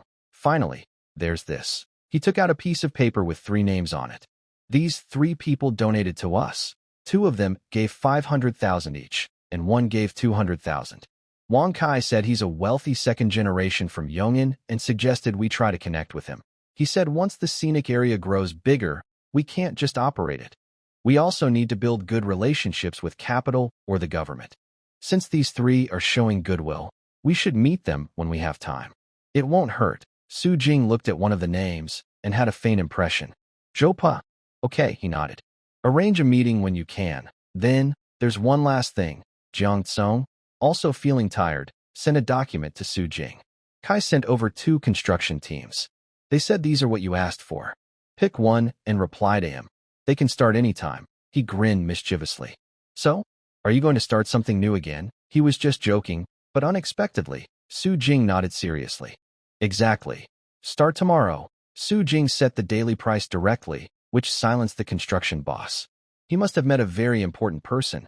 The uncle smiled so broadly that his eyes nearly closed, ready to work hard. But unexpectedly, the man pulled him aside, took out a scenic spot map, and started planning. Here, and here. His finger wildly pointed at the map, almost planning the boss's entire year's bright future.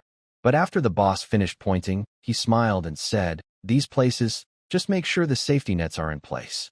Remember to cover everything tightly, including the top, to keep it safe." The uncle couldn't listen anymore. His heart sank. Just putting up a net around the area, how many days can that last? How much money can he make? Besides these, are there other plans? The uncle perked up his ears to listen. There's nothing else. Woo-woo. This is too much.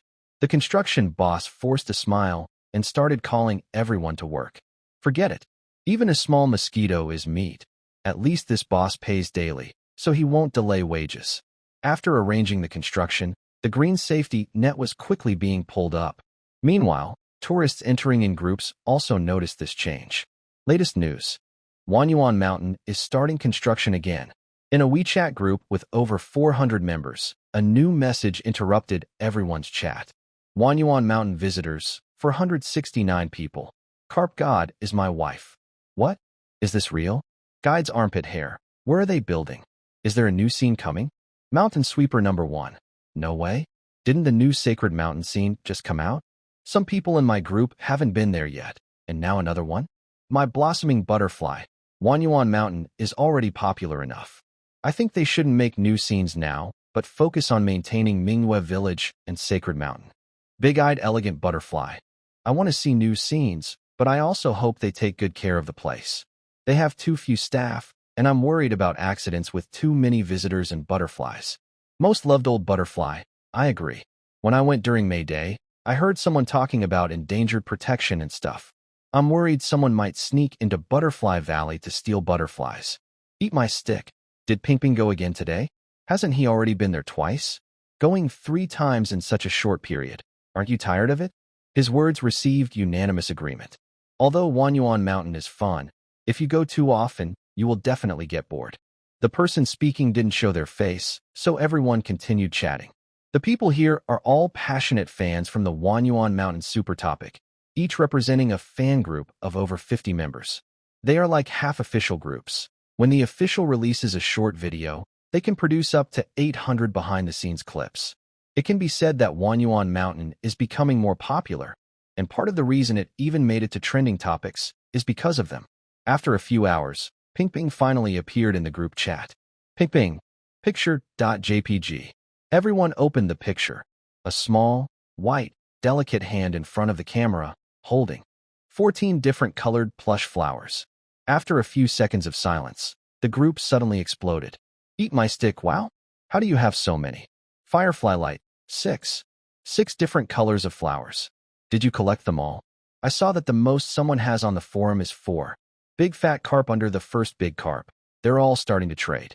No one has as many as you found. This must be a new item. In Mingyue village, Ping Ping carefully placed the plush flowers into her backpack, still holding back. In her bag, there was also a white plush flower. This was a color never seen before online. But, even after collecting 6 flowers, Ping Ping still felt it wasn't over. Usually, these things have a number associated with them. According to Chinese superstition, it's either 7, 9, or maybe 12. She looked up at the top of the sacred mountain. There was a faint glow flickering there. She had a feeling. This plush flower item was definitely meant for the mountaintop. But she didn't know what scenery or divine presence was there. Could it be that some spiritual force needed this item? People who thought like her weren't alone. Everyone silently continued collecting their own items. That night, after tourists left and the construction team brought materials by boat to enclose the wooden village around the guest house, Su Jing immediately started the renovation work. Mingyue village buildings. A-grade customized renovations 4, costing 16,000 reputation points, taking 48 hours. Wanyuan Mountain, main entrance. A-grade customized renovation, costing 3,000 reputation points, taking 72 hours. Wanyuan Mountain, parking lot. Standardized parking lot renovation, costing 3,000 reputation points, taking 72 hours. Wanyuan Mountain, ticket office. Standard ticket office, costing 1,600 reputation points, taking 48 hours. Then, there is the last one, and the most important one. Su Jing takes a deep breath, looks at his remaining reputation points, and confirms. Ding, a crisp sound like clearing land rings out. Wanyuan Mountain Scenic Area, the second renovation zone has been selected and cannot be changed. Based on the host's ideas, the system has optimized and adjusted the plan. Overall upgrade of the muddy area, Luoxian Lake, A-grade renovation, costing 100,000 reputation points, taking 15 days. Due to the complex internal structure of the scenic spot, the process takes longer. Please be patient. Ding. Overall upgrade of the Creekside Woodland, B-grade renovation, costing 35,000 reputation points, taking 7 days. Please wait patiently. By this point, Su Jing has almost exhausted all his reputation points earned before and after the holiday. What remains is to handle scenic area affairs with Jiang Tsong and wait and see. Inside Wanyuan Mountain Scenic Area, under the cover of a green safety net, all renovations begin instantly. The system's masking noise sounds again, no longer silent and invisible as before. Night falls again, deep into the night, stars shining. More than a few dozen kilometers away from Wanyuan Mountain, after hanging up a call, the leading man leaves indifferently, his calm words drifting in the wind. Start now. Release the water.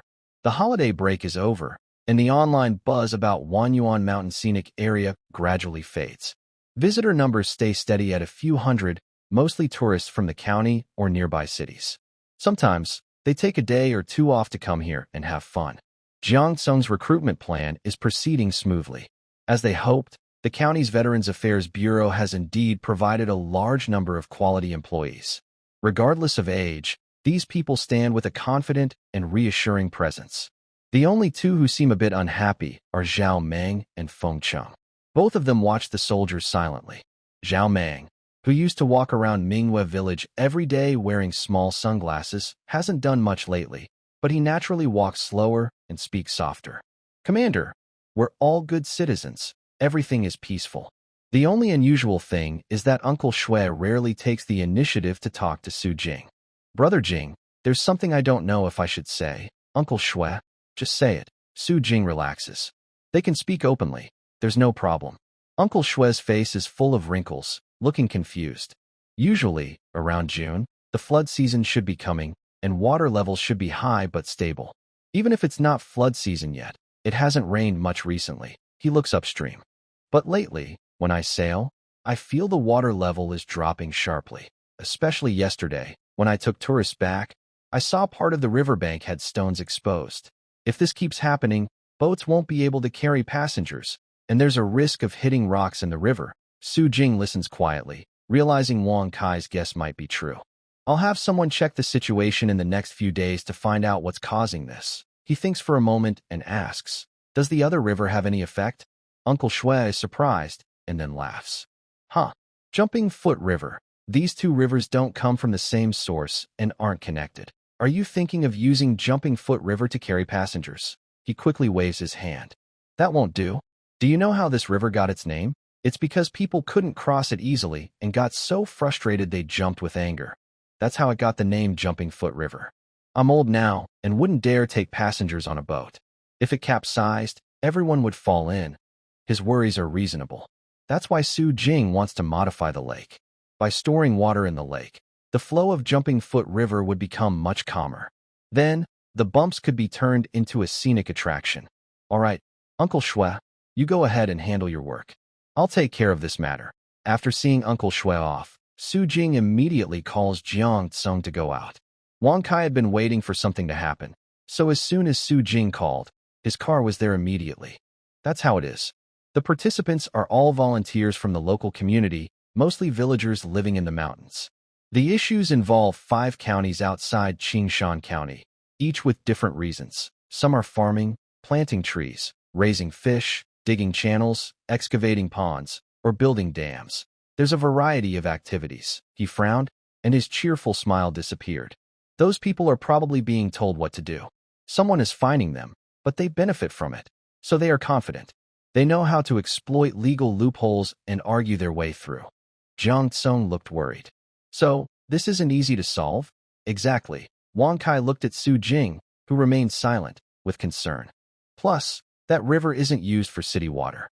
Once it passes beyond Wanyuan Mountain into the deep mountains, it doesn't really affect residents' lives much, so there are few complaints or protests. I asked about this. The counties are just joking around, not solving the problem quickly. It seems the city officials are also holding back. I heard you have a good relationship with the Culture and Tourism Bureau, so you might need to ask for help. Su Jing paused for a moment. I'll try, but I don't think Secretary Shun can solve this. If someone really wants to cause trouble for him, judging by how careful they seem, they probably already have connections. Moreover, according to Wang Kai, you think it's the Red Leaf Mountain scenic area doing this, right? Yes. Wanyuan Mountain is nice, but it only recently gained some popularity. Red Leaf Mountain Scenic Area has been a well-established attraction supporting Yong'an City's culture and tourism for many years. Even when the government decided to develop tourism heavily, Red Leaf Mountain already had steady visitors. This scenic area has become closely linked with Yong'an City's development. Even if Su Jing finds Secretary Shin and he wants to help, he might be powerless. He raised an eyebrow. Can you find the contact info for the person in charge of Red Leaf Mountain Scenic Area? Wang Kai chuckled awkwardly. I don't have that kind of connection, but ask Secretary Shan. He should have it. After seeing Wang Kai off, Jiang Tsung refused Su Jing's suggestion to go to the city together. If what he said is true, I need to go back immediately and prepare a response plan. Both short-term and long-term, including our current recruitment and investment plans, might need to be put on hold. Jiang Tsung is very serious about helping him manage the scenic area, and Su Jing feels warm inside and very pleased. However, The Lucian Lake project is not yet finished, so the news cannot be shared freely. He can only do his best to handle this issue for now. As he expected, when Xinzhuang heard about this, his face immediately looked much worse. Are you sure it's the people from Hongya Mountain Scenic Area? Su Jing shook his head. Not sure, but I want to talk to the person in charge over there. Xinzhuang hesitated for a moment and then spoke honestly. Since you've already investigated, you should know that dealing with these local government disputes is very hard. I can only try to push things forward, but you need to be prepared. He asked cautiously, besides Minghua Village and Sacred Mountain, are there no other scenic spots in Wanyuan Mountain? If there really are none, and the operations stop, the fame of the scenic area will fade quickly and visitor numbers will drop. He wanted to use Wanyuan Mountain to participate in the year-end review, but that will be difficult. I'll give you the phone number, but my access is limited to the secretary of the person in charge. If you can handle this well, that would be best. He sighed.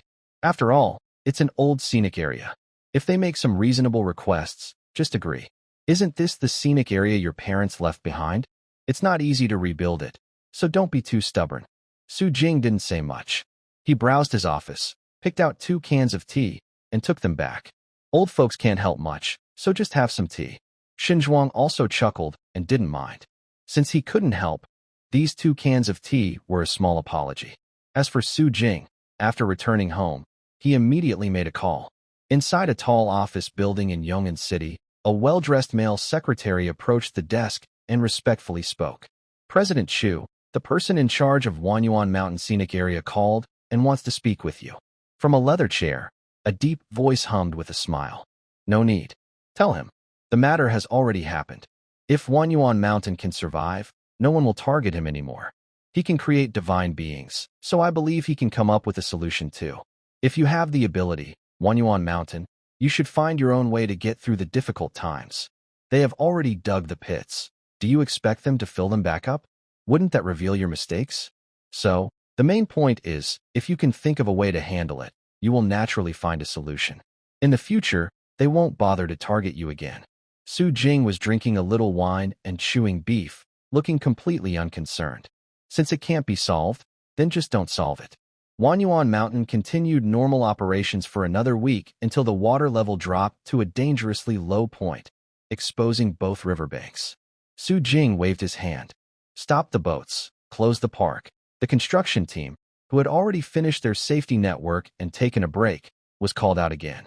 Build a side gate. This time, the work was real, and they happily got to it. But others were confused. Close the park? At the staff meeting, Jean Na frowned in confusion. What do we do then? They had already gotten used to life at Minghua Village. Dancing, working, singing, happy and free every day, growing quickly. Su Jing shrugged. What else can we do? Go home and rest. Everyone else looked around. Whether from the Sunlight Group, the Qingyuan Acrobat Troupe, or the men, women, and children around Feng, they all looked discouraged. What's going on? He chuckled and clapped his hands. Although some waterway issues remain, this park closure is also a good chance to fix some problems. We're just closing temporarily, not forever. Why are you all looking so gloomy? Feng, a big, rough man, looked worried. Is it really true? I heard someone targeted our park. The river was deliberately blocked. Yes, our park is already remote. And how long will this closure last? What if no one comes back later? Feng Qin quietly raised his hand to speak. Will we still get paid? As soon as he finished, everyone looked at him sharply. Money, money, money. They all knew what he was thinking. Now work is uncertain, and he's still thinking about money. Su Jing didn't mind this. Yes, wages will be paid as usual. It's going to be hard on you, Sister Na. Maybe we can't perform these days, so Jean Na understood what he meant. They are part of an unofficial team, and they usually earn commission. Now that the park is closed, they have to find other ways to make a living until it reopens. But, is it really necessary? She leaned back, feeling relaxed. In these days at Wanyuan Mountain, they earn more money than they did in several months with their dance troupe. Even if they only get a month's pension and wait for Xiao Su to return, so what?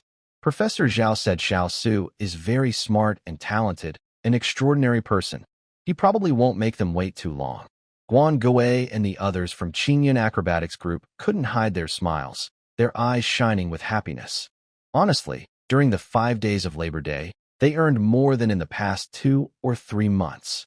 No wonder the old saying goes, it's better to be your own boss than just work for others. Being a boss is so profitable. Even if they don't raise prices like other scenic spots, the huge flow of visitors makes it easy to earn hundreds of yuan a day. With Su Jing's salary, they don't have to worry about food or drinks. It's perfect for a holiday. Qingyun Acrobatics Group isn't worried either. Don't forget, they have their own land. The small melons and vegetables they planted have grown. Now they not only feed themselves, but also sell the surplus to other villagers. In short, except for Jiang Tsong and a few busy staff at the management center, everyone else happily went home to rest. Meanwhile, in the visitor management center's office, the sound of typing was nonstop. The two new customer service reps, even with the door closed, could hear the ringing of phones and loud voices from the headsets, like shouting through a megaphone. What? Closed? My grandpa spent 3 days and nights trying to get train tickets, and my grandma, who can't walk properly, stood up just to go have fun. And now you tell me the park is closed? Why? No way. Why are you closing? Did you ask the visitors? Don't you feel guilty? It's about money, not earning anymore. The official website said the riverbed dried up. Are you kidding me? The flood season is coming soon. What's going on? Did the sacred mountain gods not communicate well with the river gods? Where did all the water go? No. I will complain about you. The park must open. I will bring my mother's great uncle to cut you with a knife. Just wait. I haven't even finished making new props. Please, no, sob. What exactly is the new tool used for? When will it be available? The visitors on the phone were crying, scolding, seriously explaining, or simply complaining without saying much. But no one could gather the resolve to close Yuan Mountain Scenic Area. He Yunong had not slept for 2 days. Now, her makeup was gone, and she sat in front of the computer wearing flip-flops, with messy hair and big bags under her eyes, typing. Unable to open for business. Due to upstream river water. Unknown reasons. Ships cannot operate. Being resolved, she finished typing quickly, then looked back with a sideways glance. What about the new tool? Where exactly is it used? I need to leave a hint for later. Jiang Tsong spread his hands. I don't know either. Brother Jing told me it's used on the mountaintop, but he didn't say what needs to be done there. He Yunong spat. She turned her head to think, then quickly typed again. Mountaintop gift. Deity. When the weather is good. Choose a day to open. All vague words. Probably no problem. He Yunong slumped down, thought for a moment, then asked again. How long will the park be closed this time? Our work. Very soon. President Su and I promised it will be back to normal soon. Jiang Tsong looked sincere. Our work continues as usual. Salaries and everything will not be delayed. Everyone, rest assured. Everyone nodded, took a deep breath, and continued working. Jiang Tsong looked at the two young women in the customer service office, thought for a moment, then called Fang Gue. During this special time, since everyone has no work, they can all come to be temporary customer service staff. We can't let these angry visitors exhaust our staff. They finished their arrangements. On May 12th, Yuan Mountain 2, a tourist area, officially announced it would close. It's closing now? In the senior management office, the deep voice sounded a bit regretful. I thought there might be some other solutions. Such a pity. The secretary nearby paid no attention, just smiled. Let's move on to the next step. We must make sure they can't turn things around. The secretary respectfully left. An invisible conflict had begun, but this time, the Second World War didn't last for days. The invisible conflict ended quickly. The owner of the genuine leather seat looked surprised at the secretary, who had failed to achieve anything, and was a bit confused. What does that mean? The secretary smiled and shook his head. Mr. Chu, no one can be persuaded to leave. What does it mean that no one can be persuaded to leave? The genuine leather seat made a creaking sound. The person sat up straight, and the secretary quickly explained. The performers from the Golden Sun Song and Dance Troupe refused our high-paying contract. The performers from the Qingyun Acrobat Troupe also declined our invitation. Among Fang Gui's group, only 1 or 2 hesitated, but they were soon convinced by others. As for Shanmeng Travel Agency, the secretary was a bit shy to say it, but still spoke. They beat up our people. There are no cameras nearby, and the injuries couldn't be verified. The smooth progress of the previous plan made Mr. Chu not expect it to fall apart before it even started. Try again. If it still doesn't work, tell me. With the sound of a door closing, the office fell silent. A few kilometers away, at Shan Mang Travel Agency, Zhao Meng sat in a brand new office, happily eating fried skewers with his team. Oh no, tour guides. Haha. Who cares about red leaves or blue leaves? When I first approached him, he ignored me. Now, I'll make sure he can't reach us. I don't know if his head got caught in the door, but he's not taking the main air of Wanyuan Mountain seriously and is instead acting like a dog of Hongye Mountain. He patted his subordinate heavily on the shoulder. Even though we're into literature, we can't neglect martial arts.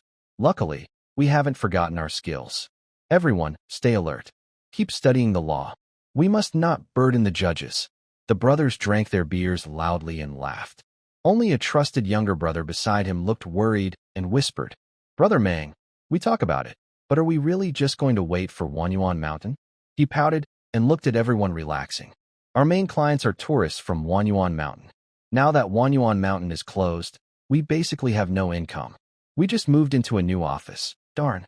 Zhao Meng hid his nervousness in his eyes and waved his hand. Don't worry. Boss Su promised me that the scenic area will open soon. He can solve this problem. No worries. Pay the wages normally. I still have some money. It's fine. I nodded, then went back to joking and chatting with my brothers. Zhao Meng looked up from his drink, his gaze outside the window serious. Su Jing. Mr. Su. Usually, Zhao Meng is quite profit-driven, but this time he decided to trust you. He has some guesses about what's happening at Wanyuan Mountain. If things really can't be fixed in the end, then you, Su Jing, are like releasing a tiger back into the mountain. His brothers will have to go back to their old jobs. Wanyuan Mountain has been closed for 3 days. Su Jing met 3 young people who donated money for him. They didn't seem to mind the mountain's closure and were very enthusiastic, talking about the wonders they saw at the sacred mountain. They all had the same message: make friends. Since they paid to help repair the road, Su Jing decided to keep their contact information. Later, he also visited the worried county chief and Secretary Shun. They tried to help him with connections, but resolving the issue of the upstream villagers blocking the water wasn't easy. As for Zhu Shou, he firmly supported Su Jing. During the closure, he managed to keep the popularity of Mingyue Village alive with some new ideas. But Mingyue Village stayed popular. Meanwhile, Wanyuan Mountain was once again heavily criticized. The sudden closure caused some people to leave bad reviews about the yellow apps, and others started investigating the water route upstream. This investigation mainly took place in the visitors of Wanyuan Mountain Group. The fans there sensed that Wanyuan Mountain was being targeted. For a while, Yong'an City seemed peaceful on the surface, but under the surface, tensions were rising. At the center of this turbulent undercurrent, Su Jing was humming a song. Peach leaves pointy on top, willow leaves cover the sky. A few days ago, he had to cross a small creek, but now there was a beautiful wooden bridge. From afar, before crossing the bridge, he saw a pink flower forest just a few hundred steps from the shore. Su Jing stepped onto the bridge, followed the creek for a while, then entered the pink forest. It was a stunning peach blossom grove, almost like it was about to float away in a fairy tale. Brother Tongzi. Su Jing walked through the area, unable to hide his amazement. Occasionally, flower petals fell from the sky, creating a romantic pink flower ring. Isn't it the season for peach blossoms anymore? Do you think what we did might cause problems? The system was unconcerned. China is vast and full of wonders. It's normal to find some beautiful sights. Besides, your carp pond and butterfly valley, are they not normal? That's true. Su Jing chuckled and continued walking, observing the recently renovated creekside forest. The peach trees stood in various shapes, with blossoms covering the branches. The gentle breeze made the flowers sway, spreading a light, refreshing fragrance that made Su Jing feel happy. He moved forward, and under the peach trees, a winding path paved with blue stones led to a distant house hidden among the trees. Yes, that's exactly it. Su Jing quickened his pace and entered the house. First, he saw 2 old wooden doors with a weathered plaque above them, inscribed with the flowing characters, Peach Blossom Cottage. He pushed open the doors. A subtle scent of ink and flowers greeted him. Inside, there was a main hall, a backyard, a rockery with a pond, and side rooms connected by a long corridor. It looked like a large courtyard, but now the courtyard was quiet. Apart from Su Jing's footsteps, Only the sound of falling peach blossoms could be heard. It was time.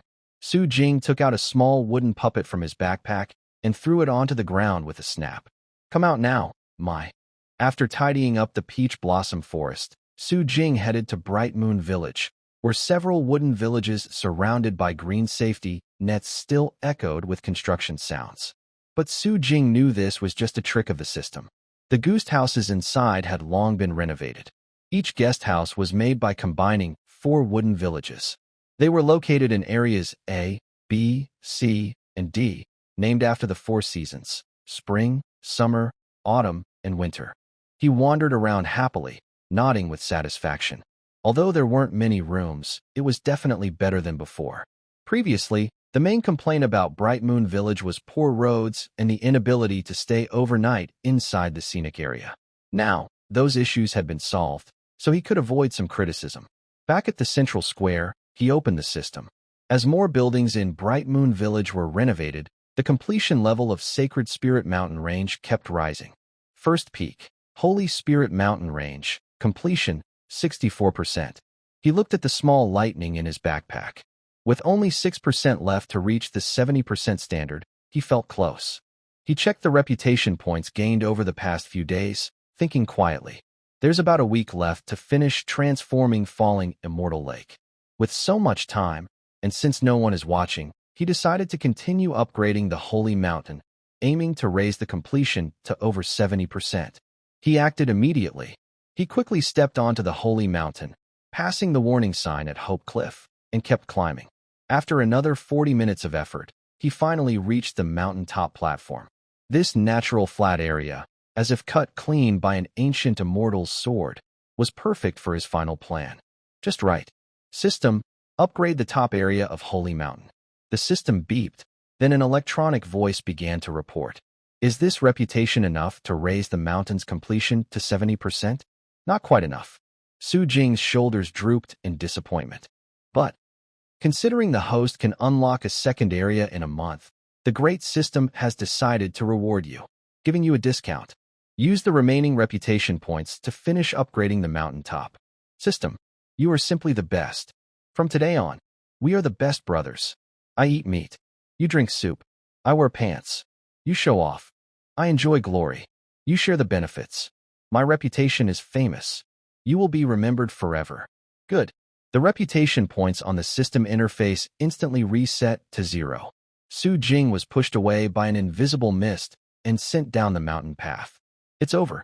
Su Jing touched the small lightning in his hand, looked up at the sky above. In the distant blue sky, a few clouds floated like ribbons. The dry air finally started to feel a little moist. Rain is coming. The small lightning disappeared from his hand, and he strolled down the mountain path. This was the last scenic spot of Holy Mountain. Time to start the promotion. Time slowly passed. On Friday night, Zhu Shou lay on his big bed, looking at the boring promotional videos on his account. Without the hot support from Wanyuan Mountain, these random shop exploration videos were less than 1/10 of the previous traffic. Wanyuan Mountain, he sighed deeply. My guide, it's been 10 days. When will you come back? Ding dong. His phone buzzed. He rolled his eyes, wanting to dismiss the message about collaborations, but when he touched the screen, his eyes widened instantly. Wow! His chubby body suddenly moved very quickly, and he jumped up from the bed with a gulp. Guide, are you free recently? Something's happening. Ding, ding, ding ding ding, ding ding ding ding ding ding. Yunong covered her ears, frightened, and threw the mouse aside. She shouted at Zhao Dashue, who was studying nearby. No, no, I won't watch. I don't want to see. What's going on? Zhao Dashue looked confused. He took the mouse and clicked on the flashing page bar at the bottom of the computer screen. What's happening?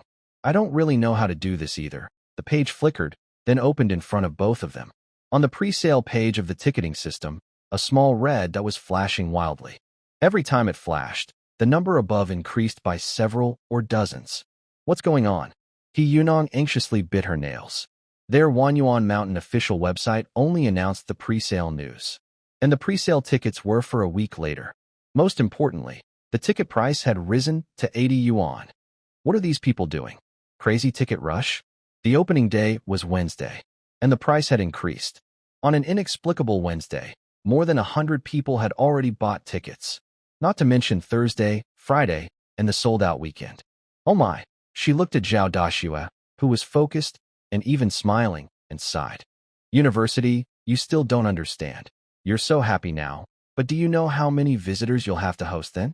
Do you know how tiring and hard it will be? Zhao Dashua shook his head. Sister Yunong, you don't understand either. What do exhaustion and hardship matter? Do you understand how much they hoped for recognition when they faced a few scattered tourists who were so rude? Two people felt both worry and happiness.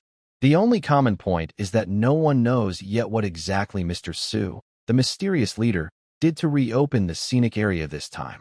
Every day, they come and go in the park carrying bags, loudly saying things like, so awesome, unprecedented, or, they're so impressed, but they see nothing. The only thing they can see is the gradually rising water level of the river, caused by public opinion and policies. Even so, it's not enough to meet the standards for boats to carry passengers. What exactly is he happy about? Feng Gui and others gather in the central square. A new group of employees sit quietly nearby, waiting for instructions from their seniors. Have you all heard the news? Feng Gui looks around. Since he moved everyone to Mingyue Village, his high reputation and steady leadership made him the manager of the Sacred Spirit Mountain area. Most work tasks are assigned and completed by him. Tonight, he gathers everyone in the square to share some news. As everyone has heard, in 5 days, Wanyuan Mountain Scenic Area will reopen. There's a buzz among the crowd. Feng Gui raises his hand to quiet them and continues in a serious voice. This reopening isn't just for Mingyue Village and Sacred Mountain. Mr. Su also said he developed a new attraction, right above the jumping river. Everyone looks in the direction he points and sees a strange-shaped mountain of rocks. What's so special about that place? Someone asks curiously. Could it be more beautiful than Mingyue Village? Of course. The scenery of Sacred Mountain and Mingyue Village is so stunning that even after a month here, I still find it breathtaking. What are you talking about? Just say it's pretty. Feng Gui smiles helplessly. I don't know what the new attraction is either. He clears his throat. But Mr. Su said we need to send 30 people to work there. What? Everyone immediately tenses up. Who wants to go? No one wants to go. Just outside the house. You can work, enjoy the lively atmosphere every day, run a small stall to earn some money, and visit new scenic spots. But all these benefits are now gone. Feng Gui immediately saw what everyone was thinking and snorted coldly. What are you all thinking? He patted his thigh. When we were so poor we couldn't even afford to eat. Don't forget who took care of us, who gave us a place to stay, paid us, and helped with the paperwork. People must remember their roots. Mr. Su told us to go east. We shouldn't go west. Xiaoji sat behind him, rubbing his forehead helplessly. Uncle Feng was excited again. The others felt a bit embarrassed after being scolded by Feng Gui. Some wanted to stand up and respond, but they saw a group of people already moving faster than them. Swish, swish, swish, swish. The silent crowd stood up, led by a man with a straight posture. We can go over there. Oh, Feng Gui looked at them with some respect. These were the retired soldiers. But he lowered his hand. You can go, but some of you should stay. Maintaining order and enforcing rules are your strengths, but handling relationships and guiding visitors, those are their skills. Hearing Feng Gui, everyone behind felt a sense of responsibility. Just joking. They were all newcomers. Could they possibly know Wanyuan Mountain better than the locals? Remembering that they had only been here for a month, the staff quickly stood up one after another. I'll go. I'll go too. Me too. Xiaoji also stood up. If there's a new scenic spot, I definitely want to check it out. Feng Gui smiled and ruffled his head. Kids, go to the side. Everyone's enthusiasm was sparked. Feng Gui then continued with a gentle smile. No need too many people. Mr. Su gave us a quota, and I've already chosen the team. He took out a piece of paper and called out names one by one. Finally, he turned to the retired soldier who had spoken earlier and said, Brother Xiaolong, the remaining 20 people, you pick. Xiaolong was the manager of the retired soldiers here. He nodded and started calling people. Mr. Su was recruiting them. Everyone knew what skills the scenic area needed. But since they could offer good jobs, they would work hard, maintain order, protect peace. The staff was settled, and Jiang Tsong also called to confirm that the new equipment was on its way. Su Jing looked at the system display and moved the small lightning bolt to the top of Sacred Mountain, officially activating it. Suddenly, a flash of purple and white light appeared, so fast that no one noticed.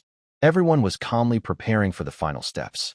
Su Jing suppressed his excitement and nervousness, waiting for the transformation to be complete, the park to reopen, and visitors to arrive. Within 24 hours of the official announcement, the long-dormant park section finally became lively again. Old popular posts were rediscovered, and people were commenting wildly. Media outlets that failed to get interviews finally caught the scent of traffic and started promoting again. One post was especially interesting. The waterway in the park has been cut off. How will Wanyuan Scenic Area transport visitors after reopening? At first, it seemed like a sarcastic remark, but many people noticed the phrase, cut off. What's going on? Who was cut off? What exactly was cut off? Is this a twisted form of human nature or a decline in morality? I heard that many villagers upstream were digging ponds and channels to build dams. They are already working on it, but progress is slow, and it hasn't been restored yet. Wow. I smell a conspiracy. I'll check it out. Wait for me. Not restored? How will visitors get to the attractions? I remember Mingyue Village is far from the main gate, right? It takes over 10 minutes by boat downstream. I don't know. I just want to find out. Did they add many new things when reopening the park? Stop dreaming. Tickets are already sold out. They only released pre-sale tickets for the first week, and they're all gone. What? I just heard about this now. Huh? That's right. I managed to get 2 tickets. Among the heated discussions, one post stood out. Piggy bank. Yes, I'm lucky again. Looking forward to everyone joining me on the first day of Wanyuan Mountain's reopening. The post under the Zhu Show account caused a surge in popularity, with many people envying and commenting, while others reported it for cheating. They said he was cheating. He definitely used some trick. But regardless of all that, as time slowly passed, the day had come for Wanyuan Mountain Scenic Area to reopen. On the first day, only 200 tickets were sold. This was Jiang Tsung's idea. First, because a new attraction was opening, they needed to see how visitors responded and make adjustments if needed.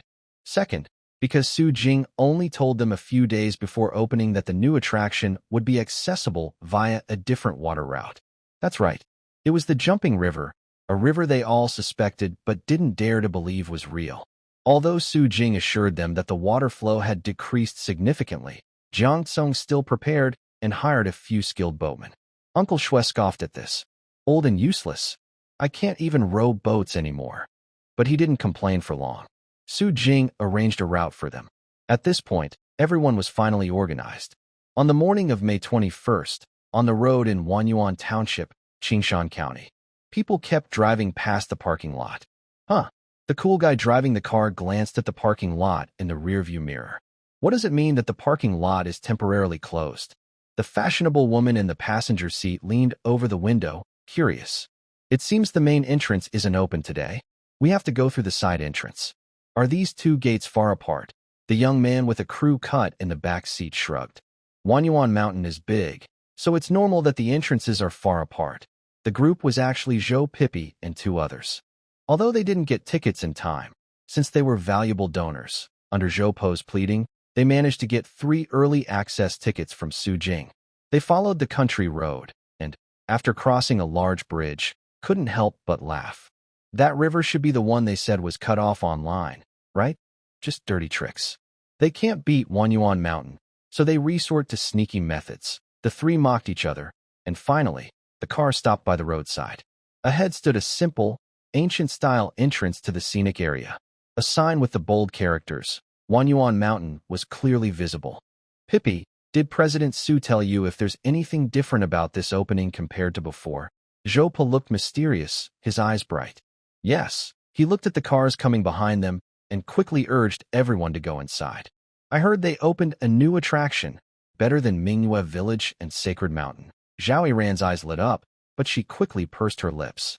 No way, only 15 days. How could they make something really special in such a short time? The childhood friend nodded. I think it's just a gimmick. Zhou Po's eyes flickered.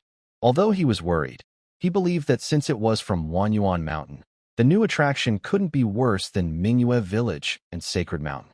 Don't think too much. We'll see once we go in. the group hurried forward. The nearby new ticket booth was built like a wooden house, old-fashioned and charming. Inside, Zhao Dashua checked their IDs with a smile before letting them in. Soon after, a chubby young man carrying a long spear and camera approached excitedly. Because he visited so often, Zhao Dashua already knew him. He looked at the girl with glasses and a ponytail behind the young man, feeling a bit strange. Are you two here together? The chubby guy, Zhu Shou, and the girl, Ping Ping, looked at each other, confused. We don't know each other. Zhu Shou had gotten a special ticket through connections, and Ping Ping had won hers through her fan enthusiasm. Surprisingly, they ended up coming together. Zhao Dashua smiled shyly. Since you two are regular visitors, I thought you knew each other. This caught Ping Ping's interest, and Zhu Shou's eyes brightened. They exchanged their tickets and chatted briefly, quickly understanding each other's identities. So, you made the promotional video for Wanyuan Mountain? That means, you know the owner. Ping Ping's question was left unanswered by Zhu Shou, but he was also surprised. Are you part of the legendary Wanyuan Mountain superfan group? I heard someone in that group collected 7 plush flowers. Is that true? Ping Ping smiled silently, but Zhu Shou immediately understood and nodded respectfully. Sorry for the trouble. The two hit it off instantly. One was a top record keeper. The other was an explorer with incredible radar skills. They were a perfect match. Let's go? We'll go in together. The tall and short figures quickly disappeared inside the park gates. Zhao Dashua remained calmly sitting in the pavilion, counting the number of visitors entering. After a while, more tourists started to arrive. A man and a woman were pulling each other as they walked over. Oh no, I told you I don't like this place. Do you know I canceled our fishing friends gathering to come with you, and now we're in this remote mountain. I promise this place is really fun. I managed to get tickets after staying up all night. Today, my teacher asked me to go explore some ancient sites, but I took a day off, huh? Even though my teacher scolded me badly, don't worry, I have my own plans. Humph, that's good. But you did really well this time. I heard it was very hard to get tickets for Wanyuan Mountain on the first day. Only 200 were available. I didn't expect you to get one. Hee hee. As long as it makes you happy, I'll do anything. The girl named Naonieo finished smiling, then turned her head with a flicker of dislike. This guy, who studies a rare major and is a total suck-up, only got the tickets because he managed to grab them. She wouldn't have gone out with him otherwise. Big sister, do you know I make hundreds of thousands per hour? The art exhibition is coming up, and I haven't finished my work yet. And you still insist on me coming to visit the scenic spot? Huh? Don't be mad. I know you're in a hurry, but don't worry just yet.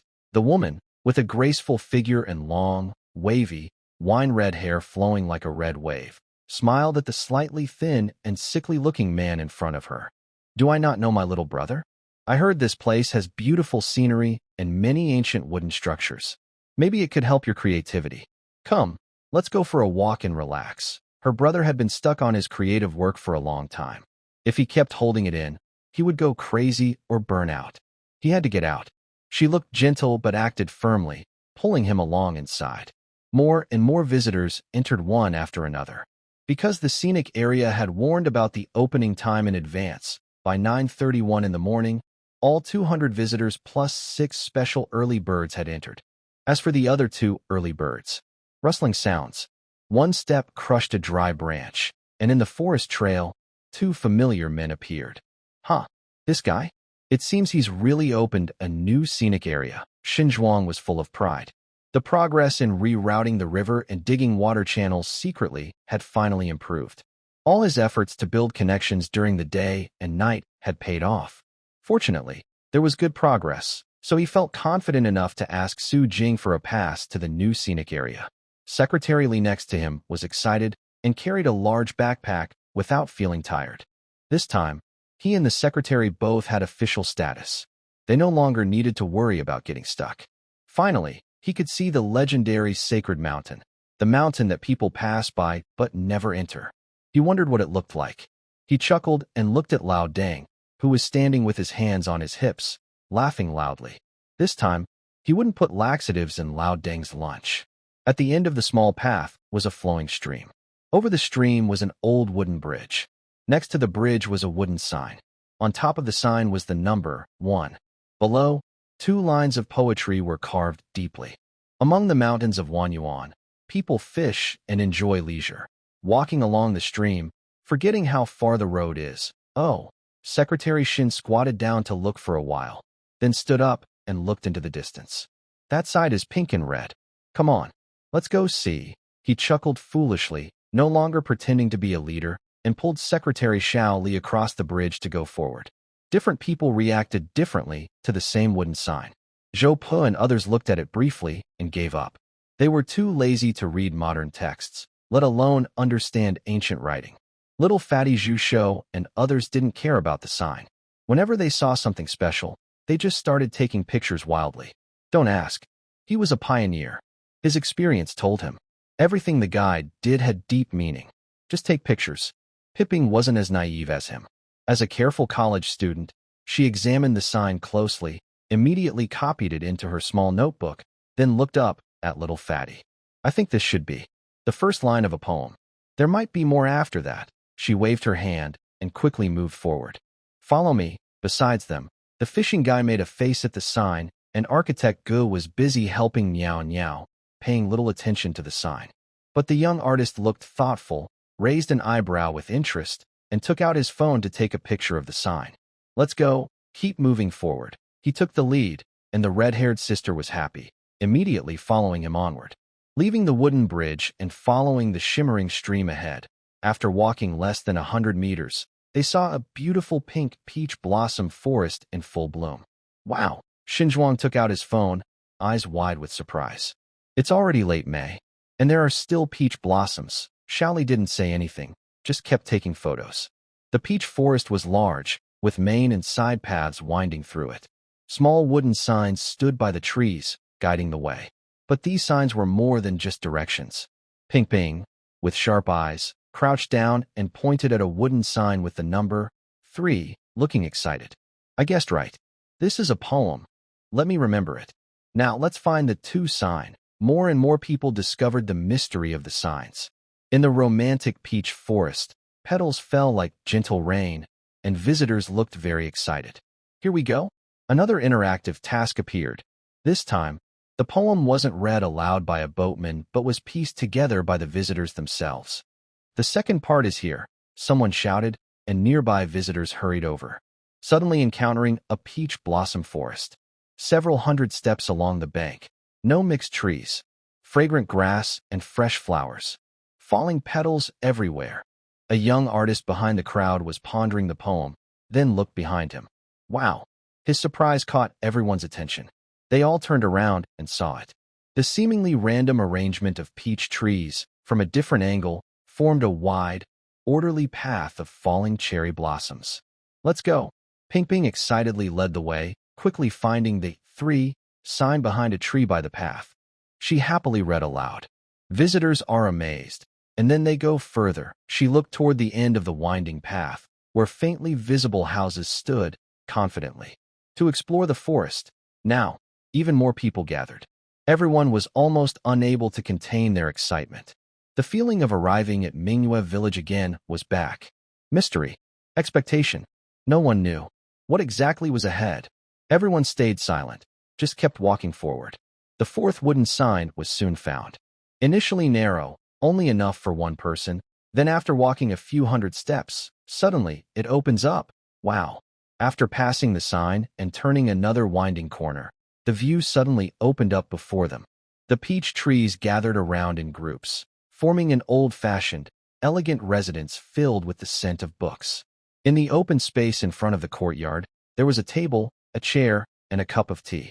An old acquaintance dressed in a blue robe, with his hair tied up and wearing a crown, stood up and looked at everyone with a warm smile. Wow, Master Guide? Su Jing shrugged and stepped forward. Since that traveler left many years ago, this peach blossom retreat hasn't seen outsiders for a long time. Are you all from the outside world? This was the usual phrase to trigger a task. Zhu Shouxing cheered excitedly. Yes, we just arrived. The guide looked a bit nostalgic and spoke slowly. When the traveler left, he once wrote a poem. Does anyone know what that poem was? Ping Ping immediately raised her hand and handed him her notebook. Walking along the creek, forgetting how far the road is. Suddenly, I come upon a peach blossom forest a few hundred steps along the bank, with no mixed trees, fragrant grass, and falling petals. he recited quietly, his attire matching the peach forest and courtyard, creating a special feeling. Halfway through the poem, Su Jing frowned slightly and covered his head. I can't remember the rest. He turned to look behind him. But I heard that in this peach blossom retreat, there is a peach blossom hermitage where a special person lives. Maybe you can find that special person and see if he has heard of it. He turned sideways, clearing the path behind him. I can't go inside, but I will wait for you at the end of the flower path beyond the courtyard. Looking forward to our next meeting. Su Jing stopped speaking, and everyone pursed their lips, unable to hold back any longer, and strode inside. Stop! But before they could step over the threshold, the door opened. A young servant in white, wearing a square hat, and with a face as lovely as a peach blossom, smiled and stopped them. Everyone from the outside might not know that the owner of this peach blossom hermitage is quite eccentric and only likes to interact with like-minded people. He held a wooden tray in his right hand, with 4 small wooden plaques on it. The hermitage owner has 4 main hobbies: poetry, painting, singing, and dancing. If you want to visit, you must choose one task and complete the Master's Challenge to qualify for the visit. The young servant has bright eyes and a charming smile, speaking slyly. Everyone, choose one task. Wow! Everyone was stunned. It turns out there are different side quests. Someone raised their hand. If I finish one, can I choose another? The young servant smiled. The Master's questions are not easy. You can only complete one at a time. After visiting, you must leave. Hearing this, everyone started to talk excitedly. How should they choose? They looked at the new scene. From the outside, it was clear that this house was much larger than expected. Now, hearing that 4 different tasks could be done here at the same time, they wondered, could it be that these 4 tasks follow different paths? Zhu Shou, who originally planned to do the tasks with Ping Ping, hesitated. He turned to look at Ping Ping, who was also holding her small notebook and hesitating among the signs. While they hesitated, a pale, bony hand reached out from behind, grabbed the wooden sign labeled, painting. Why hesitate so much? Suddenly, a thin, weak-looking young artist appeared in front of the crowd. He had a carefree smile and strode confidently inside. Take what you like. It's not like I won't come back later. The red-haired woman hurried to follow, but was stopped by the young artist. Big sister, this place is interesting. Let me explore on my own. You just pick what you want to do, don't follow me. The red-haired woman paused, then smiled. Since her brother was interested, she decided to let him explore by himself. She turned her head and looked at the tray. Without hesitation, she took a sign labeled, Dance, and strode inside. After the 2 of them chose, everyone else also stopped hesitating. Yes, it's not like they only came here once. Could this peach blossom cottage really be missed?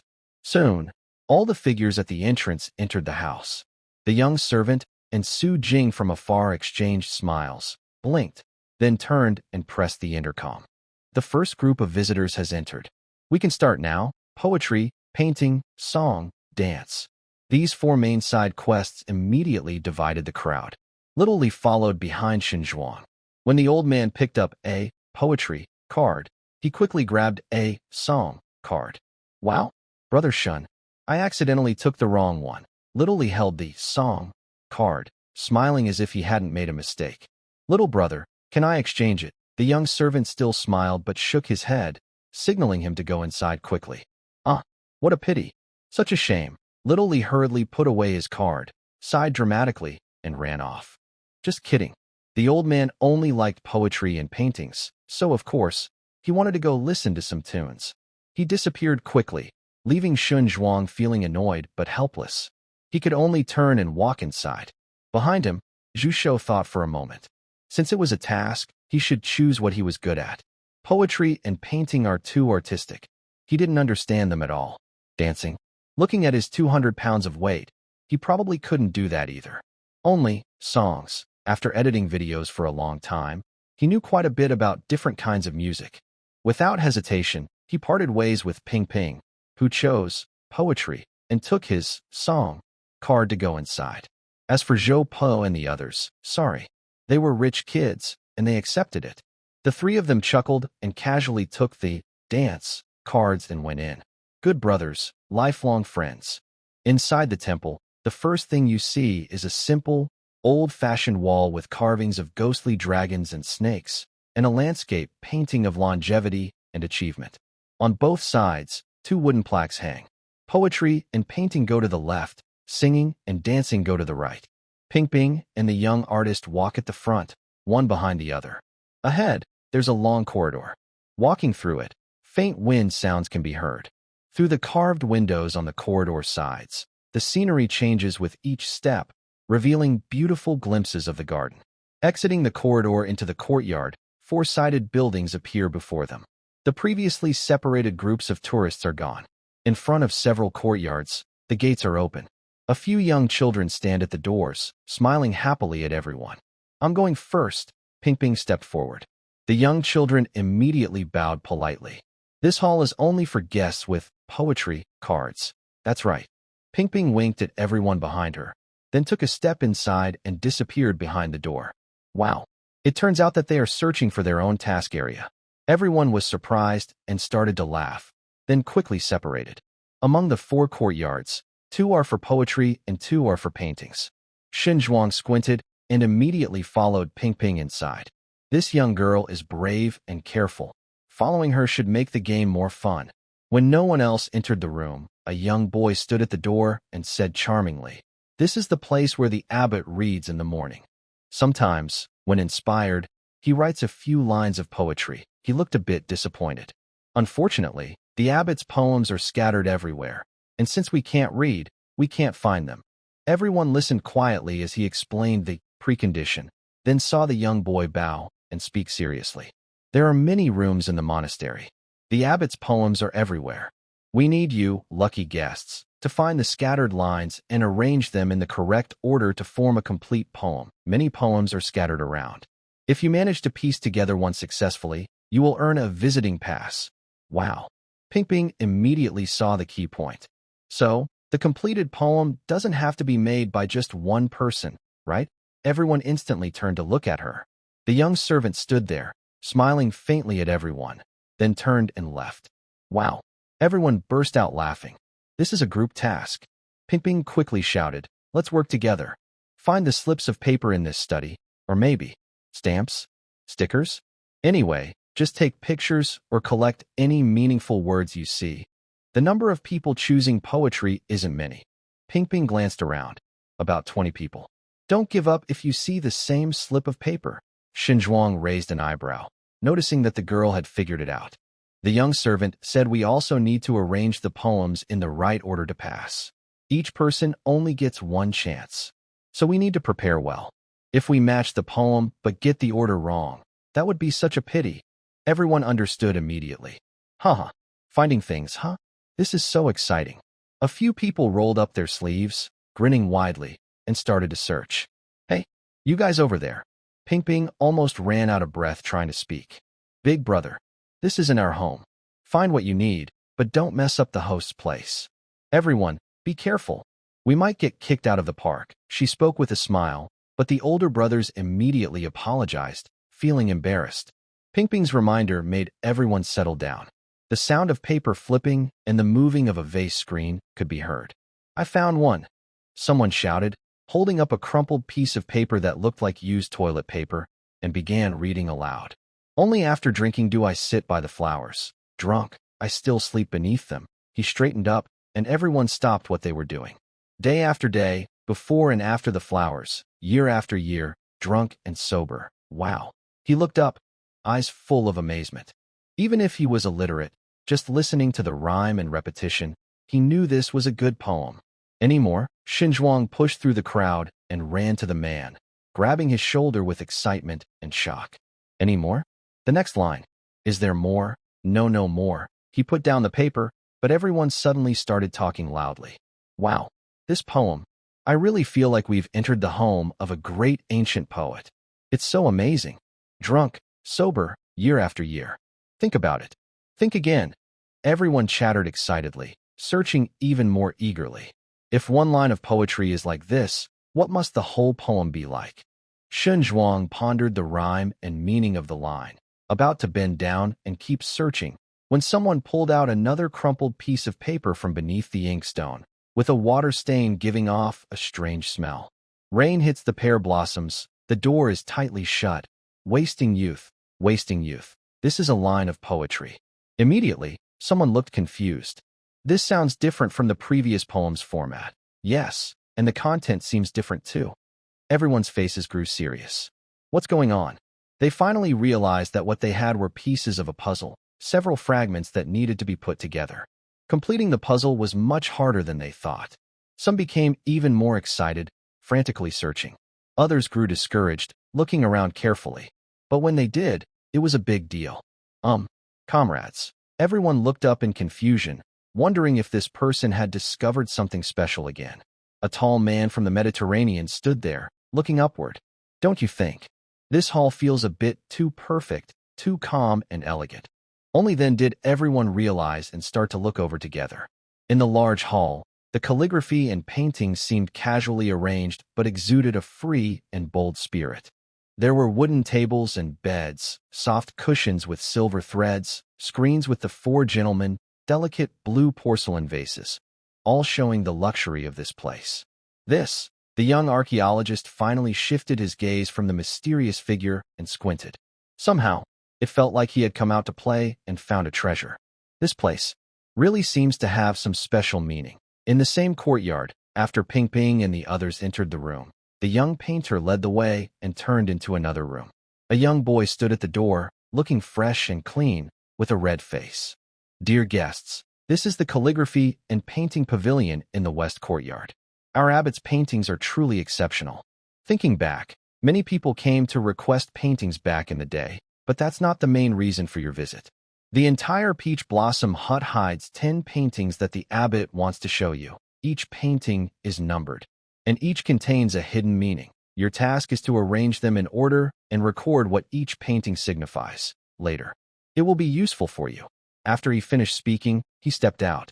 Without leaders like Ping Ping or Secretary Shun, everyone started discussing excitedly and then began to look for the paintings. But the person who was most enthusiastic about calling out suddenly became quiet when he entered. The scent of sandalwood drifted out, forming a misty pool. Behind the smoke, the young painter's blurry face appeared. He stood stunned inside the studio, looking at the calligraphy and paintings hanging from left to right, mostly vertical scrolls. Some were neatly hung on the wall, others casually tossed on the bed, and some crumpled and piled in baskets. He stared intently at these artworks, his face expressionless, but inside, waves of emotion surged. Who made these paintings? The brushwork, the artistic conception, the charm. He didn't even dare to judge such works. He randomly looked at one. The young artist leaned in and looked at the rough, bold handwriting above, softly murmuring, "Lake and mountain view." How many people would dare to paint a landscape with so much empty space? But if you look carefully, you'll see that the white space isn't pure white. Instead, it's filled with flowing mist and mountain winds. The meeting of clouds, water, and fog creates a white that looks like silk or brocade. Even more interesting are the few sailing boats stirring within the mist, reflected in the lonely mountain pavilion and a few friends in the lower left corner. He glanced at the little boy outside the door, who didn't seem to mind touching the painting, so he started to examine it. Oh well, no wonder. Feeling the texture of the photocopied paper, he relaxed. He thought, how could this master painter, the abbot, really let everyone touch his painting freely? But as he looked more closely, he finally saw a small number, 1 at the signature. An Arabic numeral, very easy to recognize. I found the first one, he suddenly remembered. They seemed to be on some kind of task. Everyone hurried over to take photos, then gathered around the painting to think. What are they trying to show us? White space. Empty. White. Genius. Can you be a little more cultured? They were chatting excitedly, but after taking photos, the young artist stepped back immediately. Since it was a series of tasks, one painting alone wouldn't reveal the pattern. He needed to find more quickly. He was a careful person, so he searched efficiently. The only thing to watch out for was getting too absorbed and losing focus. After a while, another person raised their hand. I found one too. The young artist hurried over, looking at on the painting, and was confused. What does that mean? Isn't it connected? Just placed randomly on the table, the bottom part hangs down, and only when everyone carefully lifts it can the full picture be seen. Hidden fish map in flowers and streams. Behind him, he took a full photo of the painting, examined it carefully, and his eyes lit up. He had a guess. Next, He just needed to find the other paintings to confirm his theory. The tourists exploring the painting and poetry areas soon realized they were not limited to just their own rooms. They found that only a few rooms restricted entry, while most were open for them to explore. As they went deeper and saw more, they finally understood how large and luxurious this peach blossom hermitage truly was. The old guide had already set aside Sister Niao Niao.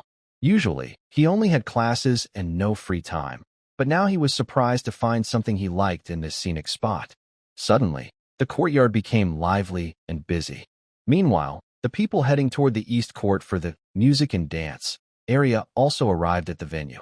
Zhu Shou was happily holding a camera, Shaoli was cheerfully nibbling on a small bread, and everyone was walking into the courtyard. They then found their task announcer in a side room. Zhu Shou watched as the young girl moved behind a folding screen, then looked around to observe. Although it was a side room, it looked spacious and grand. There were a few colorful drums and a flute resting on soft cushions. The young girl smiled and stepped out, then spoke. Guests, you can turn on your recording devices to record this. Next, I will play 2 pieces of music. Your task is to find out what instruments are used in each piece. Each song can have up to 5 answers submitted. Successfully identifying the instruments in any one of the songs counts as passing. Wow. Zhu Shou aimed his camera at the young girl and quickly recorded her words. Shaoli put away his bread, held his breath, and turned on the recorder. Ding! A clear, crisp sound rang out, followed by a gentle classical melody. The drums beat rhythmically, making everyone's eyes widen in surprise. It was just the intro, but the rich variety of instruments playing together was astonishing and hard to describe.